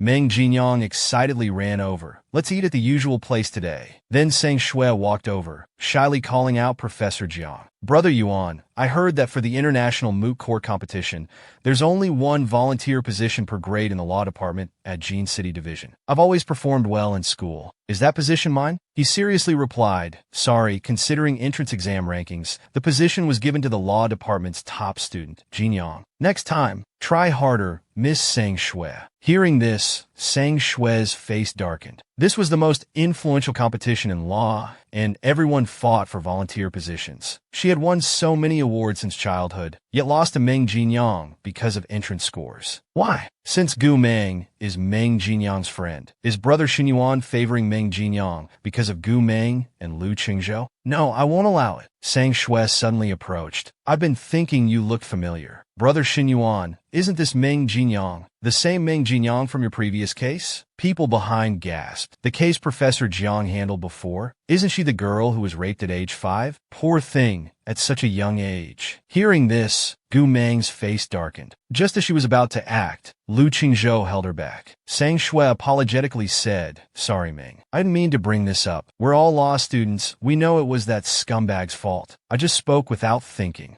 Really sorry. He, being kind-hearted, said it's okay. Sang Shui continued, provoking, As long as you don't mind. Don't worry. With me around, I won't let others look at you differently because of this. My dorm is next to yours. You can come to me if needed. I heard you've had several major surgeries. Before she could finish, her head was hit by a water bottle. Anger flashed in Gu Meng's eyes as she said coldly, Who are you trying to play games with? She frantically held her head. Are you crazy? What nonsense? Meng Jinyang stepped forward to stop them. I'm fine. Don't fight. Gu Meng's lips curled into a cold smile, her tone impatient. Dare to repeat what you just said? Sang Shui instantly cowered, keeping her head down. Gu Meng spoke word by word. What should be said and what shouldn't? I don't think I need to teach you. After speaking, she left with her arm around Meng Jinyang's shoulder. Friends nearby said, I think it's better not to mess with people close to Gu Meng. Her influence is too strong to fight against. Look at Gu Yin and Su Jiaying. They all ended up badly. She refused to admit defeat. Our Sang family isn't weak. If Meng Jinyang didn't have Gu Meng around, I could teach her whatever lesson I want. When Meng Jinyang returned to the dorm after dinner, she saw Sang Shui. Why are you in my dorm? She pretended to be sincere. About the unpleasant incident at the school gate earlier, I feel really sorry. Hearing about your poor health, I specially brought some imported milk from home to help strengthen you. Here, while it's warm. Just as Meng Jinyang was about to take it, the cup fell. It shattered with a crash. Meng Jinyang, what are you doing? I kindly offer you milk, and you break my cup. She sincerely apologized. Sorry, I couldn't hold it. It wasn't intentional. Sang Shui shouted, What good is sorry? Can it restore my cup? Classmates came to mediate. Swear, you see Jin Yang didn't mean it. Just buy a new one. She crossed her arms arrogantly. That was a limited edition cup, my most precious possession. Can she afford to replace it? Or will Gu Meng help you pay? Meng Jin Yang's eyes filled with tears. Then what do you want me to do? Give me a solution. She wanted to handle this herself without worrying Gu Meng. Gu Meng's best friend Meng Jin Yang was hurt. Her expression changed drastically, and without a word, she rushed into their house to avenge Meng Jin Yang. Sang Shui crossed her arms smugly. A solution? You asked for it. Then she reached out and grabbed the necklace from her neck. Meng Jin Yang's face changed, reaching to grab it back. No! Sang Shui sneered and pulled with both hands. It broke in half. She threw it on the ground like trash. The other two girls panicked completely. It's just a cup. Is this necessary? Sang Shui. Meng Jin Yang's voice trembled unsteadily. You're going too far. Sang Shui smiled. Too far? We're not done yet. She grabbed the jade pendant from Meng Jin Yang's neck and yanked it off. Seeing this, Meng Jin Yang turned pale. This was given by Gu Meng. For the first time, anger appeared on her face as she screamed, "Give it back to me!" Sang Shui glared at her fiercely. Who do you think you are? Then she raised her hand and slapped Meng Jin Yang hard. The force was tremendous. Meng Jin Yang's head hit the wall with a violent thud. The two girls didn't dare confront Sang Shui and could only take Meng Jin Yang to the infirmary. Sang Shui contemptuously glanced at the jade in her hand. So this worthless thing is what Meng Jin Yang cares about most. With a crack, she smashed it on the ground, shattering the jade to pieces. Gu Meng stood casually at the bottom of the apartment building, calling Meng Jin Yang repeatedly with no answer. Didn't she say she just wanted to get something? Then she heard a commotion. Meng Jin Yang was being helped out, bleeding profusely. Gu Meng's aura instantly became oppressive, her eyes flashing with terrifying intent. She strode over. What happened to him? Meng Jin Yang struggled to open her eyes, mouthing silently. Gu Meng, I'm fine. The murderous intent in his expression was about to burst forth. He quickly took out his phone and made a call. Lu Qingzhou, Jin Yang is hurt. I need 2 cars and some Red Scorpion people. Lu Qi said quietly. The helicopter can arrive in 5 minutes at earliest. Lu Qingzhou nodded and said into the phone, I'll be right back. Leave it to me. His voice carried unconcealed meaning. No need. I don't want to cause you trouble. I've been holding back, but not this time. After returning to the infirmary, Gu Meng handed Meng Jin Yang to Jiang Xinyuan. She turned to Meng Jin Yang's roommate, her eyes dark and cold. Who hit him? He hesitated, then said, Sang Shui. Gu Meng's face remained expressionless. The jade. He spoke fearfully, stumbling over his words. When we left, we saw Sang Shui smash it. Gu Meng's pupils contracted, a cold light flashing with killing intent. She's asking for death. A subordinate reported. Miss Gu, we found that Sang Shui has fled to her family villa. The location has been sent to your phone. She got into the car. She floored the accelerator, pushing the car to its limits. The subordinates clutched their seatbelts in fear as she drove more aggressively than any of the men. Half an hour later, the car stopped outside the villa. Gu Meng got out, slamming the door. Her aura was ice cold as she commanded, guard this place. Let them in, but no one leaves. Bang! She kicked the main door open. Her cold eyes fixed on Sang's father as she spoke with bone-chilling voice, hand over Sang Shui. Sang's father swept his sharp gaze over everyone. Hongshi's people, coming to the Sang family with such force at night. What do you want? Sang's mother demanded. Gu Meng, who are you? Who sent you? Lu Zhan or Lu Qingzhou?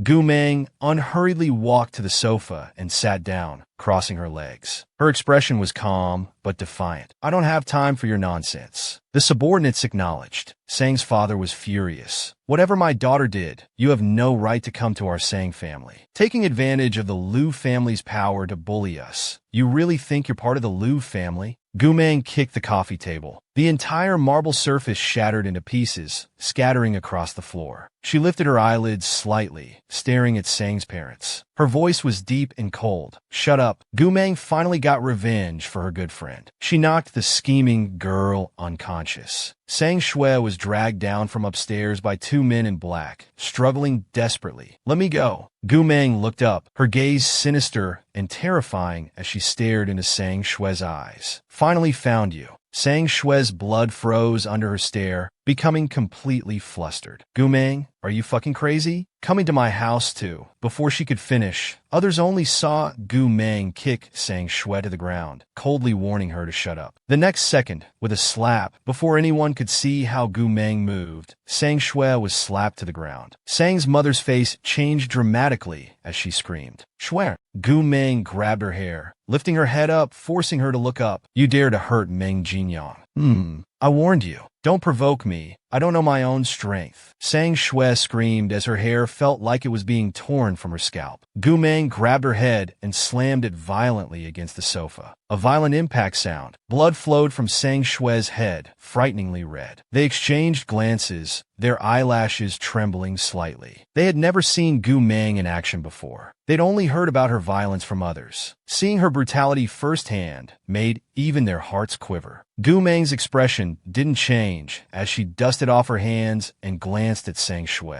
Her voice was cold and hoarse. All right, I'm done. Take her away. Sang's mother immediately rushed to Sang Shui, her eyes full of concern. Shui, two subordinates grabbed and took her away. Sang's mother glared viciously at Gumeng. You psycho. I'm calling the police. Just you wait. Sang's mother was extremely worried. The police would surely show respect to Red Scorpion. What now? Sang's father's face was tense. After thinking for 2 seconds, I'll go find the Liu family's second master. Let him handle this. The Liu family isn't just controlled by Liu Qingzhou now. In the car, a subordinate asked, Miss Gu, where should I take her? Her voice was cold. The police station. Watch her carefully. Gumeng took out her phone and called Jiang Sui, one of the Assassin Alliance's war gods. She made a call. How's the Sang group? He answered honestly, doing well with good prospects. The Sang family used to be in military and political circles. This generation has no one there, but they've risen in the business world. Gumeng lowered her eyes. Good prospects? Then take it over. Jiang Sui, that's intense. Sister Mang, what do you mean? I don't quite understand. Sang group is quite big, and they have connections in both military and political circles. It won't be easy to take over. Gumeng commanded directly, bankrupt them and take over. Don't make me repeat myself. He didn't dare ask more questions, just replied with a yes. Gumeng rushed to the hospital, seeing Meng Jinyang with bandages on his head and in 4 drip, her face tense. She asked quietly about the results. Jiang Xinyuan frowned. Jinyang was seriously injured years ago. His liver isn't good, which caused blood clotting issues. The bleeding has stopped now, but the head injury is serious. We're still observing. Gumeng's eyes lowered slightly. When will he wake up? The doctor said tomorrow. Exact time depends on recovery.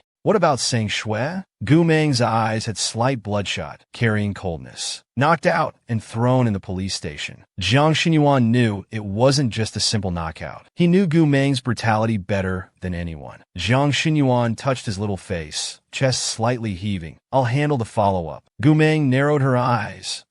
Neither Sang Shui nor Sang Jia will escape. When the second master Liu heard about what happened, he frowned. Gumeng brought Red Scorpion's people into your home and took Sang Shui away? She's gone too far. What right does Gumeng have to use Red Scorpion's people? Sang's father was furious. Yes, they took Sang Shui from my home, beat my daughter unconscious right in front of me. Second Master Liu heard about Gumeng's arrogance, a sneer appearing in his eyes. He thought now that Gumeng had gained the old lady's favor, she wouldn't dare cause trouble. But a leopard can't change its spots. If the old lady knows about this, who knows how she'll punish her? In the city, Sang's father took a deep breath, controlling his anger. My Sang Shui just had a small disagreement with Gumeng's friend. It's nothing unusual. What right does Gumeng have to cause trouble at my home? Second Master Liu sneered. What are you waiting for? Call the police. Don't worry. With me here, the police won't dare ignore it. I'll give them instructions shortly. Sang's father relaxed upon hearing this. Good. Thank you, Second Master. It's getting late. I'll leave now. I'll properly thank you after this is settled. He picked up his phone and called the police station. Chief Zhao, someone has committed a crime. Issue an arrest warrant. Bring her in. First year at Beijing University, name's Gumeng. He had been wondering how to deal with her and Liu Qingzhou, and now the opportunity presented itself. Gumeng wasn't someone to be trifled with. She had many hidden identities behind her. Jiang Sui arrived at the hospital with a file. Boss, these are all the materials I found on the Sang family. Every detail is in here. Hope it helps. Gumeng opened it for a look, thought it was well done. Keep pushing forward. At this moment, 3 police officers walked in. The lead officer asked, Are you Gumeng? She turned her head coldly to look. Yes. The officer raised his hand holding a paper. You're suspected of intentional injury. This is an arrest warrant signed by Chief Zhao himself. Come with us. Jiang Sui protected her from behind, coldly looking at the officer. You dare come to arrest someone without investigating clearly? His gaze unwavering. Quite tough, aren't you? Police business isn't for you to teach us about. Gu Meng's lips curved in a smile, but her eyes were cold and wicked. Sending someone to your police station was me showing restraint. Try not to hurt anyone. The officer's lips tightened, seeming tired of talking. He ordered the two behind him to take her away. Just then, Lu Qingzhou pushed open the door. He had one hand in his pocket, emanating a low pressure. The cold white light fell on his face, highlighting his sharp features, thin pressed lips, and dark, cold eyes. Lu Yi followed behind him. He frowned deeply, coldly sweeping his gaze over the police officers. His voice heavy. Let's see who dares to touch her. He draped his jacket over her shoulders, glanced at the recording, and went to get hot water. When the hot water came, Lu Qingzhou placed it in Gu Meng's hands. Her fingers were ice cold. He wanted her to warm up. Lu Qingzhou checked her condition, then turned to the police. His gaze slowly fell on the handcuffs in the officer's hands. He took them, lips curling up, his tone light and slow, carrying an unnamed threat. Quite impressive, even more authoritative than your Chief Zhao. He pressed his lips together apologetically. Mr. Lu, we're just doing our job. Unfortunately, Miss Gu isn't cooperating with the investigation. He knew offending this man would not end well. Gu Meng's lips curved up. Who said I'm not going to the police station? After speaking, she turned and walked out.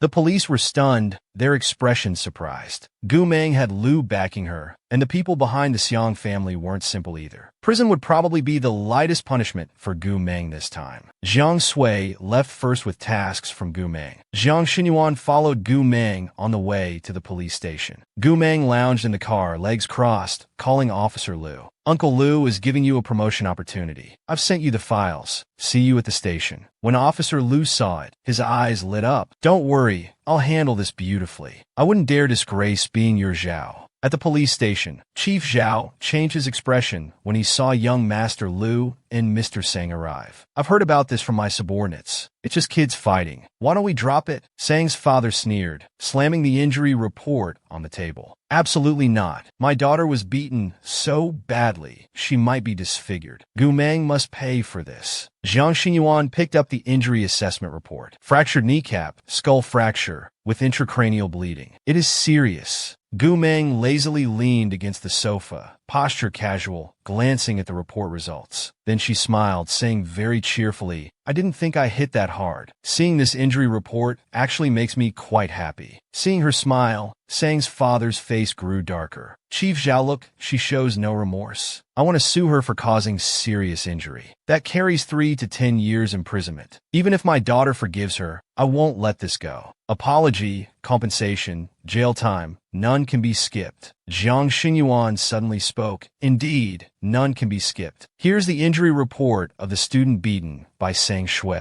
Meng Jinyang's injury report. He threw another injury report on the table. When he picked up the injury report and saw the results, his expression changed slightly. Meng Jinyang's injuries aren't as severe as Sang Shui's, but because he has a blood coagulation disorder plus the head injury, it definitely can't be considered a minor injury. Seeing Sang's father's silence, the lawyer turned to look at the injury report, frowning. If Jiang Xinyuan's side doesn't agree to settle with compensation and insists on suing Sang Shui, detention can't be avoided either. At this moment, there were 2 knocks on the office door, and the next second Master Lu walked in. Seeing him, Sang's father showed a slight smile. Finally, things would turn around. He wanted to see how Gu Meng would remain stubborn now. She raised her eyes, smiled slightly, and kept staring at them. The show was about to begin. Everyone had underestimated Gu Meng, but there would be a shocking reversal. She was actually the most powerful boss. Second Master Lu looked at Lu Qingzhou, smiling. Such a small matter. Why did Qingzhou need to come personally? Just asking second uncle for help would have been enough. Lu Qingzhou's expression remained cold and distant. This isn't a small matter. Second uncle came too. Second Master Lu walked over and sat on the sofa. I heard Sang Shui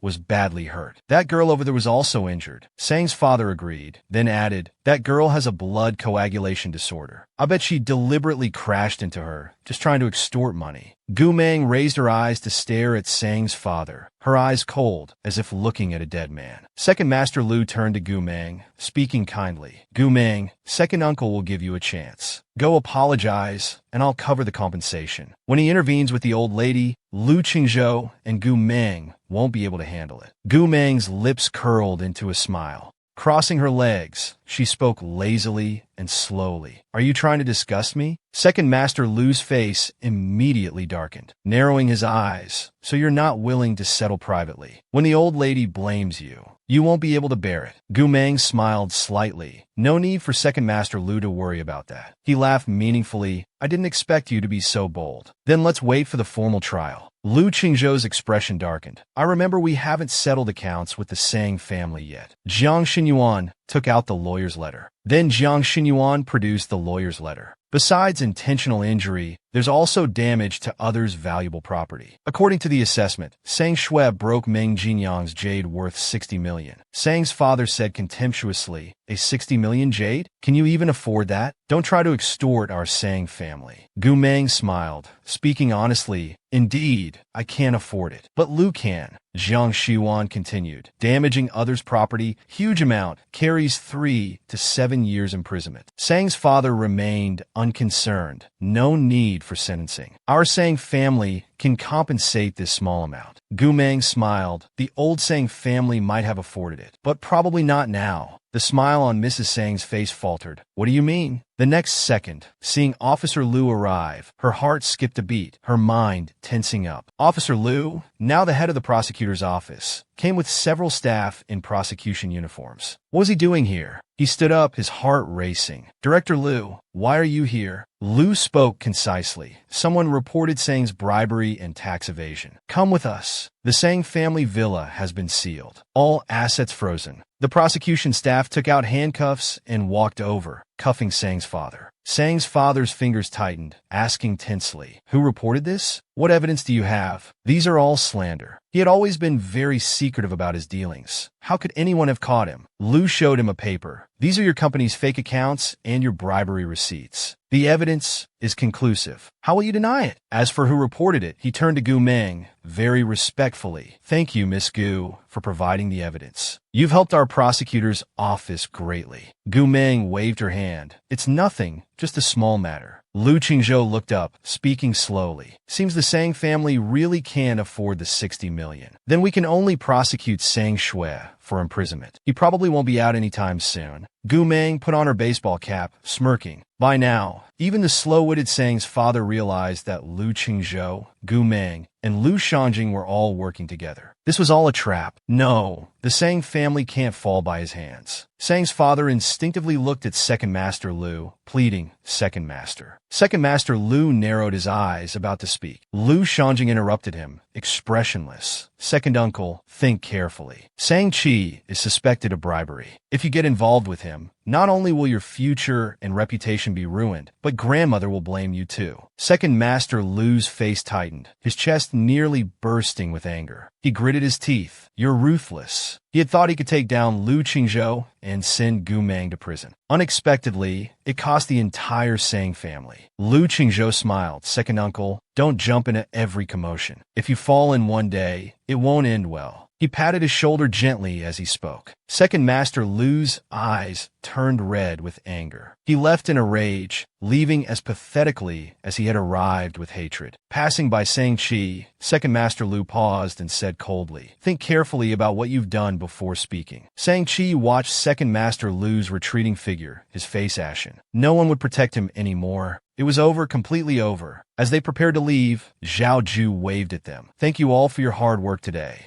Lu Shanjing smiled. Rest assured, with those files you lost, Sang Qi will spend the rest of his life in prison. Gu Meng's expression was extremely cold, her voice low. Don't make me wait too long for the results. Gu Meng felt tired, but she always had Lu Qingzhou as support behind her. After returning home, Lu Qingzhou asked softly, sleep or shower? Gu Meng took off her baseball cap. Shower. Lu Qingzhou held her hand, feeling it was very cold. He embraced her shoulders, pulling her into his arms. Don't worry, I'm here. Monitor, Gu Meng's voice was hoarse. Should I not have let him go to school? Ming Chung's school's incident, tonight's events? If he had stayed in the hospital, none of this would have happened. Lu Qingzhou said gently. Do you think he was better in the hospital or at school? Gu Meng replied, school. Before, Jin Yang was alone in the hospital, tending to flowers and plants. Now he's finally opening up, making friends, and even interacting with the opposite sex. Lu Qingzhou spoke softly in her ear, patient and gentle. Then there's nothing wrong. You did well. Stop thinking about it. Go shower first. Gu Meng lowered her eyes and hummed in agreement. After showering, Gu Meng came out, too lazy to dry her hair, just pressing the towel on her head. Lu Qingzhou was heating milk while holding his phone. If it's not available in the market, check the black market. How hard is it to find cotton jade? After hanging up, as if sensing something, he turned to see Gu Meng standing behind him, watching from afar. Gu Meng walked over and hugged him, suddenly calling out, Lu Qingzhou. He paused slightly, turning his head back a bit. Looking at him, Gu Meng called again, Lu Qingzhou. He stood there, turning around.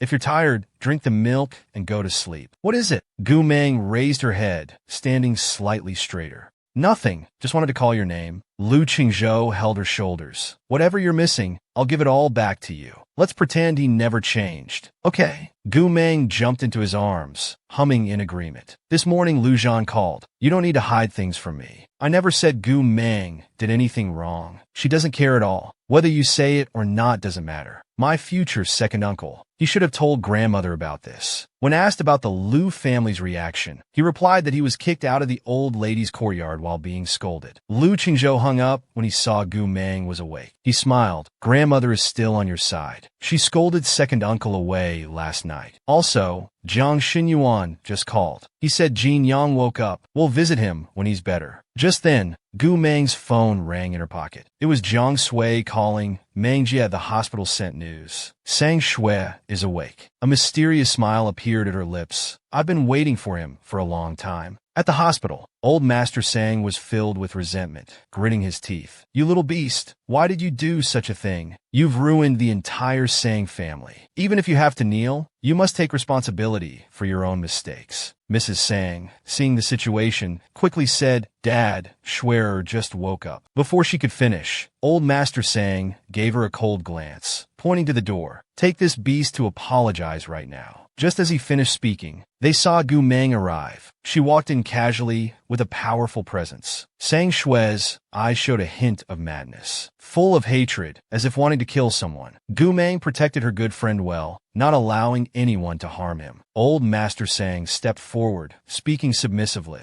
Young Master Lu, Miss Gu, I was just about to make Sang Shui apologize when you came. Seeing old Master Sang's attitude towards Gu Meng, Sang Shui's fingers dug into the pillow. He shouted at Gu Meng, What are you doing here? This is my hospital room. Get out! Then threw a pillow at her. Gu Meng slightly tilted her head, easily dodging it. Old Master Sang's face darkened, shooting a fierce glance. You dare to speak? Now apologize to Miss Gu and Miss Meng immediately. Sang Shui bit his lip. I won't apologize. I did nothing wrong. Meng Jinyang broke my things first. Why blame me? Gu Meng's lips curved into a faint smile, looking at Sang Shui carelessly. Seems you don't know how much that broken jade costs. Sang Shui instinctively mocked. How much could a piece of jade be worth? Our family can afford it. Mrs. Sang, for the first time, coldly said, Schwer, apologize to Miss Gu. Seeing even his birth mother forcing him to apologize, Sang Shui shouted angrily, Mom, even you won't help me? I absolutely won't apologize to someone like this. Mrs. Sang slapped him hard across the face. He became even more aggrieved. Mom, why did you hit me? Mrs. Sang, seeing he still couldn't grasp the situation, said exasperatedly, The jade you broke is worth 60 million. The Sang family's assets are all frozen. No relatives are willing to help. If we can't compensate, you'll go to jail. Sang Shui's heart sank. No one would help the Sang family anymore. His heart started racing frantically. Old Master Sang glanced at Sang Shui, seeing he had finally calmed down, and said coldly, Apologize to Miss Gu immediately. Sang Shui bit his teeth, and after a long while, humiliatingly lowered his head and said sorry. As soon as he finished, old Master Sang quickly apologized too. Miss Gu, he's still young. When his favorite thing was broken, he acted impulsively. He knows his mistake now. About this matter, Gumeng laughed softly, drawling, favorite thing. Mrs. Sang explained, Chairman Bai, that signed cup was very difficult for Sang Shui to get, so he treasured that signed cup very much. Gumeng took out a cup from the paper bag in Lu Qingzhou's hand, lazily holding it with 2 fingers. You mean this? When they saw the identical cup, their expressions froze in shock. Chairman Bai Yong of the International Lawyers Association was from the Bai family of Ji Jingzhou, with an untouchably high status. Gumeng could easily get his personal signature. Gumeng walked unhurriedly toward Sang Shui, still smiling. It's just a cup. Is it really that important? Sang Shui frowned, staring at the cup. It was something he had put countless efforts into getting, something he showed off to everyone. Yet Gumeng got it so easily. Gumeng stopped in front of Sang Shui, holding up the cup for him to see, casually, with her beautiful lips curved. With a hint of cruelty, I don't like owing people things. I broke your cup, so I'm replacing it. The cold cup pressed against Sang Shui's face. His heart seemed to freeze, tightening for a moment. He dared not move. Gumeng let go, and the cup slid down his face onto the blanket with a dull thud. Sang Shui's heart skipped a beat. His nerves were tense. Gumeng tilted her head to look at him, smiling mischievously. Keep it well, as a memento. And remember what happened today. He suddenly looked up. I've already apologized. You're still pursuing this? Kiman, don't go tovar. Lu Qingzhou spoke casually. Your apology is your business. Whether Gumeng pursues this or not has nothing to do with you. Gumeng was still smiling, raising her hand palm up. Lu Qingzhou immediately took out a legal notice from his pocket, placed it in her hand. Gumeng threw the legal notice in front of Sang Shui, her arrogance unconcealed. See you in court. Sang Shui instinctively looked down, seeing Jiang Xinyuan law firm seal on the legal notice. His mind buzzed, face draining of color. He couldn't believe he would stand against him for Meng Jinyang. It was over. With his abilities, he would definitely be sent to jail. Sang Shui quickly got out of bed, shouting, Gumeng, I was wrong. I apologize to you all. Tightly hugging Gumeng's feet, desperately begging, can you not sue me? I really know I was wrong. Mrs. Sang completely panicked, immediately kneeling. Miss Gu, Sang Shui knows his mistake. I'll make him apologize publicly. Drop out of school, just forgive him this once. Gumeng kicked him away violently, her voice low and deep. If apologies could solve everything, what would we need prisons for? She was a genius girl, unexpectedly acting cute with the boy she liked, but it aroused Lu Qingzhou's desire. Lu Qingzhou held Gumeng's hand as they walked out. Lu Jiu came forward. Young Master Lu, the cotton jade has been found. He handed the cotton jade to Gumeng. Give it to him when you visit Jin Yang this afternoon. Gumeng thanked Lu Jiu very much. Young Master, the meeting at the Blood Institute is ready. Everyone's waiting for you to review the results. Lu Qingzhou tenderly touched her cheek. I have some work to handle. See you at home tonight. Okay. That evening, Lu Qingzhou sat on the sofa, focused on reading documents. Gumeng leaned on his shoulder playing games. Halfway through, Huiji called. Lu Qingzhou noticed the girl's aura change, asking, what's wrong?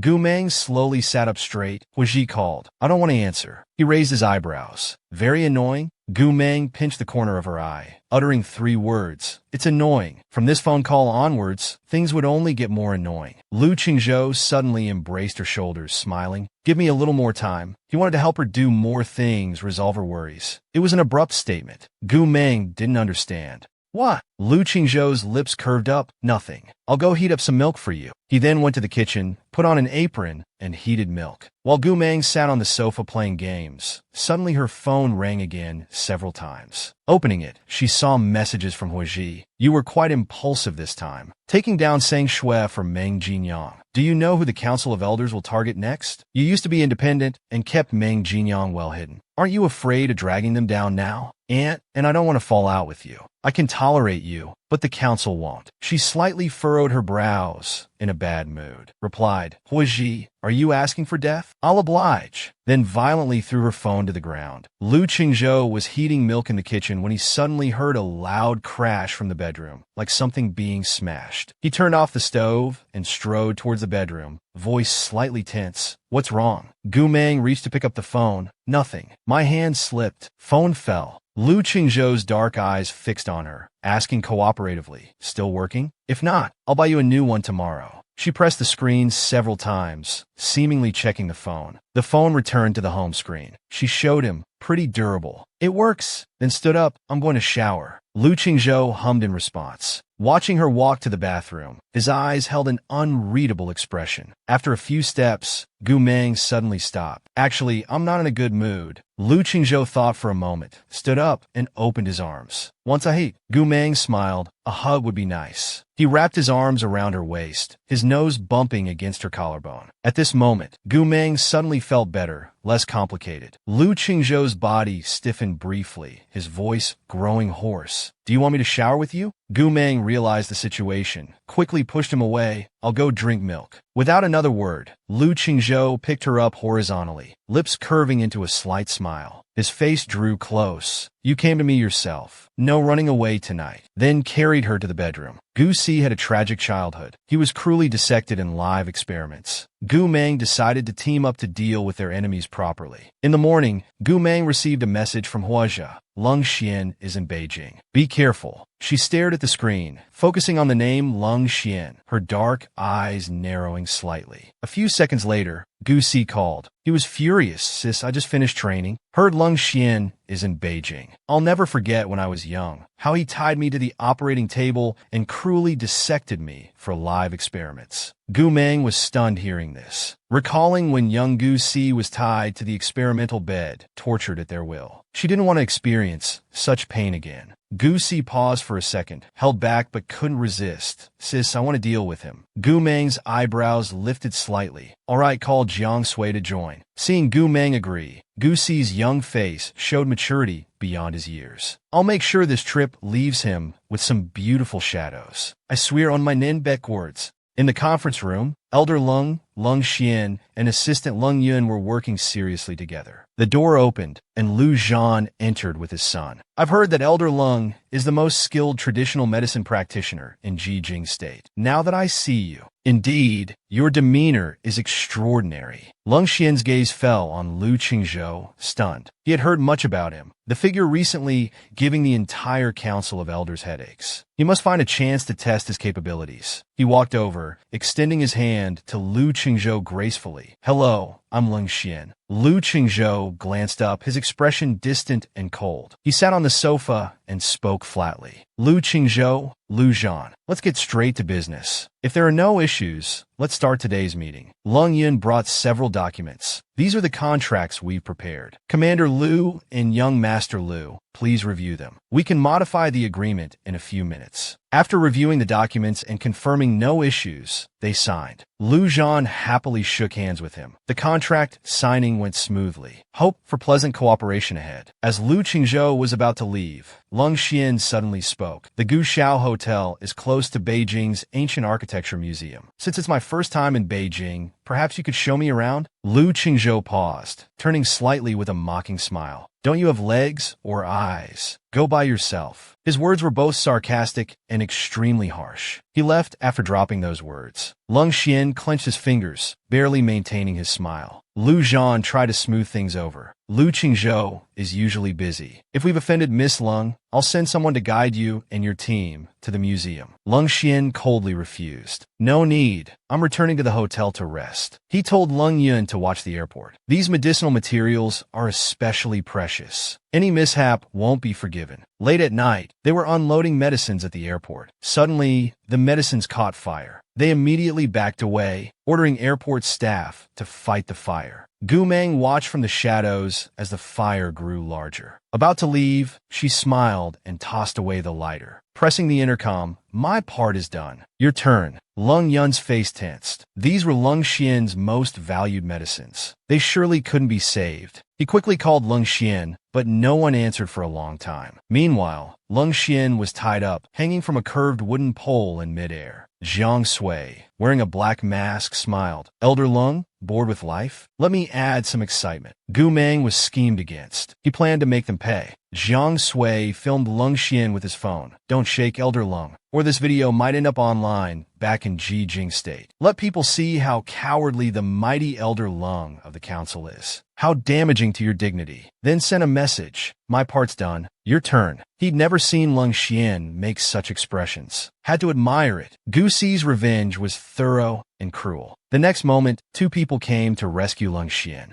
Jiang Sui turned and raised an eyebrow. Hope you're satisfied with everything tonight. Then leaped down from the height and removed his black mask. Farewell, Miss Chung. After Lung Yun returned, struggling to control his emotions, he said calmly, check the surveillance quickly. Find out who's behind this. Just then, his phone beeped several times. He checked it and his face stiffened. He realized it was over. The video was now spreading online. With this kind of video out, not just Lung Xian's face, but the entire Council of Elders and Lung family would lose face. He urgently tried to delete all video traces, but his two subordinates were helpless. In Jiqing State, several media backends were infected with viruses. The video couldn't be deleted, and all hotel surveillance had been hacked. Nothing could be traced. Lung Yun was incredulous. How is this possible? Which hacker could achieve this level? Gu Si raised an eyebrow, his dark bright eyes fixed on the computer screen. His fingers tapped the keyboard, sending a message. Did Lung Xian enjoy our gift? In the presidential suite's master bedroom, Lung Xian sat quietly on the bed, eyes downcast. He wondered who he had offended on this trip, why nothing could be traced. Suddenly remembering those two kids, could it be Gu Meng and Gu Si? This wouldn't end easily. He made a phone call. Handle something for me. Meanwhile, the competition team's instructor sent a link to check each team's roster. Yang Tianming received the link and clicked to check. When he saw the last name in the team members section, he frowned. Why was Gu Meng's name there? He immediately called the competition organizer. Hello, there's an error in our team list. The original version didn't include Gu Meng, but they replied it was impossible. An international competition with thousands of participants couldn't just add someone randomly. Yang Tianming frowned. Can the team roster still be changed? Gu Meng hasn't attended any training, and we leave for the competition tomorrow. Tang Er replied without hesitation, this is your problem. If this extra student doesn't participate, their score will be counted as 0 in the final average. Yang Tianming's lips tightened, his eyes grave. If Gu Meng's score was counted as 0, Jin University might as well not go. Last place was guaranteed. Gu Meng happened to hear this while submitting homework. After leaving, she made a phone call. Who added me to the International Physiology Competition roster? Only a few people could manipulate the competition list. Not many could do it. The person replied frankly, Lung Xian is a special judge for the competition. Gu Meng spoke slowly, as if not hearing his words, in a spine-chilling tone. Oh, it's his doing. He's playing games, but he came looking for trouble himself. After hanging up, Gu Meng walked into the office. I'll participate. What time do we meet tomorrow morning? Yang Tianming was stunned for a second, then realized she meant to join the competition. He quickly said, I'll send you some materials later. Look them over when you can. Gu Meng smiled and directly refused. That evening when Lu Qingzhou returned, he saw Jiang Sui there, while Gu Meng was polishing a knife. Lu Qingzhou walked over slowly. What are you planning to do?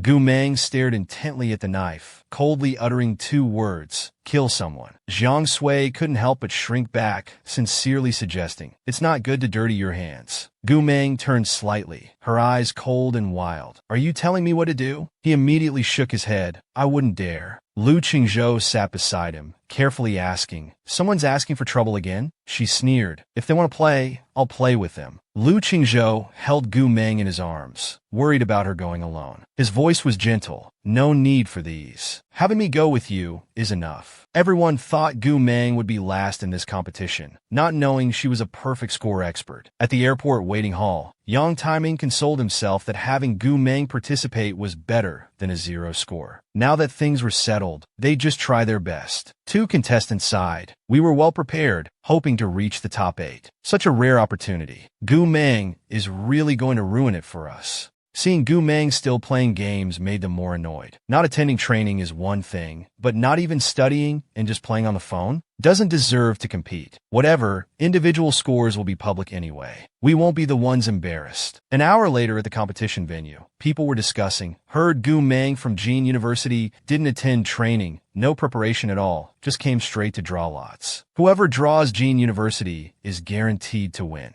Such courage. Seen people take exams unprepared, but never competitions, especially important ones. Good for us though. At least Jin University will be last. Haha. The host announced, "Welcome to the International Physiology Competition. Teams are divided into two groups, randomly placed in boxes. Pairs will compete. Winners advance based on average scores. Now we invite competition director Mr. Tang Air to draw lots." Minutes later, drawing completed. Number 15K Country H University. Number 67C Country Medical University. Number 29 Beijing University. Number 2 Imperial Institute of Technology. They were in last year's top 8, very strong. Last year's Jean University might have had a chance, but with Gumeng now, the gap is too big. Imperial Tech will crush them. Lung Xian's eyes darkened. The gap is perfect. This will completely humiliate Gumeng. The competition began. Everyone found it difficult, much harder than training. 100 questions in 45 minutes, impossible to finish. 29 minutes later, Gumeng stopped writing. She stood to submit her paper. Others mocked. Finishing so early? Must have just guessed randomly. Yang Tianming saw Gumeng leave, stepped forward, and trying to stay casual, asked how the written test went. Gumeng stood before him, slightly less casual than usual. She just said, "Not bad." Yang Tianming smiled, though it looked more like a bitter smile. "That's good. We'll probably lose tomorrow and leave Silent Continent." Gumeng tried to explain, but he interrupted, feeling sad. "Don't blame yourself. We know someone targeted you. It's not your fault." Gumeng thought for a moment. "Let's wait for tomorrow's results then." Lung Yun was scanning the answer sheets. Final results showed highest score 100, lowest 69. He couldn't believe someone got a perfect score in such a high-level competition. Lung Xian called, coldly asking about Gumeng's written test score. "Results just came out. Haven't checked yet." The lowest was 69, probably hers. Lung Xian laughed. 69? Lucky guess, quite high. Anyway, being last is embarrassing enough. Lung Yun finally realized something was wrong. He stammered. Gumeng got a perfect score. How is that possible? Even his best disciples couldn't guarantee 100% accuracy. He ordered, "Destroy the grading surveillance and change Gumeng's score to 59. The average score won't beat Imperial Tech." Lung Yun hesitated for a few seconds. Finally, he took a vase and smashed the surveillance camera. After some operations, he changed Gumeng's score to 59. He was meticulous. If Miss Gumeng sees her score, she'll definitely demand to check the paper. How should we handle her exam paper? He smirked. "I'll find someone to imitate Gumeng's handwriting and rewrite the paper. It'll be foolproof." Lung Yun left with his computer, unaware of something under the desk. Everyone thought Gumeng got the lowest score of 59, not expecting the situation to reverse. It turned out to be a perfect 100. Yang Tianming and a group of students pulled their suitcases from their rooms. Seeing Gumeng hadn't packed, Yang Tianming said, "You haven't packed?" Gumeng paused her phone tapping and politely looked up. Xiao Yu, seeing Gumeng's composed attitude, was furious. "If you don't pack now, are you making everyone wait when we return to Beijing? You dragged everyone down, and while we're all upset, you act like nothing's wrong." One corner of Gumeng's lips curved up, her delicate eyes mischievous and bold. "Who said we're returning to Beijing?" Xiao Yu sneered. "What? You're hoping for a miracle? That will beat Imperial Tech." Gumeng sent a message. "Is all the evidence ready?"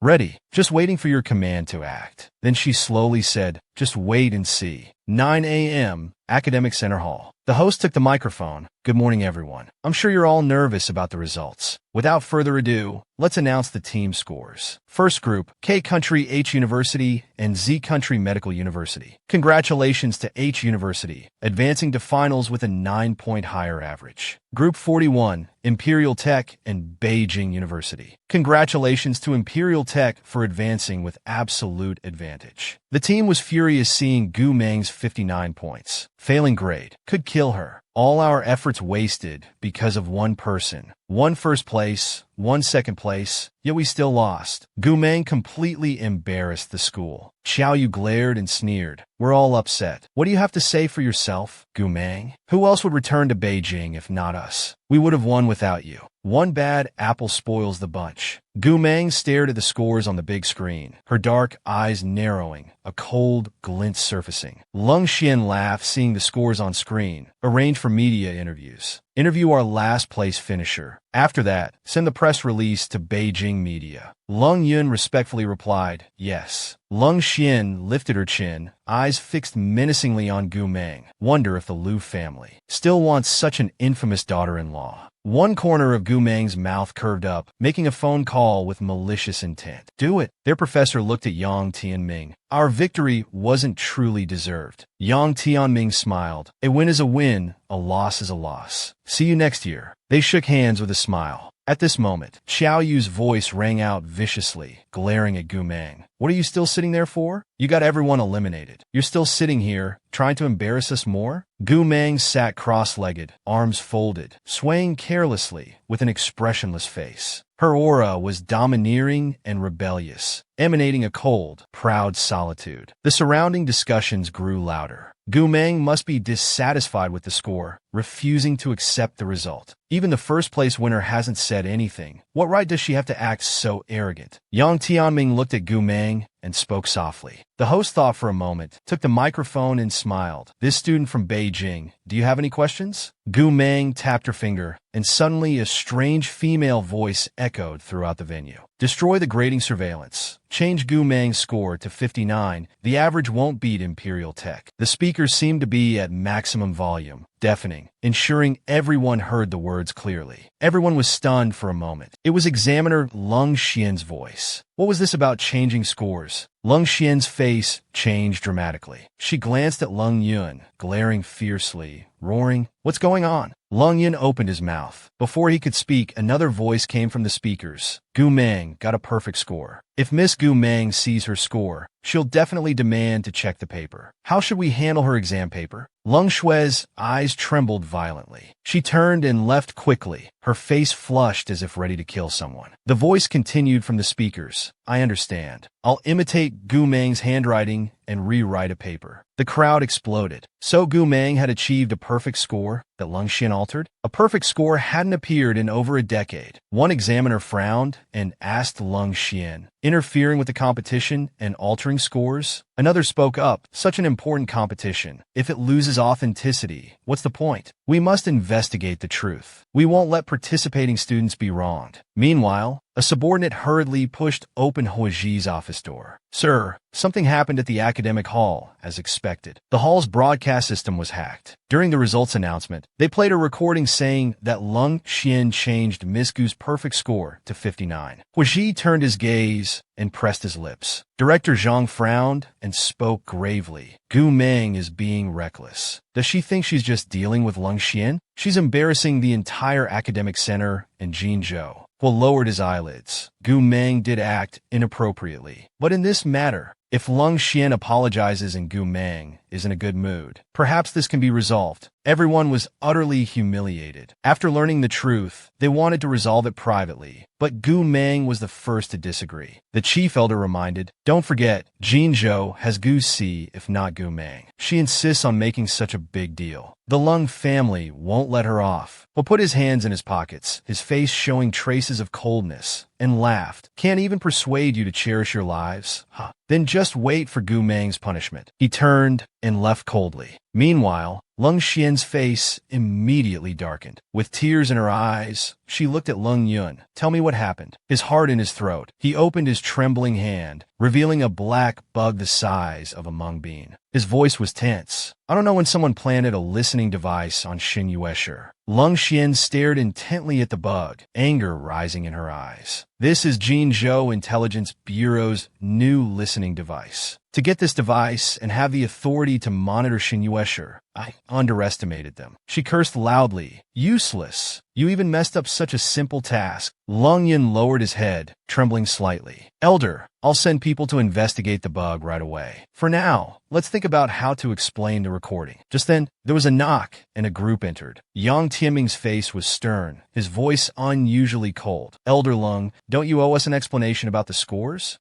Lung Yin made a welcoming gesture. Please come in. Finally, they came over and sat down. The man spoke calmly. Elder Lung, what's the story with Gu Meng's score? I need an explanation. Lung Xian replied very calmly. Jinzhou has always been fair and just. Competition scores are never falsified. He pressed. Then what about that recording just now? Lung Xian frowned, smirking slightly. With today's technology, faking recordings isn't difficult. Gu Meng is just a student. What benefit would I get from interfering with her scores? Anger flashed in his eyes. Are you suggesting that Gu Meng, unwilling to accept her score, deliberately faked the recording to smear Jean Zhou's reputation? Indeed, Lung Xian has no reason to stoop so low to deal with a student. Lung Xian mocked. It's obvious. Gu Meng got the lowest score. With such results, returning to Beijing won't be pleasant. The director spoke expressionlessly. Professor Yang, I hope you can admit that Gu Meng faked the recording and Jean Zhou's scores are genuine. Yang Tianming spoke coldly. What do you mean? The director smiled slightly. If Jing University admits to the scores, we can offer 6 spots for your students to study in Jinzhou. And every year after, we can provide 1 spot at Jin Academy for your school. Yang Tianming and the students were stunned. They weren't stupid. They understood what this meant. The recording was real. Lung Xian had altered Gu Meng's score, but Jinzhou wouldn't admit it. If Jing University was wise, they'd take the benefits and take the blame. Lung Xian observed their expressions and smirked mockingly. Swayed by a few spots, she glanced at Gu Meng. Even with evidence of score tampering, someone needs to stand up for her.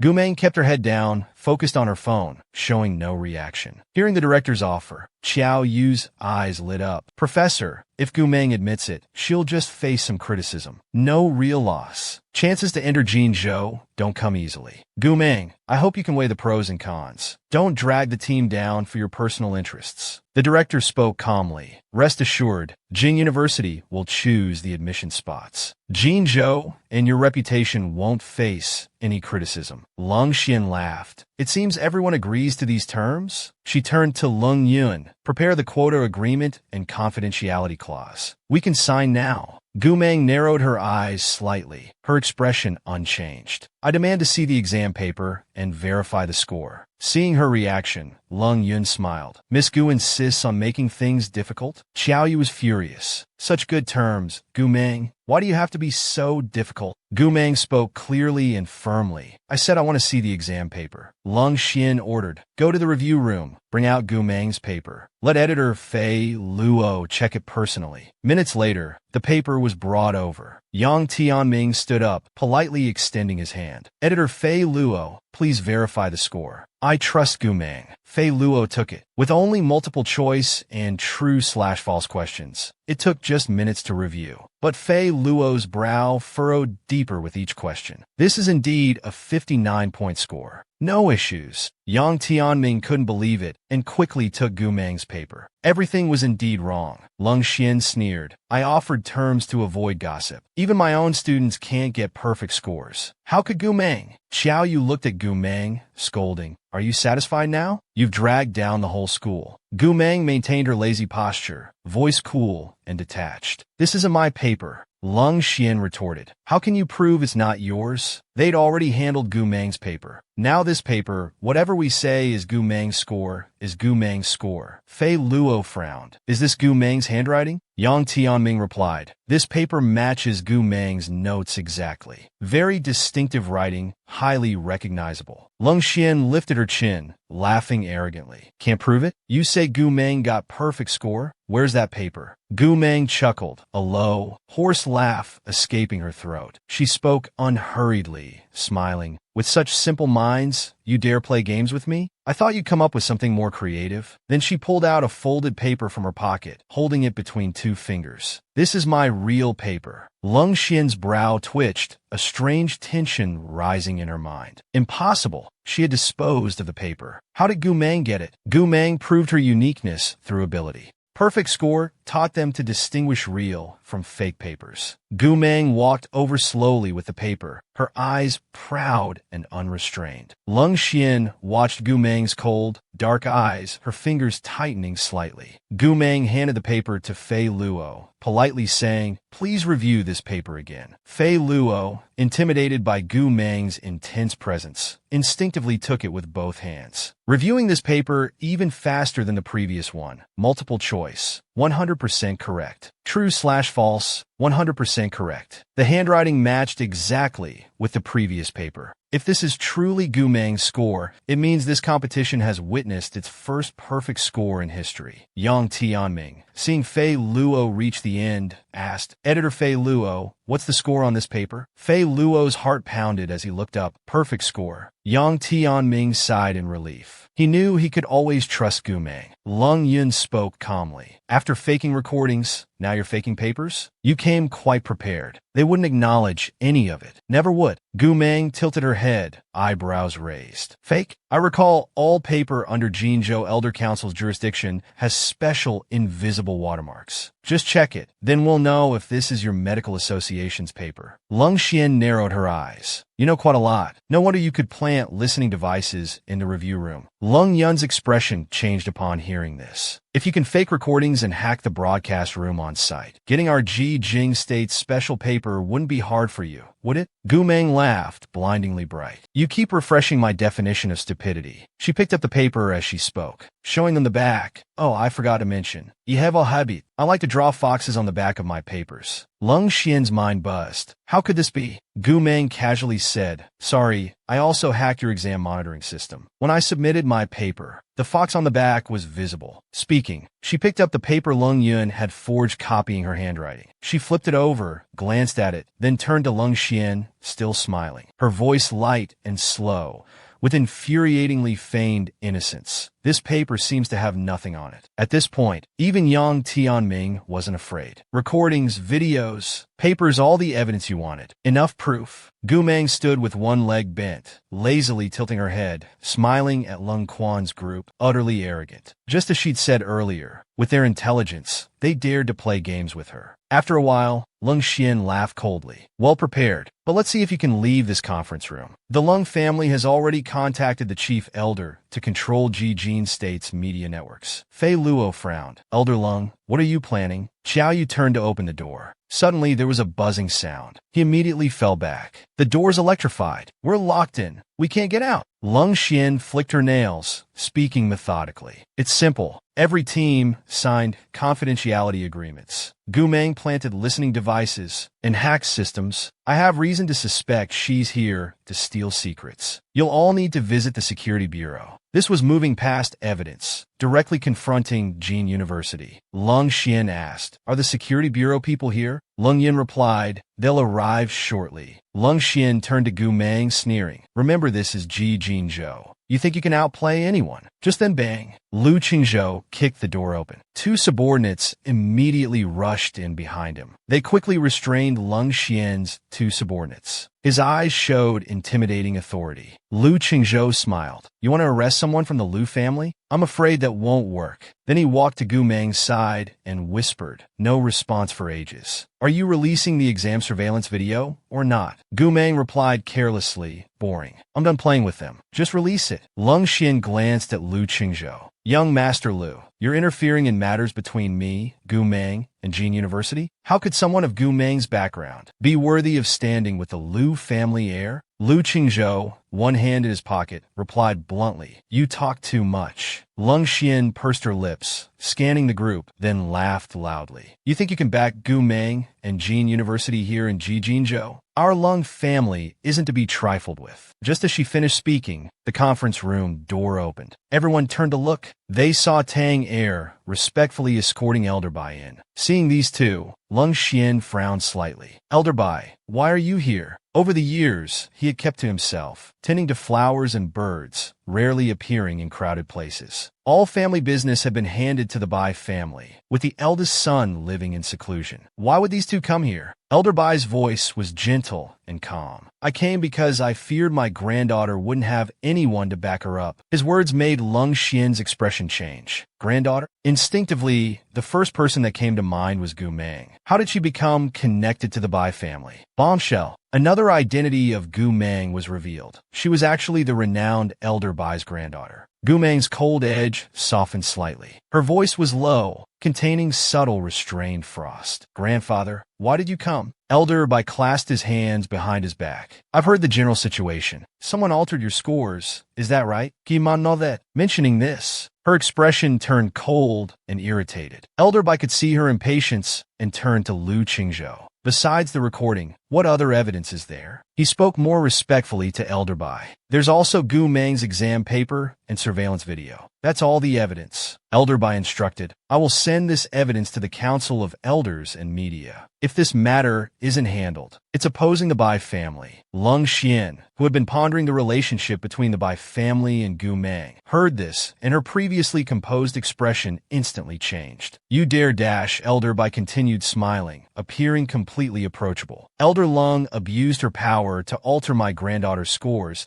and even tried to use the security bureau. Just because you thought my granddaughter was vulnerable and easy to bully? The chief elder smiled. This is all a misunderstanding. Elder Lung was too hasty and offended you. But if the surveillance video and recordings reach the media, it will damage the reputation of Jijin Zhou's Medical Association and Academic Center. He pulled out a chair, intending to invite him to sit. Unexpectedly, Gu Meng turned the chair around. She sat down expressionlessly. Looking at Director Elder, she chuckled. Is that so? But what does that have to do with me? Director Elder smiled without addressing Gu Meng's words, instead saying, We'll resolve this privately. The Academic Center will announce that it was a staff counting error that caused the low score. This way, neither Jin University nor your reputation will be damaged. Elder Lung will apologize to you then. You and Professor Yang can make requests, and we'll try our best to accommodate them as compensation. Let's end this matter here. Gu Meng's face remained expressionless as she played with her phone, head lowered. But she repeated those words, "In this matter?" Then she smiled. "Sorry, you're a bit late." The chief elder's smile faded. "What do you mean?"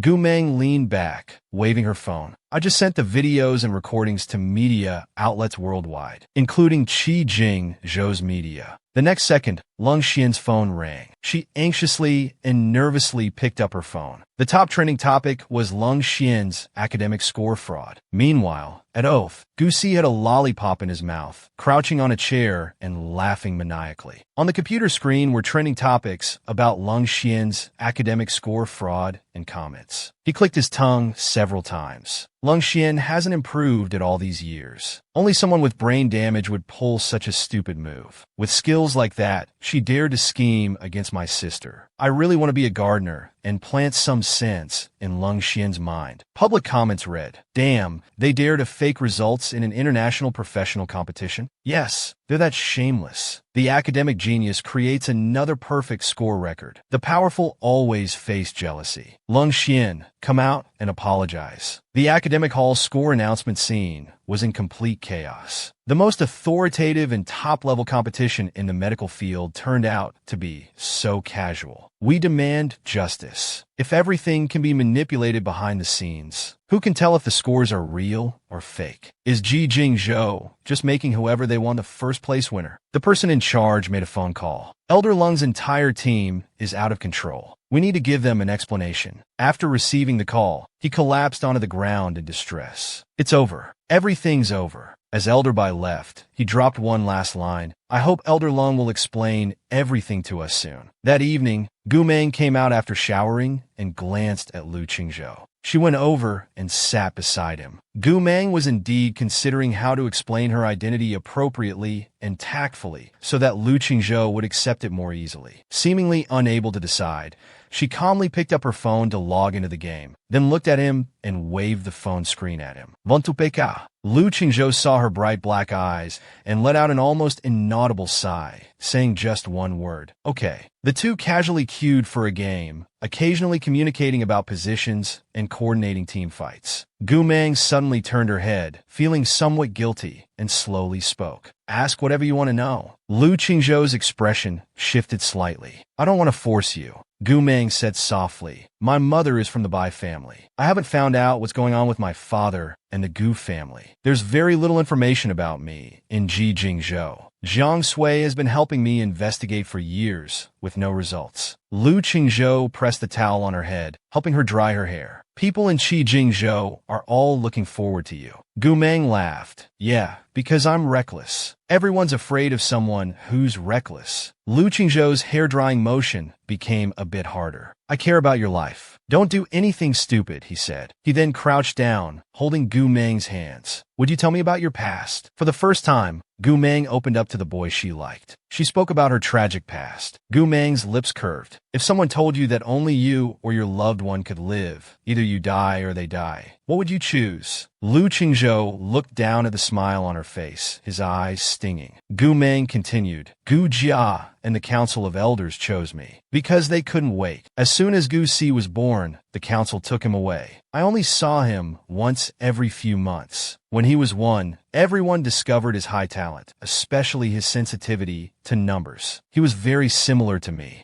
Gu Meng's posture was lazy, leaning to one side against him. The council took advantage of my close training. They sent Gu Si to Research Base 102 for Lung Xian to conduct live dissection experiments. As she said the last sentence, a flash of bloodlust crossed her eyes. Lu Qingzhou seemed to sense her emotions. His movements became gentler, as if comforting her. Gu Meng paused before speaking again. The Bai family sacrificed 3 groups of people who died tragically under the Council of Elders before they told me this news. The Bai family had no voice before the council. Only he could save Gu Si. When Gu Meng heard about Gu Si's situation, her mood darkened. Her heart turned to ashes. Her whole world collapsed. Later, she couldn't remember at all how she found that place. Seeing Gu Si lying there, her heart ached even more, becoming more unbearable. She only remembered that day. Her body was covered in many people's blood. Lu Qingzhou covered her mouth with his hand. Don't say any more. She had said everyone fears those who are reckless. It was easy to imagine how out of control she must have been that day. All along,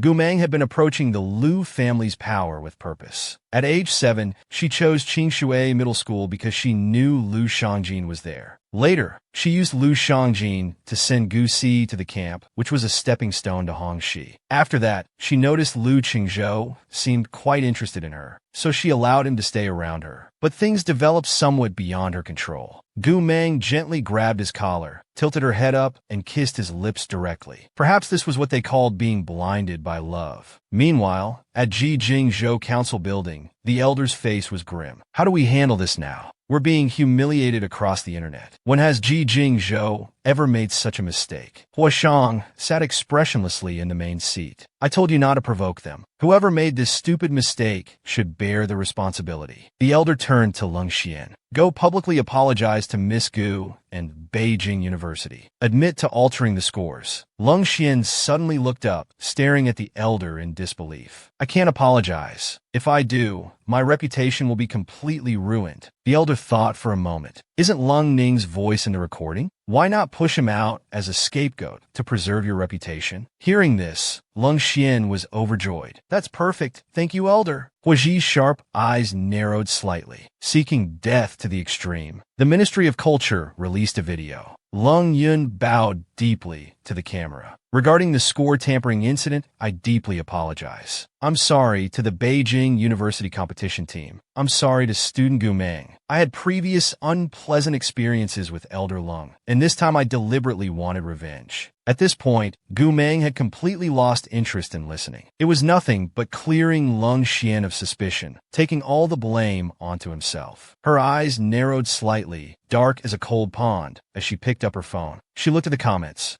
The direction of online comments clearly began to reverse. Originally, everyone was cursing Lung Xian and demanding her apology, but now they turned to cursing Lung Yun. Even though some people didn't believe it and thought Lung Yun was pushed out as a sacrifice to appease anger, such comments were quickly buried. Later, Gu Meng sent the conference room surveillance video to Lu Qingzhou. He remarked admiringly, "Not bad, remembering to keep evidence even in that situation." Gu Meng leaned back, her delicate eyebrows slightly raised. Well, they wouldn't listen until things got serious. In the end, Gu Meng single-handedly reversed the online sentiment again, completely destroying Lung Xian. Lung Xian apologized on social media, and the Council of Elders banned her from interfering with any medical-related competitions. Jin University won first place in the competition with overwhelming scores, achieving complete victory. At the celebration banquet, everyone was happy, especially thanking Gu Meng and all contestants for their efforts during this time. Jin University is always the best. At this moment, Gu Meng's phone rang. After answering, Old Master Bai's voice came through. Gu Ming, would you come out dinner with grandfather tonight? She thought for 2 seconds. She agreed. Okay. Old Master Bai was delighted. Good, good. Bring little Lu along too. Gu Ming didn't immediately realize who little Lu was. Your boyfriend. She glanced at Lu Qingzhou upon hearing this. Was this going to be a meet-the-family situation? Top CEO Lu Qingzhou was becoming increasingly shameless, and he wasn't even embarrassed about it, but rather proud, taking advantage of being drunk to snuggle into his girlfriend's arms. Gu Ming brought Lu Qingzhou to the Bai family mansion. Seeing Old Master Bai, she affectionately called him grandfather. Old Master Bai sat on the sofa with a kind smile, clearly very happy today. Lu Qingzhou placed the gift box on the table. Hello, grandfather. A small gift for my first visit. Old Master Bai picked it up and looked at it. Members only premium tea, only supplied to a few top-tier figures globally. Ridiculously expensive. He's quite generous. The dinner table was mostly set with Gu Ming's favorite dishes. Old Master Bai asked, Gu Ming, how's your brother doing lately? Speaking of Gu Si, Lu Qingzhou said, Gu Si is with me. Don't worry, he'll be fine. Old Master Bai smiled. That's good. Back then, Gu Ming was only 17, just wanting to get Gu Si into Hongxie. Unexpectedly, she met you by chance and even entered Qi Yin. Gu Ming suddenly interrupted to serve food to her grandfather. Expressionlessly, she said, Grandfather, the food is delicious. Please eat more. If you continue talking, all my secrets will be exposed. As they were talking, she felt Lu Qingzhou's gaze on her. Gu Ming calmly turned her face and met his eyes. Lu Qingzhou raised his eyebrows slightly, suddenly understanding why Gu Ming would allow him to get close to her back then. The little girl had her own agenda, saying he seduced her at 17. Who really seduced whom? Old Master Bai kindly said, Gu Ming has a bad temper. Please be understanding. Lu Qingzhou smiled. Her temper is quite good. She never loses out anyway. Old Master Bai became a bit sad. That's true. She suffered quite a bit. That accident with her parents, well, it's all in the past. Lu Qingzhou didn't ask further, poured wine for Old Master Bai. I will take good care of her. Don't worry. He raised his glass to toast with Lu Qingzhou. Smiling, he said, perhaps both families can have dinner together sometime. Lu Qingzhou held his glass slightly lower than Old Master Bai's. Old Master Bai was excited. Finally, someone to drink with this old man today. Ah, little Lu, let's drink until we can't anymore. Half an hour later, Lu Qingzhou was already drunk. Old Master Bai called Gu Ming to his study. In the study, Gu Ming sat casually with her legs crossed, slouching in the chair. Yu Zhongjing is synthesizing the medicine. The results are still unknown. The difference in effectiveness between synthetic and natural medicine is unpredictable. Old Master Bai sighed. I'm still worried. Previously, Lung Xian provided your medicine. Now that you've completely offended him, the Council of Elders might just abandon you. Old Master Bai paused for a few seconds, then asked, Does little Lu know? Gu Ming, still uncomfortable with this nickname, replied carelessly, No, and don't tell him. I'm afraid something might happen. Old Master Bai was stunned, asking, He really doesn't know? Not understanding the meaning, Gu Ming frowned coldly and looked up at him. What happened? Old Master Bai answered, In these few months, most of the black market territory has fallen under Qingzhou's control. It was almost violent expansion, both ruthless and swift. That's why it's been giving the council headaches for months. I thought he did it for you. Gu Ming listened, slightly narrowing her eyes. Old Master Bai shook his head, thinking it unlikely. Perhaps I'm overthinking. Maybe it was because of searching for Gu Si earlier, causing trouble in Qi Yin with so many people. Lu Qingzhou might have wanted to take this chance, to teach the council a lesson. Although he's your boyfriend, we must still be cautious. On the way home, while Gu Ming was looking at her phone, Lu Qingzhou suddenly leaned on her shoulder, smelling of alcohol. She had never seen Lu Qingzhou like this before. It was her first time seeing him drunk. Gu Ming looked down at him, her tone quite cold. How much did you drink? His voice had a nasal quality, lazy and stubborn, his hand on her shoulder. Not much, just a bit sleepy. Wanting to lean on her, Gu Ming could tell grandfather was in a good mood today and had made Lu Qingzhou drink a lot. Seeing Gu Ming put down her phone, Lu Qingzhou chuckled softly. Not using your phone for work anymore? You're making me feel like a nation-toppling concubine, seducing you away from important matters with male charm. Lu Qingzhou was still laughing, feeling quite accomplished. Gu Ming looked at him and smiled, her expression mischievous and casual. Young Master Lu, you're getting more and more shameless. Lu Qingzhou wasn't embarrassed but rather proud. Thank you for the compliment, girlfriend. Just then his phone dinged. He picked up his phone and looked at it. Someone had sent a message. Sister Mang, our people had some trouble with Lu Qingzhou's men in the extreme territory black market. What should we do? Gu Mang squinted and replied, tell our people not to fight. I'm coming over now. Gu Mang had unlocked a new identity. She was actually Miracle, one of the Assassin Alliance's combat gods. Lu Qingzhou sensed something was wrong. What's wrong, Gu Mang? She moved slightly and said,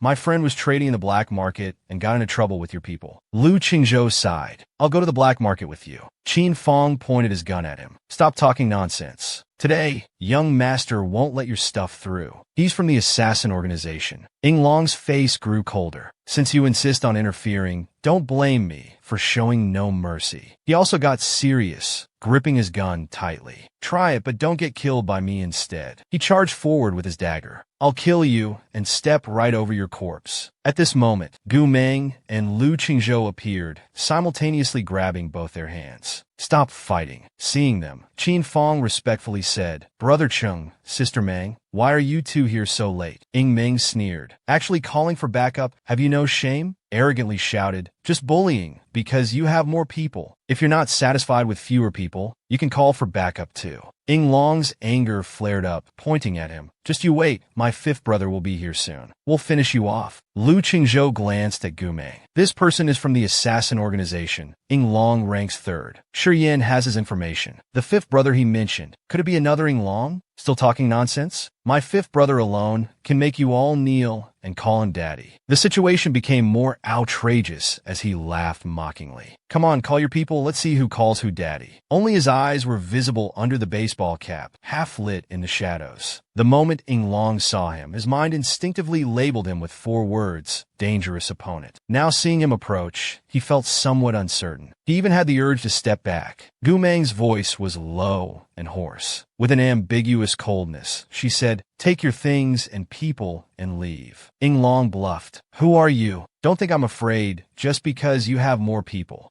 As he was speaking about his fifth brother, he saw Gu Mang lower her eyes and take out her phone. She raised her phone, and Ying Long saw their combat god group chat. His words stopped abruptly. He forgot to breathe. 2 seconds later, he jumped back like a startled cat, staring at Gu Mang with wide eyes. Holy shit, your fifth brother? Qin Kuang was shocked. Little sister-in-law is Miracle, one of the Assassin Alliance's combat gods. Lu Qingzhou looked at Gu Mang, that legendary figure who valued money over life, took on deadly missions recklessly, yet remained undefeated. Indeed, this young girl always had new identities that surprised him. After some time passed, when the atmosphere in the office became suffocating, Qin Fong never imagined that Ying Long was from sister-in-law's side. He had embarrassingly said, let's see who calls who daddy. He really wanted to shoot himself for saying that. Lu Qingzhou and Gu Mang sat together, having removed their masks. Ying Long looked up at Gu Mang. Before, whenever Qi Yin had issues, fifth brother would always be the first to strike. They were always at odds. Who could have imagined they'd end up together? Ying Long stuttered, his tongue tied. Fifth sister, how old are you? Gu Mang's expression remained indifferent. Almost 19, Ying Long exclaimed. His fifth brother joined the Assassin Alliance 3 years ago. That age is insane. Ying Long felt that nothing in his life would ever cause such emotional turmoil again. Qin Fong suddenly stepped forward, head lowered in apology. Ying Long, I didn't know you were Sister Mang's friend. Ying Long wasn't in the mood to settle scores now. He shook hands with him. I was also inappropriate in my attitude. Please forgive me. Now that the items have been safely delivered, let's put this behind us. Lu Qingzhou glanced at the time. It's getting late. If there's nothing else, we'll head back to the hotel. The two escorted Lu Qingzhou and Gu Mang. Goodbye, Brother Chung, Sister Mang. Gu Mang looked back. Contact me if anything comes up. In the car, Lu Qingzhou kept caressing her hand. I didn't know you had other identities hidden from me. Amirake. Gu Mang suddenly called out. Lu Qingzhou looked up slightly, responding with a just like usual. Lazy and relaxed. Gu Mang looked into his eyes seriously. Your touching is making me itch. They just looked at each other for several seconds. Lu Qingzhou lowered his gaze and chuckled softly. Gu Meng pressed and massaged him. Still itchy? Gu Meng asked. It's fine. As Lu Qingzhou continued massaging, he suddenly hugged her, burying his face in her neck, his voice muffled. I'm still not sober from the drinks. Let me lean on you a bit longer. Gu Meng, being held by him, raised her eyebrows slightly. Oh. Lu Qingzhou looked at her. What should I do? I think I'm falling more in love with you. The top CEO, Lu Qingzhou, waited outside for his beloved wife to shower, but for some reason, he couldn't contain himself. He rushed in and kissed her passionately. Lu Qingzhou leaned on the bed, a lollipop in his mouth, playing with a black embossed lighter in his hand. His fingers were long and knuckles distinct. The crisp, metal-clicking sound kept echoing in the room. The flame flickered on and off, along with the darkness burning in Lu Qingzhou's eyes. The sound of water came from the bathroom. Gu Meng was showering. A minute later, Lu Qingzhou's jaw suddenly tensed. He bit the lollipop into pieces. He got up, threw the stick in the trash, and walked toward the bathroom. Opening the bathroom door, the pale mist slightly blurred his vision. He walked straight to the shower. The water instantly soaked his shirt. Gu Meng was stunned for a second before reacting. Lu Qingzhou, why did you come in? Just as she spoke, a hand pulled her head closer. Lu Qingzhou's face was tense. You made me wait too long. I couldn't take it anymore. The next second, he kissed her fiercely. His mouth was full of lollipop sweetness, strawberry flavor. He seemed different tonight, very unlike himself. Lu Qingzhou kept kissing her face. Indeed, his behavior today was different from usual. He seemed intoxicated by love. After letting go, he asked Gu Meng, who are you really? Miracle remained silent. Lan Ting rolled his eyes. Which one is the real you? He looked up into his eyes. I'm just Gu Meng. The Gu Meng you know best. Lu Qingzhou replied with a simple okay. He kissed his lips again. Gu Meng felt pain and immediately let out a hurt sound. Lu Qingzhou stopped and whispered, hold me tight. After saying that, he lifted Gu Meng up very high. He kissed him again, with continuous breathing sounds from Gu Meng. I love you. The next day, Gu Meng was already awake. When he moved slightly, his brows furrowed. Last night was really too much. Lu Qingzhou's hand rested on his waist. Sensing movement, he also woke up, his voice hoarse from just waking up, somewhat tired. We're not going anywhere today. I'll ask Yang Tianming for leave on your behalf. Go back to sleep. No, Gu Meng spoke, hearing his own terribly hoarse voice. He pressed his lips together. He really wanted to kick last night's troublemaker off the bed. Lu Qingzhou's breathing deepened. All right, sleep more. I'll wake you at 8. Gu Meng's slightly tense body gradually relaxed. In the morning, Gu Meng walked with Yang Tianming. He said, last night, professors and students from Imperial College dined with us. They really wanted to meet you. Too bad you weren't there. Gu Meng responded carelessly. I had something to do last night. At that moment, a car drove by. People around whispered, why is it the Gu family's car? What's with this medical competition this year? The Lung family, the Bai family, and now even the Gu family is here. Yeah, we never used to see so many important people before. The driver got out and opened the back door, standing respectfully to the side. The next second, Guing stepped out of the car. Seeing Gu Meng, she walked over. She smiled gently. Sister, grandfather wants to know when you'll return to the Gu family manor. Gu Meng and Lu Qingzhou were surrounded at the airport, confrontation imminent. Who would win in the end? Everyone saw Gu Meng slowly look up, his eyes cold and sharp with a hint of strength. He smiled, his expression showing innate arrogance. Gu Ying, how come you're interested in something I consider trash? The smile on Gu Ying's face froze, as if a knife had cut through his maintained dignity. Staring at Gu Meng, he left with a half-smile, his figure arrogant and cold. Gu Ying stared at him intensely, extremely embarrassed. Gu Ying reported Gu Meng's words back to the Gu family word for word. Old Master Gu took a glass of red wine. She's indeed different now. With Lu Qingzhou's protection, she doesn't even respect me anymore. He gazed at the garden outside, his eyes distant. The best choice won't do. He must be her only choice. Finally, he finished all the wine. In the study, old Master Gu now looked like an ordinary old man. Have you met with Gu Meng? Huo Zhiyin's hand paused. I met him. He sent people to invite Gu Meng back. This granddaughter of his is really capable. She showed no mercy at all. I didn't expect he would still want to meet you. Huo Zhi smiled at these words. I want to pick him up at the hotel entrance. He almost fought with my men too. Didn't see me. Old Master Gu laughed. Under his brush was the character for quiet. I heard he's been staying at Lu Qingzhou's place recently. You're just watching? Huiji looked at the characters on the rice paper, his eyes steady. He put down his brush. I'm done writing. His identity in Jijing province isn't just fate. He can't shake off the identity of Gu family's young miss in the future. So you can't just watch and do nothing. He put down the ink stick. If it's Gu Meng, he'll return to Beijing after the competition. Old Master Gu said calmly, but with deep meaning, that's if he can return. Or can our people stop him? Old Master Gu pondered. If we can't stop him, there are always other ways. He sat down and took a sip of tea. Now that he's in Jijing province, leaving won't be so easy. I hear things aren't peaceful at the Lu family lately.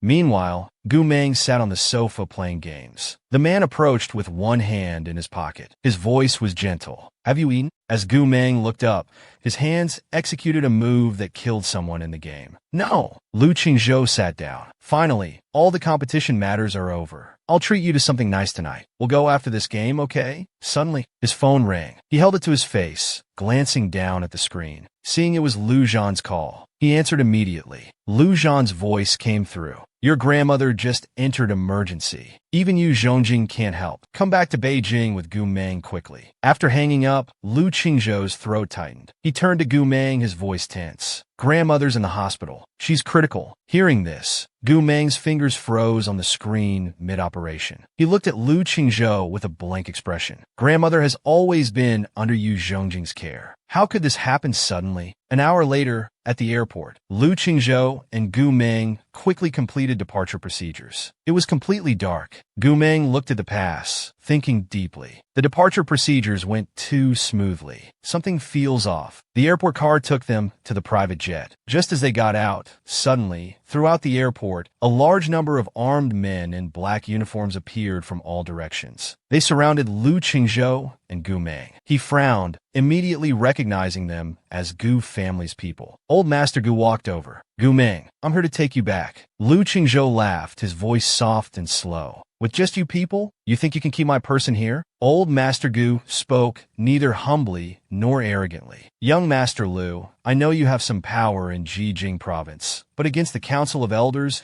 and the Gu family combined, what are your chances? Moreover, you've already completed departure procedures. If anything happens, Jijing province won't be involved. He suddenly smiled. Young Master Lu, you may leave, but Gu Meng can't. Gu Meng, hands in pockets, moved half a step sideways from behind Lu Qingzhou, tilting her head slightly. She smiled mischievously. Fine, let's see who leaves first, or who dies first. Old Master Gu shook his head. Gu Meng, just the two of you? Just then, another group of people arrived from another direction. Huiji appeared. He looked at no one else. His gaze fell on Lu Qingzhou and Gu Meng. Top CEO Lu Qingzhou and genius girl Gu Meng, showing their affection in videos, making everyone watch their public display of affection. Huiji looked at no one else. His gaze fell on Lu Qingzhou and Gu Meng's direction. Seeing their clasped hands, his eyes seemed pierced by an invisible needle. He looked at Gu Meng. Stay. I guarantee everyone else's safe return to Beijing. Also, Lung Xian will arrive soon to look after Madame Lu. Unconditionally, Gu Meng stood with one hand in pocket, one leg bent, her posture casual and defiant. No. Huiji's gaze concentrated for a few seconds, his face expressionless. Then no one leaves. He raised his hand, moving his index finger. All guns pointed at Lu Qingzhou and Gu Meng. Old Master Gu persuaded Gu Meng with a very good attitude. Gu Meng, stop struggling. Come back with us. Huiji walked to Gu Meng. Let's go. Come back with me. Then he walked to Lu Qingzhou. Tomorrow I'll send people to Mingyu province. Young Master Lu, remember to send out Gu Si. The two men stood face to face for the first time. Lu Qingzhou was slightly taller than Huiji, his eyes sharp and deep. He spoke slowly. You really think I came to this place without preparation? Huiji's eyes darkened. What do you mean? At that moment, helicopter sounds suddenly filled the airport. The propellers created strong winds that hit everyone's faces. The helicopter landed, and a man with a steady presence stepped down. Behind him followed a group of rough-looking armed mercenaries, extremely casual. The bloodthirsty aura around them made people afraid to underestimate them. Old Master Gu saw the imposing man, his eyes darkening. "Inmei, why is he here?" Huaji stared at the man's face. "Internal affairs of Jing province. The Assassin's Alliance wants to interfere?" Ying Long's expression was indifferent. "The boss personally placed the order. We couldn't refuse." Lu Qingzhou led Gu Meng toward the private jet, looking at Ying Long pretty quick. "Thanks." He nodded. "Don't worry, leave this to us. You go." A group of desperados pointed their weapons at them, their faces full of murderous intent. Ying Long shouted, "Stop them. I want to see who dares to fight the Assassin's Alliance." The next second, they were surrounded, fighting against these desperados. They had absolutely no chance of winning. Ying Long watched Lu Qingzhou's back, saying unhurriedly, "Young Master Lu, come take care of business when you're free. Your price is quite tempting." Huaji and his people watched helplessly as Lu Qingzhou, Gu Meng, and their group all boarded the plane. The private jet took off. Huaji's hands slowly clenched at his side. Looking at Ying Long, "I'll remember this, Assassin's Alliance." Ying Long patted his shoulder. "I've heard about your young lady. Even without me, you'd have to let them go. Girls are scary when they're angry. Besides, Lu Qingzhou isn't someone to mess with either." Huaji remained silent, surrounded by a cold, low pressure. Ying Long made his appearance, smiled, and turned back to his helicopter. Only Jing province's people remained at the airport, their faces darker than each other. Unexpected that they would hire the Assassin's Alliance. Such a big commotion, and Lu Qingzhou's group still got away. When Leng Xian arrived, seeing Huaji and Old Master Gu all there, he asked, "Where are Lu Qingzhou and the others?" Huaji lowered his eyes, controlling his emotions. "They've left. Want to go to Beijing? It's up to you." Leng Xian gritted his teeth. "With so many people, how could we let them escape? Get the private jet ready for Beijing." Ying Long sat with crossed legs in the sofa, video calling Lu Qingzhou. "Brother-in-law, let's be clear, I've got brothers to feed below. Don't blame me for not giving you a discount." Gu Meng turned to Lu Qingzhou. "What price did you offer?" Ying Long answered for him, swirling a glass of wine. "Just one shipment, plus a few in Mingyu province. 2 territories. After all, Jing province isn't easy to offend. I'm taking risks too. Quite generous. 2 territories. At least giving up 20% of Qi Yan's territory in Mingyu province." Lu Qingzhou saw Gu Meng's dark eyes staring at him. He suddenly opened his arms. "How about giving me a hug?" "Asarewat." Gu Meng indeed moved closer, opening her arms and hugging Lu Qingzhou. In the video, Ying Long suddenly choked on his wine. A subordinate quickly handed him a towel. He said with disgust, "Cut the video." Lu Qingzhou and Gu Meng rushed to the hospital with all their might, but it was too late. Old Madame Lu had already passed away. His world collapsed. "I tried everything, but couldn't save your life." Old Madame Lu was in the emergency room being resuscitated. Almost all important Lu family members were waiting in the hallway, some sitting, some standing. The elevator dinged, and Lu Qingzhou's group arrived. Lu Qingzhou glanced at the still-lit emergency room light. "Dad, how's grandmother?" Before Lu Zhan could answer, the emergency room door suddenly opened. Yu Zhongjing came out, just wanting to ask when Gu Meng would return. Seeing them now, his eyes lit up with excitement. He opened his mouth. He swallowed back the word master that almost slipped out. "Come in quickly and take a look." Gu Meng immediately went in with Yu Zhongjing. Lu Qingzhou turned to Lu Zhan. "Why did her condition suddenly worsen?" "I asked Yu Zhongjing before I left. He said nothing would happen in the short term. We haven't found the cause. We can only try to save her first." Yu Zhongjing's medical expertise internationally. His judgment has almost never been wrong.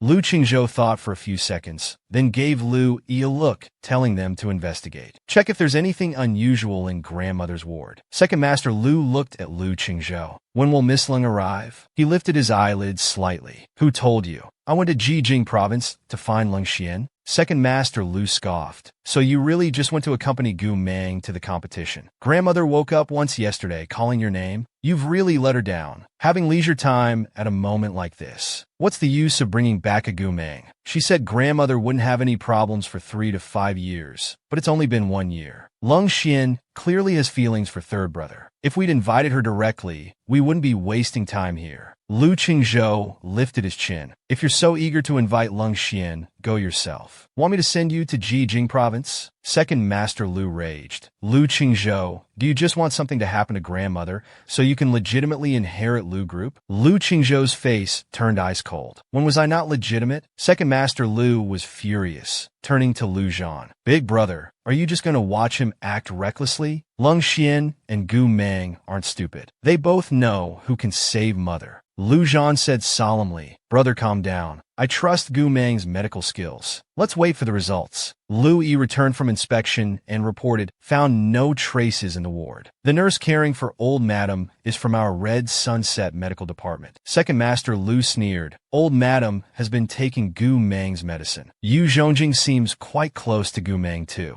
If we're investigating, that woman you fancy is the most suspicious. Lu Shiwei's expression darkened. Second uncle has a point. Third brother, shouldn't we investigate? No rush. Lu Qingzhou said coldly. This is a neurology hospital. Registration is convenient. It's on the first floor. At this moment, Lung Xian's group arrived. Lu Qingzhou looked up, his eyes deepening slightly upon seeing Lung Xian. Lu Zhan stepped forward politely. Miss Lung. The emergency room door was closed tight. He didn't stop walking. All irrelevant personnel, please leave. But before they could knock, the door opened from inside. Outside in the hallway was Ji Jing Province's medical team. The two sides stood in opposition. Lu Zhan said, Dr. Yu, Ji Jing Province's medical team will take over now. Thank you all for your efforts. Yu Zhongjing looked at him, his expression grave. I'm afraid it's too late. Lu Zhan was shocked hearing these words. Lu Qingzhou rushed in without thinking. The monitor showed a flat line.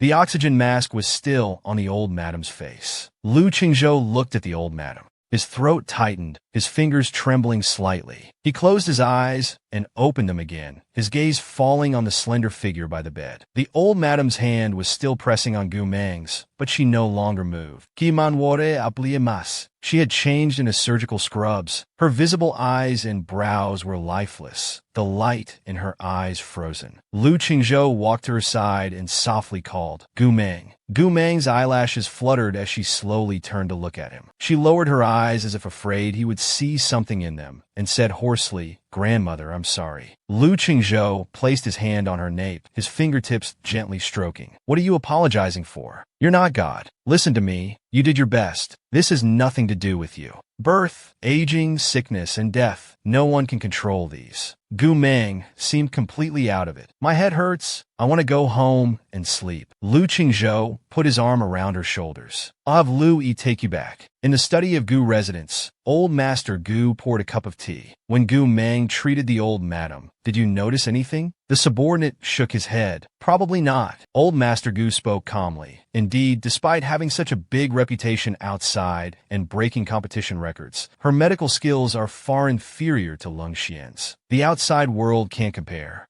Ji Jingzhou's subordinate said respectfully. This time Lung Xian went with the Council of Elders' secret orders. It will definitely be handled properly. Old Master Gu took a sip of tea. This time, he must make Gu Meng return. This was Gu Meng's lowest point, completely dejected and depressed. The Lu family suspected her of using a new poison to kill their old madam. Through this, she discovered Lu Qingzhou's secret. He was researching her blood, though he had never asked for any blood samples. Yu Zhongjing handed over the old madam's death certificate with both hands. My condolences. Just as they were about to cover her with white cloth, Lung Xian suddenly spoke. Wait. Lu Zhan paused. Miss Lung, what do you want to do? Lung Xian said coldly. The old madam's complexion is unusual. Lung Xian put on gloves, opened the old madam's eyes with 2 fingers, and looked. How could there be Ji Jingzhou's heart-shaped toxin in her body? Lu Qingzhou looked at Lung Xian. What do you mean, Miss Lung? Lung Xian pulled off her gloves. The old madam's face and lips are slightly darker. It's a sign of poisoning. The cause of death is a new toxin. Lu Shangjin's face changed dramatically. What? Who would have the ability to poison the old madam under everyone's watch? Second Master Lu frowned. The hospital staff are all our people, watching day and night. I don't believe anyone could poison her under our noses unless it was a hospital doctor. As these words landed, everyone looked at Yu Zhongjing's team. The medical staff, hearing this, all looked at Yu Zhongjing in panic. They couldn't afford to offend the Lu family. If something went wrong, none of them would survive it. Yu Zhongjing's gaze swept across the opposite side. Don't make baseless accusations. How could our hospital possibly have access to Ji Jingzhou's new toxins? Lu Zhan spoke. I trust Dr. Yu's character. He wouldn't do such a thing. Miss Lung, since it's Ji Jing Zhou's new toxin, now that it's appeared here, shouldn't you give us an explanation? Lung Xian said calmly. This toxin has never been made public. Only people from Ji Jing Zhou can obtain it. I'll have the Research Institute investigate immediately. Lung Xian looked at Lu Qingzhou. Where is the young miss? The others who heard this didn't understand who the young miss was that Lung Xian mentioned. Second Master Lu asked, who is Miss Lung referring to? Lung Xian replied, Gu Meng, the young miss of our Ji Qing Zhou's Gu family. Second Master Lu frowned. So, Gu Meng could get the new toxin? Yu Zhongjing's tone grew colder. What are you implying? Second Master Lu shifted his body. Am I wrong? The old madam had been taking Gu Meng's medicine. During this emergency,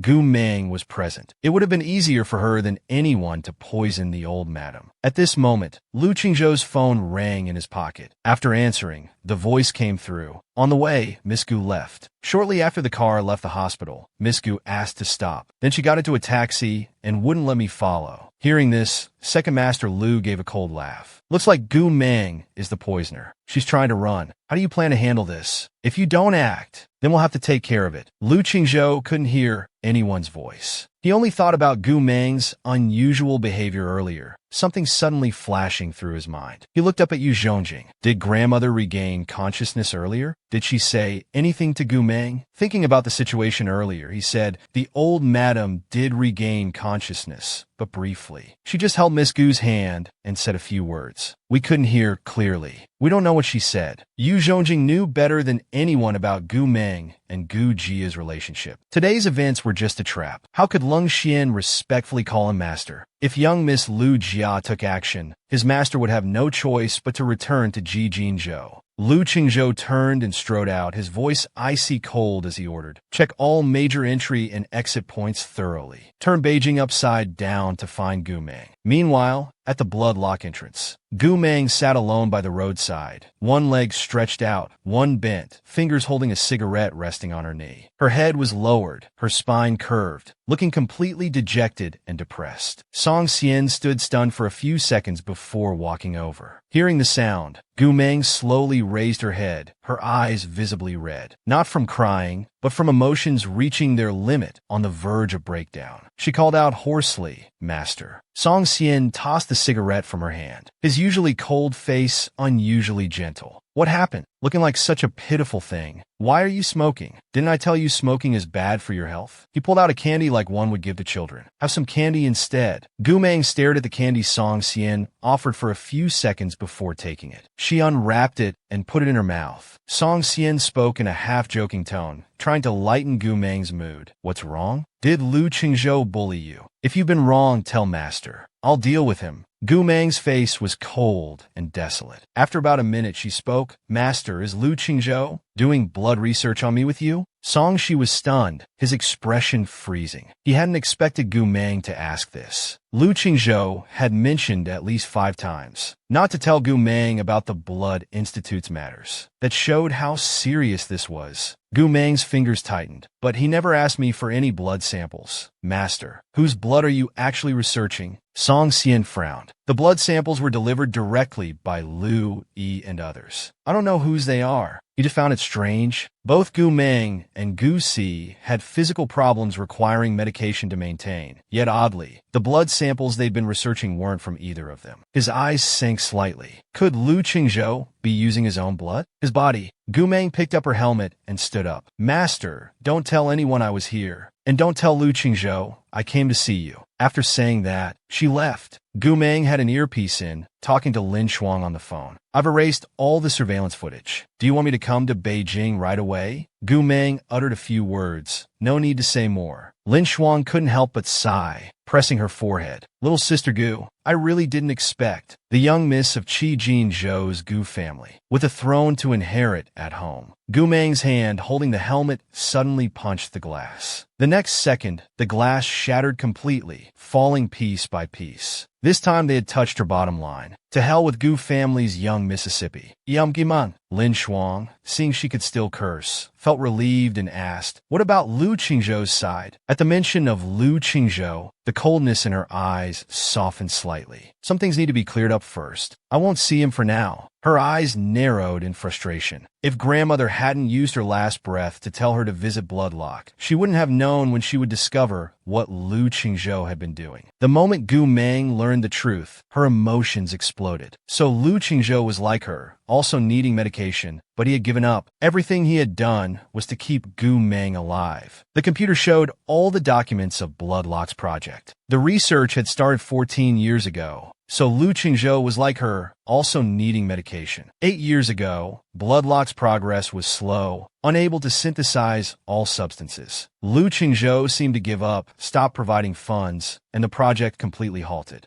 But why was the completely abandoned project now running again? Sogiman Mate Akath. Hello, Mrs. Yi. This is Gu Meng. Yi Junsi had just arrived from Beijing airport to meet Gu Meng. Gu Meng poured her a glass of warm water. Mrs. Yi, sorry for contacting you for the first time and making you come all this way. Yi Junsi looked at her and said, it's fine, but Lu Qingzhou is out there looking for you quite anxiously. Gu Meng hummed in acknowledgement. I know, I'll contact him soon. But before that, I need to clarify something. I want to ask you, what exactly is wrong with Lu Qingzhou's condition? Why has the failed project been restarted now? Yi Junsi took out a cigarette from her bag, lit one, and said, you've been to Bloodlock. Indeed, this information couldn't be hidden. After Bloodlock's research failed years ago, he actually didn't care about his own life, doing whatever he wanted. Even his father couldn't stop him. Exhaling smoke rings, she continued, until just over 2 months ago, he made an even bigger move than the first research project. We all thought he had come to his senses, happy that he would restart this project and take it so seriously. Unexpectedly, it was all for you. He values your life more than his own.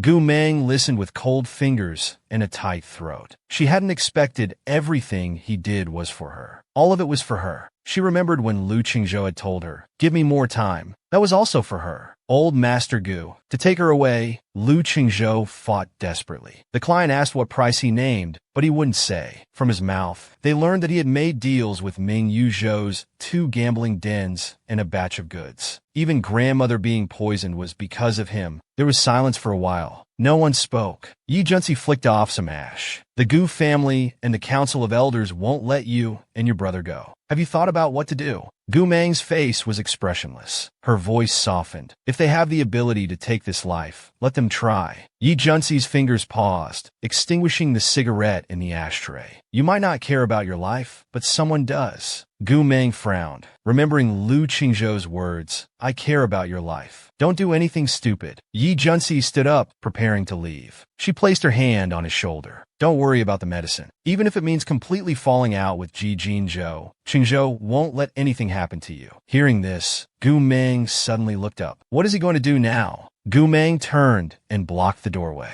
This gesture told Yi Junsi she wouldn't let her leave without explaining. Yi Junsi pressed her lips together, giving a bitter smile. You really want to know? Gu Meng looked at her expressionlessly. Yi Junsi nodded. It's nothing much. He just made a deal with me. If Bloodlock's research fails and something happens to him, half of his assets go to the Yi family. His medicine will all go to you. It'll be as if nothing ever happened. A backup plan. When Gu Meng heard this, tears suddenly streamed down her face. As she left, she said, he's arranged both your path forward and your escape route. After she left, Gu Meng picked up her phone and called Lu Qingzhou. I need to handle some things. Meet me at Jindu Apartments in an hour. I'll tell you everything. He calmly replied with a simple okay. Second Master Lu approached angrily. Lu Qingzhou, where did you take Ling Xian? The council's people are calling me about it. Lu Qingzhou walked straight ahead with one hand in his pocket. Seeing his willful attitude, Second Master Lu's face turned ashen. He blocked his path directly. Lu Qingzhou, I'm talking to you. Do you know Lung Xian's status? Treating him like this means the entire Lu family is offending Qi Jingzhou. Release Lung Xian immediately. Lu Qingzhou paused briefly, turning his head slightly. His bloodshot eyes were even colder than usual. That murderous look made Second Master Lu's gaze freeze. His expression was calm. Since you're so eager to see Lung Xian, I'll send you to him, to the maximum security prison, to be released on the day of the funeral. Before Second Master Lu could react, he was handcuffed with hands pressed on his shoulders. At a suburban intersection, a black car stopped. Gu Meng leaned against her motorcycle, emanating a bone-chilling low pressure. Jiang Sui picked up the silver metal case at her feet and got out of the car. Jiang Sui lowered her head slightly, then lifted the case and respectfully addressed Gu Meng. Master, the items you requested. Gu Meng pressed the case switch. The lid popped open with a bang, revealing several small bottles of yellow serum and syringes. She snapped the case shut, stood up straight, coldly said 3 words, "Go to Hongxin." Gu Meng took revenge, finally injecting a toxin into Lung Xian, making him suffer between life and death. Jiang Sui was stunned. Lu Qingzhou has been looking for people. Going to Hongxi City now is walking into a trap. But seeing Gu Meng's current state, Jiang Sui dared not ask why. Sisette beside her, glancing at the speed, the dial was already at its limit. The engine roared deafeningly, taking turns without braking. Jiang Sui had never seen Gu Meng this wild before. Her heart pounding, cold sweat formed on her forehead as she tightly gripped the car's handrail. Half an hour later, they arrived at Hongxia. The sentinel warned, "Who are you? Are you tired of living? Daring to break in here?" Her face was cold and fierce, holding a highest level pass. In a low, deep voice, she said 2 words, "Open up." The sentinel, seeing the pass's level, quickly lowered his gun. He bowed his head in fear. Gu Meng walked in, stopping in front of Lu Wu, her face expressionless, radiating only coldness. "Give me Lung Xian." He lowered his head and said, "Miss Gu, Lung Xian is connected to the old lady's death. You can't take him away." Gu Meng glanced over. "Who said I was taking him away?" Second basement floor of the maximum security prison, Lung Xian was in the last cell. Finding it too dirty to sit, he stood with an ugly expression. Then came a clicking sound as the door opened. He was excited, thinking someone was coming to release him. Unexpectedly, the next moment he saw Gu Meng walk in, his face changed dramatically. "Why you?" Gu Meng gestured to Jiang Sui behind her. "Remove his handcuffs." Jiang Sui went over and unlocked his handcuffs. Lung Xian smiled. "Unexpected that Gu Meng would come to save me. He must be very unwilling. But no matter how unwilling, you must obey the Council of Elders and get me out. What's there to be proud of? The Gu family's young miss isn't so great after all." Lung Xian smirked, rubbing his wrist. "You wouldn't return to Jijinzhou, choosing to become a street rat instead. Only willing to go back after Lu family's air ban, and now having to follow the council's orders to fetch me. Gu Meng, I thought you were more capable." Suddenly, a piercing scream echoed through the prison. No one saw how Gu Meng moved. They only saw Lung Xian grabbed by the throat, slammed hard against the stone wall with a bang. Lung Xian's mouth gaped, eyes widened in terror. No one knew how strong Gu Meng's grip was. Gu Meng looked at Lung Xian through half-closed eyes, her lips slowly curving up. "This is all the ability I have." The suffocating feeling of near death left Lung Xian no room to fight back. Gu Meng stepped back slightly. Jiang Sui handed her a vial of serum. Gu Meng smiled as she picked up the syringe. "You like playing with toxins? I'll give you one." Lung Xian completely panicked, struggling desperately. He squeezed out 2 words, "You dare." The syringe spun between Gu Meng's fingers like a pin, then suddenly stopped, violently jabbing into his neck. Lung Xian's body suddenly tensed, falling to his knees pathetically, clutching his neck and gasping heavily. Gu Meng released her grip, dropping the syringe into the box with a clatter. Jiang Sui was stunned. The youngest elder of Jijinzhou had been reduced to nothing by Gu Meng.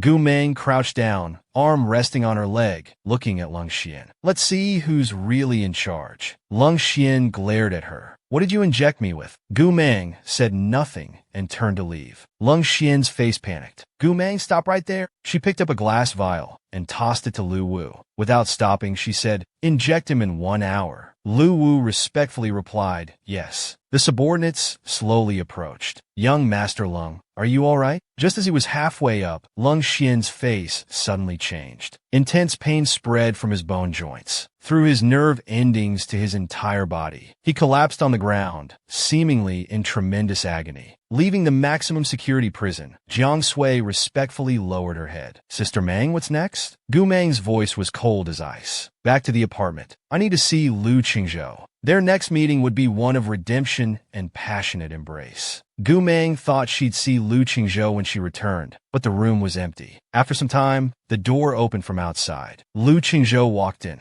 Light gradually returned to Gu Meng's dark eyes. Their eyes met. The girl had her feet on the sofa, arms wrapped around her knees, curled up entirely. Lu Qingzhou couldn't see Gu Meng's expression clearly, unsure if she was feeling guilty or remorseful. He turned on the small wall lamp. He spoke in a low voice. "You haven't eaten since last night, right? There's no food here. Let's go back to the hospital. I'll cook for you." "Okay." Gu Meng stared at him without blinking. Lu Qingzhou held her cold hand, speaking gently. "No, your grandmother might not even have a year left. This incident has nothing to do with you. Don't think about it anymore, okay? Meng Jinyang, your teacher, master, and your third uncle's family. I've sent people to check on them all. Don't worry. I'm here." Gu Meng's eyelashes finally moved. Her throat tightened. Even at times like this, Lu Qingzhou was thinking of everything for her, arranging everything. Lu Qingzhou pulled her into his arms, holding her head against him. "Let's go back to the hospital first to eat. Then you can sleep. Leave everything to me." Gu Meng buried her face in his neck. Lu Qingzhou felt something wet seeping through his shirt onto his skin, cold and damp. He frowned, looking down at her. She was crying. It was the first time she'd cried in front of him. His heart ached. Gu Meng suddenly raised her head and lunged forward, arms around his neck, kissing his lips intensely, as if wanting to devour him whole. Her hand moved to his waist, but Lu Qingzhou stopped her. He whispered in her ear, "Gu Meng, not yet. Don't rush." Gu Meng looked up, her voice soft and delicate. "No." Lu Qingzhou smiled. "I can't. I'll hurt you." She repeated, "I want you." She moved closer to his ear. "Only you."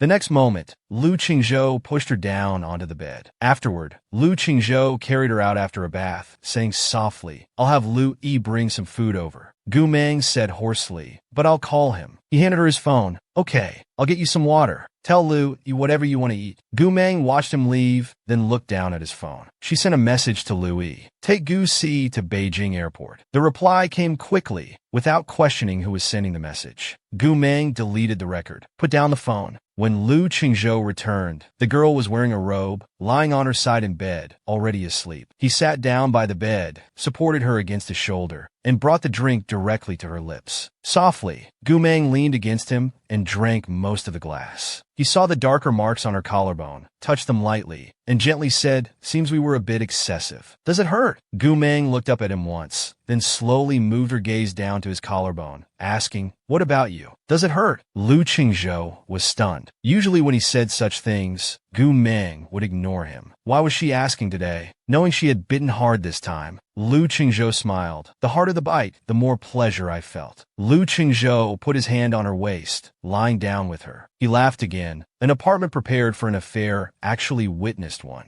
Gu Meng pressed her lips together, about to say something. She suddenly paused. That look told Lu Qingzhou what followed wouldn't be pleasant. She lowered her eyes. "Never mind, my fault. Won't happen again." Lu Qingzhou immediately replied, "No, I love when you seduce me. But don't be too forward. I can't handle it. Or I can initiate next time. I don't want you too exhausted." Gu Meng tightened her grip, still unable to contain her temper. She opened her mouth and bit his neck again. Lu Qingzhou hissed, gripping her nape. "Bite that spot a few more times, and you won't need a tattoo to leave your mark." Surprised that Lu Qingzhou would mention tattoos, she looked up at him, showing no unusual reaction. She went along, "Then I'll give you a tattoo now. How about it?" Gu Meng used her charm to lower Lu Qingzhou's guard. She tattooed her unique bite mark on his neck. After all, he was hers. She needed to prove ownership. Lu Qingzhou straightened his gaze as Gu Meng sat up. "That million wasn't wasted on you." Lu Qingzhou had previously mentioned getting a tattoo from Gu Meng, but they both got busy and forgot about it. Tonight he just mentioned it casually. Lu Qingzhou followed her out. Behind her, he said playfully, "You're not only not tired, but can get out of bed. Makes me feel quite unaccomplished." Gu Meng gave him a cold look. "Shut up." Lu Qingzhou smiled and agreed. Walking to her side, he lazily leaned on the sofa watching as she opened the box. A drawing pen and a small bottle of ink.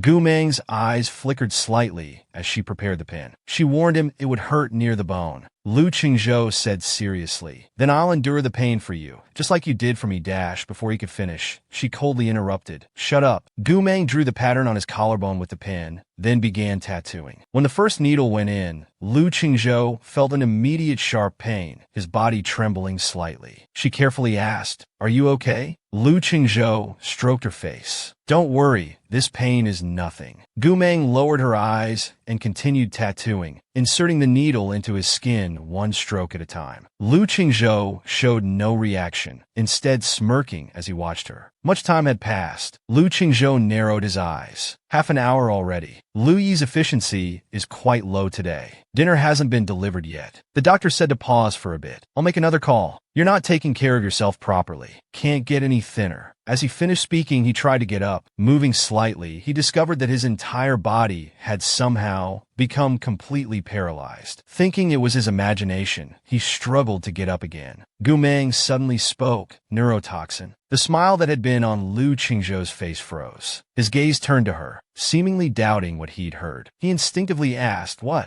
Gu Meng continued tattooing, but Lu Qingzhou realized he couldn't even feel the slightest pain anymore. All bodily sensations had disappeared. Then he heard Gu Meng say, "If injected, it takes 3 to 5 seconds, undetectable. Full body paralysis mixed in the ink. It's a bit slow to take effect." As she finished speaking, Lu Qingzhou's lips pressed into a straight line, without any curve. His dark eyes were deep as ink as he stared at her face. It was the first time he'd seen her this way. She always concealed her sharp features in front of him. Now she was completely cold. Lu Qingzhou was furious. Gu Meng's hand holding the pen paused briefly, then continued casually tattooing the bite mark on his collarbone. "Calm down first. Let me explain." Lu Qingzhou wanted to yell, but couldn't bring himself to. He laughed angrily. "Calm down? How can I calm down? My girlfriend set me up, seduced me to lower my guard, tricked me into getting a tattoo, added this stuff to the ink. What are you planning?" Seeing him unable to move, Gu Meng felt quite fearless. "You'll have to calm down whether you want to or not." Lu Qingzhou was fuming. Taking a deep breath, he suppressed his anger. "We'll discuss the poisoning later. You didn't just call Lu Yi earlier, right? Tell me what you did with my phone." Gu Meng answered honestly. "Asked Lu Yi to take Gu Si to Beijing airport." Lu Qingzhou narrowed his eyes. "Even taking Gu Si away?" After a few seconds of silence, he asked, "You're returning to Jijinzhou?" Gu Meng didn't answer. Lu Qingzhou laughed again, his eyes cold. "If I hadn't mentioned the tattoo, you would have planned this anyway." Gu Meng looked up at him and said matter-of-factly, "You've been sensitive these past few days. Without special measures, you wouldn't be lying here." Lu Qingzhou choked, gritting his teeth. "You're quite honest." His breathing deepened, seemingly quite angry. "Lust is a deadly weapon. I've learned that today." Gu Meng looked at his somewhat desperate expression and couldn't help but smile. Her smile turned into laughter. Lu Qingzhou's expression became even more miserable. Still laughing, the tattoo was nearly finished. Gu Meng spoke slowly. "Why not laugh? Should I cry?" Lu Qingzhou closed his eyes, letting out a slow breath. "Gu Meng, you won't be able to leave today.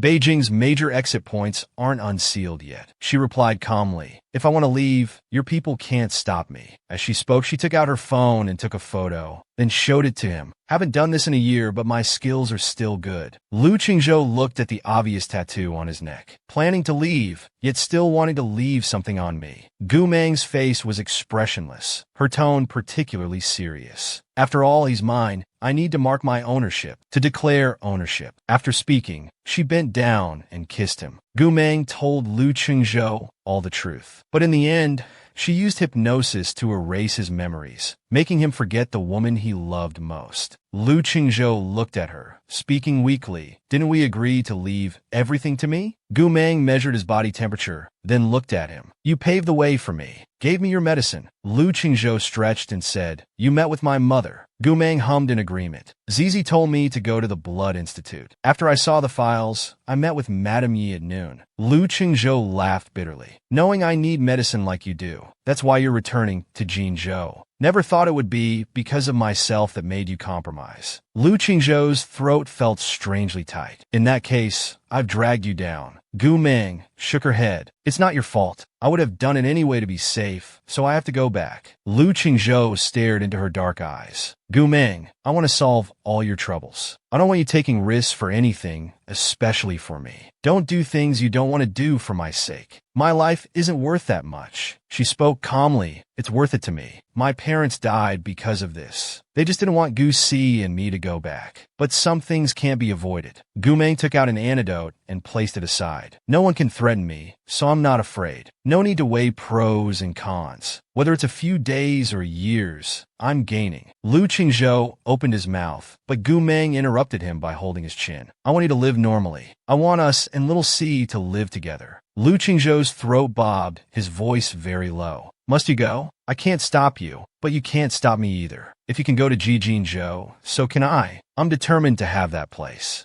Gu Meng raised an eyebrow, sitting there arrogantly, facing Lu Qingzhou. Fine, quite spirited. Between her fingers, she held the pen she had used to tattoo Lu Qingzhou. Lu Qingzhou glanced at her hand, narrowing his eyes, still in the mood to spin pens. After staring at him for a while, Gu Meng finally spoke, asking Lu Qingzhou very seriously, "Are you so angry that your brain isn't working? Why do you think I'm being so honest, telling you everything?" He frowned, still angry, a nerve in his brain instinctively tensing, not knowing what she was planning. The pen in Gu Meng's hand spun more smoothly, seemingly following some pattern. In a casual, gentle tone, "I studied neurology for a while before. My hypnosis is quite good." As she finished speaking, the pen in her hand stopped. Her voice became blurry. "You'll just forget me for a while." Lu Qingzhou finally understood why Gu Meng had been answering all his questions. She had planned to erase his memory all along. Struggling with his last bit of consciousness, he forced out each word between his lips. "Try it. See if you can make me forget." The next second, everything before his eyes fell into darkness. It felt like something in his brain was being violently pulled like glass. Gu Meng looked at the unconscious man, reached out to touch his face. Lu Qingzhou probably hadn't called out like that in his entire life. She took out a note from her pocket, lowering her head to write something, then placed a note under the antidote she left. She left the apartment without looking back. Beijing Airport. Gu Si followed someone onto the private jet. He saw Huiji in the front row, who looked up at him. He was a bit tanned, taller now, wearing a black baseball cap backwards. His aura was becoming more like Gu Meng's, arrogant and defiant. Gu Si scanned the cabin. His sister wasn't there. Looking at Huiji, his childish features held a maturity beyond his years. His voice was cold. Huiji pointed inside. "Your sister's in the restroom." He pushed open the restroom door. He saw Gu Meng lying on the sofa, arm covering her eyes, seemingly asleep. Gu Meng coldly spat out a word, clearly in a bad mood. "Get out." A dangerous low pressure surrounded her. Gu Si closed the door behind him. "Sister, it's me." Gu Meng moved her arm, opening her dark eyes. Gu Si crouched nearby. "Why are we suddenly returning to Jijinzhou?" Gu Meng lowered her voice. "Lu Qingzhou knows you, and I need something from Jijinzhou." She sat up as she spoke. "The research project at the Blood Institute is related to us. The 10 billion order to Yin Ming to find the miracle doctor was also for the research project." Gu Si was stunned, then looked at her after processing. "Is this to research an antidote for him?" He scratched his head, couldn't help thinking about their group's 1,000 ways to get rich through murder chat. Feeling guilty, he thought better change the group name later. It's too unethical. Lu Qingzhou, while he was researching antidotes for his sister, they were plotting ways to get rich through murder. Qian Song, Qin Fong, and He Du brought people aboard, surrounding the entire plane. No one's getting away. Qin Fong stood with hands on his hips. In an impatient tone, "Huiji, hand over Gu Si to me." Lu Qingzhou had lost his memories, returning to his cold demeanor, completely forgetting the girl he loved. "Gimunsat's calmly. Gu Si belongs to our Jijinzhou. You're demanding my person from me." He Du removed his gold-rimmed glasses, cleaning the lenses. "No need for words. Go in and search." Just as Qin Fong reached the restroom door with his men, it opened from inside, revealing Gu Si. Seeing him, Qin Fong sighed heavily in relief. "Gu Si, are you all right?" Gu Si's young face was expressionless. "I'm fine. You should go back. I'm returning to Jijinzhou. Thank you for Chihian's care lately." The words stunned Qin Fong. As he was about to say something, he caught a figure on the sofa inside. He glanced over instinctively, and upon seeing Gu Meng's face, his shock was no less than from Gu Si's words earlier. They quickly walked over. Sister-in-law, why are you here? Where's Brother Chung? Didn't you tell him to wait for you at the Jing University apartment? Gu Meng sat motionless, not even lifting her eyes. He's there. Hedu looked at Gu Meng, hesitated, then spoke. Sister Meng, you're going back to Jijinzhou. Did Chung agree? Gu Meng seemed unwilling to discuss further, eyes lowered. Go to the apartment and find him. You'll know when you ask. Take care of him for me. Hedu looked at Gu Meng for a while, nodded without saying more. Let's go quickly. After getting off the plane, Qin Fong quickly ran to Hedu's side. What's going on? Once Gu Meng leaves, we'll have to explain to Brother Chung. He seemed anxious. Let's go to the apartment first. Brother Chung might not be in good condition. They arrived at the apartment. Lu Qingzhou was lying unconscious on the sofa. Hedu looked at Lu Yi. What happened? Lu Yi replied, the doctor just checked. Young Master Lu was hit with a paralytic neurotoxin. Qin Fong slapped his forehead, finally managing to speak. Thumbs up. Impressive. These two bosses can only mess with each other. Hedu looked at Qin Fong, speechless, then turned to the doctor. When will he wake up? The doctor respectfully replied, the antidote has been injected. He should be awake by now. We just don't know if the patient suffered any other injuries before losing consciousness. Just then, Louis suddenly saw Lu Qingzhou's finger move. He quickly said, young Master Lu is waking up. Everyone instinctively turned to look. They saw Lu Qingzhou slowly open his eyes. He frowned, his expression sharp and impatient. Nothing better to do than stand around watching me? Anxiously asking, Brother Chung, are you okay? Lu Qingzhou sat up, his eyes dark and cold. What could be wrong with me? That look was somewhat frightening. Qin Fong laughed dryly. Good that you're fine. Good that you're fine. Strange that his brother, Chung, didn't immediately ask about his sister-in-law upon waking. Could he be holding back something big? Lu Qingzhou pinched his temples. How are grandmother's funeral arrangements? Louis replied, back at the old house. The Beijing families have been notified, along with international leaders who were close to the old madam. The funeral is in 5 days. Lu Qingzhou stood up and looked at Qin Fong, and he do.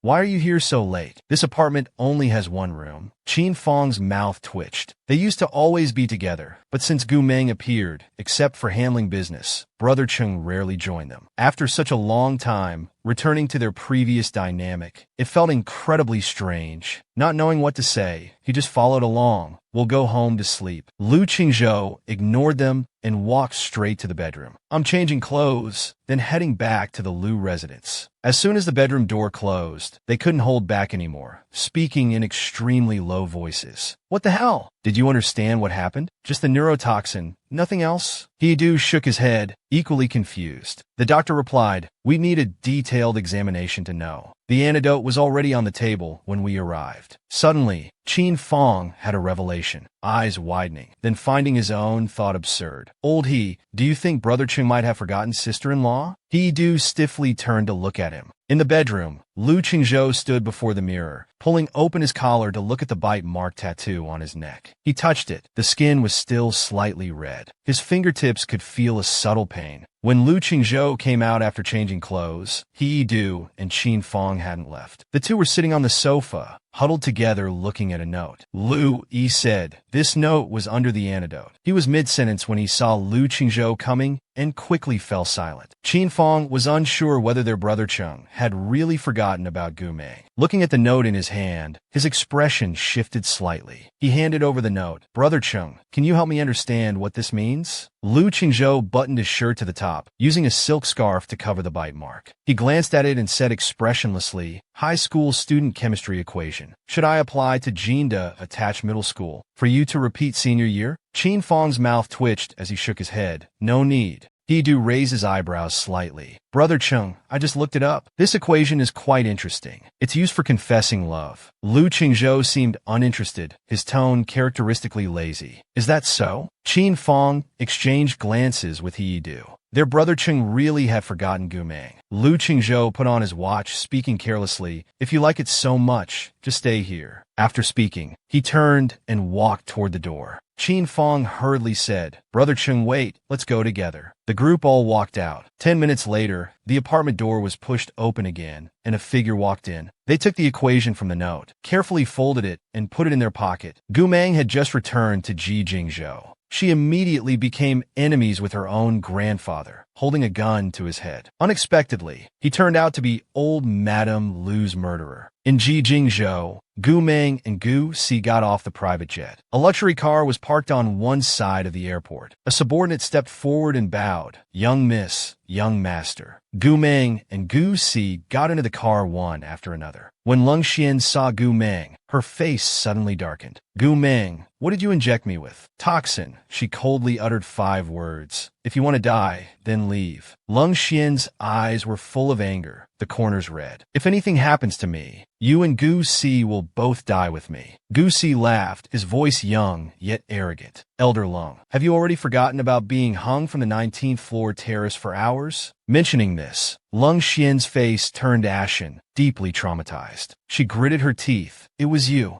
Gu Si's tone was insufferably smug. "Yes, your daddy here had someone do it." "Surprised? With your brain? You think you can make my sister die with you? What an idiot." Lung Xian reached out, her fingers trembling with anger. "You're asking for death." Gu Si impatiently said, "Close the door quickly." The car door slammed shut with a bang. She desperately knocked on the car door, seeming to want to say something more, or directly turned to walk towards her own car. When passing by Lung Xian, warned one last time, "This is the final warning not to provoke him." Lung Xian laughed coldly. "I provoked him? He suddenly came with people to inject me with unknown toxins. I'll let all the elders know about this. To capture Gu Meng for interrogation." Or frowned slightly. "With your medical skills, just test it yourself. Won't you know what toxin it is? Why waste time here?" Lung Xian's face darkened. "You should know how special our constitution is. What kind of toxin do you think could affect me, yet made me lie down for a whole hour, and even specially made painkillers didn't work?" Lung Xian narrowed her eyes. "But now that Gu Meng and Gu Si are back, the Council of Elders has 2 choices. You'd better warn Gu Meng.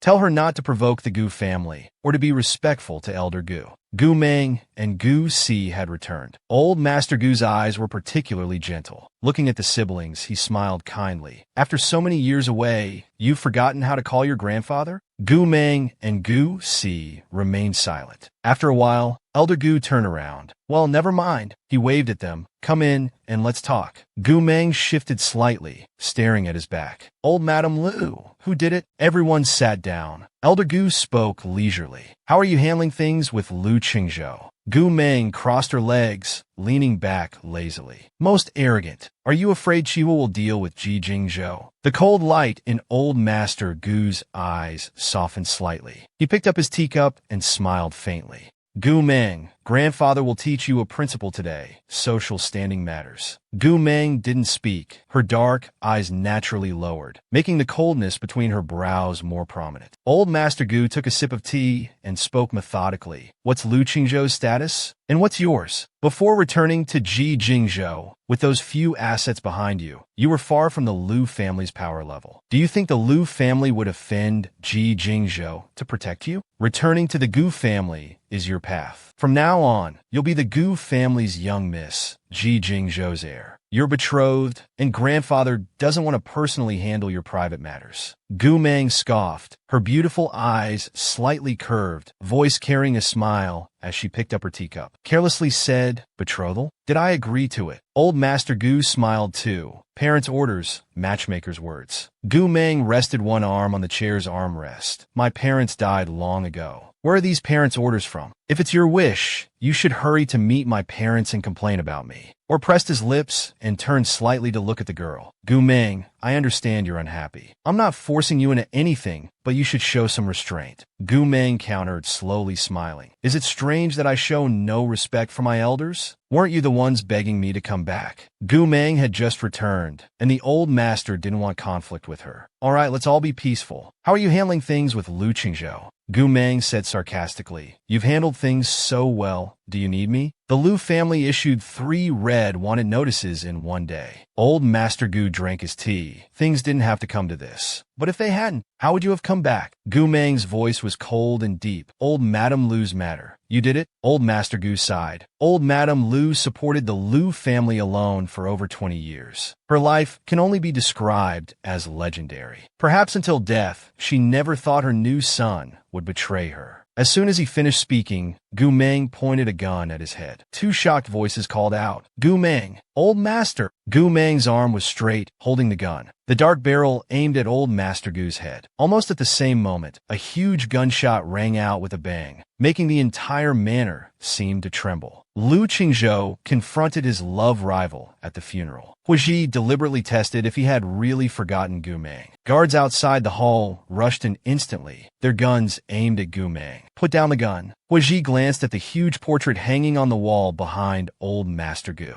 It was Old Master Gu's portrait. At the last moment before pulling the trigger, the aim shifted up half an inch. The bullet grazed past Old Master Gu's head. Now the portrait had a bullet hole through the figure's forehead. Or let out a sigh of relief and quickly turned to Gu Mang. The girl still held the gun. Without lowering it, her pupils fixed unblinkingly on Old Master Gu. Those eyes were so cold they sent chills down one's spine. Old Master Gu's smiling cloudy eyes had now turned extremely grim. For a moment just then, he truly felt Gu Mang's bone-chilling killing intent. No one had ever dared to point a gun at Old Master Gu. Never. A hint of bloodlust flickered in Gu Mang's pupils. I'll only say this once. If you touch anyone else uninvolved, you know the consequences. Old Master Gu's sharp eyes narrowed. For a full 10 seconds, there was complete silence. Gu Mang lowered her hand. When she moved to stand up, the several guards present jumped like startled birds. All on high alert, their eyes fixed on her. Gu Mang swept her gaze over them, tugged at the corner of her mouth, one hand in pocket, and turned to walk toward the door. Gu Si also stood up, following behind Gu Mang. As Gu Mang approached the group of guards, the bloodthirsty aura around her made them shiver. The guards didn't move. A cold glint flashed in Old Master Gu's eyes. Let her go. Gu Si, you stay. Gu Si didn't even pause. With his back to Old Master Gu, he waved his hand, saying apologetically, "Sorry, but I only listened to my sister." The siblings arrogantly walked out, or looked at him, then at the door. With Gu Mang's temper, forcing her back like this, she'll definitely need to vent. Don't worry, I'll talk to her. Old Master Gu's gaze fell on Huiji. After a few seconds, he smiled contentedly. Let her cool down for a few days. In 4 days, it's old Madame Lu's funeral. Take her with you. Huiji politely bowed slightly. All right, then hurried out after them. Just at the villa entrance, the car stopped. The car following behind also stopped. Gu Si opened the door and got out. Seeing Huiji's Maybach behind them, he rolled his eyes. Damn, like a ghost that won't go away. So annoying. Gu Mang walked to the front door. A scanning probe emerged from the wall. The iris recognition passed, and the door opened automatically. The subordinates watched in amazement as they entered the villa. They exclaimed, "Sir, since when did Miss Gu have a villa in Jijingzhou? It's all electronic, and looking at the security system level, the preparation time must have been quite long." Huiji smiled. It would be strange if she hadn't prepared. What he couldn't understand was, while Gu's parents would rather die than let Gu Mang and Gu Si return to Jijingzhou, why did Gu Mang suddenly change her mind and agree to come back? Huiji tilted his head slightly. What's the situation with Lu Qingzhou? The subordinate replied hesitantly with the news from below. Lu Qingzhou seems to have forgotten about Miss Gu. Huiji's brows twitched. What do you mean? Was he hypnotized? He exclaimed in shock. What? Someone like Lu Qingzhou, with such strong vigilance, can be hypnotized? To reach the position of Red Eye's leader, his willpower must have undergone intense training. The difficulty of hypnotizing him would be unimaginable. Huiji shook his head. He couldn't understand either. But they could try on the day of old Madame Lu's funeral. On the day of the funeral, the old lady's crystal coffin was placed in the center of the main hall. She was already dressed in burial clothes, dignified yet maintaining authority. Notable figures from military, political, and business circles came in waves to pay their respects. Qin Fong uncertainly asked Gu Mang, "Are we really coming?" He glanced at Lu Qingzhou, who was receiving mourners, and nodded. He arrived in the capital last night, but hasn't shown himself. Qin Fong's expression was complicated. Coming with Huiji, won't brother Chung be triggered to remember Gu Mang and then detain Huiji in the capital? He raised an eyebrow. Just then, Qin Fong suddenly spotted Huiji in the distance and excitedly grabbed He-Du's arm. Holy shit, they're here!" Everyone exclaimed. Why did Huiji come? With his status, he could have just sent an elder to pay respects. No need to come personally. Lu Qingzhou noticed the unusual atmosphere and turned to look. At the entrance, Huiji led the way, with a young boy beside him and an elderly man following. Qin Fong scanned the faces and asked curiously, Gu Meng didn't come? He do. Seeing this, felt his anxious heart settle down. He nodded, probably not. Given Brother Cheng's skill, Gu Meng must have put in a lot of effort. She definitely wouldn't want anything to go wrong. Huaji and Gu Si approached, first bowing respectfully 3 times to the crystal coffin. Huaji walked towards Lu Qingzhou, expressing his condolences. Lu Qingzhou, in a black suit with a white armband on his right arm, slowly raised his eyes. He casually glanced at Huaji's hand, his expression indifferent. This is bad, really bad. Could Brother Qing have remembered? Shocking. The Lu family's century-old business and military industry group all belong to Gu Meng now. And because of this, Lu Qingzhou learned that Gu Meng was his fiancée. Lu Qingzhou slowly turned sideways, casting a casual glance at Huaji's hand. After a long 2 or 3 seconds, he raised his eyes, his expression indifferent and perfunctory. He shook hands lightly, saying thanks. Withdrawing his hand, Lu Qingzhou glanced at Gu Si. Is Mr. Hua married? Gu Si raised his eyebrows. What? Huaji was stunned for a moment. He politely replied, This is my fiancé's brother, the young master of the Gu family. Lu Qingzhou raised his eyebrows slightly, seeming uninterested. Is that so? Huaji nodded politely. I hope young Master Lu can attend my wedding when the time comes. Lu Qingzhou replied coldly. We'll see about that. Lu Zhan looked at both of them, not wanting to cause trouble. Thank you for coming, Mr. Hua. Please rest over there. Huaji slightly bowed. All right. Gu Si put his hands in his pockets and spoke in a lowered, cold voice. My sister won't date you. Stop spreading rumors outside. Huaji's eyes fell on him. What, you still want to call Lu Qingzhou brother-in-law? Gu Si laughed arrogantly and provocatively. You think I won't? The current Gu Si wasn't afraid of him at all. Just as he was about to turn around and call out brother-in-law, Huaji covered his mouth. You're here representing your sister. Don't mess around. As Gu Si was about to struggle, he suddenly saw another man in a suit entering through the door. Jiang Xinyuan had arrived. Jiang Xinyuan, carrying a black briefcase, walked to Lu Qingzhou's side and bowed before the old lady's coffin. He politely said, Young Master Lu, Uncle Lu, my condolences. The old lady instructed that the will should be read at the funeral. Lu Zhan looked at him in astonishment. Read it here. Jiang Xinyuan opened his briefcase and took out a sealed envelope. Yes, the Lu family's assets. What everyone here wanted to fight for. How could such an important matter be read publicly? Lu Ruoshui asked. A public announcement? Is the company being divided among everyone? Surely Panshi won't get a share?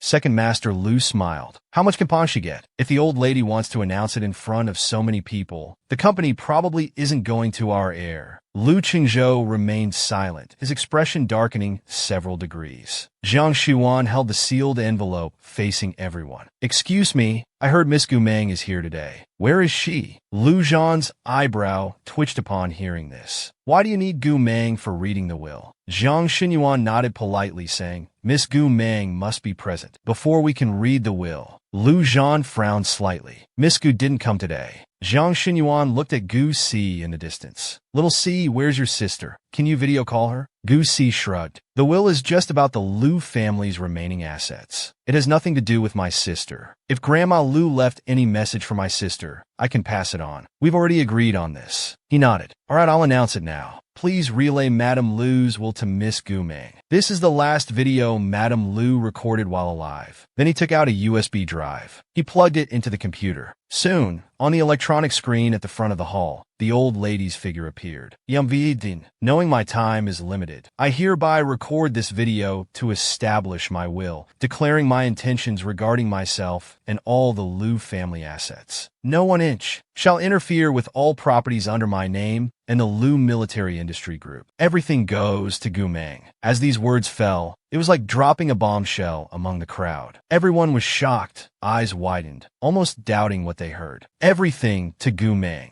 Gu Si blinked in surprise. What the hell? This is the entire Liu family fortune. Just giving it away like that. Second Master Liu's face turned extremely ugly as he stared at Jiang Xinyuan. What does the old lady mean by this? Jiang Xinyuan spoke clearly, word by word. I think Madame Liu expressed herself very clearly. All her assets go to Miss Gumeng. Second Master Liu refused to believe it, grabbing his collar. This is impossible. Gumeng has no connection to our Liu family. How could everything be given to her? Others also discussed. Right, the old lady must have been unclear-minded when making the will. We don't acknowledge this will. Jiang Xinyuan's gaze swept across the Liu family members. When Madame Liu made this will, authoritative doctors from major hospitals collectively evaluated her. The old lady was very clear-minded. If you don't believe me, I can make copies of the evaluation report for everyone. Jiang Xinyuan turned to Gu Si. Let your sister know that the lawyers and I will meet her at the hotel to sign some legal documents. Gu Si regained his composure, appearing calm, and took out his phone to message Gumeng. Holy shit, sis, something big happened. Grandma Liu gave you all her assets. Damn, including the Liu Military Industry Group. Everything's yours, sis. Brother Jiang and others will bring the legal documents for you to sign shortly. At the hotel, Gumeng received the message. Looking at her phone, her screen froze for a moment. Lin Shuang raised her eyebrows, taking a sip of wine. What's wrong? Did Madame Liu leave you a message? Gumeng looked up, her voice slightly low. She gave me all her assets and the Liu Military Industry Group. Lin Shuang choked on her wine and coughed violently, finding it hard to believe. What did you say? Did I hear right? Everything to you. The legal team will come to have me sign the documents. Lin Shuang's face was full of disbelief. After a while, she managed to say, a century-old enterprise, just given to you like that? Gumeng sat on the sofa, lost in thought. Her fingers twitched, but she said nothing more. Meanwhile, at the funeral, Liu Ruoshui asked again, her fingers tightly clenched. I don't believe it. I don't believe Mom would give half of the Liu family to Gumeng. Our Liu family has plenty of heirs. The Gu family has no connection to us whatsoever. What right does Gumeng have to lead the military industry group? If she were engaged to Qingzhou, having the title of fiancé would make sense. But now she's just a former fiancé.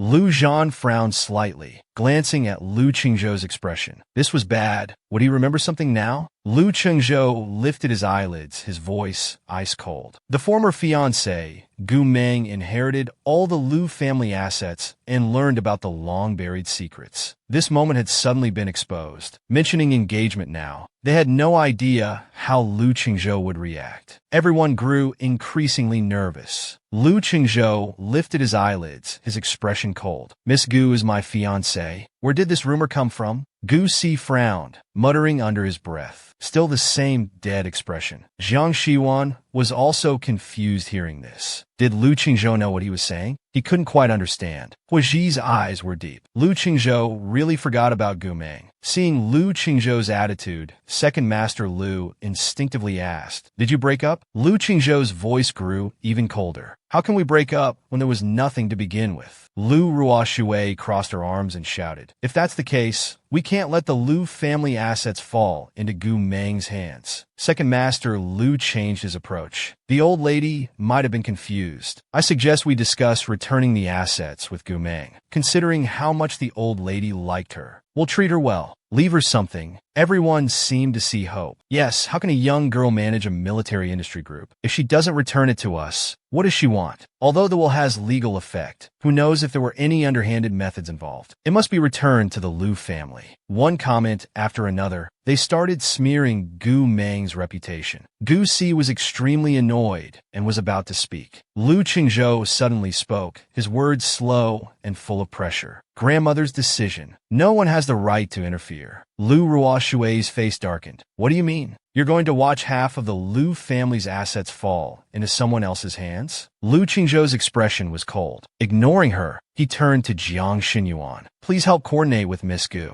Regarding the company, I'll have someone send all the materials to her. Jiang Xinyuan nodded. Very well. Lawyer Jiang left. Second Master Liu glared at Liu Qingzhou through gritted teeth. Do you know how great the loss is to the Liu family? His voice was ice cold. I don't know. Liu Qingzhou looked at everyone, carelessly, with a hint of unclear hatred. I don't want to take action at grandmother's funeral. You'd better behave yourselves. Everyone's expression froze as they instinctively looked at the armed men in black around them. They were all Lu Qingzhou's men. No one dared to make a sound. At the hotel, Lawyer Jiang sat across from Gu Meng. Lin Shuang looked at the thick stack of documents on the table, her mouth twitching. It was easy to imagine just how much the old lady had given to Gu Meng. Gu Meng's gaze was calm and steady. I don't want these things. Take them to Lu Qingzhou. Jiang Xinyuan paused, looking at her. I remember you're always short on money. This will be more than enough for you. Think it through. Gu Meng looked up. Jiang Xinyuan countered practically. Do you think the old lady would tell us why? We're just doing our job, following the client's last wishes. Lin Shuang sighed. Whether this is a blessing or a curse is hard to say. The Lu family won't just watch their assets go to Gu Meng. Don't create more trouble later.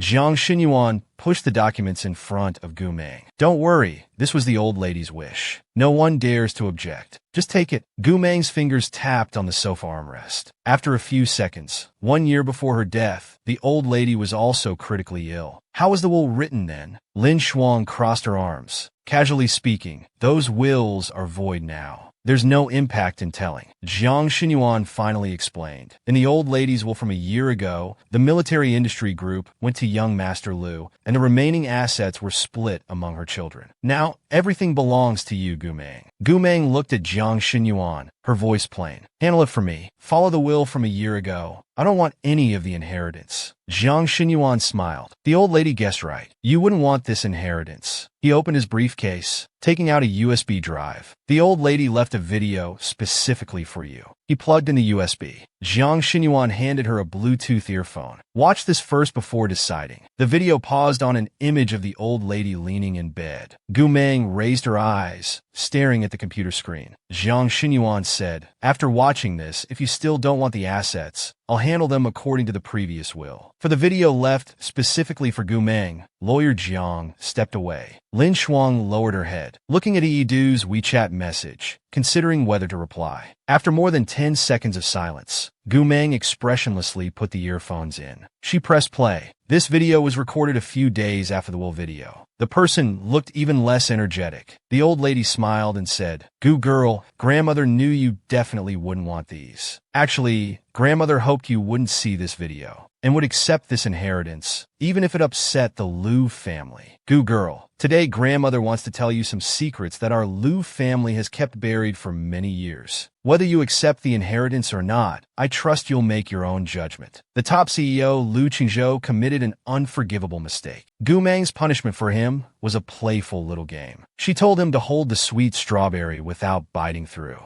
Gu Meng and Lu Qingzhou had a disagreement and got into an argument. To appease Gu Meng, Lu Qingzhou went to the enforcement hall for punishment again. His body had just recovered. Fearing something might happen, they specially called for Gu Meng to persuade Lu Qingzhou. Gu Meng ordered everyone else to leave. Since he wants punishment, I'll personally grant his wish. Lu Qingzhou said seriously, like last time, I'm at your disposal. Once you've vented, we can put this behind us. Gu Meng handed him a blindfold. Your eyes will distract me. Lu Qingzhou took the blindfold, his gaze lingering on it, hesitating for a moment. Finally, he obediently covered his eyes. The next second, Gu Meng pushed him down. Her tone was annoyed. Honestly, I hate how you always hurt yourself to apologize. As if your injuries are all my fault. Just as Lu Qingzhou tried to explain, suddenly Gu Meng tore off his clothes, throwing them aside roughly. So, I need to teach you a lesson my way. Lu Qingzhou tried to speak again, but Gu Meng silenced him. She took out a fluffy long tail. This will monitor your mental state through your waist skin in real time. You'd better behave. His body was bound, and he was given fluffy rabbit ears and a tail. Lu Qingzhou felt something was off, wondering what she was doing. Gu Meng leaned down, smiling at the corners of her lips. Her finger lifted his chin. Due to the force being too strong, Lu Qingzhou hissed in pain. Gu Meng was quite satisfied, whispering "shut up" near his ear. She looked at his little tail with amusement. It had actually perked up. Lu Qingzhou felt quite humiliated and tried to speak again. Gu Meng quickly pressed him down. He looked much better this way. Lu Qingzhou was extremely nervous and tried to speak again. Gu Meng silenced him once more. Then she took out a small whip and began his punishment, asking if he was ready. Before Lu Qingzhou could respond, There was a crack as the whip struck Lu Qingzhou's body. Gu Meng continued swinging the whip, striking his body again and again. Lu Qingzhou's gaze stopped at her chest. He swallowed, imagining himself crawling on her like a puppy. Lu Qingzhou cried out in pain several times. Gu Meng found it annoying and told him to be quiet. He tried to stop her. Gu Meng, enough. Gu Meng approached, looking down at him imperiously, warning him to behave. He couldn't take it anymore and deliberately asked, I bought you strawberry cake. Want to take a break? Have some dessert? Gu Meng looked at him. You bought it for me? He nodded obediently. Gu Meng smiled. Since he was at her disposal, she took a strawberry from the cake and put it in his mouth. She commanded, hold it. His pouty mouth mumbled, don't bite through it? What does that mean? Gu Meng ignored him and began teasing him in various ways. Her finger dipped in cream, dabbed it on the strawberry, then leaned down, slowly approaching with her tongue, licking the cream. Seeing his nervous state, she laughed.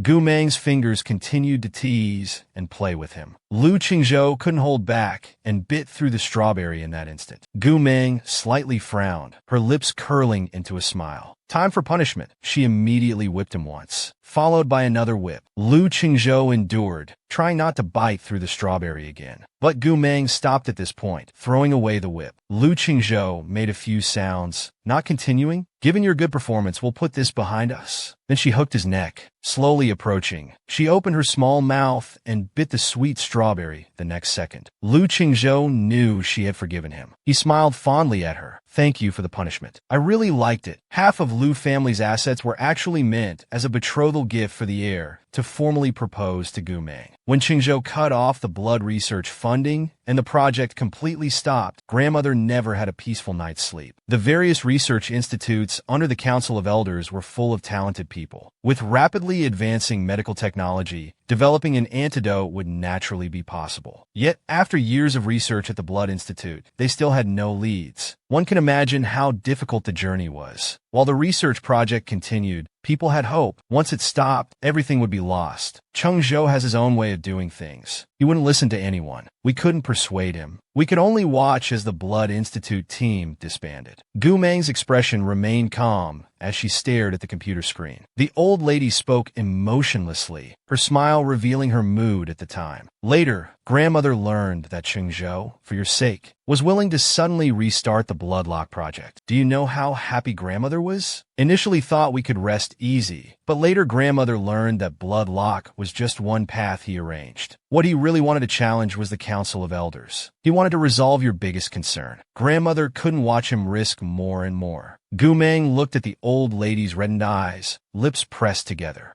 The old lady looked at him kindly. If you decide not to return to Jijing State, these things will be the Lu family's betrothal gifts. Grandmother will propose on behalf of our Lu family's heir. Gu Meng stared blankly at the screen, surprised by the old lady's words. Half of Lu family's assets as Lu Qingzhou's betrothal gift to him. Ling Shuang had been watching Gu Meng's emotions from the corner of her eye. Seeing Gu Meng's dazed expression, as if something major had happened, her gaze tensed up. What did the old lady say to Gu Meng? She had never seen Gu Meng with such an expression. The old lady said regretfully, "It's just that grandmother won't be able to see your wedding." After another moment of silence in the video, the old lady spoke again. "If you decide to return to Jijing State, with Lu family's military industry group backing you, no one will easily take advantage of you. Child, our Lu family and Qingzhou are willing to protect you together." Gu Meng looked at the old lady's pale face on the screen, eyes downcast, remaining motionless for a long while. If he doesn't return to Jijing State, all inheritance becomes his betrothal gift. If he returns, all inheritance becomes his backing. Zhang Xiwan checked the time, guessing the video was over, and asked, "How have you considered it?" Gu Meng then picked up a pen and signed each document. Lin Shuang blinked, not looking at her phone screen, staring intently. Quickly typed 3 words and sent them. He signed. On the other side, Lu Qingzhou was still at the cemetery. After it ended, everyone left the cemetery. He and Hedu walked at the back. Hedu kept checking his phone, waiting for news. Qin Fong lowered his voice. Old he, any results from Gu Meng's side? Just then, he received a message from Ling Shuang. He looked at it and turned the screen toward Qin Fong. Qin Fong saw Ling Shuang's message and opened his mouth. Without saying anything, he turned and pushed through the crowd to Lu Qingzhou's front. Brother Chung, Miss Gu signed the documents and accepted Madame Lu's inheritance. Lu Qingzhou had one hand in his pocket, his expression cold, and asked quietly. Second Master Lu heard Qin Fong's words, his face darkening as he left the cemetery. He made a phone call, gritting his teeth as he questioned, Elder Gu, we agreed earlier that the military industry group would be mine. How did it end up in Gu Meng's hands? I helped your Gu family so much, but got nothing in return. This isn't right. Elder Gu's eyes flashed with mockery. The will was made by Madame Lu and announced publicly at the funeral. It's more official than our deal. How could it be yours? Second Master Lu's fingers tightened on the phone. What do you mean? Elder Gu laughed. The will has legal effect, with the legal team as witness. Your Lu family should reflect on why Madame Lu would rather give it to an outsider than to you. Then he hung up the phone. Second Master Lu listened to the cold, mechanical busy tone and violently smashed his phone on the ground. Damn it, it's all over. Hua Ji and Gu Si returned to the hotel. Jiang Xingyuan was packing up documents to leave. There are still some procedures to follow. I'll call you when it's done. Gu Meng responded with a hum. When Jiang Xingyuan passed by Hua Ji, they slightly nodded to each other. After the door closed, Hua Ji's gaze fell on Gu Meng. He walked over and sat down, watching him speak, hypnotizing Lu Qingzhou. And returning to Ji Jing State yourself. This doesn't seem like something you would do. He had been thinking these days, would making Gu Meng turn against the Lu family make him willing to return to Ji Jing State? Gu Meng was rebellious by nature. No one could threaten him. For him to return to Ji Jing State now, there must be other reasons. Fu Meng's expression was blank, his delicate features filled with frost, his voice cold. You'd better mind your own business. Gu Si was also quite displeased, so he added fuel to the fire. He just told brother-in-law that he's going to marry you soon, and even invited him to your wedding. Gu Meng lifted his eyelids, a cold glint quietly surfacing in his pitch-black eyes. To protect Lu family's military industry group, Gu Meng actually threatened to auction him off. In Gu Meng's pitch-black eyes, a cold force quietly surfaced. That would truly be him dreaming. Gu Si lifted his chin, smiling mercilessly and mockingly. Did you hear that, new dreamer? Hua Ji sat on the sofa, completely speechless. Gu Meng asked, is the luggage packed? Qui si know that? Yes. Without saying another word, Gu Meng walked towards the door, Gu Si following closely behind. Hua Ji's gaze remained on Gu Meng. Seeing this, he frowned slightly and stood up. Gu Meng, where are you going? As the siblings were leaving, Ling Shuang naturally wouldn't stay either. She flicked her hair, her eye corner sweeping past Hua Ji, corners of her mouth curling slightly. She followed them out. The guards outside heard the door suddenly open, turned to see Gu Meng coming out, and quickly bowed respectfully. Miss Gu,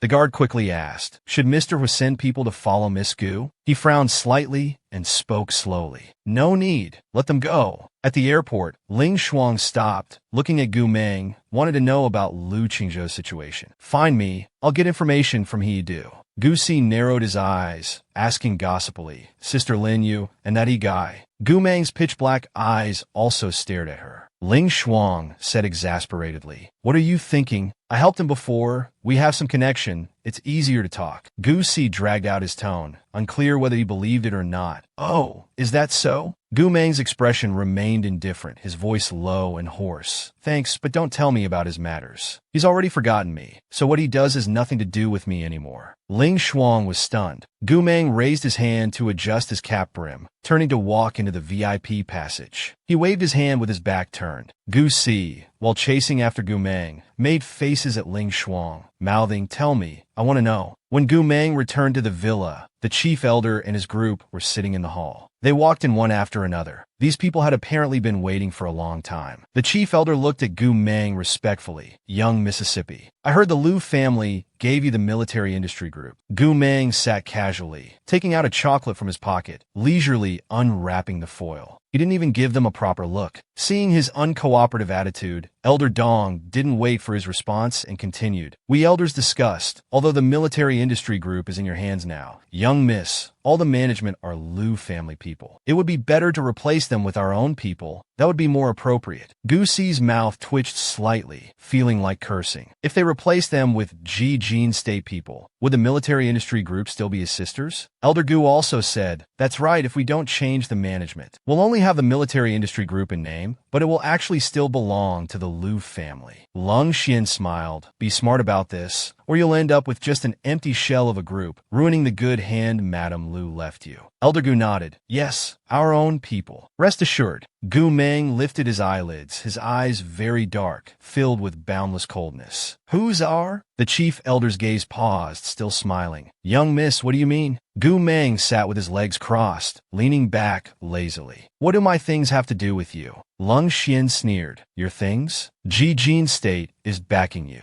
You think the Liu family would just hand over the military industry group? The chief elder said, Mr. Liu Qingzhou probably won't help you anymore. Those Liu family people aren't peaceful. Without us, how will you manage such a large group? Gu Meng's lips curled up, appearing completely casual. So you want to manage the military group for me? He crossed his arms and put his foot on the tea table. Extremely arrogant. What if I don't agree? Hearing this, others thought there was hope, their eyes flashing with golden light as they stared at Gu Meng. The chief elder was very patient. Young miss, please think it over. We're thinking of your best interests. The group is full of Liu family people. Do you have enough people under you to replace them all? Gu Meng nodded seriously. That makes sense. The chief elder's smile grew wider. It's good that you understand, young Mississippi. Gu Si became anxious on the spot. Sister Dash, Gu Meng turned to him. Go release an announcement. I'm auctioning off the Liu military industry group. Highest bidder wins. Everyone's expressions changed instantly. Even the chief elder lost his composure, clutching his fingers. What did you say? Auction the military group? Gu Meng raised an eyebrow, smiling mischievously. Yes, if I can't manage it, I'll sell it. Might as well make some profit. Gu Meng was domineering. In negotiations, they wanted management rights at all costs. They never imagined Gu Meng would dare to sell the Liu military industry group. The group had so many weapons manufacturing factories and advanced digital production lines. This wasn't something that could be sold, not to mention the group's international business partners and network resources. This couldn't be measured in monetary terms. Once publicly auctioned, the Liu family would be the first to step in. It would cause chaos within Jin state. Lung Xian cursed harshly, glaring at Gu Meng. Are you crazy? Do you know how important the military group is? The chief elder was anxious. Min Chun tried to stay calm. Young miss, don't joke like this. Gu Meng half squinted his eyes, still smiling. Weren't you the ones joking first? Everyone finally realized Gu Meng was playing with them. He would never let them manage the military group. Gu Si sighed inwardly. These people must be part of a living in dreams group with Huiji. The military group? They're delusional.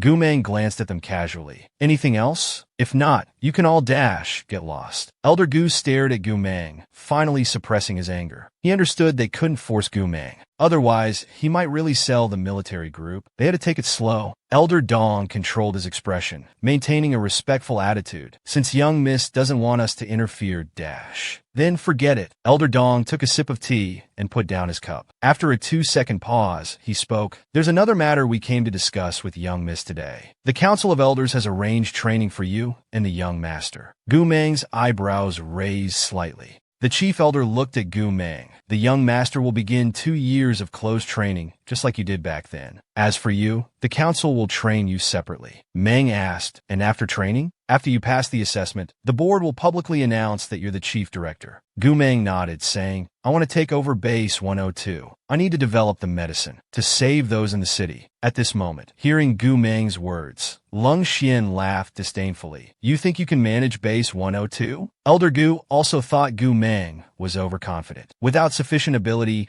yet boldly demanding base 102, probably couldn't even pass the first assessment. Seeing his persistence, Elder Dong smiled and said, Young miss, base 102 isn't something you can just take over. You must pass multiple assessments, and medical expertise is paramount. Lung Xian's lips curled up, expression extremely contemptuous, tilting her chin back. Gu Meng thought getting full marks in competitions meant she could challenge his position. The competition questions were set by his team. Getting full marks doesn't make you that impressive. The previously silent Gu Si spoke up. Isn't base 102 supposed to be led by whoever's most capable? If Lung Kun can hold that position, why can't my sister? The chief elder turned to him. Young master, for young miss to take over base 102, she must prove her abilities surpass Elder Lung's. Just considering medical expertise alone, Lung Xian's eyes flickered. It's good that young miss is ambitious. We can arrange it. If the results aren't satisfactory, we can continue training. Elder Gu frowned at Lung Xian's words. A moment's thought revealed Lung Xian's intentions. She just wanted to see Gu Meng humiliated. Lung Xian continued. Right now, we don't know young Mrs. weaknesses. We can use base 102's assessment system for initial testing to arrange proper training. Isn't that right? The hall fell silent, everyone exchanging glances. After contemplating for a while, Elder Dong broke the silence. Young miss, if you can win first place in the individual category at this medical competition,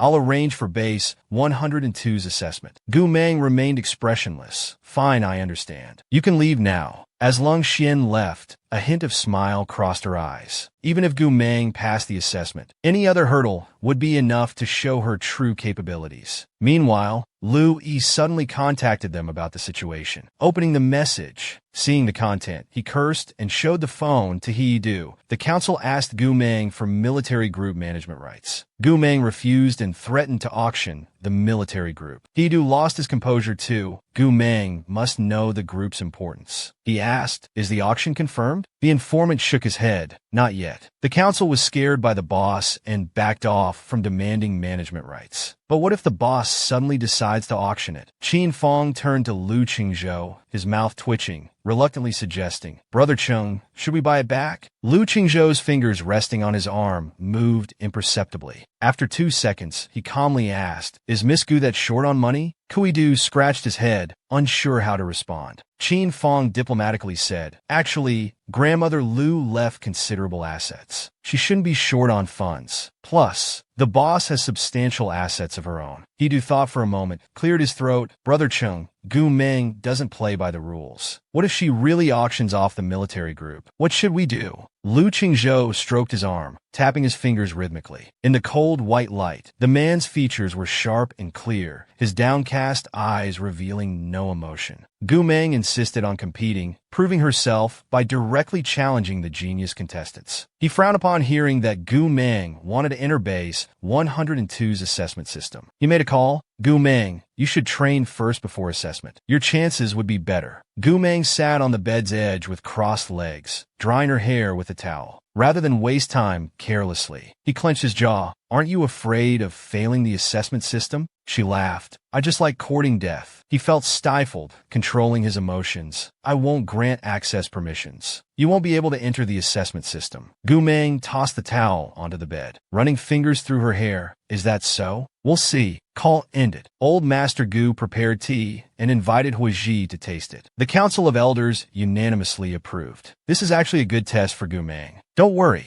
Huiji said she wouldn't pass. Old Master Gu smiled mildly, passing him a cup of tea. "I know that even if I'm biased, Gu Meng indeed isn't as good as Lung Xian." Huiji accepted it, about to speak. Old Master Gu interrupted. "Besides, it's not certain whether she can win first place in the individual medical competition." Huiji fell silent for a moment. "I see. So everyone's waiting to see Gu Meng humiliated." At 4 p.m., Old Master Bai visited the villa. Gu Meng was very polite. "Grandfather, why are you here?" Old Master Bai sighed. "All major families know about the assessment now. You just returned and demanded assessment without going through training. The rumors aren't pleasant." Gu Meng's expression remained cold. "Whatever." Old Master Bai knew her temperament, so he didn't say more. "You don't have many people to use here. Our Bai family has carefully selected 2 people for you." Gu Meng's eyebrows raised slightly. "All right. In Jingzhou, Bai family's people would indeed be more convenient." Old Master Bai smiled. "Both are experts." Elder Bai raised his hand. A man and woman came forward from behind the sofa. They bowed respectfully. Both were young and attractive. Elder Bai introduced them as Bai Sui and Bai Qingqing. "We arranged a girl who can assist you personally." Gu Meng smiled. "I'm going to compete tomorrow. You two can follow me." Both nodded respectfully. The next day at the academic hall, Gu Meng and Gu Si walked over with hands in pockets, followed by Sui and by Qingqing. Everyone stared at the results on screen in shock. Jin University was matched with Country K's M University. A male student from Jin University's team muttered, "How could it be them? Country K's seeded team." Another person sighed. Last time they completely dominated their opponents. They're quite famous. That genius female student didn't even compete. They all thought the chances of winning this match were slim. The male student looked at Gu Meng. "We have no expert." But Gu Meng was first in the written test. Xiao Yu said bluntly, "You think being first in the written test matters now that we're at the oral exam?" Shin Shinzi agreed. "They have a genius girl over there. She's always working with medical teams everywhere. I don't need to explain her experience." On the other side, M University's professor was confident of victory. But to be safe, he looked at the girl on his right. "Minnie, you'll take the first and fourth rounds." Minnie smiled gently. "Yes, professor." M University's professor patted her shoulder. "Don't feel too pressured. At this stage, no one from Jin University is your match." Minnie blinked. As for Gu Meng, she's too young, lacks experience. Her answers won't be as comprehensive as yours.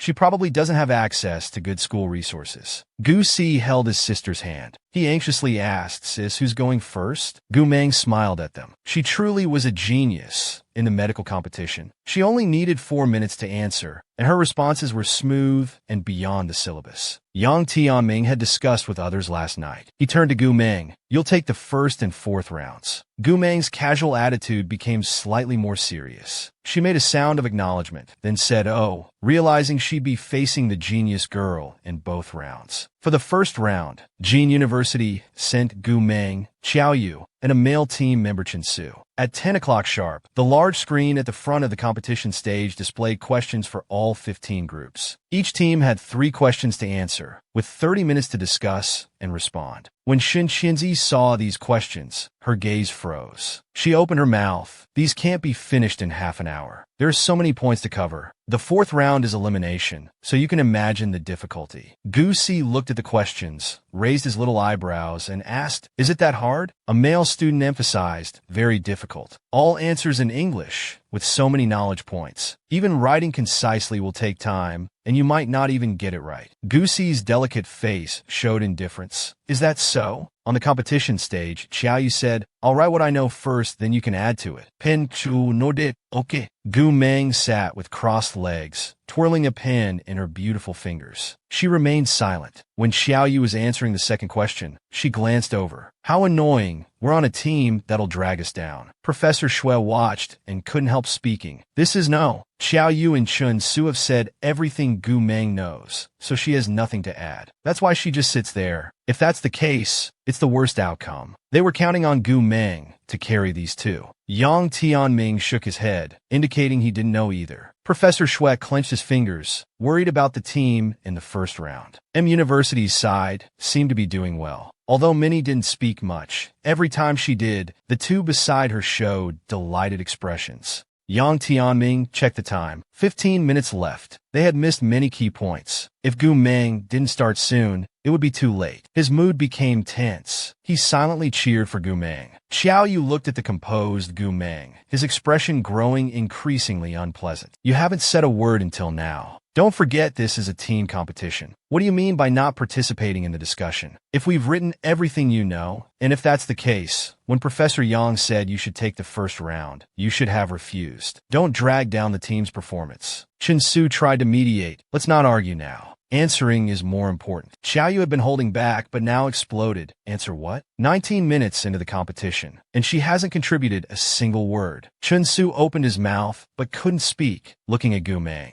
Seeing he had stopped writing, Gu Meng finally spoke her first words. "Senior, are you finished?" Chen Su nodded and moved aside. "Write whatever you know, Junior. It's all up to you now." Xiao Yu sneered. "Watch how she gets us eliminated in this round." He rolled his eyes. Should have let Shin Shinzi take the first round. As the countdown continued second by second, Professor Yang's heart was in his throat. He wished he could go up and answer for them. Only 9 minutes left. Even if Gu Meng knew all the answers, there might not be enough time to write them now. Would they lose in the first round? In 1 second, they saw Gu Meng write several formulas after the blood pressure part in the first question. BP equals CO times TP2. The formula was full of hemodynamic terms and letter abbreviations. Professor Shui stared at the front screen, bewildered. What is Gu Meng writing? What formula is this? I've never seen it. Yang Tunming shook his head. I haven't either. Professor Shui's blood pressure shot up upon hearing this. He weakly said, I'd rather lose than make a medical joke in the answers. Professors from various teams discussed these formulas. She derived these herself? You're telling me a freshman derived formulas? How could she summarize without extensive knowledge and experimental cases? That's right. If such formulas existed, how could we medical researchers who've studied for so many years in physiology not have discovered them? Could this young girl be making it all up? Suddenly someone said, no way. Look at her next question. This framework is extremely professional. It connects all the scattered knowledge points. Many unclear aspects in the medical field suddenly became clear. Watching her answer was like watching a lecture, her hand moving steadily. Extremely smooth, logical, and well-organized. More pleasing than those dry text answers. Most importantly, she finished in just 4 minutes. Xiao Yu and Chun Su stared at Gu Meng's answers in astonishment. All the structural diagrams were worlds apart from their verbose text answers. In Gu Meng's version, several chapters and hundreds of pages of content were summarized into one structural diagram. The entire venue fell silent, countless eyes fixed on Gu Meng's answers on the big screen. Bai Qingqing didn't understand medical knowledge, but she could see Gu Meng's answering style. Everyone had said the competition questions were difficult and beyond their study scope. Yet Gu Meng's answers went even beyond the competition's scope. The questions were advanced, but her answers were even more advanced. He came to his senses and curiously asked Gu Si, why did the young miss write so much? Wouldn't writing just the core parts be enough? Gu Si thought for a moment, stroking his chin. He replied, maybe she was worried others wouldn't understand the formulas, so she wrote everything out. Weren't we worried about not finishing in time? Now there's plenty of time left, and she even answered beyond the scope. Young Miss is terrifying. Gu Meng's abilities were truly those of a genius girl, effortlessly mastering those small formulas. Success came with her first attempt. The system announced the end of the answering period in the hall. The competition system automatically submitted all teams' answers. All judges went backstage and immediately pulled up Beijing University team's answer sheet. Gu Meng had written 9 medical formulas. Editor-in-Chief Fei Luo stared at the computer screen,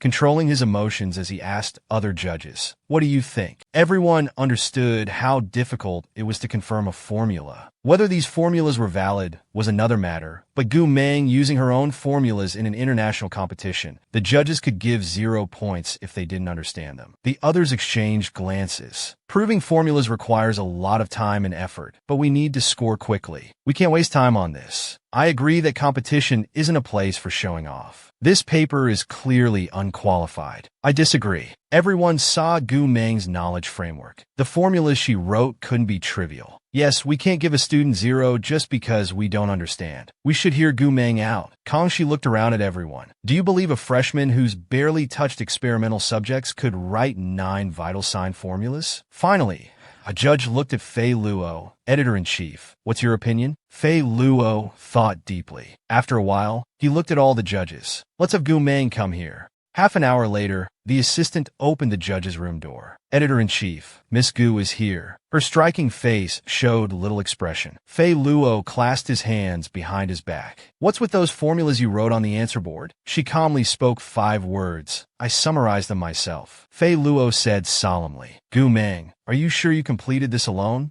Gu Meng responded affirmatively and said nothing more. Kangxi's expression darkened, though his tone remained fair. Using your own formulas in an international competition, do you think your unverified formulas are more accurate than all the authoritative textbooks? Others said, each formula evolution has gone through countless authoritative scientific proofs. Those formulas you casually wrote, are you challenging authority? Competition isn't child's play. Your formulas have no data system support, not even verifiable logic. Gu Meng spoke coolly. It's a matter of verification. Hearing this, Kangxi laughed. What? We don't know how you derived these formulas. And how can we acknowledge them? Remember, this is medicine. The error tolerance is 0. Then he signaled to security. take this little fraud away. Her team's results are void. At this moment, Bai Qingqing stood in front of Gu Meng, exuding authority. If you need data system support, just create an algorithm program, input the database, and use the formulas to get results.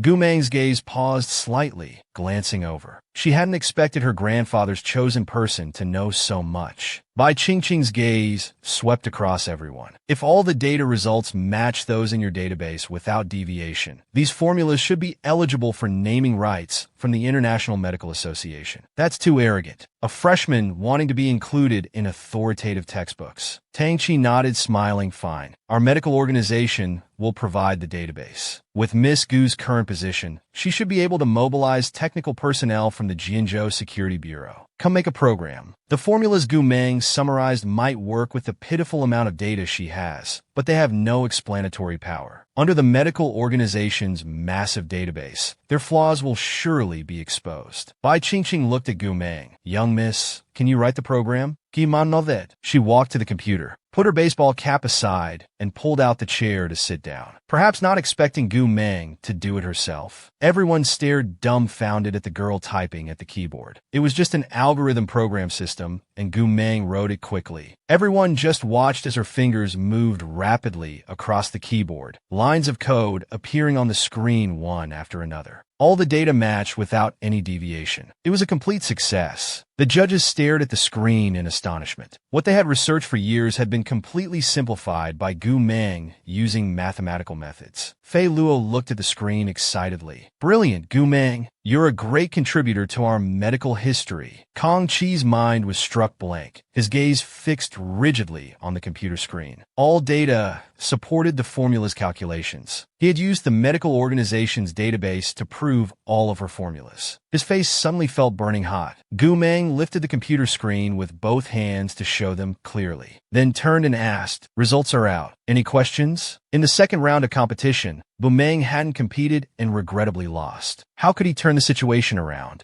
No one dared to raise any questions. Bu Meng stood up, took his baseball cap, and put it on, adjusting it slightly. With the cap on, he expressionlessly said 2 words and left. He returned to his seat. Yang Tianming eagerly asked, "What did the judges call you for?" Gu Meng lazily replied, "Prove the formulas." Professor Shui asked in disbelief, "They called you to prove formulas? How? Without extensive experiments and data systems, how can you prove anything?" Shun Qinzi frowned. "If the judges can't understand the formulas, they have the right to give us no points." Other students became worried hearing this. "What do you mean no points?" Everyone saw Gu Meng's knowledge framework. Wasn't it comprehensive enough? Shun Qinzi coldly looked at Gu Meng. "Let Gu Meng tell us the results herself. She definitely won't get points this time. Then it'll be up to him to bring Jing Da's score back up." The host announced the first round results. The screen showed Jing Da, 100 points. This was the first perfect score in history. M University's professor couldn't recover, his voice floating, unbelievable. The judges accepted Gu Meng's formulas. Minnie was also stunned. How is this possible? Validating formulas isn't this simple. The venue was like boiling water. Both professors and students were in complete uproar. The discussions threatened to blow the roof off the hall. Yang Tianming was also surprised. What exactly happened with Gu Meng? Gu Meng replied concisely, "Proved successfully. Editor-in-Chief Fei Luo will submit those formulas to the International Medical Association for review."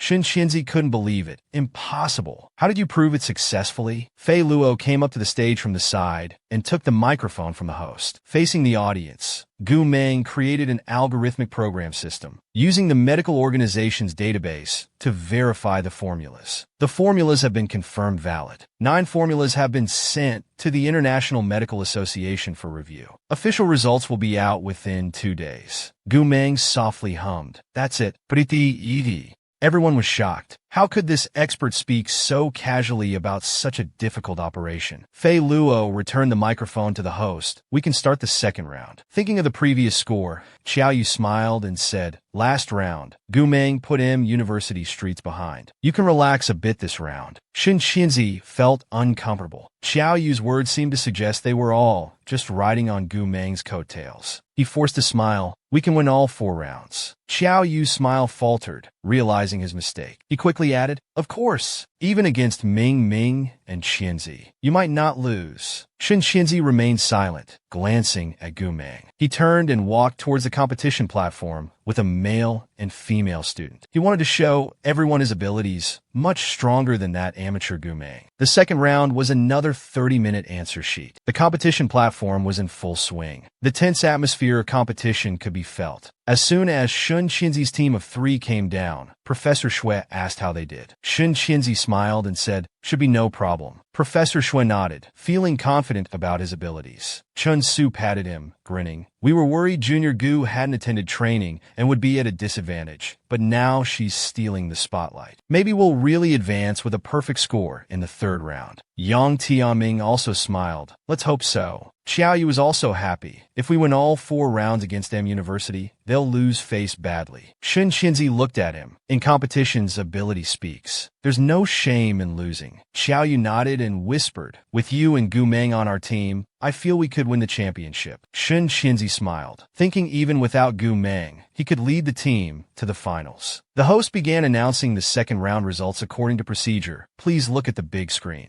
They looked at M University's scores with extreme surprise. Shun Xinzi, who had been sitting confidently in his seat, suddenly changed expression upon seeing his score. He suddenly sat up straight, eyes fixed intently on the scores on the big screen. Jingda scored 89.72. M University scored 92.63. Xiaoyu looked at the scores in disbelief, then turned to Shun Xianzi. Bumeng was truly a genius girl, carrying them with her ability. Yang Tianming sighed imperceptibly and said gently to Shun Xianzi from the second round, "It's okay. Wins and losses are part of competition." Shun Xianzi's fingers gripped the armrest tightly, his eyes trembling intensely. Behind him, Gu Meng sat with her legs crossed like a boss, saying mockingly, "Oh well, in competitions, ability speaks. There's no shame in losing, brother. Don't feel ashamed." These were Shun Qianzi's own words. Now coming from Gu Si's mouth, they felt like a knife stabbing into Shun Qianzi's chest. He suddenly turned and glared at Gu Si. The kid smiled slightly, raising his chin. "Don't worry, my sister can carry you to victory." Gu Meng softly hummed in agreement. Shun Qianzi's face instantly darkened. Yang Tianming thought of Gu Meng's performance, which was like a reassuring shot. Looking at Shun Qianzi, he said, "The second round is over. Don't dwell on it. If you can't participate now, we'll let Gu Meng take the next round." If Shun Qianzi didn't participate, it would clearly tell everyone he couldn't handle losing. He pressed his lips together, trying to force himself to calm down. "I'm fine, Professor. I'll take the next round." Yang Tianming looked at his face, nodded after 2 seconds. "All right, adjust your mindset." Soon the host announced the start of the third round. Each competing group would take turns answering short answer questions appearing on screen. 15-second time limit. Answers must be in English. Shun Qianzi stood up and walked towards the competition platform. In his peripheral vision, he saw Ming Ni walking on another aisle towards the platform. Ming Ni was M University's strongest player. They would surely save her for the final round. Why would they let her compete in the third round? Did they think there was no chance of winning against Gu Meng, so they chose him as the opponent? Shun Qianzi clenched his fingers, feeling deeply humiliated. Well, let's see who wins and who loses. Professor Shui saw Ming Ni going up. He was stunned that they put Ming Ni in the third round, wondering who they planned to use for the fourth. Yang Tianming could guess M University professor's thinking. With Gu Meng's ability, anyone facing her would lose. Better to secure the third round. At least there's a chance of winning against Shun Qianzi. Gu Meng lounged lazily in her chair, not saying a word. Gu Si watched the platform. "Sis, look how scary you are. They already know they'll lose before even competing with you."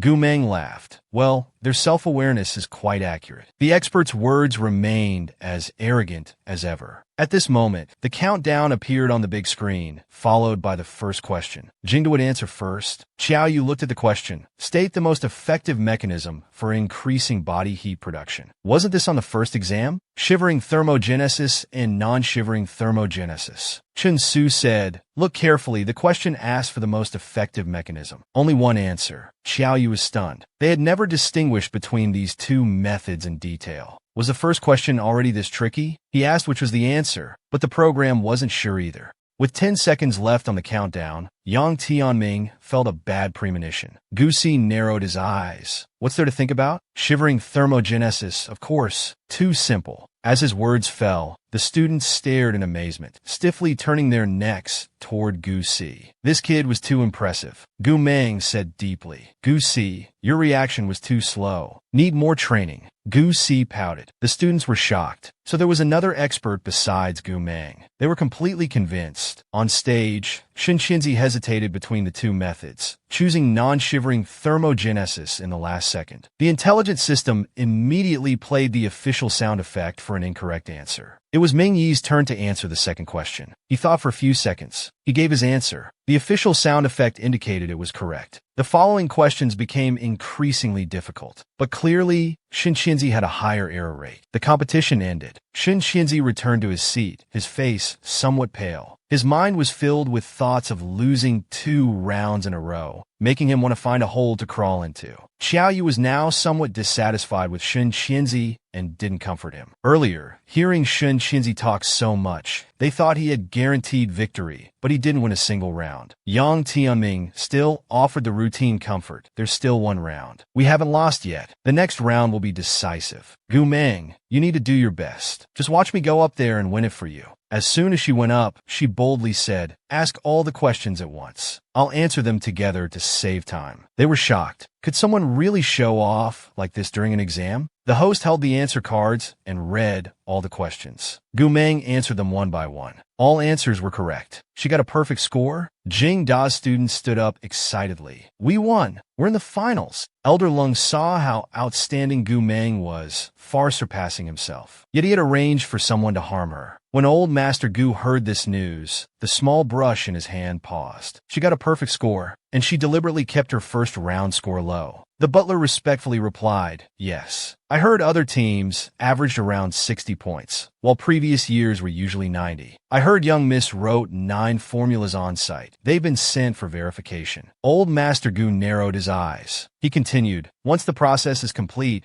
they'll be officially included in medical textbooks. Old Master Gu smiled. I underestimated her. Seems my son taught her something after all. He put down the small brush, clasped his hands behind his back, and walked out of the Buddhist hall. The butler followed. Young Miss has a high chance of taking first place individually. Old Master Gu gazed at the darkening sky outside. Let's see about the finals. It won't be so smooth. Some people won't sit still. He casually ordered. Tell Huiji to watch Gu Si carefully. The butler bowed respectfully. Meanwhile, at Research Base 102's advanced laboratory, the space was extremely vast, filled with high-tech experimental equipment. Lung Xian removed his gloves. Lung Yun followed behind, saying, Elder, many family representatives were at the scene. The news has spread everywhere. Lung Xian's eyes darkened. Show me Gu Meng's competition video and papers. Lung Yun held the tablet, opened the video, then handed it to Lung Xian. When Lung Xian saw Gu Meng's formulas, his fingers unconsciously tightened, eyes fixed on the video. But this time, clearly, Gu Meng's abilities completely overturned their expectations. Most importantly, Gu Meng only showed her prowess in the competition, and her true ability was definitely beyond this. Even he now began to worry, what if Gu Meng passed the assessment? Lung Yun could guess who was speaking. Elder, what should we do now? Lung Xian narrowed his eyes, handed the tablet back to Lung Yun, walked forward with cold eyes. Go to the maximum security prison. In prison 102's maximum security wing, a man wearing handcuffs and shackles was brought before Lung Xian by staff. Lung Xian turned his head, his gaze falling on the man, and politely called him master with a smile. The man also smiled and walked casually to sit on the sofa. Being the head of 102 really makes a difference. Lung Xian personally poured him a cup of tea. If it weren't for your guidance, master, I wouldn't have this opportunity. The man took the tea. Get to the point. What do you want? Lung Xian's lips curled into a smile. I need a small favor from you. Meanwhile, after the competition, they returned to the hotel. Chun Su stretched in the suite. He smiled and said, with junior sister here, our team must be this year's chosen ones. Gu Meng stood up. If there's nothing else, I'll leave first. Yang Tianming asked Gu Meng, is your place far from the hotel? She walked out. Not far, don't worry. Yang Tianming nodded. Be careful on your way. Outside the hotel, Bai Sui was driving to pick up Gu Meng, with Bai Qingqing waiting at the entrance. Suddenly, a business van passed in front of Gu Meng. She happened to look up and saw the face of someone in the passenger seat. Her expression changed drastically. Without thinking, she chased after it at extreme speed, without any warning. Bai Qingqing reacted, staring in shock at Gu Meng's retreating figure, frantically calling out, "Young miss." Just as Gu Meng reached the road, a van at extreme speed violently crashed into the business van. Thinking of the face she'd just seen, Gu Meng pressed her lips together. A premeditated attack. Gu Meng flipped over the van's hood. She jumped up and smashed the windshield with one punch. With a crash, the tempered glass shattered completely. At this moment, the driver looked up with a twisted smile. All gun barrels instantly aimed at Gu Meng. Her eyes showed a hint of bloodlust as she realized something was wrong. But now there was no time to think. At another assault scene, Gu Meng fought alone, causing herself to be severely injured. Death approached. No one saw Gu Meng's movements clearly. They only heard the mercenary in the passenger seat being kicked out of the car by her. Chaos erupted inside the vehicle. Gunshots thundered. Gu Meng continued fighting the opponent, landing a heavy punch to his face. With a bang, the van violently crashed into a large tree in the nearby green belt. Everything happened very quickly. Bai Qingqing ran frantically to the scene.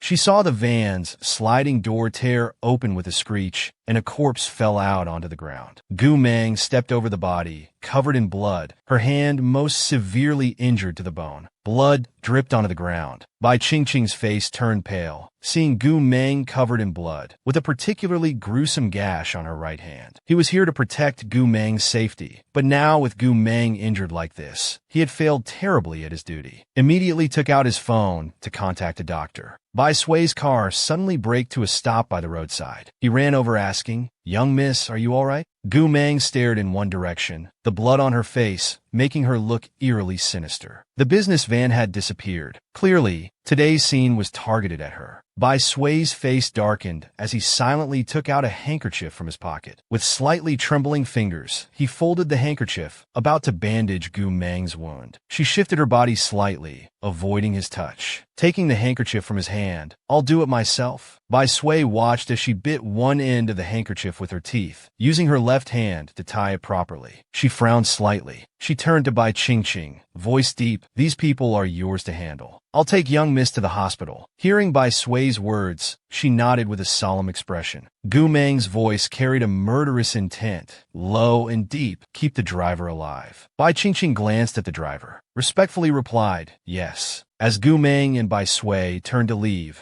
Bai Qingqing watched Gu Meng, her gaze falling on the injured right hand. "What about young Mrs. Competition tomorrow?" At the small villa, Gu Si checked the time. "It's almost 10. Why isn't my sister back yet?" Jiang Sui thought for a moment. Maybe Professor Yang has a lot to teach them. Why don't we send a message to ask? Just as Gu Si was about to send a message, the screen suddenly switched to an incoming call from Bai Sui. After answering, whatever was said on the other end instantly transformed Gu Si's casual expression into one of extreme darkness. Jiang Sui sensed something was wrong. What happened? Gu Si immediately stood up and walked out. His pitch-black eyes filled with bloodlust, cold and murderous. "Someone's tired of living, daring to touch my sister." The situation here was shocking. He received several urgent messages from Jingzhou, mostly about the medical competition, about how Gu Meng was unbeatable in the competition. Honestly, he was calm. Gu Meng wasn't human, she was a god. So when he received Lucy's call, he cleared his throat, raising his phone to show Heidu. Guess what big commotion Gu Meng caused now? Heidu raised an eyebrow. The competition's over. First place is in news. He answered casually, "What's up, boss? Whose glass heart did you break this time?" Whatever news came from the other end suddenly changed Qin Fang's voice, making Ren Shu sit up straight. "What did you say?" Heidu noticed something was wrong, his smile freezing. "What happened?" Qin Fang extinguished his cigarette in the ashtray, his fingers very close. "Someone attacked Gu Meng. Her hand is seriously injured." Heidu's voice also deepened. "Who did it?" Qin Fang shook his head. "We all know how complex the situation in Jingzhou is. It needs investigation. But those mercenaries didn't get away easily. All were taken down except the driver." Heidu thought for a moment. "Should we tell Brother Qing?" Qin Fang hesitated. I don't know either. Besides, telling him won't help. He can't remember anyway. As Gu Mao was speaking, the office door was pushed open. Lu Qingzhou walked in expressionlessly. Qin Fong drew in a sharp breath, forgetting to breathe as he stared at him. Brother Chung, did you just hear? Lu Qingzhou didn't answer, instead grabbed a coat and hurriedly walked out. Just as Qin Fong was about to stop him, He Du held him back. They only saw Lu Qingzhou leave the office with a heavy aura. So Lu Qingzhou had never forgotten Gu Meng. He had been quietly protecting her all along. Gu Si also instantly transformed into an overprotective brother, planning to raid the Lung family manor. The car was completely silent. Lu Qingzhou suddenly spoke. Help me investigate Gu Meng's injury situation, and I want to know who hurt her. He narrowed his eyes. Qing nodded. All right, I'll send people to investigate right away. Seeing Brother Chung like this, He Du thought he didn't look like someone with amnesia at all. At the hospital, the nurse hurried over, followed by Huiji. He anxiously asked about his sister. How is she? The doctor replied, the right hand wound is quite deep, a 5 centimeters cut that needs stitches. There's a scratch on the shoulder, wrist fracture. No other major issues. Professor Shui pressed his lips together. Tomorrow's competition, Gu Meng can't participate? Yang Tianming looked into the ward again, worried. It's unfortunate, but Gu Meng's health comes first. He frowned. Without participating in the competition, the 102 base evaluation system won't activate. Gu Meng has no chance. Bai Sui looked at the closed ward door, gripped his phone, and turned to leave. Where are you going? Bai Sui paused, turned his head, voice cold. The survivor is at the Bai family training ground. Gu Si stepped forward. I'm coming too. I want to see who's got a death wish. His young face was full of murderous intent. They arrived at the Bai family training grounds interrogation room. Bai Qingqing respectfully said, he's tight-lipped, won't talk no matter what. Gu Si's expression was cold as ice. What about the dead men's information? Bai Qingqing handed over the video. This is what I just found. Nothing useful. Just a group of desperados working for money. Gu Si scanned it in seconds, waved it, sneering. Just these wastes managed to hurt my sister? Gu Si looked up. His gaze fell on the driver. Walking over, he grabbed his hair violently, narrowed his eyes, cold malice in his expression. Who ordered you? The driver gritted his teeth, enduring his sweat beaded on his forehead. Why should I tell you? Gu Si raised his eyebrows, already out of patience. Hit him. The driver was knocked unconscious. Gu Si coldly glanced at the driver, quite tight-lipped. Suddenly his phone vibrated. He checked it, an email from an unknown sender. Opening the attachment, it was a document. Seeing Lung Yun's name appear in the document, Gu Si's eyes suddenly flashed with cold light. Murder intent radiated from Gu Si's expression as he looked at the collapsed driver. Wake him up. The interrogation room staff threw a bucket of cold water on him. The driver screamed and was forcefully awakened. Gu Si gripped his chin with a deceptively friendly attitude. Brother, do you think by not confessing, you think someone will come to save you? Breathing heavily, he said somewhat defiantly. So what if they do? Gu Si tugged at the corner of his mouth, speaking softly. Too bad you won't last that long. Gu Si wiped his dirty hands, voice ice cold. Lung Xian, right? As for the driver, upon hearing these 2 words, he instantly turned pale with fright. Now completely panicked, he mechanically said, I'll tell you whatever you want to know, just please spare me. Gu Si looked down at him condescendingly, slowly uttering 2 words. Too late. Since you didn't want to talk, then never speak again. The driver trembled all over, trying to crawl towards Gu Si, but was directly dragged away by family subordinates. Gu Si turned expressionlessly to leave. Passing by Huiji, he was grabbed by the shoulder. Where are you going? Gu Si's black eyes were unprecedentedly cold, smiling harmlessly. Of course, to find who hurt my sister. Give them some compliments. Huiji opened his mouth. Gu Si calmed down. Gu Si smiled coldly, his dark eyes full of rage and killing intent. Shut up. I'm not in the mood to hear your nonsense. Just try to stop me today.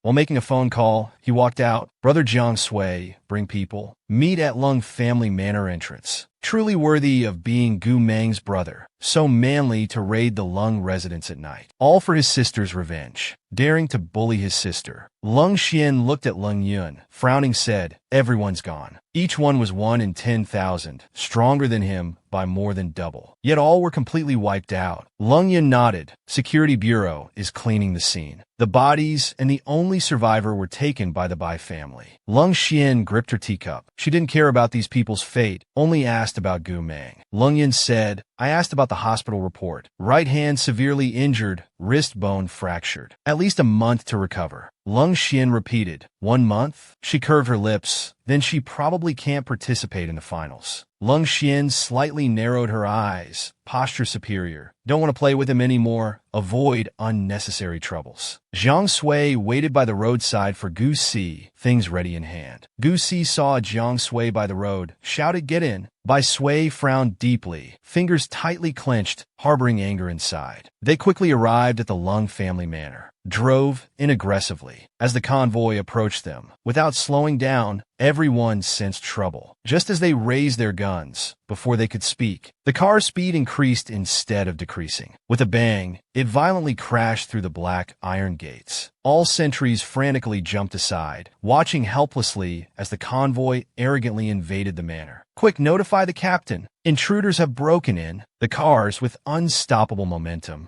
charged straight to the Lung family manor's main villa entrance. Gu Si got out, his young face appearing even colder and more sinister in the night. Behind him followed Jiang Sui and Bai Sui, murderous aura evident. They walked straight in. Just as they stepped into the hall, countless Lung family guards poured in from all directions, surrounding Gu Si's group completely. The captain walked out with a stern face. "Who dares to trespass the Lung family?" Gu Si scanned around, facing the black gun barrels pointed at him, eyes filled with bloodlust. "Tell Lung Xian to get out here." The captain saw the sinister kid in the crowd and frowned. The captain, also carrying an air of superiority, spoke without any respect. "Young Master Gu, you come to see Elder Lung in the middle of the night. Is it because the hospital can't treat young Miss Gu and needs Elder Lung personally? A phone call would suffice. No need for such a dramatic entrance. Trespassing the Lung family. Are you trying to alarm the Elder Council?" Gu Si clenched his fists, speaking each word with ice-cold precision. "I'll say it one last time. Tell Lung Xian to get out here." In the second-floor study, Lung Xian heard Gu Si's words and walked a few steps toward the railing, looking down at the figures below from her high position. "Gu Si, do you really think I wouldn't dare to do anything to you?" Gu Si slightly raised his head. Seeing Lung Xian, he smiled. "Fine, then let's die together." As his words fell, he raised his hand. His fingertips moved slightly, black eyes staring at Lung Xian with an evil, mysterious gaze. The moment Gu Si gave his command, Jiang Sui took out a dagger. The sharp, cold blade tip violently pierced into the black metal box he was holding. From the torn metal box, clear liquid gurgled out, splashing onto the ground. A pungent smell instantly filled the entire hall. Lung Xian quickly covered her nose, recognizing it as gasoline. Unhurriedly, Gu Si took out a lighter from his pocket with force and determination. His finger flicked, opening it with a click, yellow flames emerging. The gasoline spread from Gu Si's position to under the Lung family guard's feet. Everyone's faces showed complete panic, feet involuntarily stepping backward, moving away from Gu Si's group. As Lung Xian's people retreated, her frown deepened, gritting teeth and roaring. "Gu Si, what are you trying to do?" Gu Si casually played with the lighter, smiling fierce and vicious. The metal box was thrown to one side, flying over the guards' heads, gasoline drenching everyone. The next instant, flames erupted everywhere. Gu Si tilted his head slightly, eyes looking up at Lung Xian, voice soft and slow, smirking. "Get your ass down here." Lung Xian naturally didn't dare come down, and instead turned to run. The next second, Jiang Sui hurled the black metal box directly at the second floor. With a bang, half a box of gasoline drenched Lung Xian.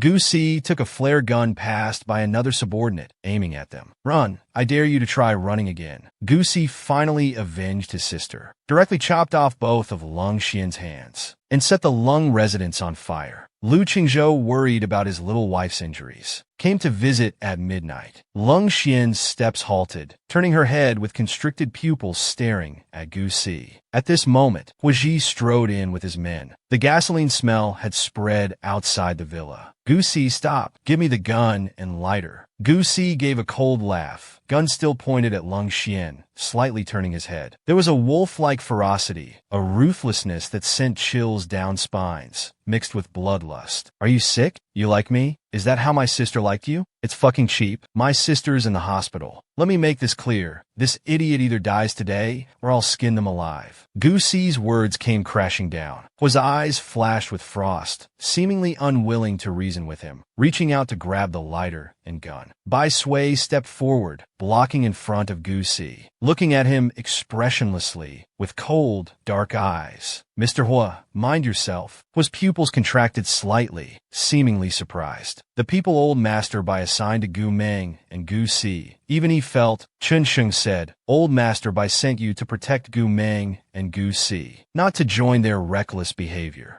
He stepped forward to pull Bai Sui away. Before he could touch him, Jiang Sui grabbed his shoulder. Brother, want to fight? Gu Si turned his gaze to Lung Xian, holding the flare gun, gesturing downward. 10 seconds to get down here. Lung Xian bit her lip, her eyes almost killing Gu Si. Gu Si started counting. 1. Lung Xian closed her eyes. Taking a deep breath, she walked towards the stairs. Gu Si's gun barrel followed Lung Xian's figure as she moved slowly. Hua exhaled deeply, narrowing his eyes. If you're not afraid of death, at least think about your sister. Do you want to die together? For this incident, I'll make Lung Xian apologize to Gu Meng. Take your people back to the hospital to be with your sister. Gu Si pressed his lips, the raised gun lowering imperceptibly. Seeing this, his tension eased slightly. Give it to me. Gu Si suddenly laughed, corner of his mouth curling. Do you really think I'm brainless? I said today Lung Xian either dies or gets skinned. No. What do you want to do? Gu Si spoke unhurriedly. He can live, but I want both his hands. Each word carried vicious force. She turned her gaze to Gu Si, sneering. Gu Si, you dare not. No one dares treat me like this. I'll make you all pay the price. As soon as the words fell, without another word,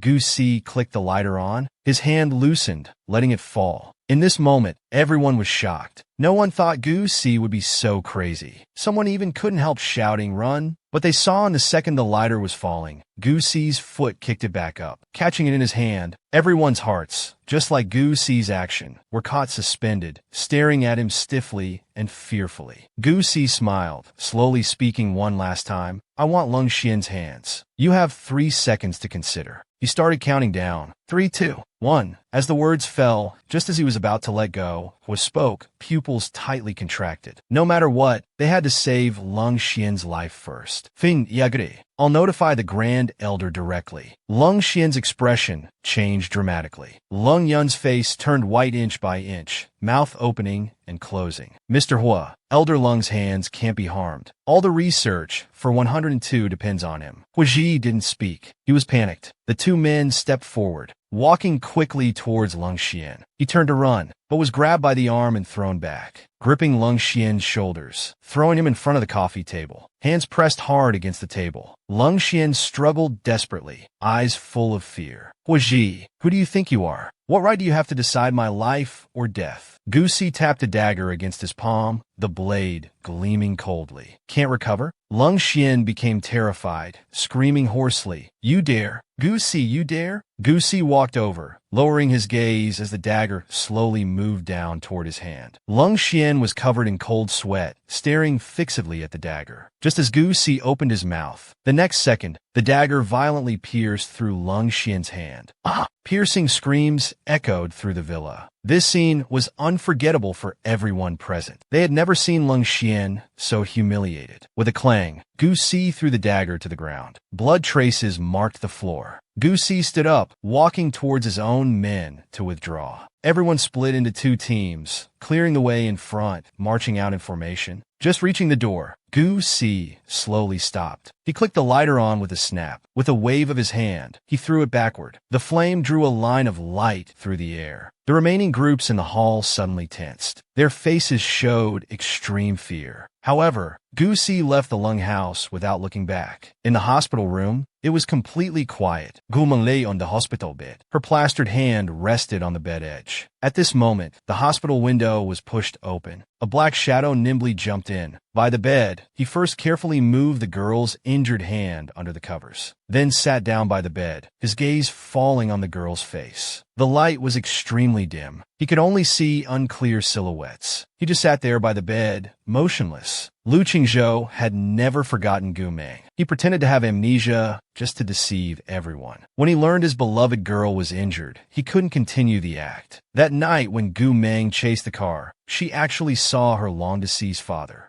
Lu Qingzhou sat by the bed, his gaze on the girl's face. He reached out to gently stroke her face. Usually, the moment someone appeared in the hospital room, with Gu Meng's alertness, she would have woken up, but she had taken sleeping pills before going to bed. Now she slept quietly. That hand on her face didn't cause any reaction. Suddenly, a voice came through Lu Qingzhou's earpiece. Young Master Lu, young Master Gu, and his group have returned. They're already in the hospital. He responded with an emotionless watching Gu Meng for a while. He bent down and softly kissed her forehead, lingering for a long time before slowly rising. He exhaled and said quietly, "Dare to auction the betrothal gift. I can't keep up this act anymore." Hearing no response from Gu Meng, he then tucked her blanket in. He strode toward the window, as if afraid he wouldn't be able to leave if he hesitated any longer. When he reached the window and prepared to climb out, voices deliberately lowered came from outside the room. "My sister has been sleeping, hasn't come out." Not long before leaving, Miss Gu came out once and asked the doctor for 2 more sleeping pills. 2 more pills? One wasn't enough to sleep? Yes. Lu Qingzhou's hand on the window frame suddenly tightened. Single sleeping pill. He hasn't been doing well lately. He turned to look at Gu Meng several more times. Hearing the door opening, he immediately climbed out the window and jumped down.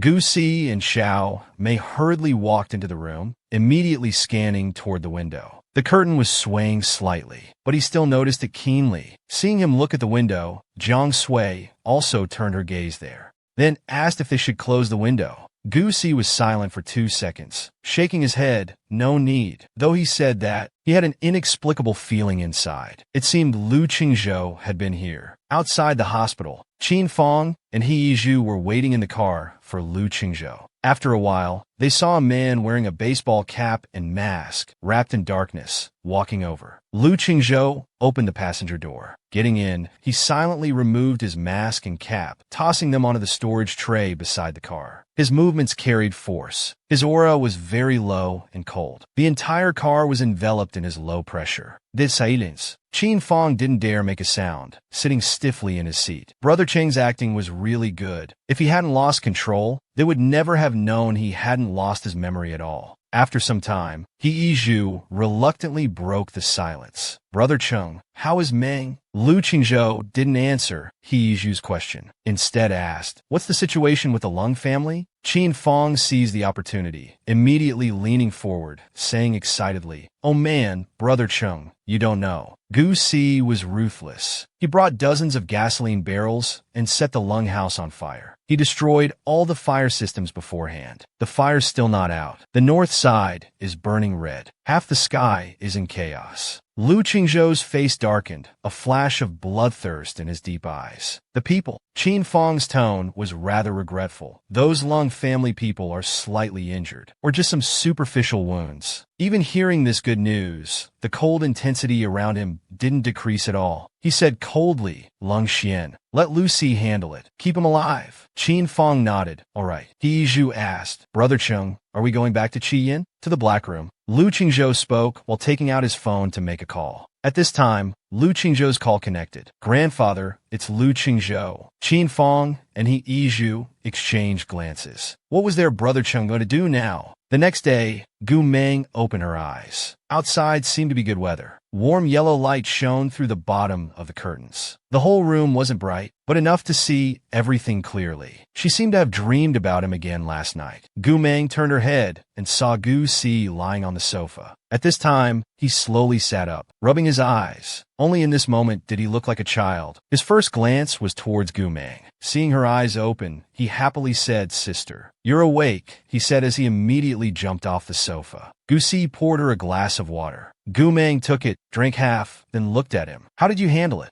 Gu Si looked at Gu Meng's wounds, his lips twitching with a hint of ruthlessness. "I crippled Lung Sun's hands and burned down the Lung house." Gu Meng put down the glass, not surprised at all by Gu Si's actions, then gestured to the bedside. "Gu Si saton te bed." "Sister, why did you chase the car last night?" Gu Meng remembered the face she saw in the car. She pressed her lips together, her black eyes looking at Gu Si. In a low voice, "I saw Dad, our deceased father. Gu Si's eyes widened in shock. Very shocked that Gu Meng was seriously injured and refusing medication, but insisted on still participating in the competition. Hearing that their father was still alive, Gu Si's eyes widened in shock. After the shock, he immediately denied it. Impossible, we buried mom and dad ourselves. Gu Meng said, but he looks exactly like dad. Gu Si frowned, playing dumb, and said incredulously, how is that possible? My sister is a forensic expert. She did the autopsy then. It was 100% confirmed those were our biological parents. How could there now be someone who looks identical? Gu Meng couldn't understand either. Plus, this person is working with Lung Xian to deal with us.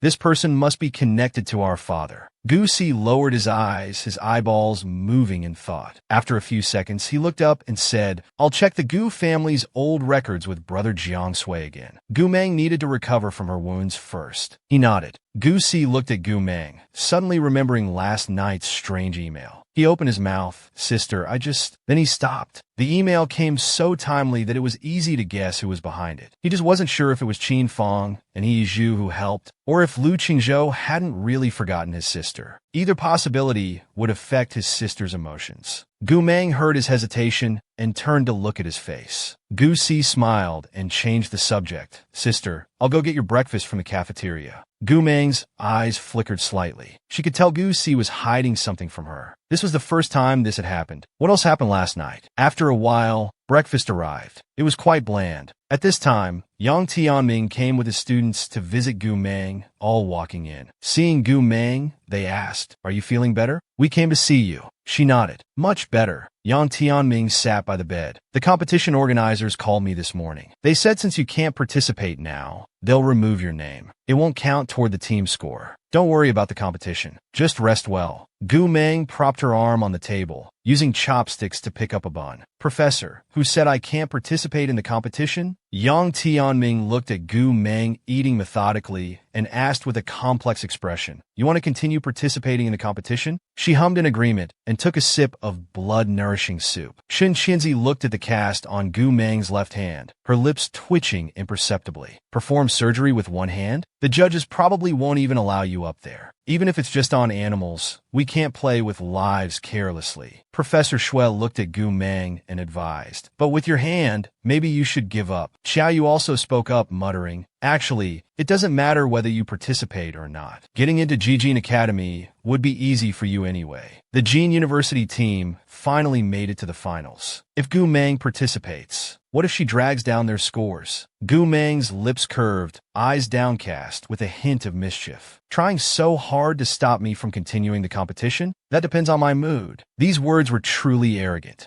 Gu Si watched Gu Meng with shining eyes, like a complete fanboy. Except for Lu Qingzhou, he'd never seen anyone get the better of his sister. A bunch of trash. Their schemes weren't worthy of his sister. Yang Tianming understood her meaning. All right, I respect your decision. Let's go now. Meanwhile, at the Gu family home, Old Master Gu had anticipated someone would target Gu Meng. So when news of her midnight attack came, the butler didn't disturb his rest. The next morning, while walking with the Old Master, he finally reported the incident. The situation was serious. All the major and minor families outside were discussing the young master. Old Master Gu smiled faintly. Look at those people. They think with Gu family's downfall, they can divide our assets. But with Gu Meng and Gu Si here, either one of them can restore Gu family to its peak and regain power. The butler was shocked. Both the young miss and young master are ruthless. Old Master Gu looked at the two blooming periwinkles in the middle of the garden. Taking scissors, he trimmed the excess branches from both flowers. How serious is Gu Meng's hand injury? The butler respectfully replied, Hospital records show bone fracture, 7 stitches. You know Miss's recovery ability. This injury isn't serious for her. Old Master Gu nodded. She won't be able to do much for a while. The butler asked, Are you worried Miss can't participate in the medical competition and win first place? The council won't open the assessment system. Old Master Gu hummed in agreement. The butler continued, Actually, with Miss's current abilities, she's still somewhat below base 102's requirements. This injury is a good chance for training. Her chances will be better when she takes the assessment. This somewhat comforted Old Master Gu.